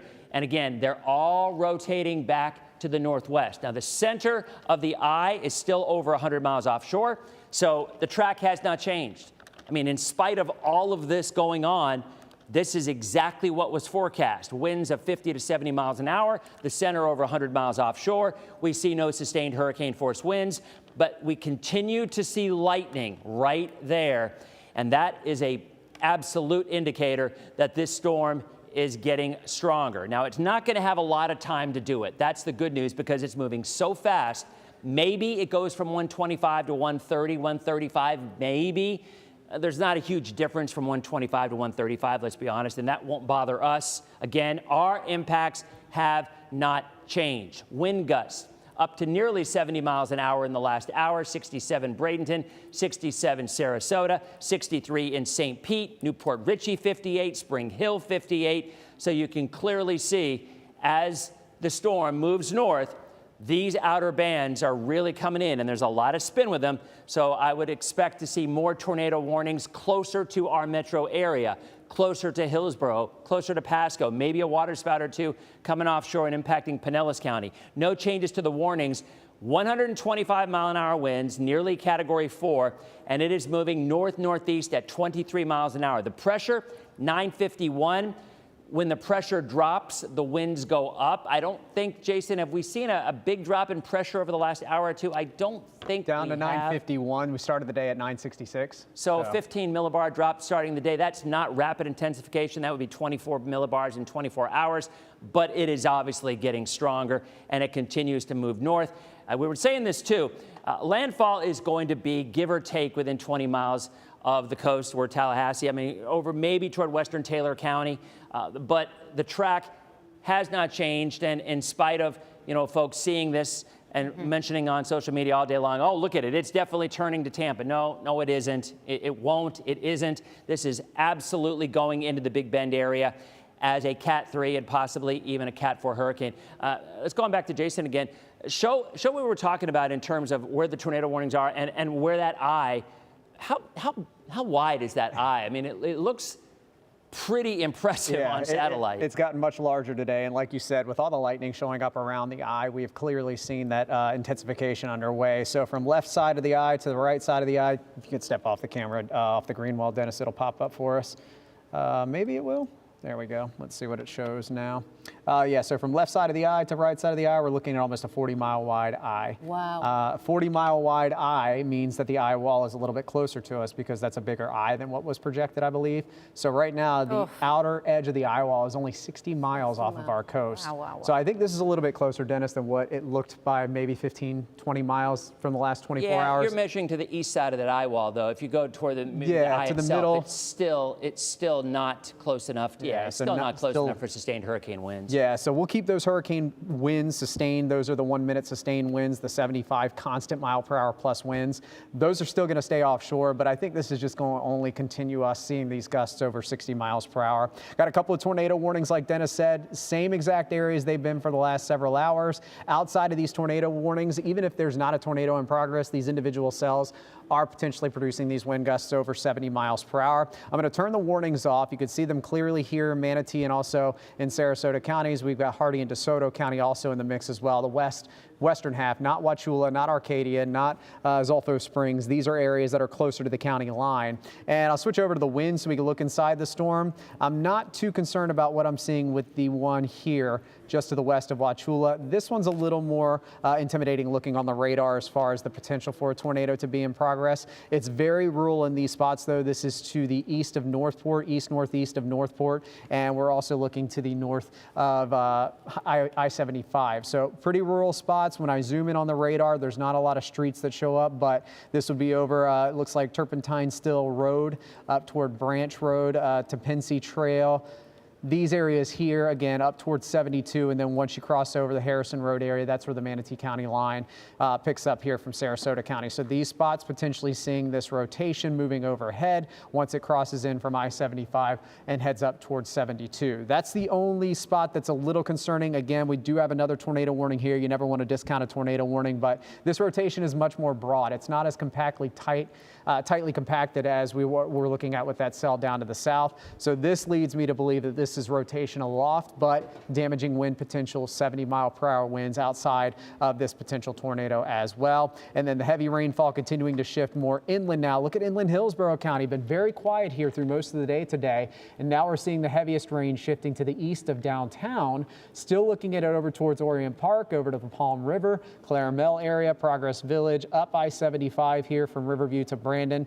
Valrico, it's on your doorstep with some bands of rainfall. Fishhawk, Lithia, Mango, Seffner, all these spots up toward I-4. Ononasassa, we've got it for you up 301 past the Hillsborough River State Park. Very heavy rainfall, and again, not just rainfall. We've got the winds that are peaking at 70 miles per hour within some of these bands. Also back toward Lutz, north toward Odessa. We've got Trinity also in the mix with the very heavy rainfall here in Pasco County up I-75 to Wesley Chapel. And we're looking at that heavy rain continuing here from Spring Hill over to Pine Island. Just getting started with the wind and surge potential here for those of you north of I-4 at the Nature Coast. Down south, water levels are on the rise. The surge continues to rise.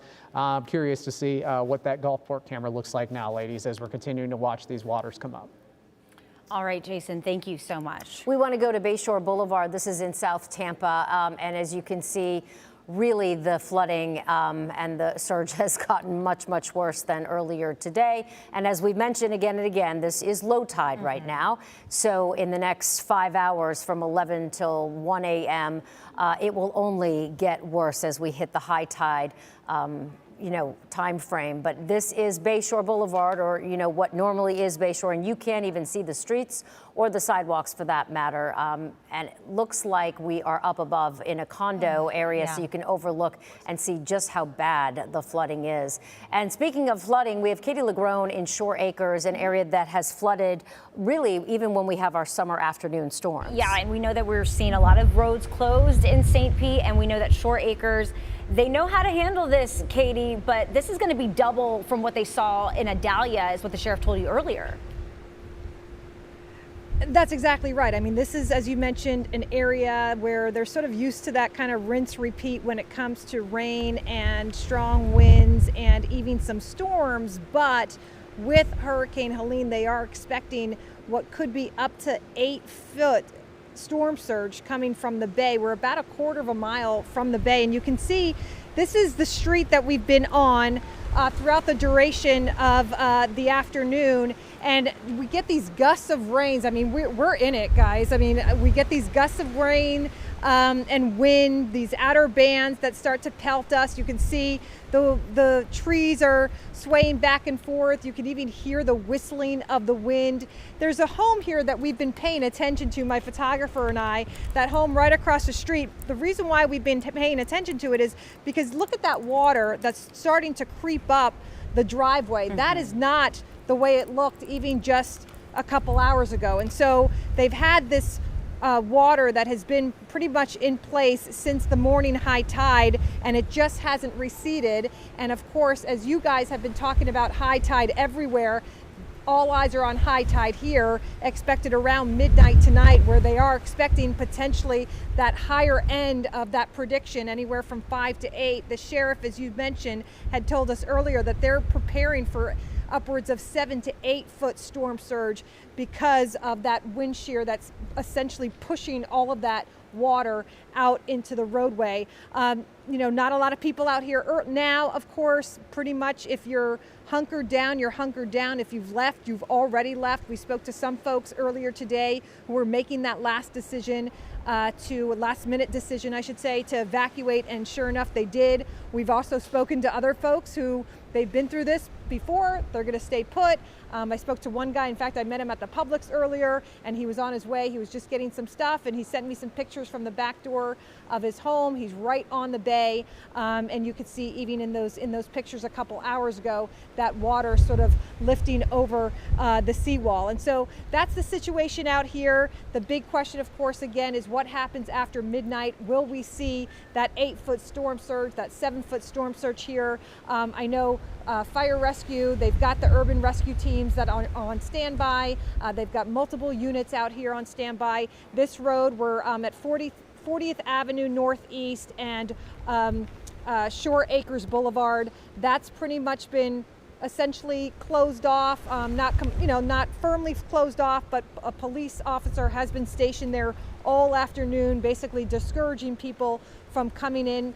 We have decided, we were actually out on that main road, one of the main roads, and then once the winds started to gust more and the rain started to pelt, here we go, got another gust of wind, we went ahead and came in under the open parking lot here. So we've got some barrier around us, but we're just gonna, stay here, obviously monitoring conditions, and we'll bring you the very latest as it happens. For now, we are in St. Pete. Back to you guys. All right, Katie LeGrone live for us in the Shore Acres neighborhood. I want to quickly mention that now that we're at 6 o'clock or just past 6 o'clock, pretty much all the bridges are now officially closed. Pinellas County about half an hour ago said that they were going to close every barrier island bridge, all the causeways.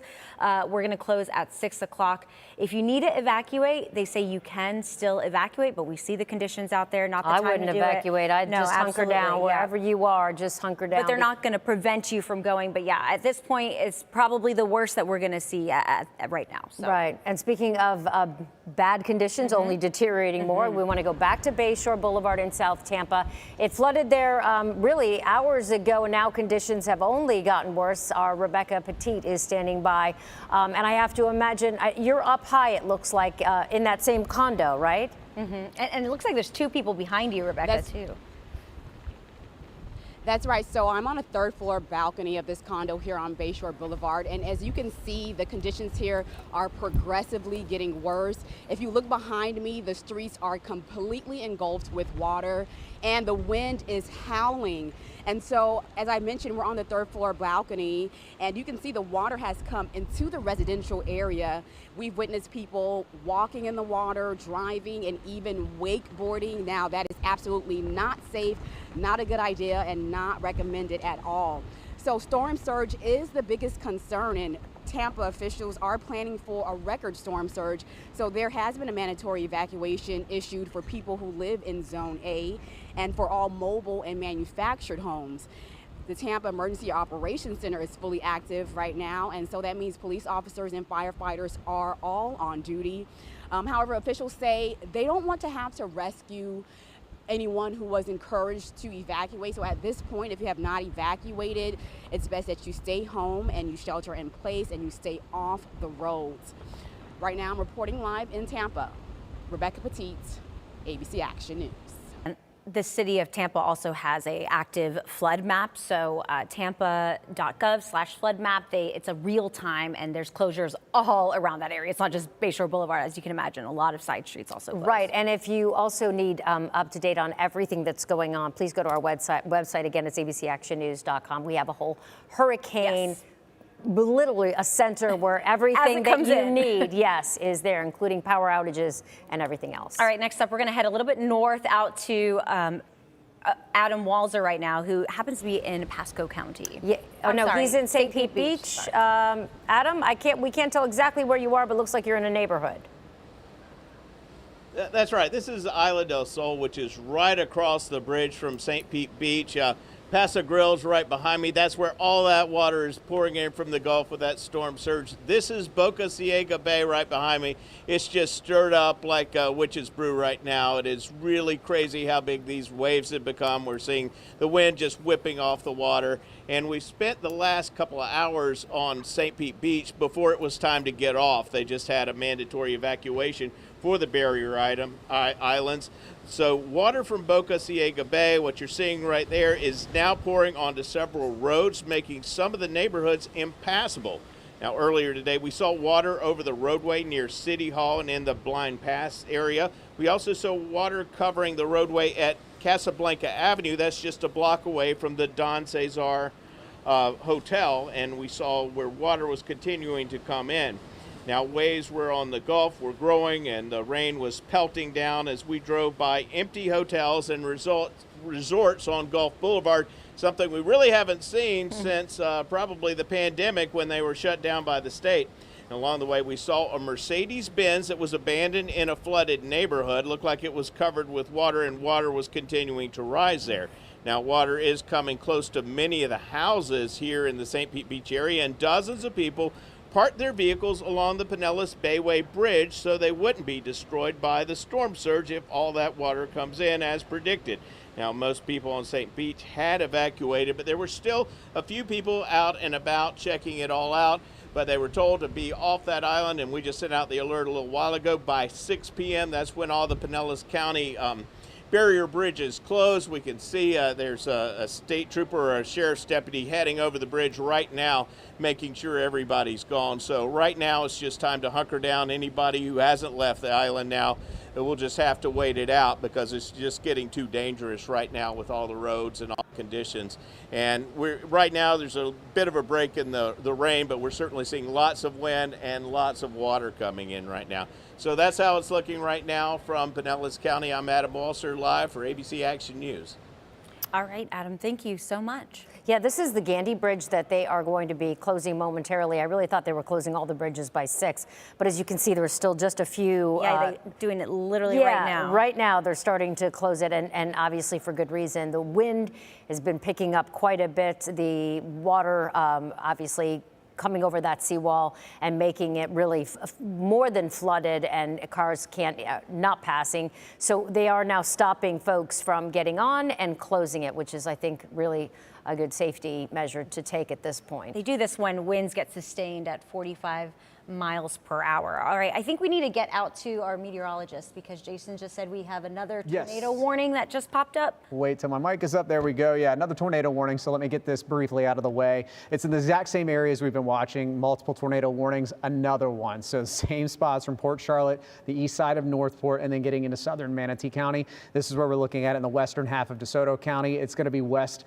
of those of you here in Arcadia, not the Highway 17 corridor. And it's for another cell over Port Charlotte. Same exact thing we've been seeing the last couple of tornado warnings that have come out, coming off possible waterspout coming out of the Charlotte Harbor and then moving through Port Charlotte with the potential of it crossing over into southern Sarasota County. It looks like this one would stay east of most of Northport at this time. I'll turn the radar off. We'll take a look at if we're seeing the rotation in there that they're seeing. This one not as pronounced as the last one, but where blue and green come together. These two areas right here indicating rotation coming in off of the harbor. So again, a possible waterspout moving up through Port Charlotte, and this will potentially move to the north and crossing into the Northport area, but it's especially for those of you that are on the east side of Northport. This is where we're looking at potentially some of you seeing this rotation. So you've got the rain now, but we're not looking at any tornadic development at this point. It's going to be about another 5 to 10 minutes before this crosses over into Sarasota County. But there are a lot of people that live here on this side of Northport. So east of downtown Northport,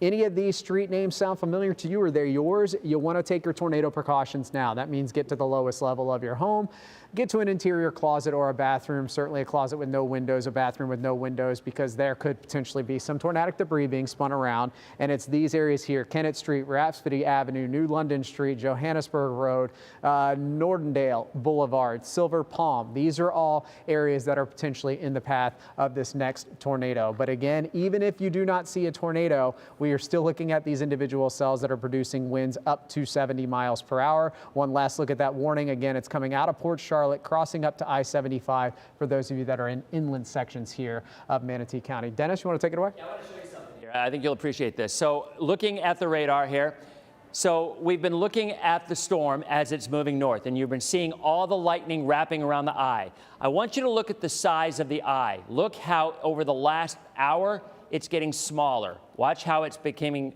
right there. See how much smaller it is right there? It's like the whole figure skating analogy that you use. As a storm gets stronger and spins faster, it tightens up, and in tightening up, the speed increases. So we are getting all the signs that this storm is not weakening whatsoever. In fact, it could be getting a little bit stronger. Now, is that going to mean a big difference at landfall? Probably not. I find it hard to believe. It's not going to have much time. It's moving so quickly, nearly 23, 24 miles an hour. So it will be making landfall. But you can really see it, though. I mean, we measured this eye at 40 miles wide a little while ago. Look right now. Look how much smaller the eye is as it continues to tighten up and get stronger. Heaviest weather right now from western Citrus County and Hernando County, all right? Winds in this area, probably about 40 to 45 miles an hour, maybe 50 in a couple of spots. The winds are stronger closer to the center. Let's go south from central Pasco County, from Land O'Lakes, west of Zephyr Hills, Wesley Chapel, Dade City, San Antonio, in that area. And then back toward New Tampa, in through Temple Terrace, Dover, Seffner, Brandon, Plant City, down south toward Riverview. Very, very heavy rain in there, and it extends over to Tampa as well. And then extending more south, eastern Manatee County, and that extends all the way down to where the tornado warning is that Jason was talking about. So again, as this whole area moves north, it is certainly possible that we can start to see some of those tornado warnings in our area. But as I said, I mean, look, tornadoes that are spawned by tropical systems are almost always small and many times don't even make it down to the ground, but they're usually EF zeros. When you're talking about winds gusting up to 60 to 65, even 70 miles an hour in some of these storms, you can argue the winds are every bit as strong within just the line of storms than any little vortices that might develop along it. So let's go back and look at how far we're talking here. Look at Pinellas County in comparison to where the eye is. 91.1 miles to the center of the eye. Now look at the direction that it's moving. It's moving this way. So it will be moving farther away from this point on. So this is as close as this storm will ever get to Pinellas County and to areas south and to Hillsborough County and to Manatee County. What's my point? A couple of things. Hurricane force winds extend 60 miles out from the center. It will now be farther as it continues to move in this direction. Now closer to Citrus County, closer to Hernando County, but farther from Pinellas, Hillsborough, and areas south. So hurricane force winds extend 60 miles. It's 90 miles away, and it's as close as it's going to get. Obviously, we are not going to see sustained hurricane force winds at this point. Citrus County on the fringe. You are on the fringe. And look at these wind gusts. 64 in St. Pete in the last hour. 60 in Bradenton and Sarasota. 61 in Venice. 58 in Newport Richey. 58 in Spring Hill. Citrus County, it's on the way for you, again, because it's moving so quickly. There are the bands that came through that spawned all of the power outages. The winds will begin to, I don't want to say subside, but the winds will begin to lessen a little bit once that center passes where you are, because typically the southern flank of this will not be quite as heavy as the northeastern one. Winds of 125. Northeast, the pressure has dropped 1 millibar in the last few minutes. All that means is it's getting a little bit stronger. Not explosively, but a little bit stronger. I think we're looking at a storm of 125 to 130 when it makes landfall. And Jason and I were just talking about this. So you look at the eye right now. Let's say the eye is 25 miles wide when it makes landfall. Tallahassee is going to be right on the western side of that eye, right around that eye wall. Literally a 10-mile swing in one direction or another is going to be huge. But at the end of the day, the impacts are still going to be powerful. Now, remember, the extreme winds, and when I say extreme, I mean the 125. I mean the winds of 120, 125, 130 are only in an extremely small area, 5, 6, maybe 10 miles, but usually not even that wide.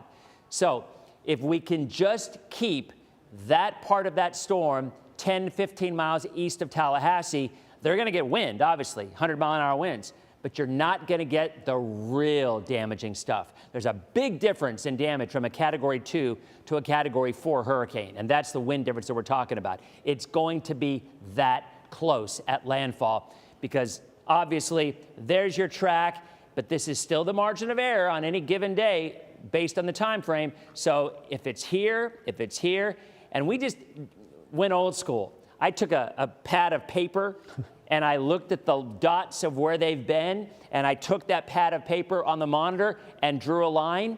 And, well, I didn't draw on the monitor because I'd get in trouble. But, you know, I went in a line in my head, and I looked at it, and I'm like, all right, this is it is so close to the eye wall. It's not going to be an impact for us, obviously, but it is going to be an impact for Tallahassee, and they are just right there on the fringe.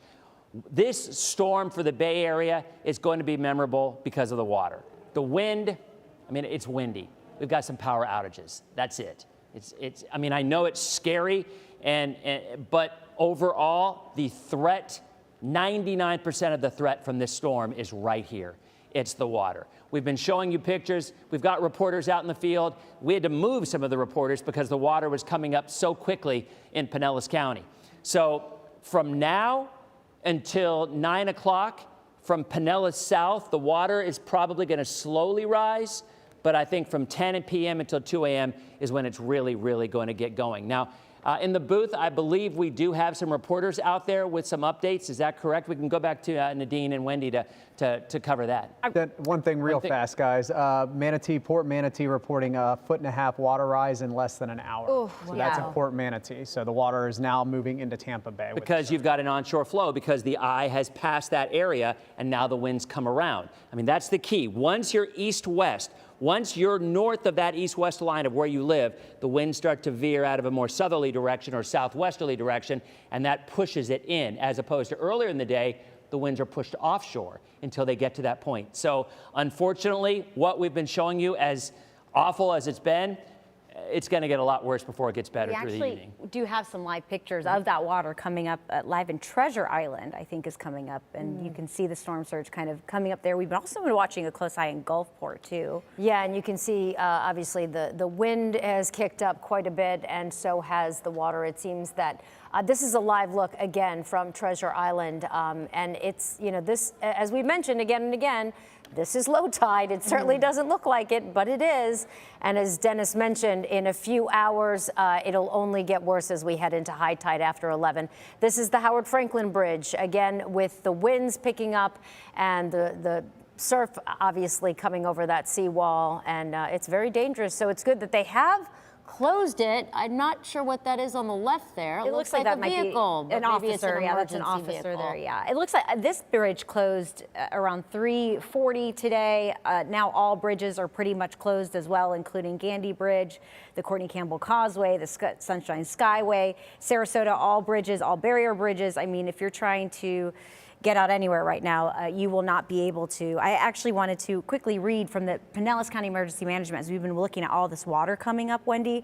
They're saying emergency crews on barrier islands have now officially relocated. It is too dangerous. They have left. Emergency responders have left barrier islands, which means they won't be able to get to you as we're looking live now in Gulfport. Right. This is a live look above the casino right there. And it's really obviously escalated over the last just hour. It looks like a river there. Debris, you can see someone walking in it, which is really not a good idea. There's obviously all kinds of snakes and bugs and fecal matter and water and God knows what else. So don't walk through the flooding. We missed Governor Ron DeSantis had a press conference just a little while ago, and I did want to mention, he said many things, obviously, to stay safe. One of the most important things he said, quote, from hazards like debris, down power lines, and standing water, do not try to do any work in the dark tonight. State and local emergency management officials are ready to assist seniors and others, of course, in need of clearing debris after the storm passes. And we really have to accentuate that, because there's so many folks who want to get out and see what the damage is. And the last thing you want to do it is when it's dark, you have no electricity, God knows what's out there. And, you got to stay put, stay hunkered down, and don't leave your property. And there's a reason why we have reporters out there who safely are showing you everything. This is why we're taking these live pictures and cameras, because there really is no need for you to go out, and we're here to keep you safe and informed. Quickly, when you look at power outages, they have all doubled or even tripled in some of these areas. Manatee County now up to 22,000, and that wasn't the case not too long ago. And Manatee County is urging everyone at this point, shelter in place. They want people to stay off the streets, because those winds are really hitting Manatee County hard right now. Which is why we've seen so many power outages, and people need to evacuate. It's too late, right? They said it's already been done. It should have been done, obviously, especially at this point. Just stay off the roads so you're not bombarded, obviously, with the flooding and the winds picking up. Don't try to drive anywhere. Just shelter in place is the best thing until this hurricane passes. And by the way, that's not until midnight, 1, 2 a.m. And like Dennis was saying, it's going to be really rough and get really sketchy for a while as we head into from 8 o'clock till midnight, 1, 2 a.m. The reason why we mentioned Manatee County is because they just sent out an email that says evacuate now. So that's kind of why we wanted to relay that message from Manatee County officials. All right, let's go ahead and get this new video from Sarasota County officials that we got. Now they say avoid Midnight Pass and Stickney Point roads, because you see it right here. Fast moving water has overwashed the barrier island onto the roadway. Hurricane Helene will continue to cause these conditions to deteriorate. Wendy was just talking about this. It's going to get much worse when high tide comes later. Several feet of storm surge are forecasted. Remember, turn around, don't drive. Yeah, we want to get to one of our reporters. I believe Robert Boyd is in Sarasota right now with the latest conditions out there. Robert, what's it look like? Well, I'm actually in Manatee County, and as you were mentioning, the county just recently put out an alert saying shelter in place, and that's exactly what our news crew did, and we're not alone. We're here at the Legacy Hotel at IMG Academy, and about 50% of the people staying at the hotel tonight are people who evacuated. So that's good news that people are listening to the county, they're listening to the warnings, they want to stay safe, they want to get out of their neighborhoods where it's dangerous and get to higher ground, and that's what they're doing tonight. We spoke to a few people off camera who said they're not too worried, but they wanted to do everything they could to make sure they protected themselves and their families. Driving around today, we spent a lot of time in Anamaria Island. That was flooding. That pretty much was completely evacuated. A few people stayed behind, but for the most part, people got out of that island because all the streets were flooding. And just in the last, I would say, 10 to 20 minutes, we've really seen the wind start to pick up. The rain, it's not raining at all right now, but the rain comes and goes, as Dennis has mentioned, and the wind is picked up. But again, we have to worry about that flooding because we were down there at the port and we saw the water rising and rising. So again, please be careful. You can't stress it enough. If you see standing water, turn around, don't go through it, and shelter in place, because another important part is if there is an emergency, emergency crews might not get to you. So please, shelter in place, don't go out if you don't have to. Live in Manatee County, Robert Boyd, ABC Action News. Robert, thank you so much. I want to quickly just touch on power outages, because we are seeing now tens of thousands of power outages across the Bay Area. Where Robert just was in Manatee County, as I mentioned, 22,000 without power. Just south in Sarasota County, FPL is reporting 21,000 without power. TECO in Tampa Electric, 46,000 people without power right now. And Duke as a whole has over 63,000 folks without power. So it is, there are a lot of folks who don't have any power as we speak. If you know that they are home and they don't have power, and you can reach them by phone, let them know that we're also on the radio.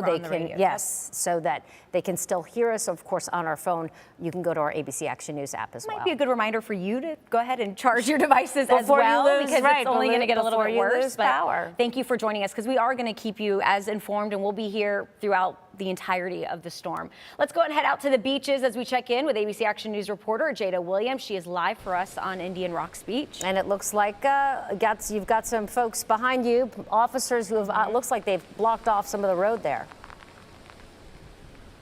Yeah, so I was just on the other side of this bridge right here. We saw a lot of these cars coming from near where the beaches are, and we decided to get on this side as well. Now, where I was, which is just on the other side, the street coming right off of Fifth Avenue was already flooded. There were a couple of people doing some very last-minute preps, putting up more sandbags and flood walls in front of their doors, and before going in and saying that this is it, they're not coming back out for that storm. In fact, I'm going to have my cameraman John to go to where I'm looking at right now. This building right here, just minutes ago, the roof came off. Parts of it are now in the road. You can see that it's kind of flapping in the wind a little bit right now. The wind is very strong and very heavy. Pieces of it are still blowing into the road right now as I'm talking.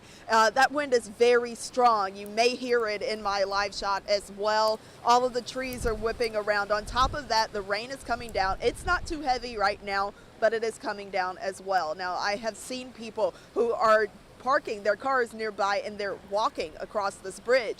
Just like all of the other bridges in Pinellas County, you're not able to get across them, even if you live over here, but they are remaining open if you're trying to evacuate and get away from the beaches and the water if you're in any of the barrier island parts of Pinellas County. Now, as I have been out here, as I mentioned, the wind has been insane. There have been some gusts that are truly strong, but the good thing is that the gusts are kind of coming and going. It's still not safe though, as I mentioned, you know, that roof over there, it came off. You never know what could happen with one of those brief, strong bursts of wind. So it is really important that if you are out right now that you get home, or if you are at home and you're feeling stir crazy, well, it's safer to be at home and stir crazy than to be outside and about in these elements. Now, I will continue to stay here until conditions maybe get a little bit scarier, and I will move even more inland to a safer spot. But for now, reporting live, Jada Williams, ABC Action News. All right, Jada, thank you. And yes, please stay safe out there. We want to go to Chief Meteorologist Dennis Phillips, who's standing by, I imagine, with another warning. Yeah, well, we're now Cat 4. Oh, there you go. Wow. We saw it. You could see the intensification. You could tell it was happening. The eye was tightening. It's gone from a larger eye to a much more defined eye. And now we have winds of 130 miles an hour. It is moving north-northeast at 23. The pressure has dropped 3 millibars since we last checked about 15, 20 minutes ago. So unfortunately, the way this is going to play out is this is going to be strengthening right up until landfall. And that's, yes, this area has been warned. Yes, we knew it was coming. But at this point, it still is just one of those things that you look at and you just don't want to see it. You don't. And again, the track is moving off to the north now. As we said throughout the day, we were thinking, I think originally this morning we were saying western Taylor County would be, I didn't want to call it Adalia 2 because that was more Perry, but you could just kind of tell what happens more often than not when a storm approaches the coastline in the Panhandle. It has a tendency to veer a little bit to the right. And we were hoping that if that were to happen, it would minimize the threat to Tallahassee. Now, the track won't change at this point because the Hurricane Center has already given their latest track, and this will have made landfall by 11 o'clock tonight. But you can see there is a little bit of a turn that as it starts to get closer to land, it veers a little bit, and I think we're probably talking somewhere around Taylor County. If that happens, then yes, Tallahassee will absolutely be in the path. This is the track, the official track from 5 o'clock. But again, the margin of error brings it over here. And more often than not, we see these storms with a little bit of a turn right at the end. No, not a turn directly impacting the Bay Area. Our forecast doesn't change. But if this does happen, then we're looking at a lower impact for Tallahassee than we would if this particular line was on the money. So that's kind of what we were saying, Greg and Jason and I and Shay, we were going over this morning, and you just kind of had that feeling that as it moved north, there would be a little bit of a little, not even a wobble, it's more of a veer off to the east. So again, latest update, up to Category 4, winds of 130 miles an hour, north-northeast at 23. That'll make landfall probably around 10 o'clock-ish as a Cat 4 and getting stronger right up until landfall. Guys? Thank you, Dennis. We want to go now to Pasco County, and that's where our Julie Solomon. Okay, no, all right. We want to go to our radio partners, and there are many. We've got, I believe, 6. Yep, you see it right here. Q105, Wild 94.1, 99.5, QIK, 98.7 The Shark, and 92.5 Maxima. This is if you lose power, you can still listen to us as all these important warnings are coming through. That's right. We want to get to meteorologist Jason Adams, who also has some warnings for us. Yeah, we got new tornado warnings tonight, ladies. This is in the same area we've been watching for the last several hours. Watching cells that are developing in Charlotte County, even a water spout potentially moving through Port Charlotte as it came in off of Charlotte Harbor over the last 6 hours. A potentially stronger cell or a stronger area of rotation. We're not seeing that at this point. So that's the first warning. The new warning is not into DeSoto or Hardee counties yet, but the rotation is once again coming out of Charlotte County, and it looks like it's mainly into the southern part of Charlotte County, but with these storms moving so quickly, 60, 70 miles per hour from south to north, they've already extended the warning here into DeSoto County. So let me put the warning back up on the map and show you what I'm talking about. We'll switch it back over to the radar. It's this cell crossing 75 here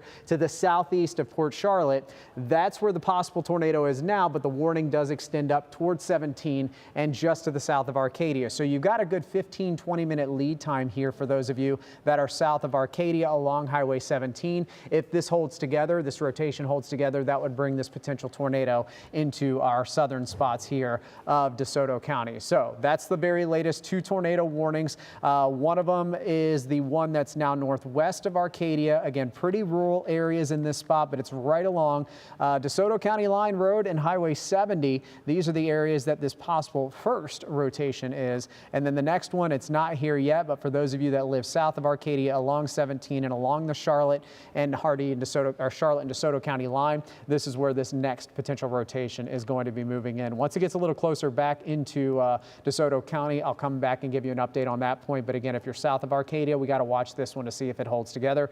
Outside of any potential tornado that could be within these cells, we're still getting gusts, multiple gusts of 60 to 70 miles per hour. Also want to update you on the tide gauges that I just saw. We have minor flooding now being reported in St. Petersburg, so we're past flood stage with the tide coming in now. So we're beginning to see that storm surge significantly starting to impact us here in St. Petersburg. At East Bay, we're looking at just below the flood stage, so we're not there yet at East Bay. Once we get back to Clearwater Beach, we're now pushing 3 feet in Clearwater Beach for surge. That now means we're in the minor flooding category at Clearwater Beach as the winds are now turning back on shore here at Clearwater Beach. There's a live image. You can clearly see the overwash here at the street. So of course, Clearwater Beach is one of our largest beaches sand-wise, along of course with Treasure Island. And we've got the overwash that's made it to, I believe that's Gulf Boulevard here at Pier 60. So yes, they're starting to see flooding here in Clearwater Beach. It's entered the minor flooding stage now, forecast to go to major flooding with the surge once that eye moves a bit more to the north. Another spot, Port Manatee, just below minor flood stage, as well as Old Port Tampa Bay just below minor flood stage, but with our winds now turning onshore, all these areas are seeing the potential for winds to continue to increase these surge values over the next couple of hours. So we have 2 bands now.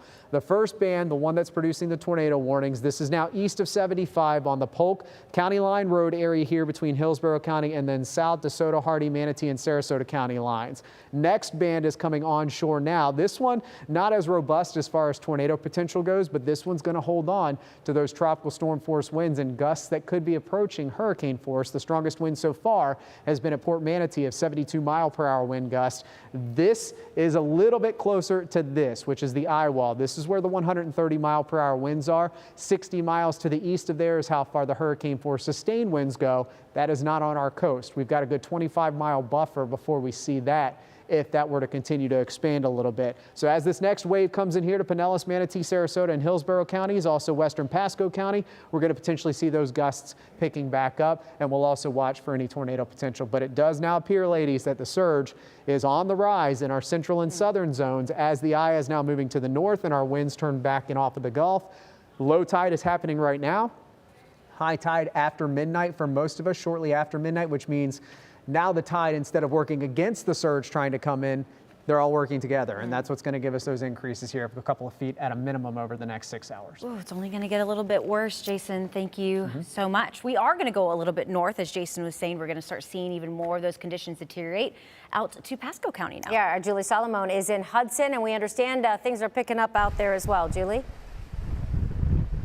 Yeah, we're along Hudson Beach here, and the wind has really picked up. Earlier today, the wind was also a problem, but it was blowing the sand away. But now we're getting hit with some of those rain bands, so that's kind of calmed down the sand in this area. These are the conditions right here along Hudson Beach. Still plenty of people out here. There's a couple sheriff's deputies walking around as well. People were walking around down there. They had some dogs out earlier taking their dog for a walk. I'm told by the locals this area will be underwater likely by tonight because this area is prone to flooding. It's an evacuation zone A. Just in the time that we've been here in Pasco County, I've received 2 alerts on my phone urging people that if you live in evacuation zone A to leave. And then there's a voluntary evacuation for people living in zones B and C. So the shelters in Pasco County are open. So they're urging people to take advantage of that if you do live in an evacuation zone. So right now, really windy. The rain is kind of coming and going as we get hit with some of these bands. The temperature out here feels pretty nice, but again, extremely windy, and it's likely going to get a pretty dangerous storm surge is what the locals are concerned about. So that is the very latest live here in Pasco County. I'm going to send it back to you. You know, we saw kind of similar sights in Clearwater Beach when Jada was out there before the storm as it was approaching, some folks out there, and then quickly it cleared out and things started getting bad. I imagine that's what's going to happen. Yeah, because right now, Pasco, it looks like it's okay. Like, I was surprised that she said they're still asking people to evacuate because as we know, it's like a lot of the roads in the other Bay Area counties are not okay to get on the roads. Flooding, wind, everything else, the bridge is closed. Yeah. So, but it's moving its way north, so we can see that start making its way up towards Citrus, Pasco, our northern counties as well. Let's head out to Tarpon Springs. We've been keeping an eye on the sponge docks throughout the day, and businesses there have been boarding up, trying to brace for the worst. Right. Mary O'Connell has been out there for a good part of the day. It seems that things are deteriorating still. Wind, rain. How you doing out there, Mary? Hey guys, it's mighty windy out here. It's blowing pretty good, the wind. The rain isn't as bad as it had been maybe in the last hour or two, but it is coming down a little bit. You can see here there's some ponding here going on in the road. We're at the corner of Dodecanese and Hope Street, if anyone's familiar with the sponge docks. And if you're familiar with this area, you know it is prone to flooding, so this may not be the worst that you've ever seen before, but just to give business owners and residents in the area a glimpse at what we're seeing out here, this is probably from more of the rainfall that we've seen over the last couple hours. I'm not seeing from the docks over off in the distance any surge coming from that end over here, but it's awfully windy, and it's been like this now for the past couple of hours. Thankfully, for the most part, other than these 2 cars going by right now, we really haven't seen anybody out on the road, which is a good thing. And again, we want to give residents and business owners out in Tarpon Springs a little bit of an idea of what we've been seeing when we got here, and we've been out here for maybe 6 hours or so. We were just kind of taking a look at the different preps that business owners have been doing. We've seen flood barriers, we've seen sandbags, we've seen businesses that had seals on their doors to try to protect from flooding, because we know it's flooded here after Hurricane Idalia and Tropical Storm Debbie, so this area is no stranger to flooding. Again, this is kind of the worst, I'd say, of what we're seeing, and it's been much worse from other storms before, but we know that when conditions continue to deteriorate, this is certainly a place that we're going to keep an eye on. And I know business owners out here who have experienced water in their businesses that I've spoken to in the past. This is something that they're keeping an eye on as well. Obviously, emergency management and city leaders are also kind of keeping an eye on everything out here. They're worried about the storm surge, but of course, we're going to be out here. We're going to keep an eye on it. We've also driven around Tarpon Springs and other flood-prone prone areas. We were over at Craig Park too and didn't see too much as far as rising waters over at that spot. So again, we're keeping an eye. We're driving around as safely as possible and looking at the different spots that are more prone to flooding. And when we see something, we'll be sure to send it back to you guys. But right now, we'll send it back to you in the studio.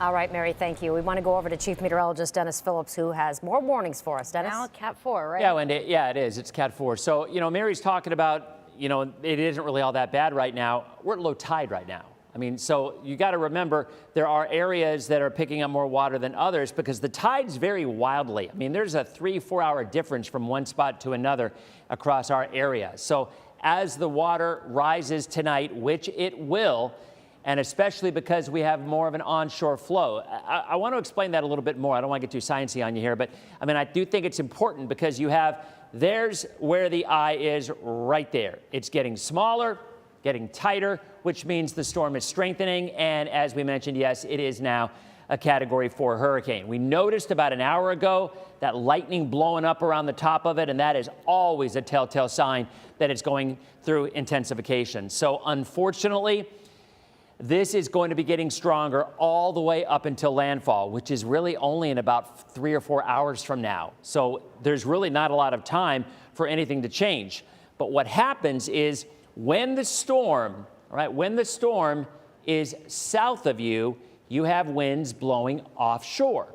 So you will have less push of water because the winds are literally blowing out into the Gulf. But once counterclockwise, remember low pressure, counterclockwise flow. So when this moves north of you, the winds come around out of the south, out of the southwest, and push everything on shore. So that's when the water will rise significantly. We showed you Gulfport. Gulfport was flooding because the center of that storm moved north of Gulfport, and in addition, you also had a line of very heavy rain, a band come through that added more push to all of it. So right this second, we are getting reports of 40 to 65 mile an hour winds. We have had 0 reports of sustained hurricane force winds, and we won't, at least not across our area. Maybe northern Citrus County could get close, but the simple fact of the matter is the storm is over 90 miles offshore, and hurricane force winds, sustained ones, extend 60. It's just not close enough. So yet again, in terms of that, we dodged a bullet, and one that we expected to dodge. But let's be honest, we've been saying for days that this was going to stay offshore. And for days, EOC, emergency management folks, have been saying this is a water event. This is just not like things we normally see. Yes, think about the last 5 years. We've dealt with Ada. We've dealt with the Dahlia.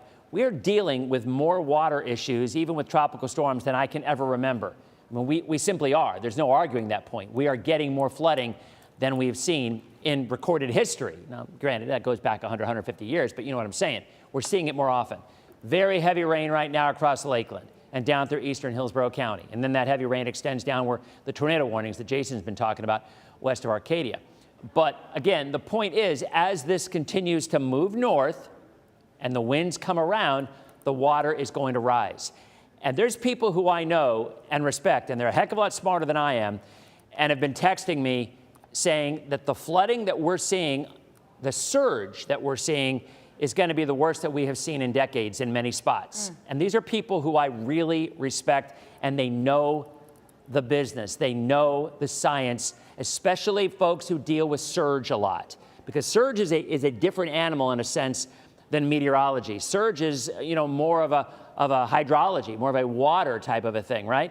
So when you're talking about this surge, again, it is not rainfall. It is not flooding. Debbie was flooding. We remember Debbie, 20, 25 inches of rain. This is nothing more than a big storm pushing water into an area where it can't go any farther, like the bay. So that water is pushed in, it hits the end, it rises, right? Like your bathtub. I mean, you're in a bathtub and you push water in and it goes out of the end and then that water rises on the corner of it. Well, it's just like that. If water comes into our coastline, actually a lot of times it gets more shallow, the base gets shallow and the water rises. So look, from now until 2 a.m., we're going to be talking about the wind because the wind is impacting everyone. The surge won't. If you don't live on the water or access to the water, you're not going to have to worry about surge. But unfortunately, the folks who are on the water and have not evacuated, you're going to be in for a rough night, and there's just no way around it. This will not miss us. No, this storm is not going to impact the Bay Area directly as a hurricane with winds of hurricane force, but it's so big, it's such a large spanning storm that even when this thing goes into Georgia later tonight, and this will be in Georgia in the overnight hours, and we will still be experiencing a surge issue until probably 2 or 3 or 4 o'clock in the morning. So we're still looking at these tornado warnings. Let's go over to Jason real quick with an update on the local severe threat right now and those winds. Yeah, so until 7 o'clock, that warning has been issued. By the way, earlier water spouts that were coming off of Charlotte Harbor, they were confirmed. So these ones that keep coming in and out of the Charlotte County area, certainly capable of carrying a tornado risk as they move north. And that one is also the one we're going to highlight as well. Now, this one has not had a confirmed tornado or water spout with it, but it is now crossing in and out of Charlotte County, heading into DeSoto County along 17 Arcadia. You need to watch this one. These storms are moving to the north, roughly at about 50 to 70 miles per hour. Earlier, we had storms that were rolling through at 75 miles per hour, but there's the red polygon. And again, for Charlotte and DeSoto counties until 7 o'clock. So that's another 13 minutes or so as this continues to move to the north. But we've seen extensions of warnings farther north over the last couple of hours as these storms have moved in out of Charlotte County. We'll be watching for this next wave of very strong winds coming into Pinellas County's coastline right now. So we had a little bit of a lull, and we got a brand new tornado warning that just popped up as I'm talking. And this one's for areas that are a little more populated than our southern spots. So this is right on County Line Road here between Hillsborough and Polk County. This does include Lakeland. It includes the eastern side of Plant City as well. And again, those of you that live along County Line Road, this is now a new tornado warning for you. This just broke, so let me see if I've got any information on it that I can relay to you.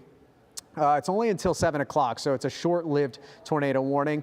It's about 10 miles to the south of Medulla or 10 miles east of Fishhawk. This one moving north at 60 miles per hour. So right here is the rotation. It's in the southern spot of this tornado warning. Another fast-moving cell at 60 miles per hour. It's likely going to be in areas around Crystal Lake, Lakeland Highlands, Mulberry, Winston, and Willow Oak. But again, if you are on the east side of Plant City or in downtown Lakeland, including the Polk Parkway or over toward Linder International Airport, this cell is going to be moving into your area. So let me change the radar up a little bit, get the velocity mode. I'm going to take the rain part of this out, and we're going to look at which direction the rain is moving. So basically the winds inside the cell, and see if I can pinpoint exactly where this possible tornado is. And again, it's just to the south of Willow Oak.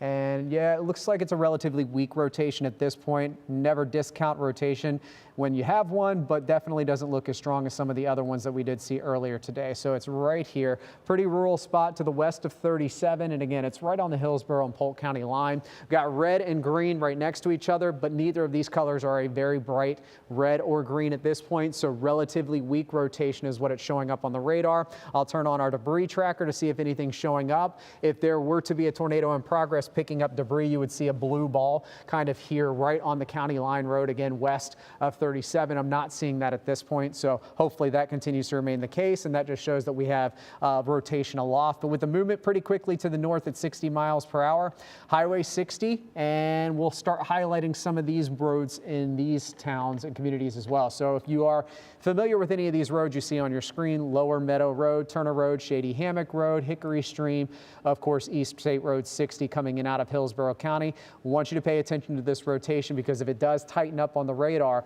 this could easily produce a tornado. If not a tornado, I would guarantee that you're going to get at least a 50 to 60 plus mile per hour wind gust out of these cells as they're rolling by. A little farther north, Medulla Road, Arlington River Drive, Forestwood Drive, Deerbrook Road, and this is going to stay west of 37 right along the Hillsborough and Polk County line, or maybe just to the east of it now with the new radar scan coming in. So yes, west of 37, right along County Line Road here. This is moving due north, so it won't move into Lakeland proper, at least in downtown, but on the southwest side of the Polk Parkway where it connects to I-4. Watching it for you in Plant City right here. If it stays in the Polk County side, then we're not worried about it for Plant City unless you live right on County Line Road in these areas. So Tornado threat now shifting a little more to the north compared to where it's been for most of the day, which has been Sarasota, Manatee, over to Hardee and DeSoto counties. Now we're seeing it shifting a little bit more to the north with this band. This was the first band, the one that came through, and it rocked us at the coast with 60 to 70 mile per hour winds. Now moving inland, weakening significantly as it's moving farther away from, of course, the center of the storm, but not weakening enough that we're still eliminating or still not seeing a tornado risk. So that's tornado risk number 2. Of course, the one we're watching down south. Let me see if this one's shown any sign of weakening over the last 10 to 15 minutes. Still looking pretty decent on radar. A little better cover confined on this cell than what we're looking at for the one up north. Brighter colors, that's what you look for to see if they're right next to each other, and if they are, you have a stronger signal that we've got a storm rotating. So this is due southeast of Highway 17, about 10 minutes before it gets into Arcadia. So if you live on the south side of Arcadia, this is the rotation right here moving north, and it's going to cross 17 and especially downtown and western half of Arcadia as we go into the next 10 to 15 minutes. There's the cell, put the radar in motion for you. Same deal, quick mover, moving from south to north at 60 miles per hour. So 5 minutes, that's all you have to act on this individual cell here in Arcadia for that tornado warned cell. Back west to the coast, though, there's the eye, and we're getting now this next band coming in and moving into Pinellas County, Pasco, and also getting toward the Skyway. This individual band is going to have to be watched for tornadoes as well as the eye continues to move north-northeast. So while the eye bypasses us, it's pushing these bands now inland, and we're now getting well into the sustained tropical storm force winds. So sustained meaning 39 miles per hour or greater. That's the consistent wind. Gusts have been up to 70 miles per hour. I feel, though, as this starts to move more northeast, we're going to start closing in on potential hurricane force gusts. Remember, we've had that in Port Manatee at 72 mile per hour wind gust at Port Manatee. That's the strongest one I've seen so far today. We could potentially see these 74 mile per hour wind gusts closing in on the Nature Coast here as the eye starts to get a little more close to the Nature Coast as it passes to our west. But here is where we're going to be the closest to the actual center of now Category 4 Hurricane Helene. So there's kind of an overview of where we're at. The storm system, thankfully, is moving pretty quickly. We've got a 23 mile per hour storm moving to the north-northeast up toward the Appalachee Bay. So the worst is about 60 miles to the east of the center. That 60-mile threshold is where the sustained hurricane force winds are. They only extend out about that far. So as we stop the radar, take a peek at where we're looking at those 60 mile per hour, or 60, let's see, right about there is 60 miles. So we've still got a good 25 to 30 mile buffer from our coastline to where those sustained hurricane force winds are, and that's going to move like this as well. So as the eye moves this way, this arrow is going to move this way as well. It's going to be about 25 miles off the coast of Citrus County to get those sustained force winds in there, which means it's going to be easier for us to start getting those hurricane force gusts over the next couple of hours. So deteriorating conditions from Tampa south with the surge. I've told you about just a few minutes ago what the water levels are doing now. We're starting to see this eye move north, so your surge is going to pick up as we go to the Nature Coast over the next 6 hours. We are now at low tide, coming out of low tide. So all day today, after the high tide this morning, our tides have been working against the onshore wind. Well, now the tides are working with the onshore wind, and that's what's going to exacerbate the surge heights. Could potentially get 5 to 8 feet in Tampa Bay, 3 to 5 feet Anamaria Island down through Sarasota and Lido Key, down to Minnesota Key and Inglewood. We are still looking at a surge potential of 8 to 12 feet here along the Nature Coast, and it could even exceed 10 feet for Citrus County, maybe even as high as 15 feet. Those are the, again, most reasonable worst case scenario from the National Hurricane Center. With what we're seeing right now and the storm surge flooding that we have already received, we are likely going to see these numbers at least getting to the minimum or the lower end of this. And I'm just now looking at Clearwater Beach. This morning at high tide, when we had a little bit of flooding at the coast, we were at 2.31 feet.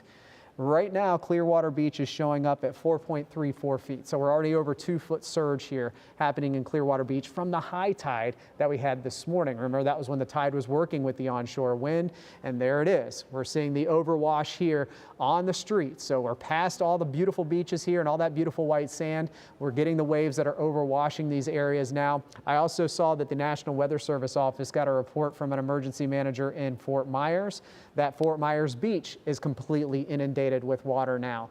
They have surged from the Gulf to the bay in Fort Myers Beach. So they are seeing a surge of 3 to 5 feet down there right now. That is what is unfortunately heading our way up the coast, as it's maximized now because Fort Myers Beach has a due west-southwest wind. That's all the water being pushed to the coast. Here in Tampa Bay, it's more southwest, but once it turns more west, that's what's going to surge us to see those 3 to 5 foot surges, or 5 to 8 feet depending on your location, and then continuing to be that way heading up to the north. One last check of the tornado warnings. Let me see if we've got anything new here to talk about for this one that's on County Line Road here, mainly now in eastern sections of Polk County. Southwest of Lakeland, we've got, it looks weaker on the radar now than it did a few minutes ago, so I feel better about that. That is for sure for those of you in Lakeland. Let me look and see if we have any debris showing up. I do not see any debris. Velocity scan's looking pretty good, so I'm not too concerned. Again, never discount a tornado warning until the National Weather Service cancels it. I don't want to downplay it, but from what I'm seeing on radar, I feel a little more comfortable than what I did when we first got that tornado warning. And then one last check here for those of you in Arcadia, same deal. Let me look at the scan here. It's opening up, it's broadening out. It's not as tight as it was packed. And like Dennis was talking about a few minutes ago with the hurricane, when the eye gets more wind around it, faster winds around the eye, it tends to contract. Tornadoes do the same thing.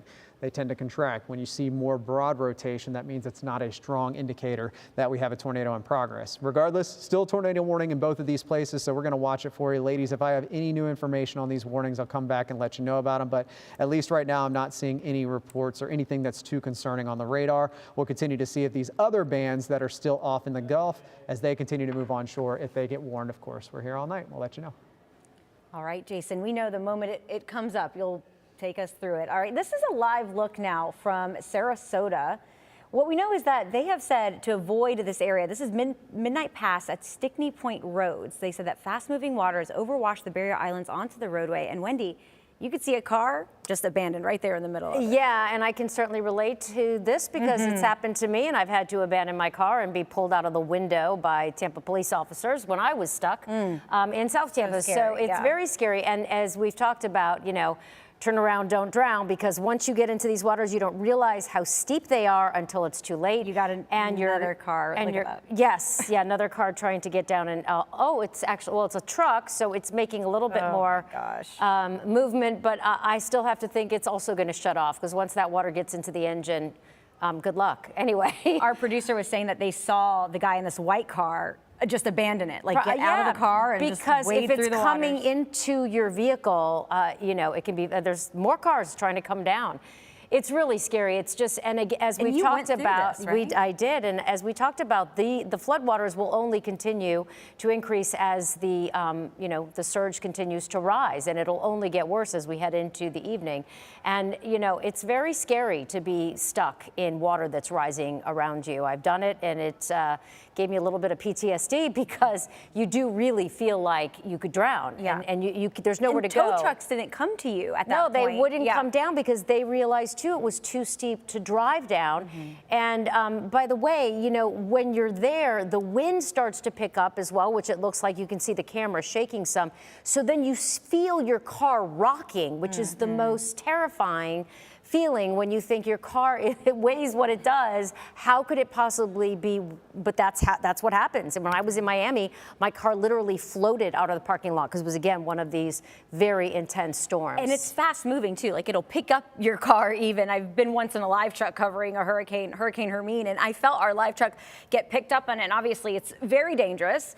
Wendy has experienced this. This is why you're staying the night here tonight. Yes, you're like, I'm not even, I'm going to risk it. And that's the same message. You just, no reason to be out at this point. And as we mentioned, you know, there's been so many power outages. That includes power lines down. We've had several reports of that. So you get out of your vehicle, you think, okay, I can just swim to a home or a condo or wherever. And guess what? You have no idea what you're swimming in.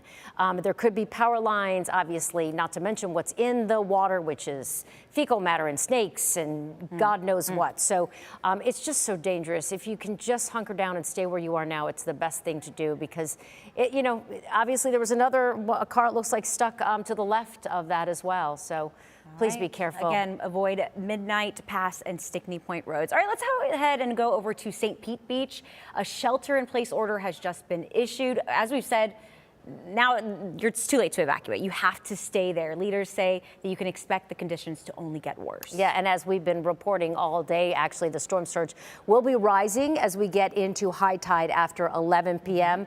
Or later, obviously, it goes all the way till 1 a.m. Roads already flooding, as we just saw city leaders saying if you have chosen not to evacuate, again, please stay safe inside your home. This, as conditions continue to worsen, 911 responders, they say they might not even be able to get to you, as we just said. I think the Pinellas County Sheriff said they won't be coming if it's too dangerous for them. We've already seen firefighters and crews come off the barrier islands at this point because they're closed. So, you know, this is the time to hunker down and obviously stay as safe as possible and don't go out on the roads. Of course. All right, we want to go to Anthony Hill. He's on Davis Island, surrounded by water, speaking of water. And I have to imagine conditions are dissipating where you are, and it looks like that's actually what's happening.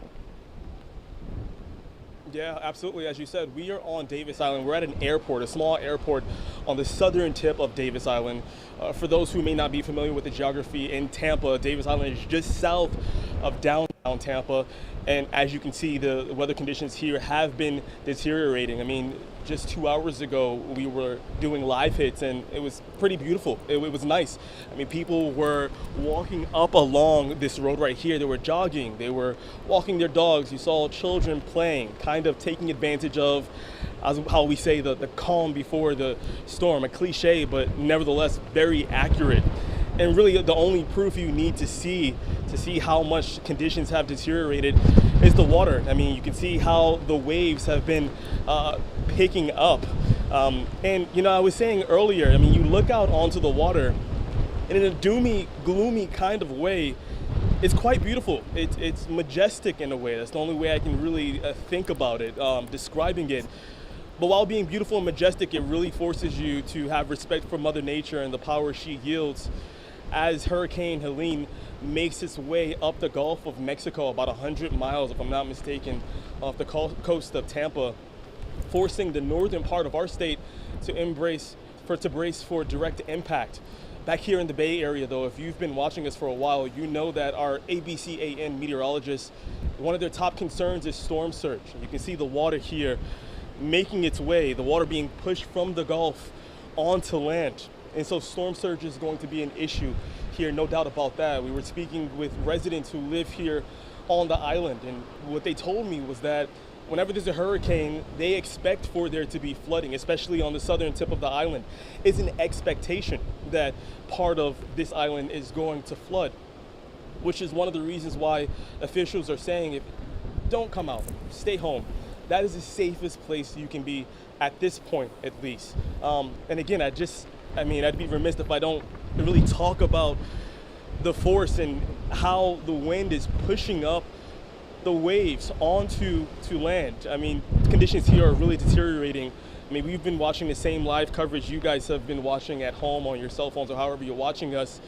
And the rain hasn't been raining as much here as it has been on Pinellas County, for example. But the wind has definitely picked up here. And so, as I said before, you saw people out before, walking their dogs out. Some people were even out on the water earlier. Thankfully, we've seen nobody on the water so far. And that's a good thing. That means that people are heeding to the advice that officials have. To put this into context, how much the situation here, the weather condition is deteriorating. You know, us journalists, we are spread throughout the Bay Area, kind of in the thick of it all, if you will, reporting on what we see, what we hear, and what we're experiencing for you guys, so you guys don't have to be out here. And we take great pride in that. But the water is coming up so far that, you know, we saw some cars, you know, going through the water, which means that this may be inundated within the next 30 minutes to an hour. So we may not even be going live here the next time we come back on. But we will, of course, stay on this island and continue to track the conditions as Hurricane Helene makes its way up the Gulf of Mexico. Again, about 100 miles off the coast of Tampa at this moment. The worst part of the storm from now until about 10 or 11 p.m. tonight. We'll stay here and continue to monitor the situation here, but I'll send it back to you guys in the studio. I can't help but notice the palm trees just swaying really hard. You could tell when the wind and the rain kind of goes sideways, how strong it is. Yeah, definitely. And of course, the waves kicking up, as he mentioned. We want to move north to our Northern County ABC Action News reporter Eric Waxler, and crystal conditions will deteriorate quickly. Yeah, for sure, Wendy. And really, most of the day we've had sunshine, we've had clear skies, but it was kind of ominous knowing what was coming. Not that we were worried about the rain and the winds here, because storm surge is what it's all about, as you've heard all day, especially in the northern counties like here in Citrus County. The concern is a storm surge that predictions are anywhere from 10 to 15 feet. I just talked to the mayor of Crystal River a short time ago. He said if that comes true, that would be catastrophic. They had storm surge during Hurricane Idalia about a year ago that just devastated a lot of homes. A lot of homes and businesses were flooded out, and people are still recovering from that. Then there was Hurricane Debbie about a month ago, and people are still recovering from that, and now this storm surge might top them all, and that's what's really worrisome. The National Guard is mobilized. All emergency management is mobilized here in Citrus County, and it seems like from what we saw as we traveled through the neighborhoods closest to the water, that people have heeded the warnings, especially after going through what they've gone through last year and earlier last month.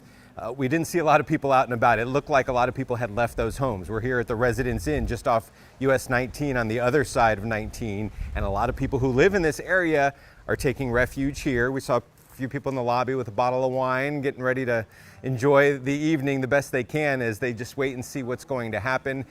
The sheriff of Citrus County here, he said that this storm event could be the worst thing this community has faced in 100 years. So that's kind of the concern level. But of course, there is hope that it won't be that bad. We don't know. We will wait and see. Whatever happens here will take place later this evening. So right now it's been kind of a wait and see time as we talked to the mayor just a short time ago. Well, thank you for being here. We're doing good, and like you said, it is a stressful, very emotional time. Unfortunately, we've been through this a few times now. About 12 months ago, we had Hurricane Idalia, and so folks know what to expect here. They don't want to deal with it, and that's obvious, but they're doing such a great job. I'm so proud of our citizens, our businesses. They've worked so hard over the last 2 days preparing, getting ready, and I think we're as prepared as we can be right now. Yeah, that's the mayor of Crystal River, Joe Meek. He's been very active on social media.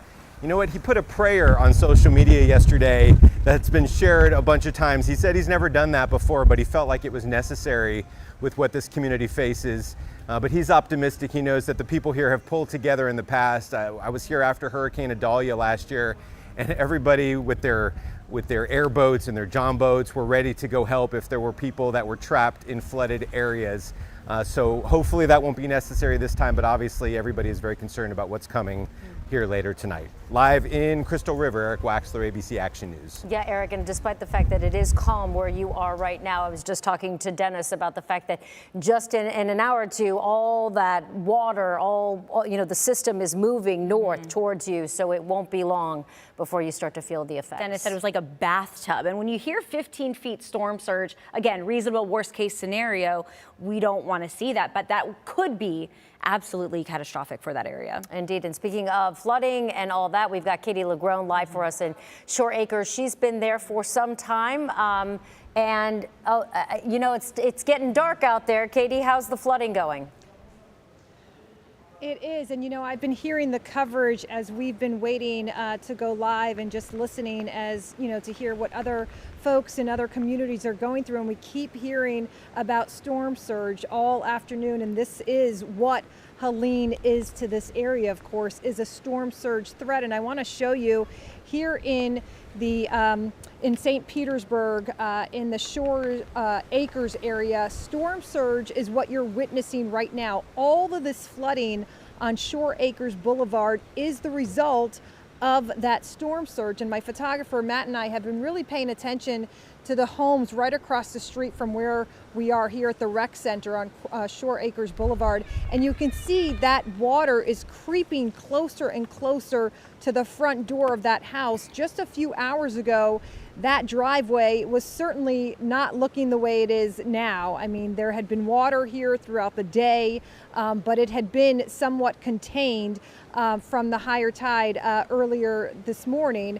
But you can see that water is already creeping close to the homes, and that is because exactly what we've been hearing our meteorologists talk about, what Dennis has been talking about. I mean, this is storm surge in action. Essentially, this is not the result of rain, but it is the result of water from the bay, which is about a quarter of a mile away, being literally pushed inland into this neighborhood. And that is essentially what they're dealing with now. One of the neighbors here in the neighborhood, I actually met up with him at Publix earlier today, and we exchanged information. His name is Mike Ryan. He actually has a home right on the bay here on Shore Acres Boulevard, and he's been sending me some video. I want to go ahead and roll that video as he has been texting me, and I want to just give you, here's what he just texted in the last hour or so. He told me, listen, the water is coming, it's coming up really fast. He said maybe a foot in the last hour or so. He tells me that his home, which was built in 1963, sits very high. They have traditionally been able to stay dry, and they need about another 3 more feet or more to start worrying. Well, I think he's probably starting to worry because, as he says, the tide has changed and it's now coming in. And the video that you're seeing on TV is video from his backyard, and that was from about 45 minutes to an hour or so ago.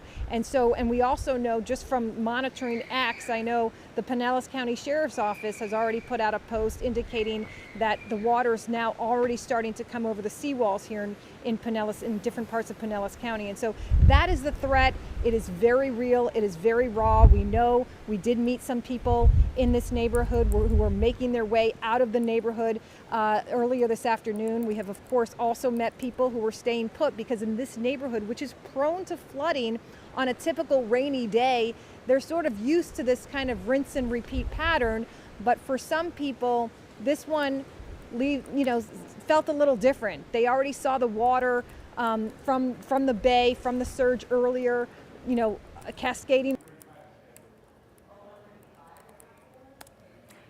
All right, that was Katie Legrone reporting. Obviously, lost her signal there, yeah. But it's getting dark, which makes everything so much scarier when the water is rising around you, and you just can't, when you can't see. And especially if the electricity goes out, which is going to be the case for a lot of our folks, power outages is terrifying when you don't know what's going on. So if it's happening to you or you feel like you might, please make sure that your phones are charged, your iPad, your computers. And then, of course, if you have a radio, we have 6 stations that we're simulcasting with. So just please be safe. And it is scary when you think that high tide is coming at 11 o'clock tonight. Right.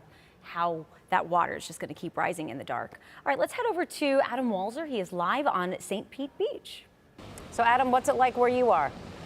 Looks like things are not good. Well, we actually moved into downtown St. Pete to see what was going on here, and you can see those sheets of rain they were talking about. Well, they're here now, along with the wind. It's just really, really nasty out here, and it has been for the last few minutes. You can see the water just kind of pouring in from the bay. And one of the things we noticed when we were driving down here, we were over here right near the pier. It's all shut down. There are cops over there keeping people from going onto the pier. But one of the things we were noticing when we were driving over this way was this manhole cover came completely off of this manhole. Looks like some of the issues with some of the storm sewers here because they're being overworked here. That was one of the things that Mayor Ken Welch talked about yesterday, was making sure you did all your laundry, making sure you did all your dishes, and tried to limit the number of times that you used water today, because they knew that this would be a potential stressor here. And one of the things that we've seen here is that right now in the last few minutes, a lot of people have gone away. There were people out here looking and walking around. You know, this is one of the more populated downtowns in our area. Just thousands of people live in these condos and in this general area. And we did talk to some people earlier who were just out here trying to take a look around before they decided to head back to a safer place and a quieter place and certainly a drier place. And here's one of the folks that we talked to a little while ago. Tell me, what's going on here in St. Petersburg tonight? What are you seeing? A lot of wind, a lot of rain, lots of debris.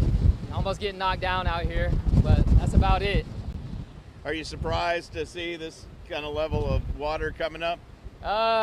Honestly, yeah. It floods sometimes when you have a bad storm, but this is the most I've seen it here in a while. You're gonna go up to higher ground pretty soon? Yeah, I'm gonna head back home here.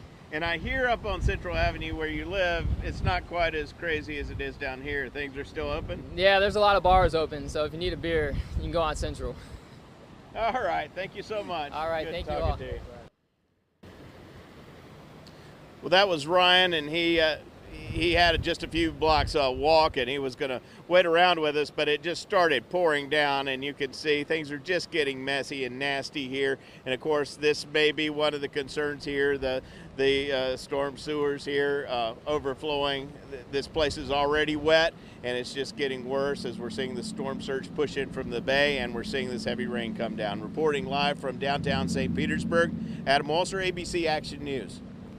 All right, Adam, thank you. We're going to continue our Hurricane Helene coverage, and we head to Pinellas County. Yeah, let's go ahead and get out to JJ Burton, who's been out in Dunedin. You are near San Jose Park. We see that the sun is setting there, but go ahead and tell us what you're seeing. Hey, yeah, the sun is setting. You can also see, probably we walk a little closer, you can see that, you can even see the seawall right now. We're here at this is the intercoastal, right basically the seawall. The water is at the same level as the mainland here, and you can see the water coming over. You can't even see straight across the Clearwater because of the clouded skies, and this is what Dennis has been talking about all day long. We want to show you the water here now moving into the street over this way, creating more flooding, and that's what we're dealing with here in Dunedin. Strong winds and the water coming from the intercoastal flooding the roads, as well as you can just, again, you can't even see the seawall of the intercoastal back this way. And there are some people that are out just looking at conditions, but the best bet is to stay home, folks, because this is only going to get worse. We were over near the marina area near Honeymoon Island. That was a lot of wind and some floods there as well, the water coming up. And then over in the neighborhood on Douglas Avenue where people are all prepared, either they're staying home or some left, and again, dealing with it. And you're going to see, looking up at the trees, and you can see the wind blowing. You can even hear that, the wind, the trees, the rain, all of that going on right now out here. Again, if you are home, stay home. Don't come out in this weather, like Dennis has been saying all day long. Reporting live in Dunedin, I'm JJ Burton, ABC Action News. Looks like one of those bands are coming through. JJ, be safe. Thank you so much, live from Dunedin for us tonight. Let's go ahead and check in with ABC Action News reporter Jada Williams. Yeah, she's been out at the beaches all day. She joins us from Indian Rocks Beach. Jada? Yeah, for anyone who is on Indian Rocks Beach, if you want to evacuate, you can still get through this bridge right here, but if you think that you can make it onto Indian Rocks Beach, that's not going to happen. Take a look. We have law enforcement that's right here, right at the light, a little bit down, closer to getting to where the bridge starts to go up. There's more cops, and then on the other side, even more of that law enforcement presence. Now, it's not just this bridge right here. This is the case for every single bridge getting onto a barrier island here in Pinellas County, as well as the bridges trying to get out of Pinellas County. Now, the other thing here that has been happening since I've been here, we have this wind that's blowing a lot of things around. Now, right here is a billboard. You can see that it is now flapping in the wind. I saw when the wind actually knocked that billboard off. I was here earlier today in my earlier live shot, and the roof of a building beside me came off. Bits of it continued to blow into the street as cars were driving by. Pretty big chunks of the roof of that building blowing into the street. Now, here's the other thing that I saw just this way, sparks coming in between those trees, possibly a transformer that blew, but definitely scary stuff out here. So if you are saying, you know what, I'm stir crazy. I want to get out of the house. I want to go look and see what's going on. It's just not safe to do that because you never know what could happen once you leave your home, and it's really best to shelter in place to get out of it. Now, the rain is starting to pour even harder now. The wind has let up just for a little bit since I've been out today, and I've been out since about noon. The wind has been coming in spurts here and there, nothing that lasts too long, but when you do get that wind gust, it's a very strong and very heavy wind gust. This is the hardest of the rain that I have seen fall today, and also the most consistent rain I've seen fall today. And that's understandable because we are still hours away from landfall with this storm here, and it is still picking up the steam and moving in our direction. So again, the big warning here is that if you plan on going out, don't do it. I was over near the Courtney Campbell Causeway on Bayshore Boulevard in Clearwater earlier. When I was there, it was around 2 o'clock. The roads had already started to flood. On the other side of this bridge right here in some of these communities, the roads were flooding. I was there. I saw people doing their last minute preps, putting up things like flood walls and the sandbags and proofing their homes as best as possible, saying that as they sat there and they continued to watch these conditions, they said they had to do as much as possible to protect their homes. And this is definitely going to be a storm that everyone, it's better if you have not evacuated, to stay put. Again though, this bridge right here, it's closed down. You can't get to the beaches in the island, but if you do want to come off of it, you still have a little bit of a chance to do so. I'm Jada Williams reporting in Indian Rocks Beach. All right, Jada, thank you. We want to go right over to meteorologist Jason Adams, who has some warnings for us. Go ahead, Jason. Yeah, we got a new tornado warning, and then we're going to get it over to Dennis for the very latest on what the hurricane is doing. Possible tornado coming out of Port Charlotte. I've said this 4 times already today. Exact same setup where we're getting near the Charlotte Harbor area, water spouts that are developing here and moving on shore. And then these are heading into DeSoto and Hardee counties, where we do have a warning for both. So southwestern Hardee from Wauchula southwest, and then Arcadia west, basically 17 west of the county line here in Manatee and Sarasota counties. This is where this possible tornado is going to be moving. So again, it's right now not in these counties. You can see the rotation showing up over Port Charlotte. Let me remove the warning here really quickly, show you exactly what I'm talking about. You got the blue and the green right next to each other. Winds going north and winds going south right next to each other, indicating spin. So this is what's going to be moving into southwestern DeSoto and Hardee counties over the next 15 to 20 minutes. The storm itself is moving really quickly. We're talking about possibly up to 70 miles per hour, the storm movement. So let me see what time this warning is set to expire. It is set to expire coming up here at 7:45. So I'll watch it as it comes out of DeSoto or out of Charlotte County and heads north into DeSoto and Hardee counties. It does include eastern Manatee and Sarasota County, but this will likely stay to the east of these areas. So that's what we're looking at here at the latest on our latest tornado warning. Do we have any new information on the storm itself, Dennis? Have you seen anything come in yet from the National Hurricane Center? The last check I saw was still 125. Okay. And moving to the northeast at about 23 miles an hour. So we did the math, and I mean, basic math skills. This moves onshore, landfall around 11 o'clock tonight in the Big Bend area. Now, it's Jason, we were just kind of looking at it. So what we did is literally just drew a straight line. Right now, the center of the eye is pretty much due south of Tallahassee. Now, if this were moving due north, that would be maybe a little bit of a bigger issue, but it's moving north-northeast, so it's moving a little bit east of due north. So that's a good thing, obviously. The farther it gets away to the east, keeps it on the west side, but the problem is it could end up in the western eye wall. Remember, we were measuring just how wide the eye is, and it was about 40 miles when it was weaker. Now that it's got stronger, remember we used the old analogy of the figure skater, the spinner, and then, the arms come in and it gets faster. Well, that's what's happening, and so the eye has contracted. So the eye now probably is closer to maybe 20 miles wide. So on the west side of the eye is the western eye wall. For Hurricane 101, you've got your eye, and then you have the eye wall, which is right around the eye. Almost always, the strongest winds are in that eye wall. And then what happens is the farther out you go, the weaker the storm gets. So right now, hurricane force winds extend 60 miles out from the center. In other words, sustained hurricane winds, winds blowing for a minute at 74 or more miles an hour, they extend 60 miles out. Right now, we are quite a bit farther out than that, closer to 80 or 90. So it's the main reason why we are not going to get sustained hurricane force winds in our area. It's too far away. And we've known this for a couple of days, really. But you're still getting wind gusts to 60 to 65. And some of that wind is still kicking in, and Pinellas is now getting the next round of very, very heavy rain coming in with the next band. And with this rain, you're getting very gusty winds. But the bigger concern, and we're not going to write off the rain concern because we're so wet, we're so saturated after this summer, it doesn't take as much for us to flood. So there's that. But this is not Debbie. Debbie was a slow-moving, massive rainmaker, and most of the flooding, dare I say almost all of the flooding that we showed you, especially in Manatee and Sarasota County, was from just too much rain. There was no place for the rain to go. It was a slow-moving system. This is the complete opposite, literally opposite. This is a very fast-moving system, so it doesn't have time to dump as much rain on our area as Debbie did. And there's what I was saying. I mean, if you look at the eye, it's about 90 miles from the coast of Pinellas or Pasco County, and it is moving this way. Couple of things. We're not seeing quite the lightning right now in it, so at least it's not getting any stronger that we can see. But I do think it's going to maintain that Cat 4 status right on into landfall, which is what the Hurricane Center was forecasting yesterday, if you remember.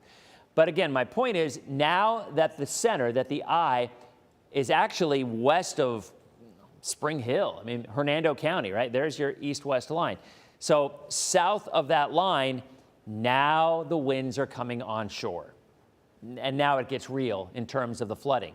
What we've seen is significant. What we are going to see is even more significant. But I want to stress this again. 90% of the people watching us right now are probably not on the water or associated with the water, whether it's the bay or a river or a lake, Lake Tarpon, or, you know, areas of the Gulf itself. So the overwhelming majority of people who are watching, you will not be dealing with surge. But a lot of people ask me, I don't understand the concept of surge. It's real simple. Debbie was flooding because of rainwater. This is flooding not because of rainwater, but just because this big storm is just pushing this water in. And when that water goes into an area like the bay, it feeds in, it hits the end, and then it rises. When it hits the Gulf, or rather the coastline of the Gulf, and the base gets less shallow, right, or more shallow rather, as it rises, the water pushes up, the water rises. So that surge of 12 to 15 feet, the farther north you go, goes because of the geography of this area. It's like a bowl. It's literally an upside-down bowl if you look at it, right? So when that water is pushed into the bowl, what happens? It rises when it hits the edge. And that's why we have just a massive surge concern, because you have a big storm. It's now coming up at high tide. Granted, the tide is a little lower. The high tide is a little lower than it was a few days ago, about a foot lower, which is good. But we are still looking at just a really bad situation for coastal areas. If you flooded with Idalia, you're probably going to flood more with this storm. If you flooded with Ada, you're probably going to flood more. Maybe not in the same spots, but Jason and I were looking at some of the numbers, the record flooding. And Jason, isn't it safe to say that most of our computer model forecast for the rise of surge are greater than a lot of the records that we've seen recorded for, correct, you know, however many years? I think the only thing we have in comparison to what we may see out of this is the 1921 Tarpon Springs hurricane. Right. Obviously, we had nothing to measure what that height was back then, but that's the only time we've had a direct landfall over the last 120 years or so. And that's an interesting point, because that was a direct landfall, as Jason just said. This won't be. This thing's 100 and something miles away from us, more than that by landfall time. So the only time in recorded history that we're showing, based on the numbers that we think are going to happen and that the models are all over, are showing us that the only time we had something rival it is when we had a direct Cat 3 or 4 hurricane make landfall in Tarpon Springs. The last major hurricane to hit us, 1921.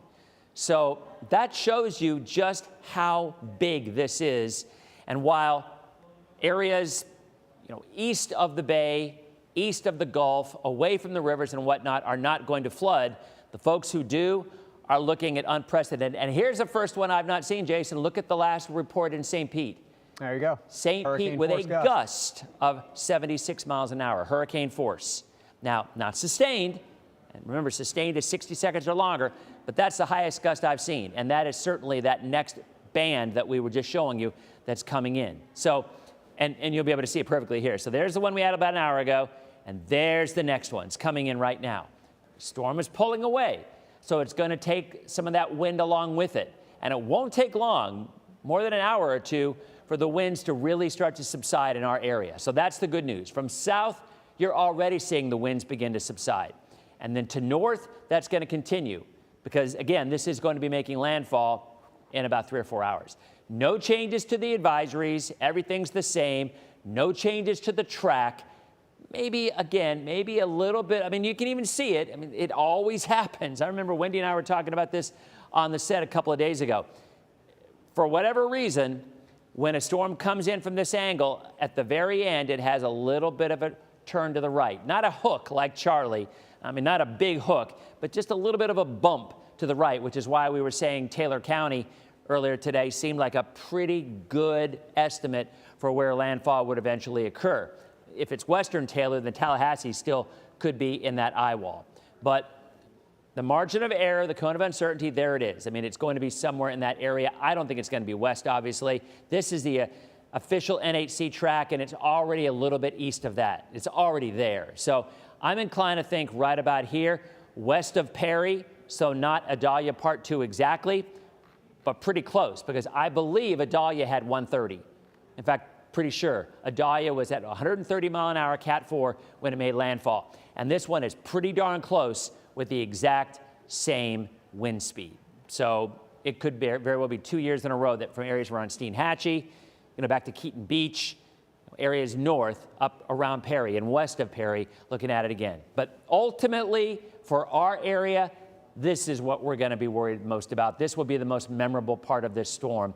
I mean, a nightmare in a sense, because if we're looking at flooding, which we were seeing during daylight hours, and now all of a sudden we're expecting to add another 2 to 4 feet, maybe more in some spots, especially in Hernando and Citrus, and then all of a sudden it's even hard to fathom the 15 to 20 foot potential surge. I was talking to Wendy about that. That's like 4 Wendy's stacked up on each other. So, I mean, this is a serious height of 20 feet. And then you have the waves on top of it. It isn't, so you get what I'm saying here. I mean, this is just not a good situation, and it's unfortunately the price of living in paradise, I guess, in Florida. We do have to deal with these from time to time, and tonight is the night. By tomorrow, this is gone. I mean, the water will take a little while to recede, but not as long as it does with freshwater flooding. Freshwater flooding takes longer to recede than surge does. Typically, surge goes away pretty quickly after the storm leaves and the winds go in the opposite direction. Jason, what do you got about those winds? Yeah, so the winds, like you said, now showing at 70 miles per hour. So we're getting consistent gusts here in St. Pete, down from 76 to 70. Clearwater Beach, also another spot that has a hurricane force gust now right at 74 miles per hour. So this next band coming in is the band that's now going past that 60 to 70 mile per hour point that we've been seeing through the bulk of the afternoon. Now we're starting to get those gusts over 70 miles per hour. So going county by county, trying to highlight some of these areas with the strongest gust. Brooksville so far in Hernando County at 53 miles per hour. Avon Park all the way in Highlands County, even farther away from the center. We talked about how expansive this field, this wind field is of this system. I mean, look at it like a wingspan of a big jet. This thing is massive compared to what we usually see in all the previous systems, except for tropical or Hurricane Irma. That one came through with similar conditions with that wide wind field. Avon Park, 51 mile per hour wind gusts. Here in Tampa, at Tampa International Airport, a gust of 64 miles per hour. MacDill Air Force Base, 56. We've got Manatee County, 68 mile per hour gust at SRQ Airport. So that accounts for Sarasota and Bradenton. Pinellas County, like I'd mentioned a second ago, 70-mile-per-hour gusts at Albert Whitted, 76 a few minutes ago. And now we're looking at Clearwater Beach, 74, Crystal Beach, 63, Seminole, 61, Largo, 50-mile-per-hour gust for you. And in Polk County, pushing 60 in Mulberry. We're at 53 in Lakeland, 50 in Lakeland, and in Sarasota, 69-mile-per-hour wind gust here at Venice. Now at Egmont Channel, this of course the channel between Egmont, Passage Key, of course Fort DeSoto and Anamaria Island.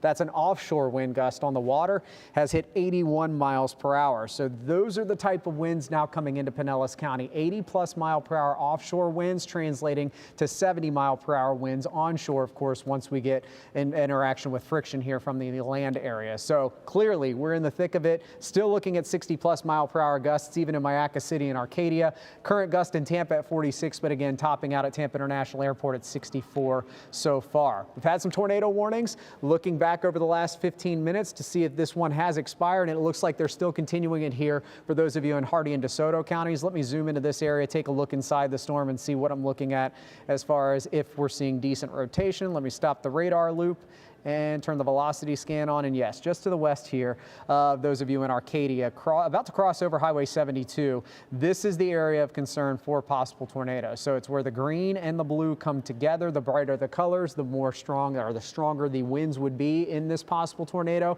Right next to each other like that, you've got spin, you've got rotation. The blue, winds going to the north, the green, winds going to the south. When they're right next to each other in what we call a couplet, that is what we're seeing here on the radar right now. Let me switch it over to debris signature. I'm not seeing any debris tracker picking up anything, so some good news there. If we saw debris, you would see a blue circle here just to the south of Highway 72. Not to say that we do not have a tornado in progress, but we are looking at least no debris showing up on the radar currently. So there's the cell. It will stay west of those of you here in Arcadia. Again, the movement off to the north roughly at about 60 miles per hour. Let me pull up the warning and see what the speeds are currently with this one.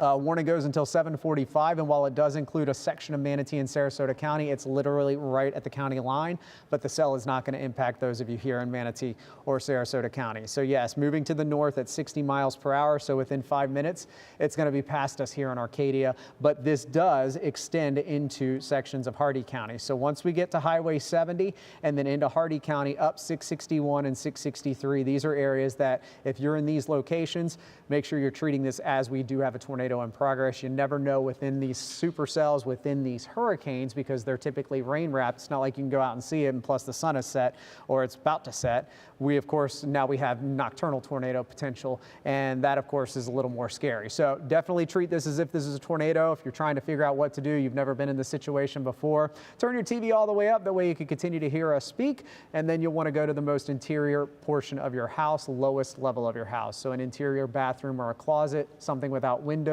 Put as many walls between you and the outside winds that this possible tornado could be bringing. Of course, you're trying to protect yourself from debris, and your walls of your home will do that. That's why you want to get into the middlemost portion of your home. I want to go back to St. Pete, though, because even though we're not getting tornado warnings, we're getting 76 mile per hour wind gusts. Look at this band that is just locked in place right now here over St. Petersburg, Clearwater, Largo, Kenneth City, Lealman, back west to Indian Rocks Beach, Reddington Shores, Treasure Island, Madeira Beach, and even St. Pete Beach. You all are getting in on the action here. Look at how fast this is coming in off of the Gulf, too. And remember, this is coming in off of the Gulf where we've had 80+ mile per hour winds at some of our maritime sites that are out there taking observations here for the offshore waters.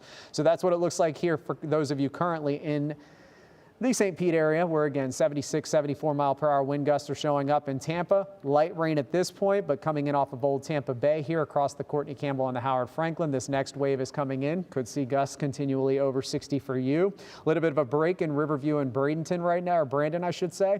But this cell down to the south from Apollo Beach east to Waimama is moving north and east as well. 60 mile per hour winds are likely within this batch. Anywhere you see these red cells here on the radar, that's the strongest downdraft, the strongest area where we have all the rain that's developed in the clouds that's coming down to the surface. Gravity and downwinds are working to pull these winds that are stronger aloft down to the surface. So within any of these individual bands, that's the best opportunity for you to get those 60 to 75 mile per hour winds that we're seeing out there right now. There goes the eye, like Dennis said, also wanting to point out what he said as well a second ago. If you draw a line straight south from Tallahassee down to the eye, Notice that the eye is not moving due north at this point. It's still on that north-northeasterly trajectory, which would hopefully keep the worst of the storm to the east. Of course, you don't want to see it anywhere, but in Tallahassee, you've got a city of 200,000 people right there. You'll want to try and avoid that at all costs, of course. It's the capital city. It's a the tree canopy there, if you've never been along I-10, it's some of the most densely populated forest that we have here in the Sunshine State, and it's all pine and oak trees, that extremely tall ones, because this area for decades has missed out on significant storms. You go back to, I believe it was 2016, they had Hurricane Helene. It was a Category 1. Tallahassee was without power for 3 weeks from a Category 1 hurricane. For our parts of the area, it's usually a week or two for a Category 1 worst case scenario. So that's what we're hopefully trying to avoid. Hopefully we can get some weakening as it moves on shore, but like Dennis said, the environment's just there for this to at least maintain its intensity as it continues to move off to the north and east. Some tornado warnings also up in Georgia, but right now there's tornado warnings to the south. I'm not seeing anything that's too concerning with them at this point. Dennis? Hey, Jason, I want to mention something to you. So I was just talking to my in-laws, live in Siesta Key, all right? They've been there for 20 years. They have 3 inches of water in their house, and they've never even had water up to their garage before. Wow. So that kind of, and remember, that's south. So what happens with the flow, all of this flooding, all of this surge goes from south to north. So Siesta Key, you know, just to the south of Sarasota, if you're now picking up 2-3 inches of water in your house and you've never had water before, and that's not the worst of it. I mean, there's going to be, that water's going to continue to rise. I mean, folks, this is just a sign of what we can expect for the next 6 hours. I mean, emergency management doesn't order a mandatory evacuation for Zone A for just no reason. I mean, they realize what a headache it is for folks to have to pick up and go.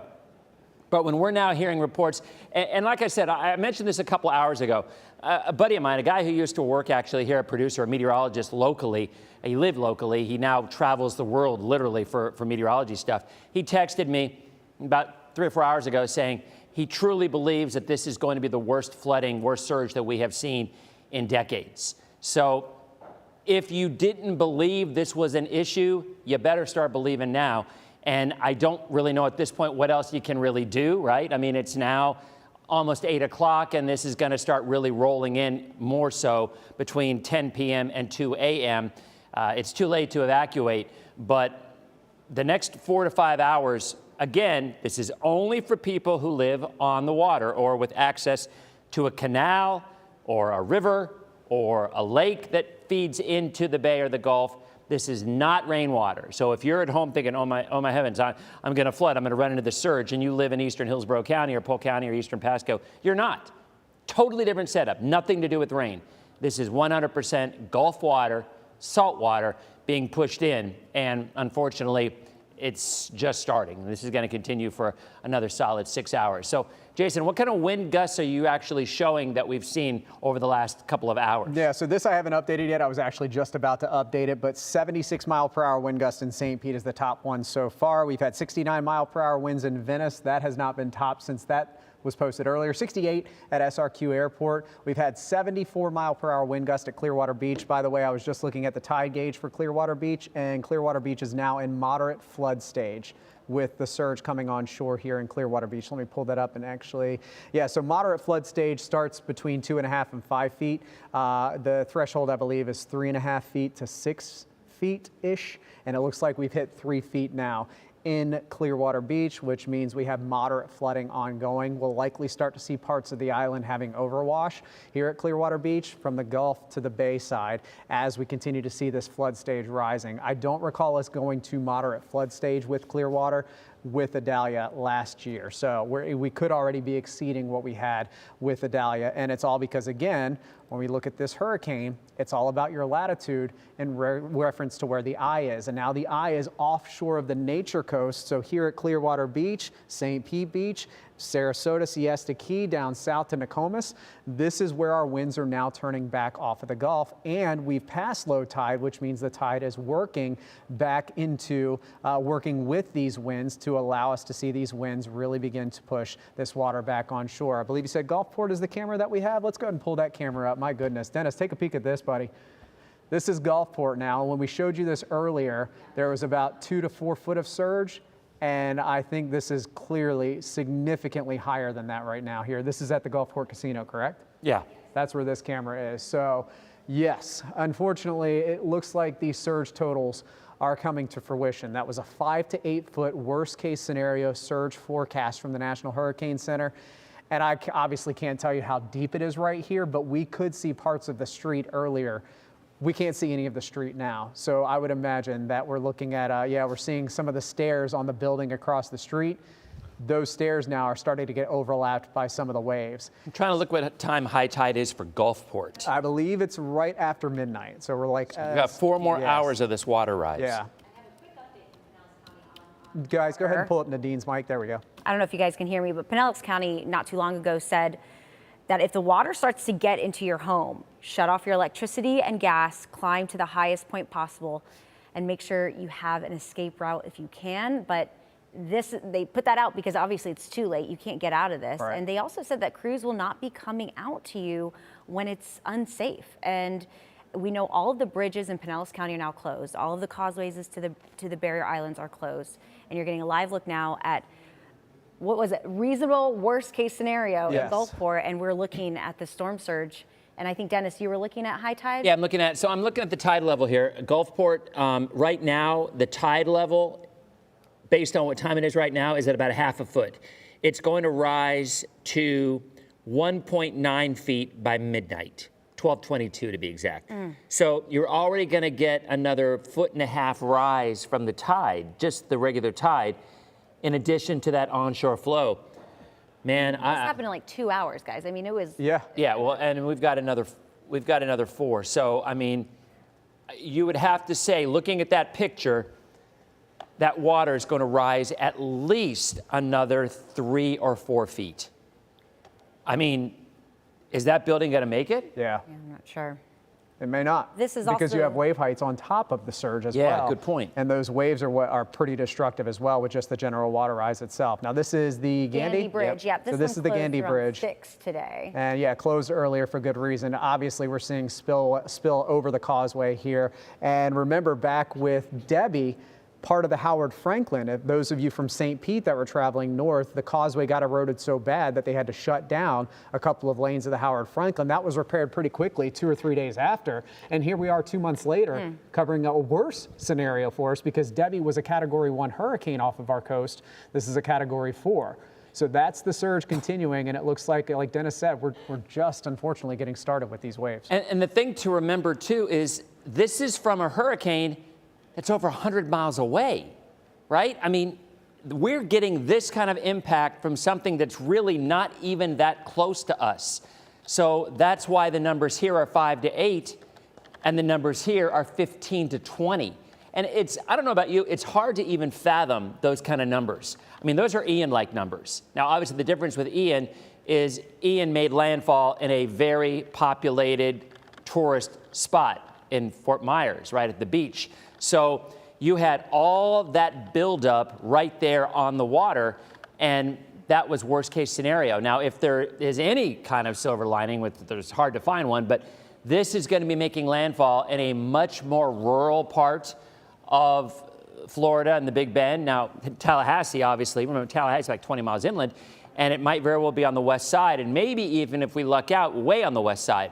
But overall, there's far less buildup in the northern sections of the Big Bend than there was with Ian and Fort Myers. But unfortunately for people along our coast, and I just mentioned it, again, we're getting reports in Sarasota and Siesta Key that water is already reaching levels that they have never seen in 20 or 30 years. And that's just here. That's where the predictions were 3 to 5 or 4 to 7.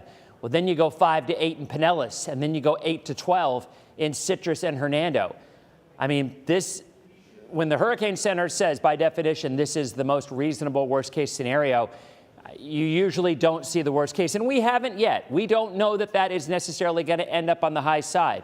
But we are certainly seeing flooding unlike that we have ever seen. And Jason, it looks to me like I'm looking at your maps over there. I mean, we've also, in addition to the surge, we are getting some real wind and some real rain across our coastal areas right now as another band is coming in. Yeah, so we're still watching these 70+ mile/per-hour winds with this band. I also want to point out, too, that we are basically perpendicular to our coast now with the onshore wind coming in. So we're beginning to maximize that surge potential as it continues to come onshore. And as we widen out and look at this band also is moving through Hillsborough County. We're going to get it out to JJ here in a second, but I do want to point out we have a couple of tornado warnings now that are popping up in our southern zones once again. So they're all in Hardee and DeSoto, aren't they? Hardee, DeSoto counties once again, and you guys have been unfortunately in 6, 7, 8 tornado warnings just today alone. Let's start in Hardee County first. This is for one that's just to the southwest of Zolfo Springs. It's right along Highway 663. This is the one that we were tracking a few minutes ago with the potential of a tornado coming out of DeSoto County. So turn off the radar. Actually, you know what? I'm going to change some things up here real fast. We'll do both of these tornado warnings, and then we'll get it back out into the field because I do want to make sure that we're not seeing anything that is too concerning at this point here in these areas. So again, we'll start here just near Zolfo Springs, just to the southwest of Wauchula, Zolfo Springs, and Bowling Green. That's this cell here. Let me stop the radar loop for just a second, turn the warning off, and let's look at the wind mode and see what it looks like inside this storm. So where this rotation is currently right over top of 663. So Bridges Road, Murphy Road, E. Whidden Road, Connerly Road, Murphy Road up to Post Plant Road, and then Highway 64. Any of these roads sound familiar, or you're their road, that's your road that you live off of? These are the areas that have the potential to see a tornado roll through if there is one on the ground. Right now, this is a radar indicated tornado. The debris tracker is not showing me any debris, and this is moving very fast. These cells are moving at 60+ miles per hour, so you do not have much reaction time if you are north. So if you are on 64 or on 62 to the west of Highway 17, west of Zolfo Springs and Wauchula, in these very rural spots here in Hardee County, this is the first cell that we're going to be watching with a potential tornado. The next one looks like it's coming in right on the Charlotte and Charlotte and DeSoto County border. Let me turn the warnings back on just to make sure. And yes, so we have possibly 2 areas of rotation, but I think it's already gotten in here into Hardee County. So this one is to the southeast of Arcadia. This will not impact you in Arcadia with movement to the north. However, in Charlotte County, we have another area of rotation. So 3 individual areas of rotation. This one just to the northeast of Cleveland, just to the northeast of the harbor, heading up Highway 17 once again. This spot right here is what we're going to be looking at for the potential for a tornado in this zone here. Let's try and get this pen to work for me. So there it is right on 17. This is moving north. So Arcadia, you have 2. You have one to the east and one to the west. Here's the one to the east along 31.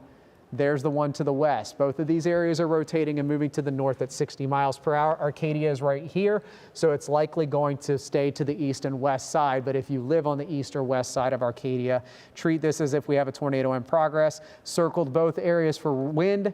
Looking at the debris tracker, I'm not seeing anything that shows that we have debris at this time. Not to negate this or downplay it because it is a tornado warning nonetheless. But the good news is I'm not seeing anything that is too concerning right now. So to recap, in 3 areas here through Hardee and DeSoto counties, 3 active tornado warnings, 2 coming in from Charlotte County into DeSoto County, 1 moving through the heart just to the west of 17 here, west and southwest of Zolfo Springs for those of you in Hardee counties. Now back to the north and west. While we're not getting tornado warnings, we're getting very strong wind gusts. And these bands have moved through Tampa now, Palm Harbor, over to Lake Magdalene, West Chase, down to Town and Country. Got another strong band coming in off of Tampa Bay at the MacDill Air Force Base. And then bands coming in through Dover, back through Plant City, and then getting into the Brandon region. None of these are rotating, but they are producing those 70+ mile per hour wind gusts, and these are the ones that we're going to have to watch moving north as well. Briefly want to spend some time here for up north though, because we are beginning to see this band pushing onshore, and this is the band that when it moved onshore down south, that produced the 76 mile per hour wind gust in St. Pete, 74 mile per hour wind gust at Clearwater Beach. This is what's moving into Newport Richey, Pine Island, Homosassa, and getting up to Crystal River as well. I'll watch these very closely as they come on shore. The surge has not started at the Nature Coast yet. We still have winds that are mainly offshore. That's about to change with the eye now just passing to your west by about 75 miles. I believe we're going to send it out to JJ, or are we going back to Nadine? All right, Nadine, take it away. Yeah, thank you, Jason. Yeah, we do have people up on the Nature Coast, so we will be there watching that, but we do want to go out to Pinellas County because JJ's in Dunedin right now. And JJ, we saw you last time. There was a huge band that came through. It looks like that rain and wind is still whipping behind you with the lights there. It definitely is. We moved from where we were before. We were at San Jose Park down off of Bayshore, where you can see the seawall basically covered with water, but now we are back at the Tower Marina Apartments and want to come out and show you the rain as well as the wind and the waves back here at the marina. And you can also see the boats and even the empty docks out here. You can see that they're shaking back and forth in the strong winds, moving those trees, and the waves were just washing it, crashing a few minutes ago before you guys came to us. But again, it is very windy and wet and loud out here. We've seen, again, sheriff deputies out here. They're blocking up the highways and police officers as well, blocking up the highways. Not many people out on the roads, which, again, is a good thing. But, again, we are here in Dunedin at the Tower Marina Apartments, or condos, excuse me. Nobody out on the road, but the wind is what we're dealing with. You can hear and you can see it in that rain that's coming down heavy and hard. But like Dennis said, stay home and stay safe. Reporting live in Dunedin, I'm JJ Burton, ABC Action News. You stay safe as well. Let's head down to our southern counties now. Our Kylie McGivern is joining us live from Sarasota County. And Kylie, I think you had said that there are now first responders out there, flooded roads. Yep, I see the police lights behind you. What do you see? Yes, Nadine, I know that you all were talking earlier about some footage that we saw from on the other side of a bridge near here. Just to give that perspective, that would have been the intersection of Midnight Pass Road and Stickney Point Road. And that is where we saw cars trying to make their way through. It may be hard to tell where we are right now, but we are right near the bridge that goes out to Siesta Key. I'm gonna get out of the shot for a moment. You can see through some of the lights, there is flooding behind us. That stop sign, Nadine, if you take a right, that is where the bridge is, shut off at this point. There were several other law enforcement officers right blocking the bridge there. In fact, our photojournalist Randy Wright, he talked with a gentleman who was asking, hey, what's going on, trying to get over to Siesta Key to try to get a generator from a friend that lived over there. But as we have been saying, the time is too late in certain areas. We have major bridges and causeways that are closed here in Sarasota County, trying to keep people safe.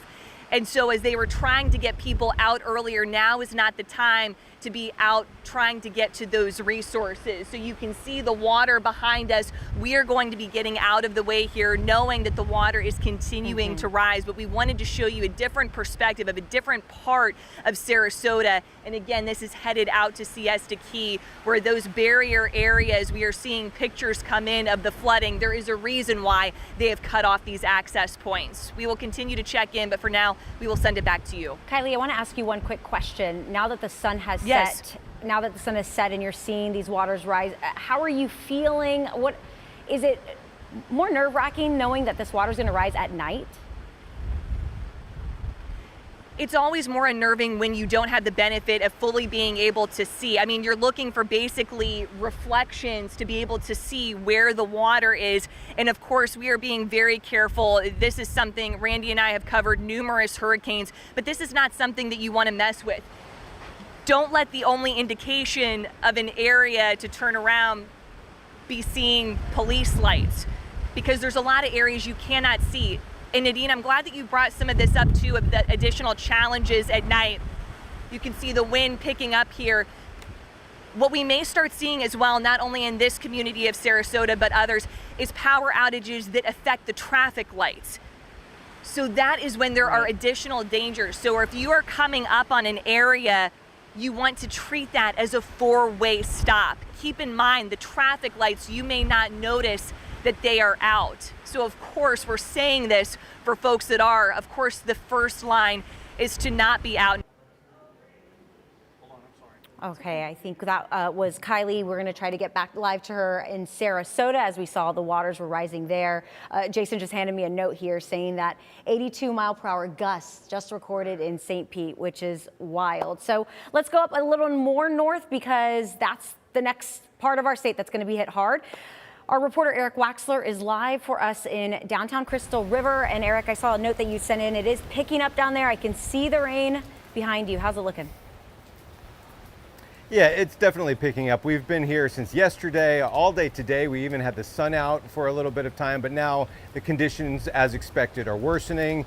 You can see the rain, and if you look behind me, you can see an awning on one of the buildings here in the town square that is really blowing in this wind as these gusts pick up. A lot of these businesses have sandbags in front of them trying to protect them from water getting in. We saw the shop over there with all kinds of shirts and merchandise. They've basically taken up everything off the ground, off the lower levels, so that if water does get in, it doesn't destroy their merchandise. We see the restaurant next door is boarded up. And we saw people earlier today taking out valuable things out there to take them away, because this area has flooded before. We're near Kings Bay, and even when it doesn't rain, as much or don't have the storm surge that's coming, this area has flooded. So they've also been through Hurricane Idalia a year ago, and this area had big time flooding, and now it is expected to be substantially more here. And so if the predictions are correct of a 10 to 15 foot storm surge, I talked to the mayor of Crystal River, Joe Meeks, a short time ago. He said it would be catastrophic for this community. Houses are still being repaired from previous storms. I mean, not only did you have Idalia a year ago, you had Hurricane Debbie last month, and there has been just so much damage, so many people trying to repair and fix their homes up from that, and now they could be hit with something something that could be much worse than anything that they've experienced before. So this community has been waiting all day, and they are waiting to see what happens later tonight as we get closer to maybe 11 o'clock tonight, midnight, maybe when that storm surge really starts to empty Kings Bay and it starts to make its way up into this town square. And there's so many homes back there. Some of them are built up off the ground, but some of them are not. And so, yeah, as we feel a nice little wind gust right there. Okay, that's the most significant wind gust we've felt so far since we've been here. But yeah, I mean, people have done a good job, it appears, because they've been through this before with Idalia, that they've evacuated the area back there where it's dark. All the homes that are along the water there, that's the area that really is going to see some potential flooding, with homes seeing water get in because of the storm surge that's coming. But there is, of course, the hope that it's not as bad as predicted, but we really won't know that still for a few hours. But for now, live in Crystal River, I'm Eric Waxler, ABC Action News. Eric, I'd like to talk to you because I know you were at a restaurant yesterday speaking to folks. And what is the sense? I know they've been hit hard, they're veterans at this point, but a 10 to 15 storm surge could be catastrophic, it could be deadly. Do you feel like they are taking that seriously? Yeah, I think they are for sure, especially after going through Idalia. But people around here, they say we're Floridians, we've been through this, and we'll do whatever it takes. A lot of people are not evacuating. A lot of people are going to stay in their homes. And these communities come together. I was here a year ago after Hurricane Idalia, when so much of this area was flooded, and there were people that needed help. And you saw, one guy bring his airboats out, other people bring their fishing boats and go in to find people to bring supplies, whatever was needed. And of course, you have the emergency management team that's working here in Crystal River and Citrus County that is gathered at the Emergency Operations Center. You have the National Guard that has an armory here. We saw a convoy of them at the Wawa last night rolling out, and they are prepared for whatever needs come in the next day or so. Because while it has been a hurricane that is going by us right now, this event won't be felt here until overnight and into tomorrow, right, as that storm surge pushes the water up into this community. And then we will see what people really will have to deal with here in Citrus County. And again, with those predictions, you just don't want to think that it's possible, but we are hearing those numbers of 10 to 15 feet of a storm surge, and that would be catastrophic potentially for the people here. All right, Eric Waxler live for us in Citrus County, right in downtown Crystal River. Thank you so much. Be safe. It's going to be a long night for those folks all across the Gulf Coast. You're getting a live look now at the Gandy Bridge. This closed just after 6 o'clock today, and you can see why. You can see that camera shaking and wave action really going across all 4 lanes there on the northbound lanes as you're getting a look at this. Basically all bridges are virtually closed right now. This is another shot of the Gandy Bridge where you see law enforcement there. We just got to give a good shout out to our first responders who are making sure that everyone is safe. We are getting reports, though, that they are leaving the barrier islands. They have closed down the causeways because it's just not safe for them to come out. You're getting a live look now over current conditions on Clearwater Beach. Around 2 o'clock today, Jada was live out there. You saw some surfers. Thankfully, I don't see anyone out there at this point. Again, this is really just the time to shelter in place. Hopefully you guys got off these barrier islands, and in the meantime, you're going to want to heed the warnings at this point and stay as safe as possible and continue to listen to us here on ABC Action News. I see Dennis is standing over there. You got any updates for us today, Dennis? Yeah, we do. We got a lot of updates. First of all, Jason just posted this on social media on Facebook. 82-mile-an-hour wind gusts in St. Pete in the last hour. So that is the highest by far. We have not seen sustained hurricane force winds. We will not, but we are getting gusts of 75 and now up to 82. And some of the heaviest weather is in northern Pinellas and Pasco County. Now, I'm going to share some things going on with you in terms of the water, because overall, yes, this is a powerful storm and we're getting a lot of wind and we've got some rain and all of that stuff. There's nothing unusual about those conditions when a hurricane impacts the Bay Area. Think about over the years how many we've gone through where we get these winds 65, 70-ish. We have some power outages, even with Irma. And a lot of folks had power outages for days on end. We never had sustained hurricane winds in the Bay Area with Irma. We had gusts that were higher, but that went through Polk County. Inland areas are not seeing it this go around. They're getting some wind, they're getting some rain, even a couple of tornado warnings, but the bulk of the wind, and we're talking 98% of this wind, is coming from right here, and this is quickly moving north. This is going to be making landfall within the next 3 hours in the Big Bend area. And as Jason has been saying for the last few minutes, from this area south, you can even just watch the path of these rain bands coming in. Everything's being pushed in from the southwest because that is the direction that the wind is now coming. And unfortunately, that means now we are going to see that surge really start to build. When we got those alerts the last couple of days of mandatory evacuation orders in Zone A, I mean, I think a lot of folks were kind of surprised because we knew the storm would stay well offshore, right? We knew it would be 100 miles offshore. I think in our minds, worst case scenario is always landfalling, major hurricane, like back in the 1921 hurricane when we had a Cat 3/Cat 4 go right into Tarpon Springs. I mean, I think in our mind, it's always a direct impact. A direct landfall is the thing that really will give us the worst case scenario. And I suppose it would be. But it is now clear these days that when you get a storm, even over 100 miles offshore, if that storm is large, it's sizable like this one is, you can see surge unlike we've ever seen. And we are getting those reports already. Now, the majority of the reports that I'm getting are from Sarasota County, areas to the south, which has had the onshore flow longer. That flow goes from south to north as the storm moves north, right? So the winds continue to move in this direction and push the water in, and it gets more intense the farther north that you go with time. High tide coming up varies between 10 o'clock and 2 o'clock. Now, there is something about that you would think maybe could be a bit helpful. By 1 or 2 o'clock in the morning, this thing's going to be in Georgia. Think of that. It is moving so quickly, it's literally going to be going into Georgia by the time we hit high tide at 1 or 2 o'clock in the morning. That's the good news. The bad news is because it is such a large storm, we're still going to be getting an onshore flow. Now, it will be a little weaker. I think it will as it moves away.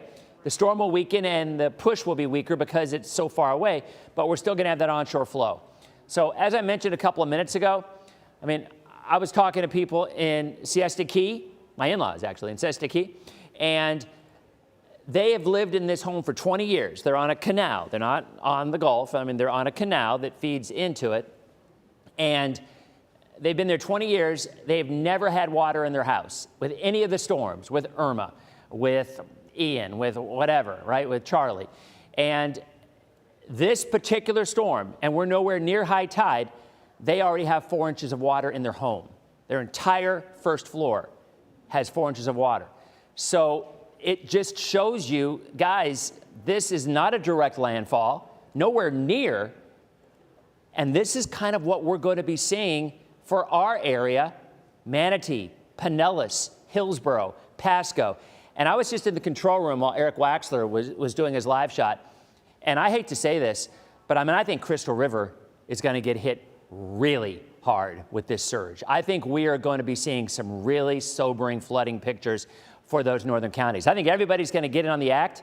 And I'll say this again, because I think there's a lot of confusion over what surge actually is.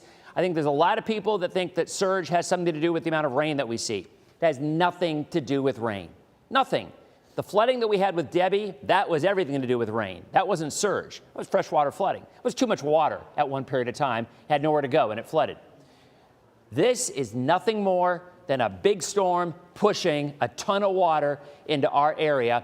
And even with landfall well over 100 miles north of us, even with the closest point that this storm is at 100 miles, we are still looking at what will be catastrophic. Is a strong word. It's one that the Hurricane Center and a lot of EOC folks have been floating around, and it's one that you think maybe is overdone. But there are going to be some spots, certainly if you live in a home and your first floor is completely covered with water, as the folks who had to deal with Debbie, that's catastrophic. And that's what these folks are experiencing, and I think a lot of people on the water are going to be experiencing. And my only hope is, you can replace stuff.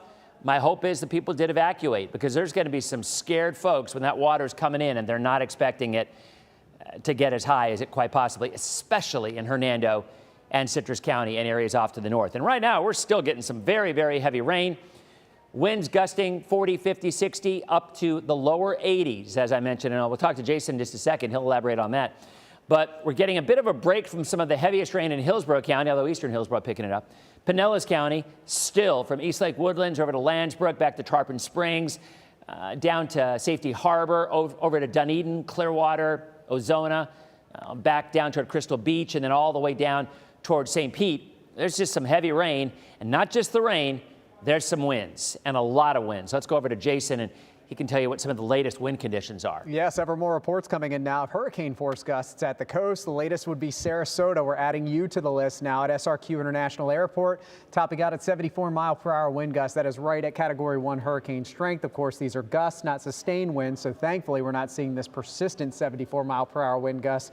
But in St. Petersburg, 82-mile-per-hour wind gusts, the strongest so far. In Tampa, our strongest is 64 miles per hour. So not quite seeing those hurricane force gusts in Tampa, at least at this point. But we're closing in on that by 10 miles per hour shy. And then in Venice, you've been one of the top spots all day today, sitting at 69-mile-per-hour winds. Dennis talked about the surge. If you're curious about the high tides, here's a look at those numbers. We've got Crystal River's high tide coming up at 4 o'clock tomorrow morning. That's the latest high tide that we have. We have the next high tide at Clearwater Beach at 2:17. I'm going to step off camera here in a second because Clearwater Beach is now in moderate flood stage with water levels over 5 feet now. So we have hit 5 feet. This isn't the surge height. This is just where the water level is now. And it has us over 5 feet, about 5.1 feet of water, 5.07 to be exact. And that is moderate flood stage. We'll go to major flooding here at Clearwater Beach, and this is when we likely will see overwash from the Gulf to the bay, where the island is no longer an island, it's a part of the Gulf. That will probably happen here as we get to about 6 feet. So we've not got much farther to go before we're in major flood stage here on Clearwater Beach as we are looking at these high tides. And again, the high tide isn't until 2:17 tomorrow morning. So here's a live look outside at Clearwater Beach right now. Of course, it's dark, but you can clearly see the white caps have made it all the way to Gulf Boulevard. This, of course, is Pier 60. Those waves are usually a good 100 yards offshore, and now the entire beach is waves. That's where the surge is right now. That's not showing us how much of that is moving into Clearwater Beach, into some of the buildings, the hotels, the stores, the garages. And again, some of that will make it into the bay if it hasn't already, as the island will likely be underwater here if these wave and surge heights continue. St. Petersburg, 158. St. Pete showing up in minor flood stage right now. The next level up would be for moderate for you. Sarasota, 12:20 in the morning is your high tide. And at Davis Islands here in Tampa, of course, in and around Tampa Bay, we're looking at our high tide coming up at 2:01. And earlier, before the sunset, we were showing you how high the floodwaters are down on Bayshore Boulevard already here in downtown Tampa. So Dennis showed you where the storm is now. The center beginning to slowly pull away from us here in central and southern sections of west central Florida, but it's getting closer to us now here for those of you up north. I haven't seen the official reports for the winds for you all yet, but I imagine that we're probably getting to 70+ mile-per-hour wind gusts here for those of you north of I-4. So let me pull up that wind gust map and take a peek at it and see if it has shown an increase for you all. I'm guessing it has. Let's see if we've got any 70-mile-per-hour wind gusts. Then we do. 80. 79-mile-per-hour wind gusts showing up at Newport Richey and Spring Hill. Not out of the question, as you guys are closer to the eye than any of us have been here in our southern spots or central spots. You're closer to the eye with it moving to the northeast. So we're now beginning to see those hurricane force gusts here in Pasco and Hernando counties. Hernando, Inverness area, east of Crystal River, gusting to 56 miles per hour. So when does this all get out of here? Well, Dennis kind of gave you that picture. We're going to see these conditions improving, but not until after high tide and not until after midnight as the storm begins to move farther and farther inland once it moves on shore here in the Appalachian Bay with landfall. So timing it out for you, here's where we are at coming up on 8 o'clock, actually 8:15. 9 o'clock, we're still looking at these bands moving into the Nature Coast, but notice how much more spotty the coverage is in the rain down south. As we lose these bands are the focal point for those stronger winds aloft to be pulled down to the surface. So that's going to start to diminish the winds here in our southern spots, but it will not diminish the surge potential because our winds, the direction of the wind, is unfortunately paralleling the coast, perpendicular to the coast. So we've got all this Gulf water just pushing in our southern spots through 9, through 10, through midnight, again, as we're approaching our high tide levels. There's 10:30, fast forward to 11:30, it's on shore in the Appalachian Bay, a landfall happening somewhere up there from Wakulla County east over to the Taylor County coast. Still, at that point, onshore wind, but we're losing the bands, so the winds will start to calm down, but we're still gonna have tropical storm force sustained winds for a while, because remember, those tropical storm force winds extend out 350 miles from the center. So until the center moves into Georgia, in the middle part of Georgia, we're still within 350 miles of it. So we're still going to hold on to these tropical storm force winds until we get it far enough north and it starts to weaken over land. That's when we're going to start to see these conditions improving for us here as we go into the next, let's say 6 to 8 hour period before we start seeing big improvements with this. So let me take a peek. I also want to hit on power outages. And looking at the statewide map, we're at 415,000 for the state. In Pinellas County, 120,000 without power. Hillsborough County, 46,000. Manatee and Sarasota, 35,000 and 47,000. Pasco County's numbers also now going up to 36,000. So again, statewide, which includes parts of the Nature Coast up to the Appalachian Bay, 415,000 without power. And the eye is very quickly moving to the north and northeast. So there's Tallahassee. If you draw a line straight south from Tallahassee, as far as a landfall goes for the city, there's the center of the city. Straight down here is where the eye is. And notice if the storm moves due north for the rest of its track, then the western eye wall will hit the city. If it stays on this track or continues that north-northeasterly component, the eye wall may miss Tallahassee and they may miss the 100+ mile-per-hour winds. They'll still get hurricane force winds, category 1 or maybe even 2 style, but it may avoid the 140, 130 mile-per-hour winds with it being a Cat 4 at this point. So we really got to see if this starts to nudge a little bit back more to the left. I don't think that'll be the case. I think at a minimum, Tallahassee is going to be really, really close to the eye wall coming on shore. Where the eye moves on shore is most likely going to be into Taylor County. So Lafayette, Wakulla, Taylor County, that's these 3 counties here from Sopchoppy over to Wakulla Beach and then over toward the Horseshoe Beach area, Keaton Beach, getting north of Cedar Key. That's the coastline that's probably going to see this moving on shore as that center continues to move to the north-northeast. But again, the farther away it gets from us, we'll start to see these conditions improving, and those conditions will really start to improve after we get to our next high tide. But I think with that onshore wind and these strong tropical storm force winds that are persistent for hours and hours because of how large the wind field is with this storm, it's going to be a while before we start to get out of those tropical storm force winds. I want to see if I can find another map that would show that a little bit better for us. I don't know, I have 1,500 graphics in my show right now for hurricanes, so I'm trying to find it, but I don't see it. I'll maybe show that the next hit. But again, when you're talking about 300 miles, here's what we're talking about. So there's the center right now. We still have tropical storm force winds in the southern Gulf. So it's going to take this hurricane and the center getting way up here toward Atlanta for us to finally get out of those tropical storm force winds. The arrow stopped here at 282 miles to the south. We know that we're going to have several hours still even going towards sunrise before we start to see these conditions significantly improving.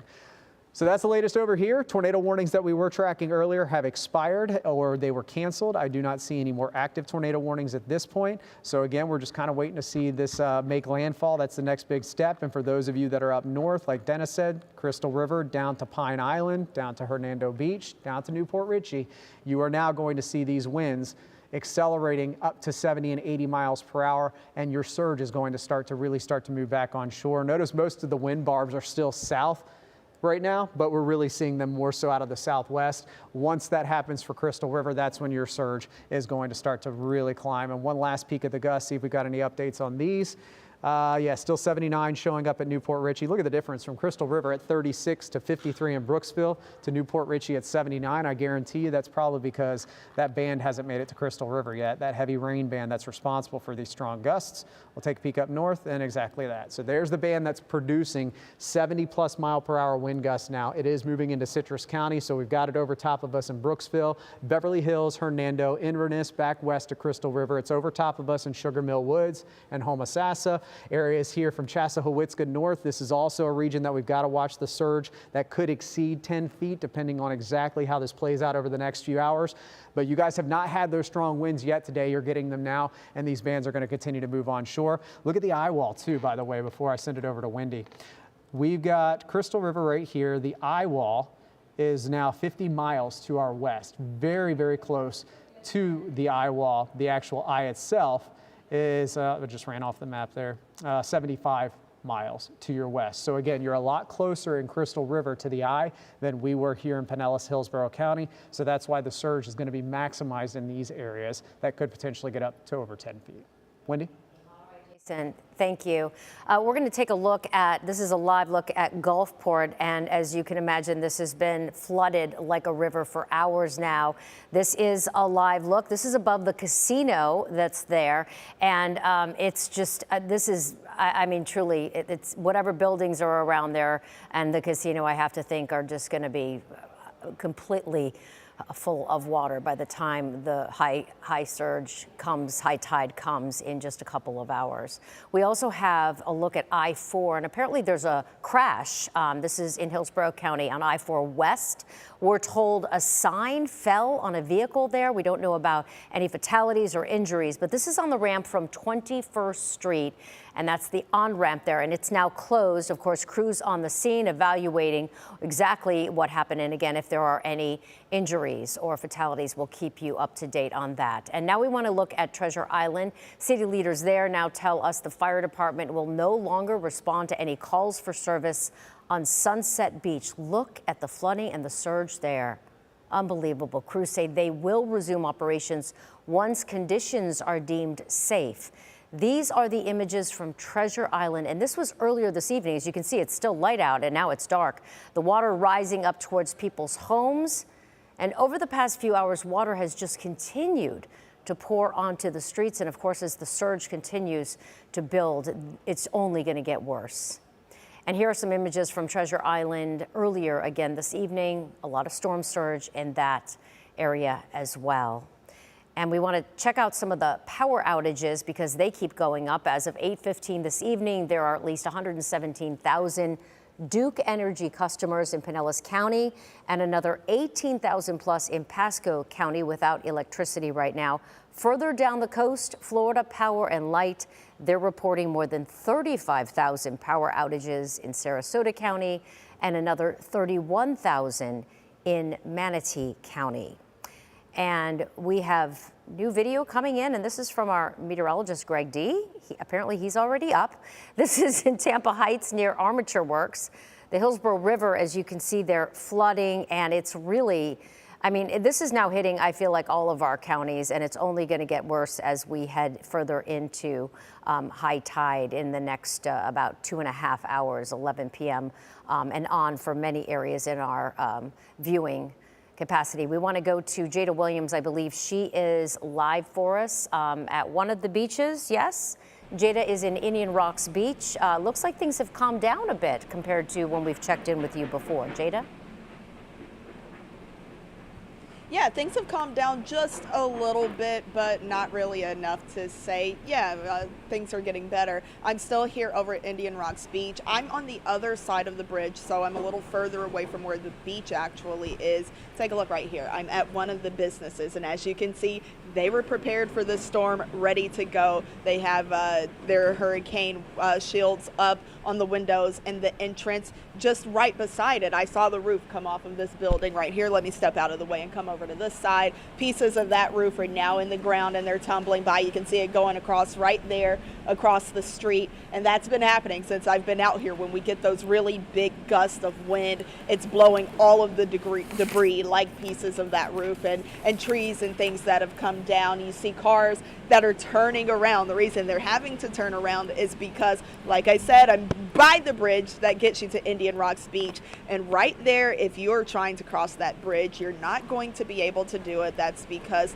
Pinellas County deputies are stationed along the entire bridge, keeping you from going over it and getting into Indian Rocks Beach. It's the same with the bridges getting you to the other barrier islands and closer to the water here on in Pinellas County. Now, when we were over on the other side of the bridge earlier today, we had already started to see flooding. We decided that we wanted to come on this side for more safety. We made that decision probably around 6 o'clock or so. And to put it into perspective, we've been seeing flooding here around North Pinellas County since about 1 o'clock today when we got started. So conditions haven't been great all day long, even though, as you can tell now, they are starting to get stronger. I mean, look at how, I don't know if you can see it very well on the camera, but look at how the wind is whipping this rain around. As I mentioned, you know, we continue to get those really strong bursts of wind, and then it kind of tames down a little bit. So we're now adding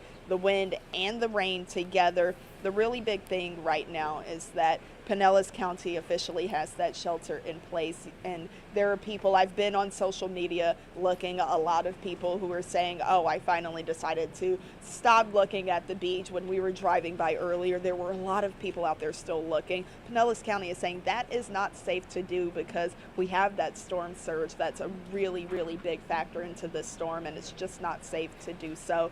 And as I mentioned earlier, you know, this right here is closed off, and it will remain closed off because as it's now dark, you also don't know what you may be driving into. As you can see, this truck right here has had to turn because you are not getting through. The only people who have been able to make it through over here are the ones who have the lights on their truck, law enforcement and other first responders. Reporting live, Jada Williams, ABC Action News.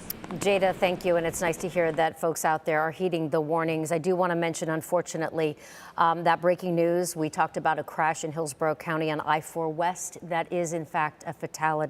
And if you're just joining us, we were told that a sign actually fell on top of a vehicle. This again is on I-4.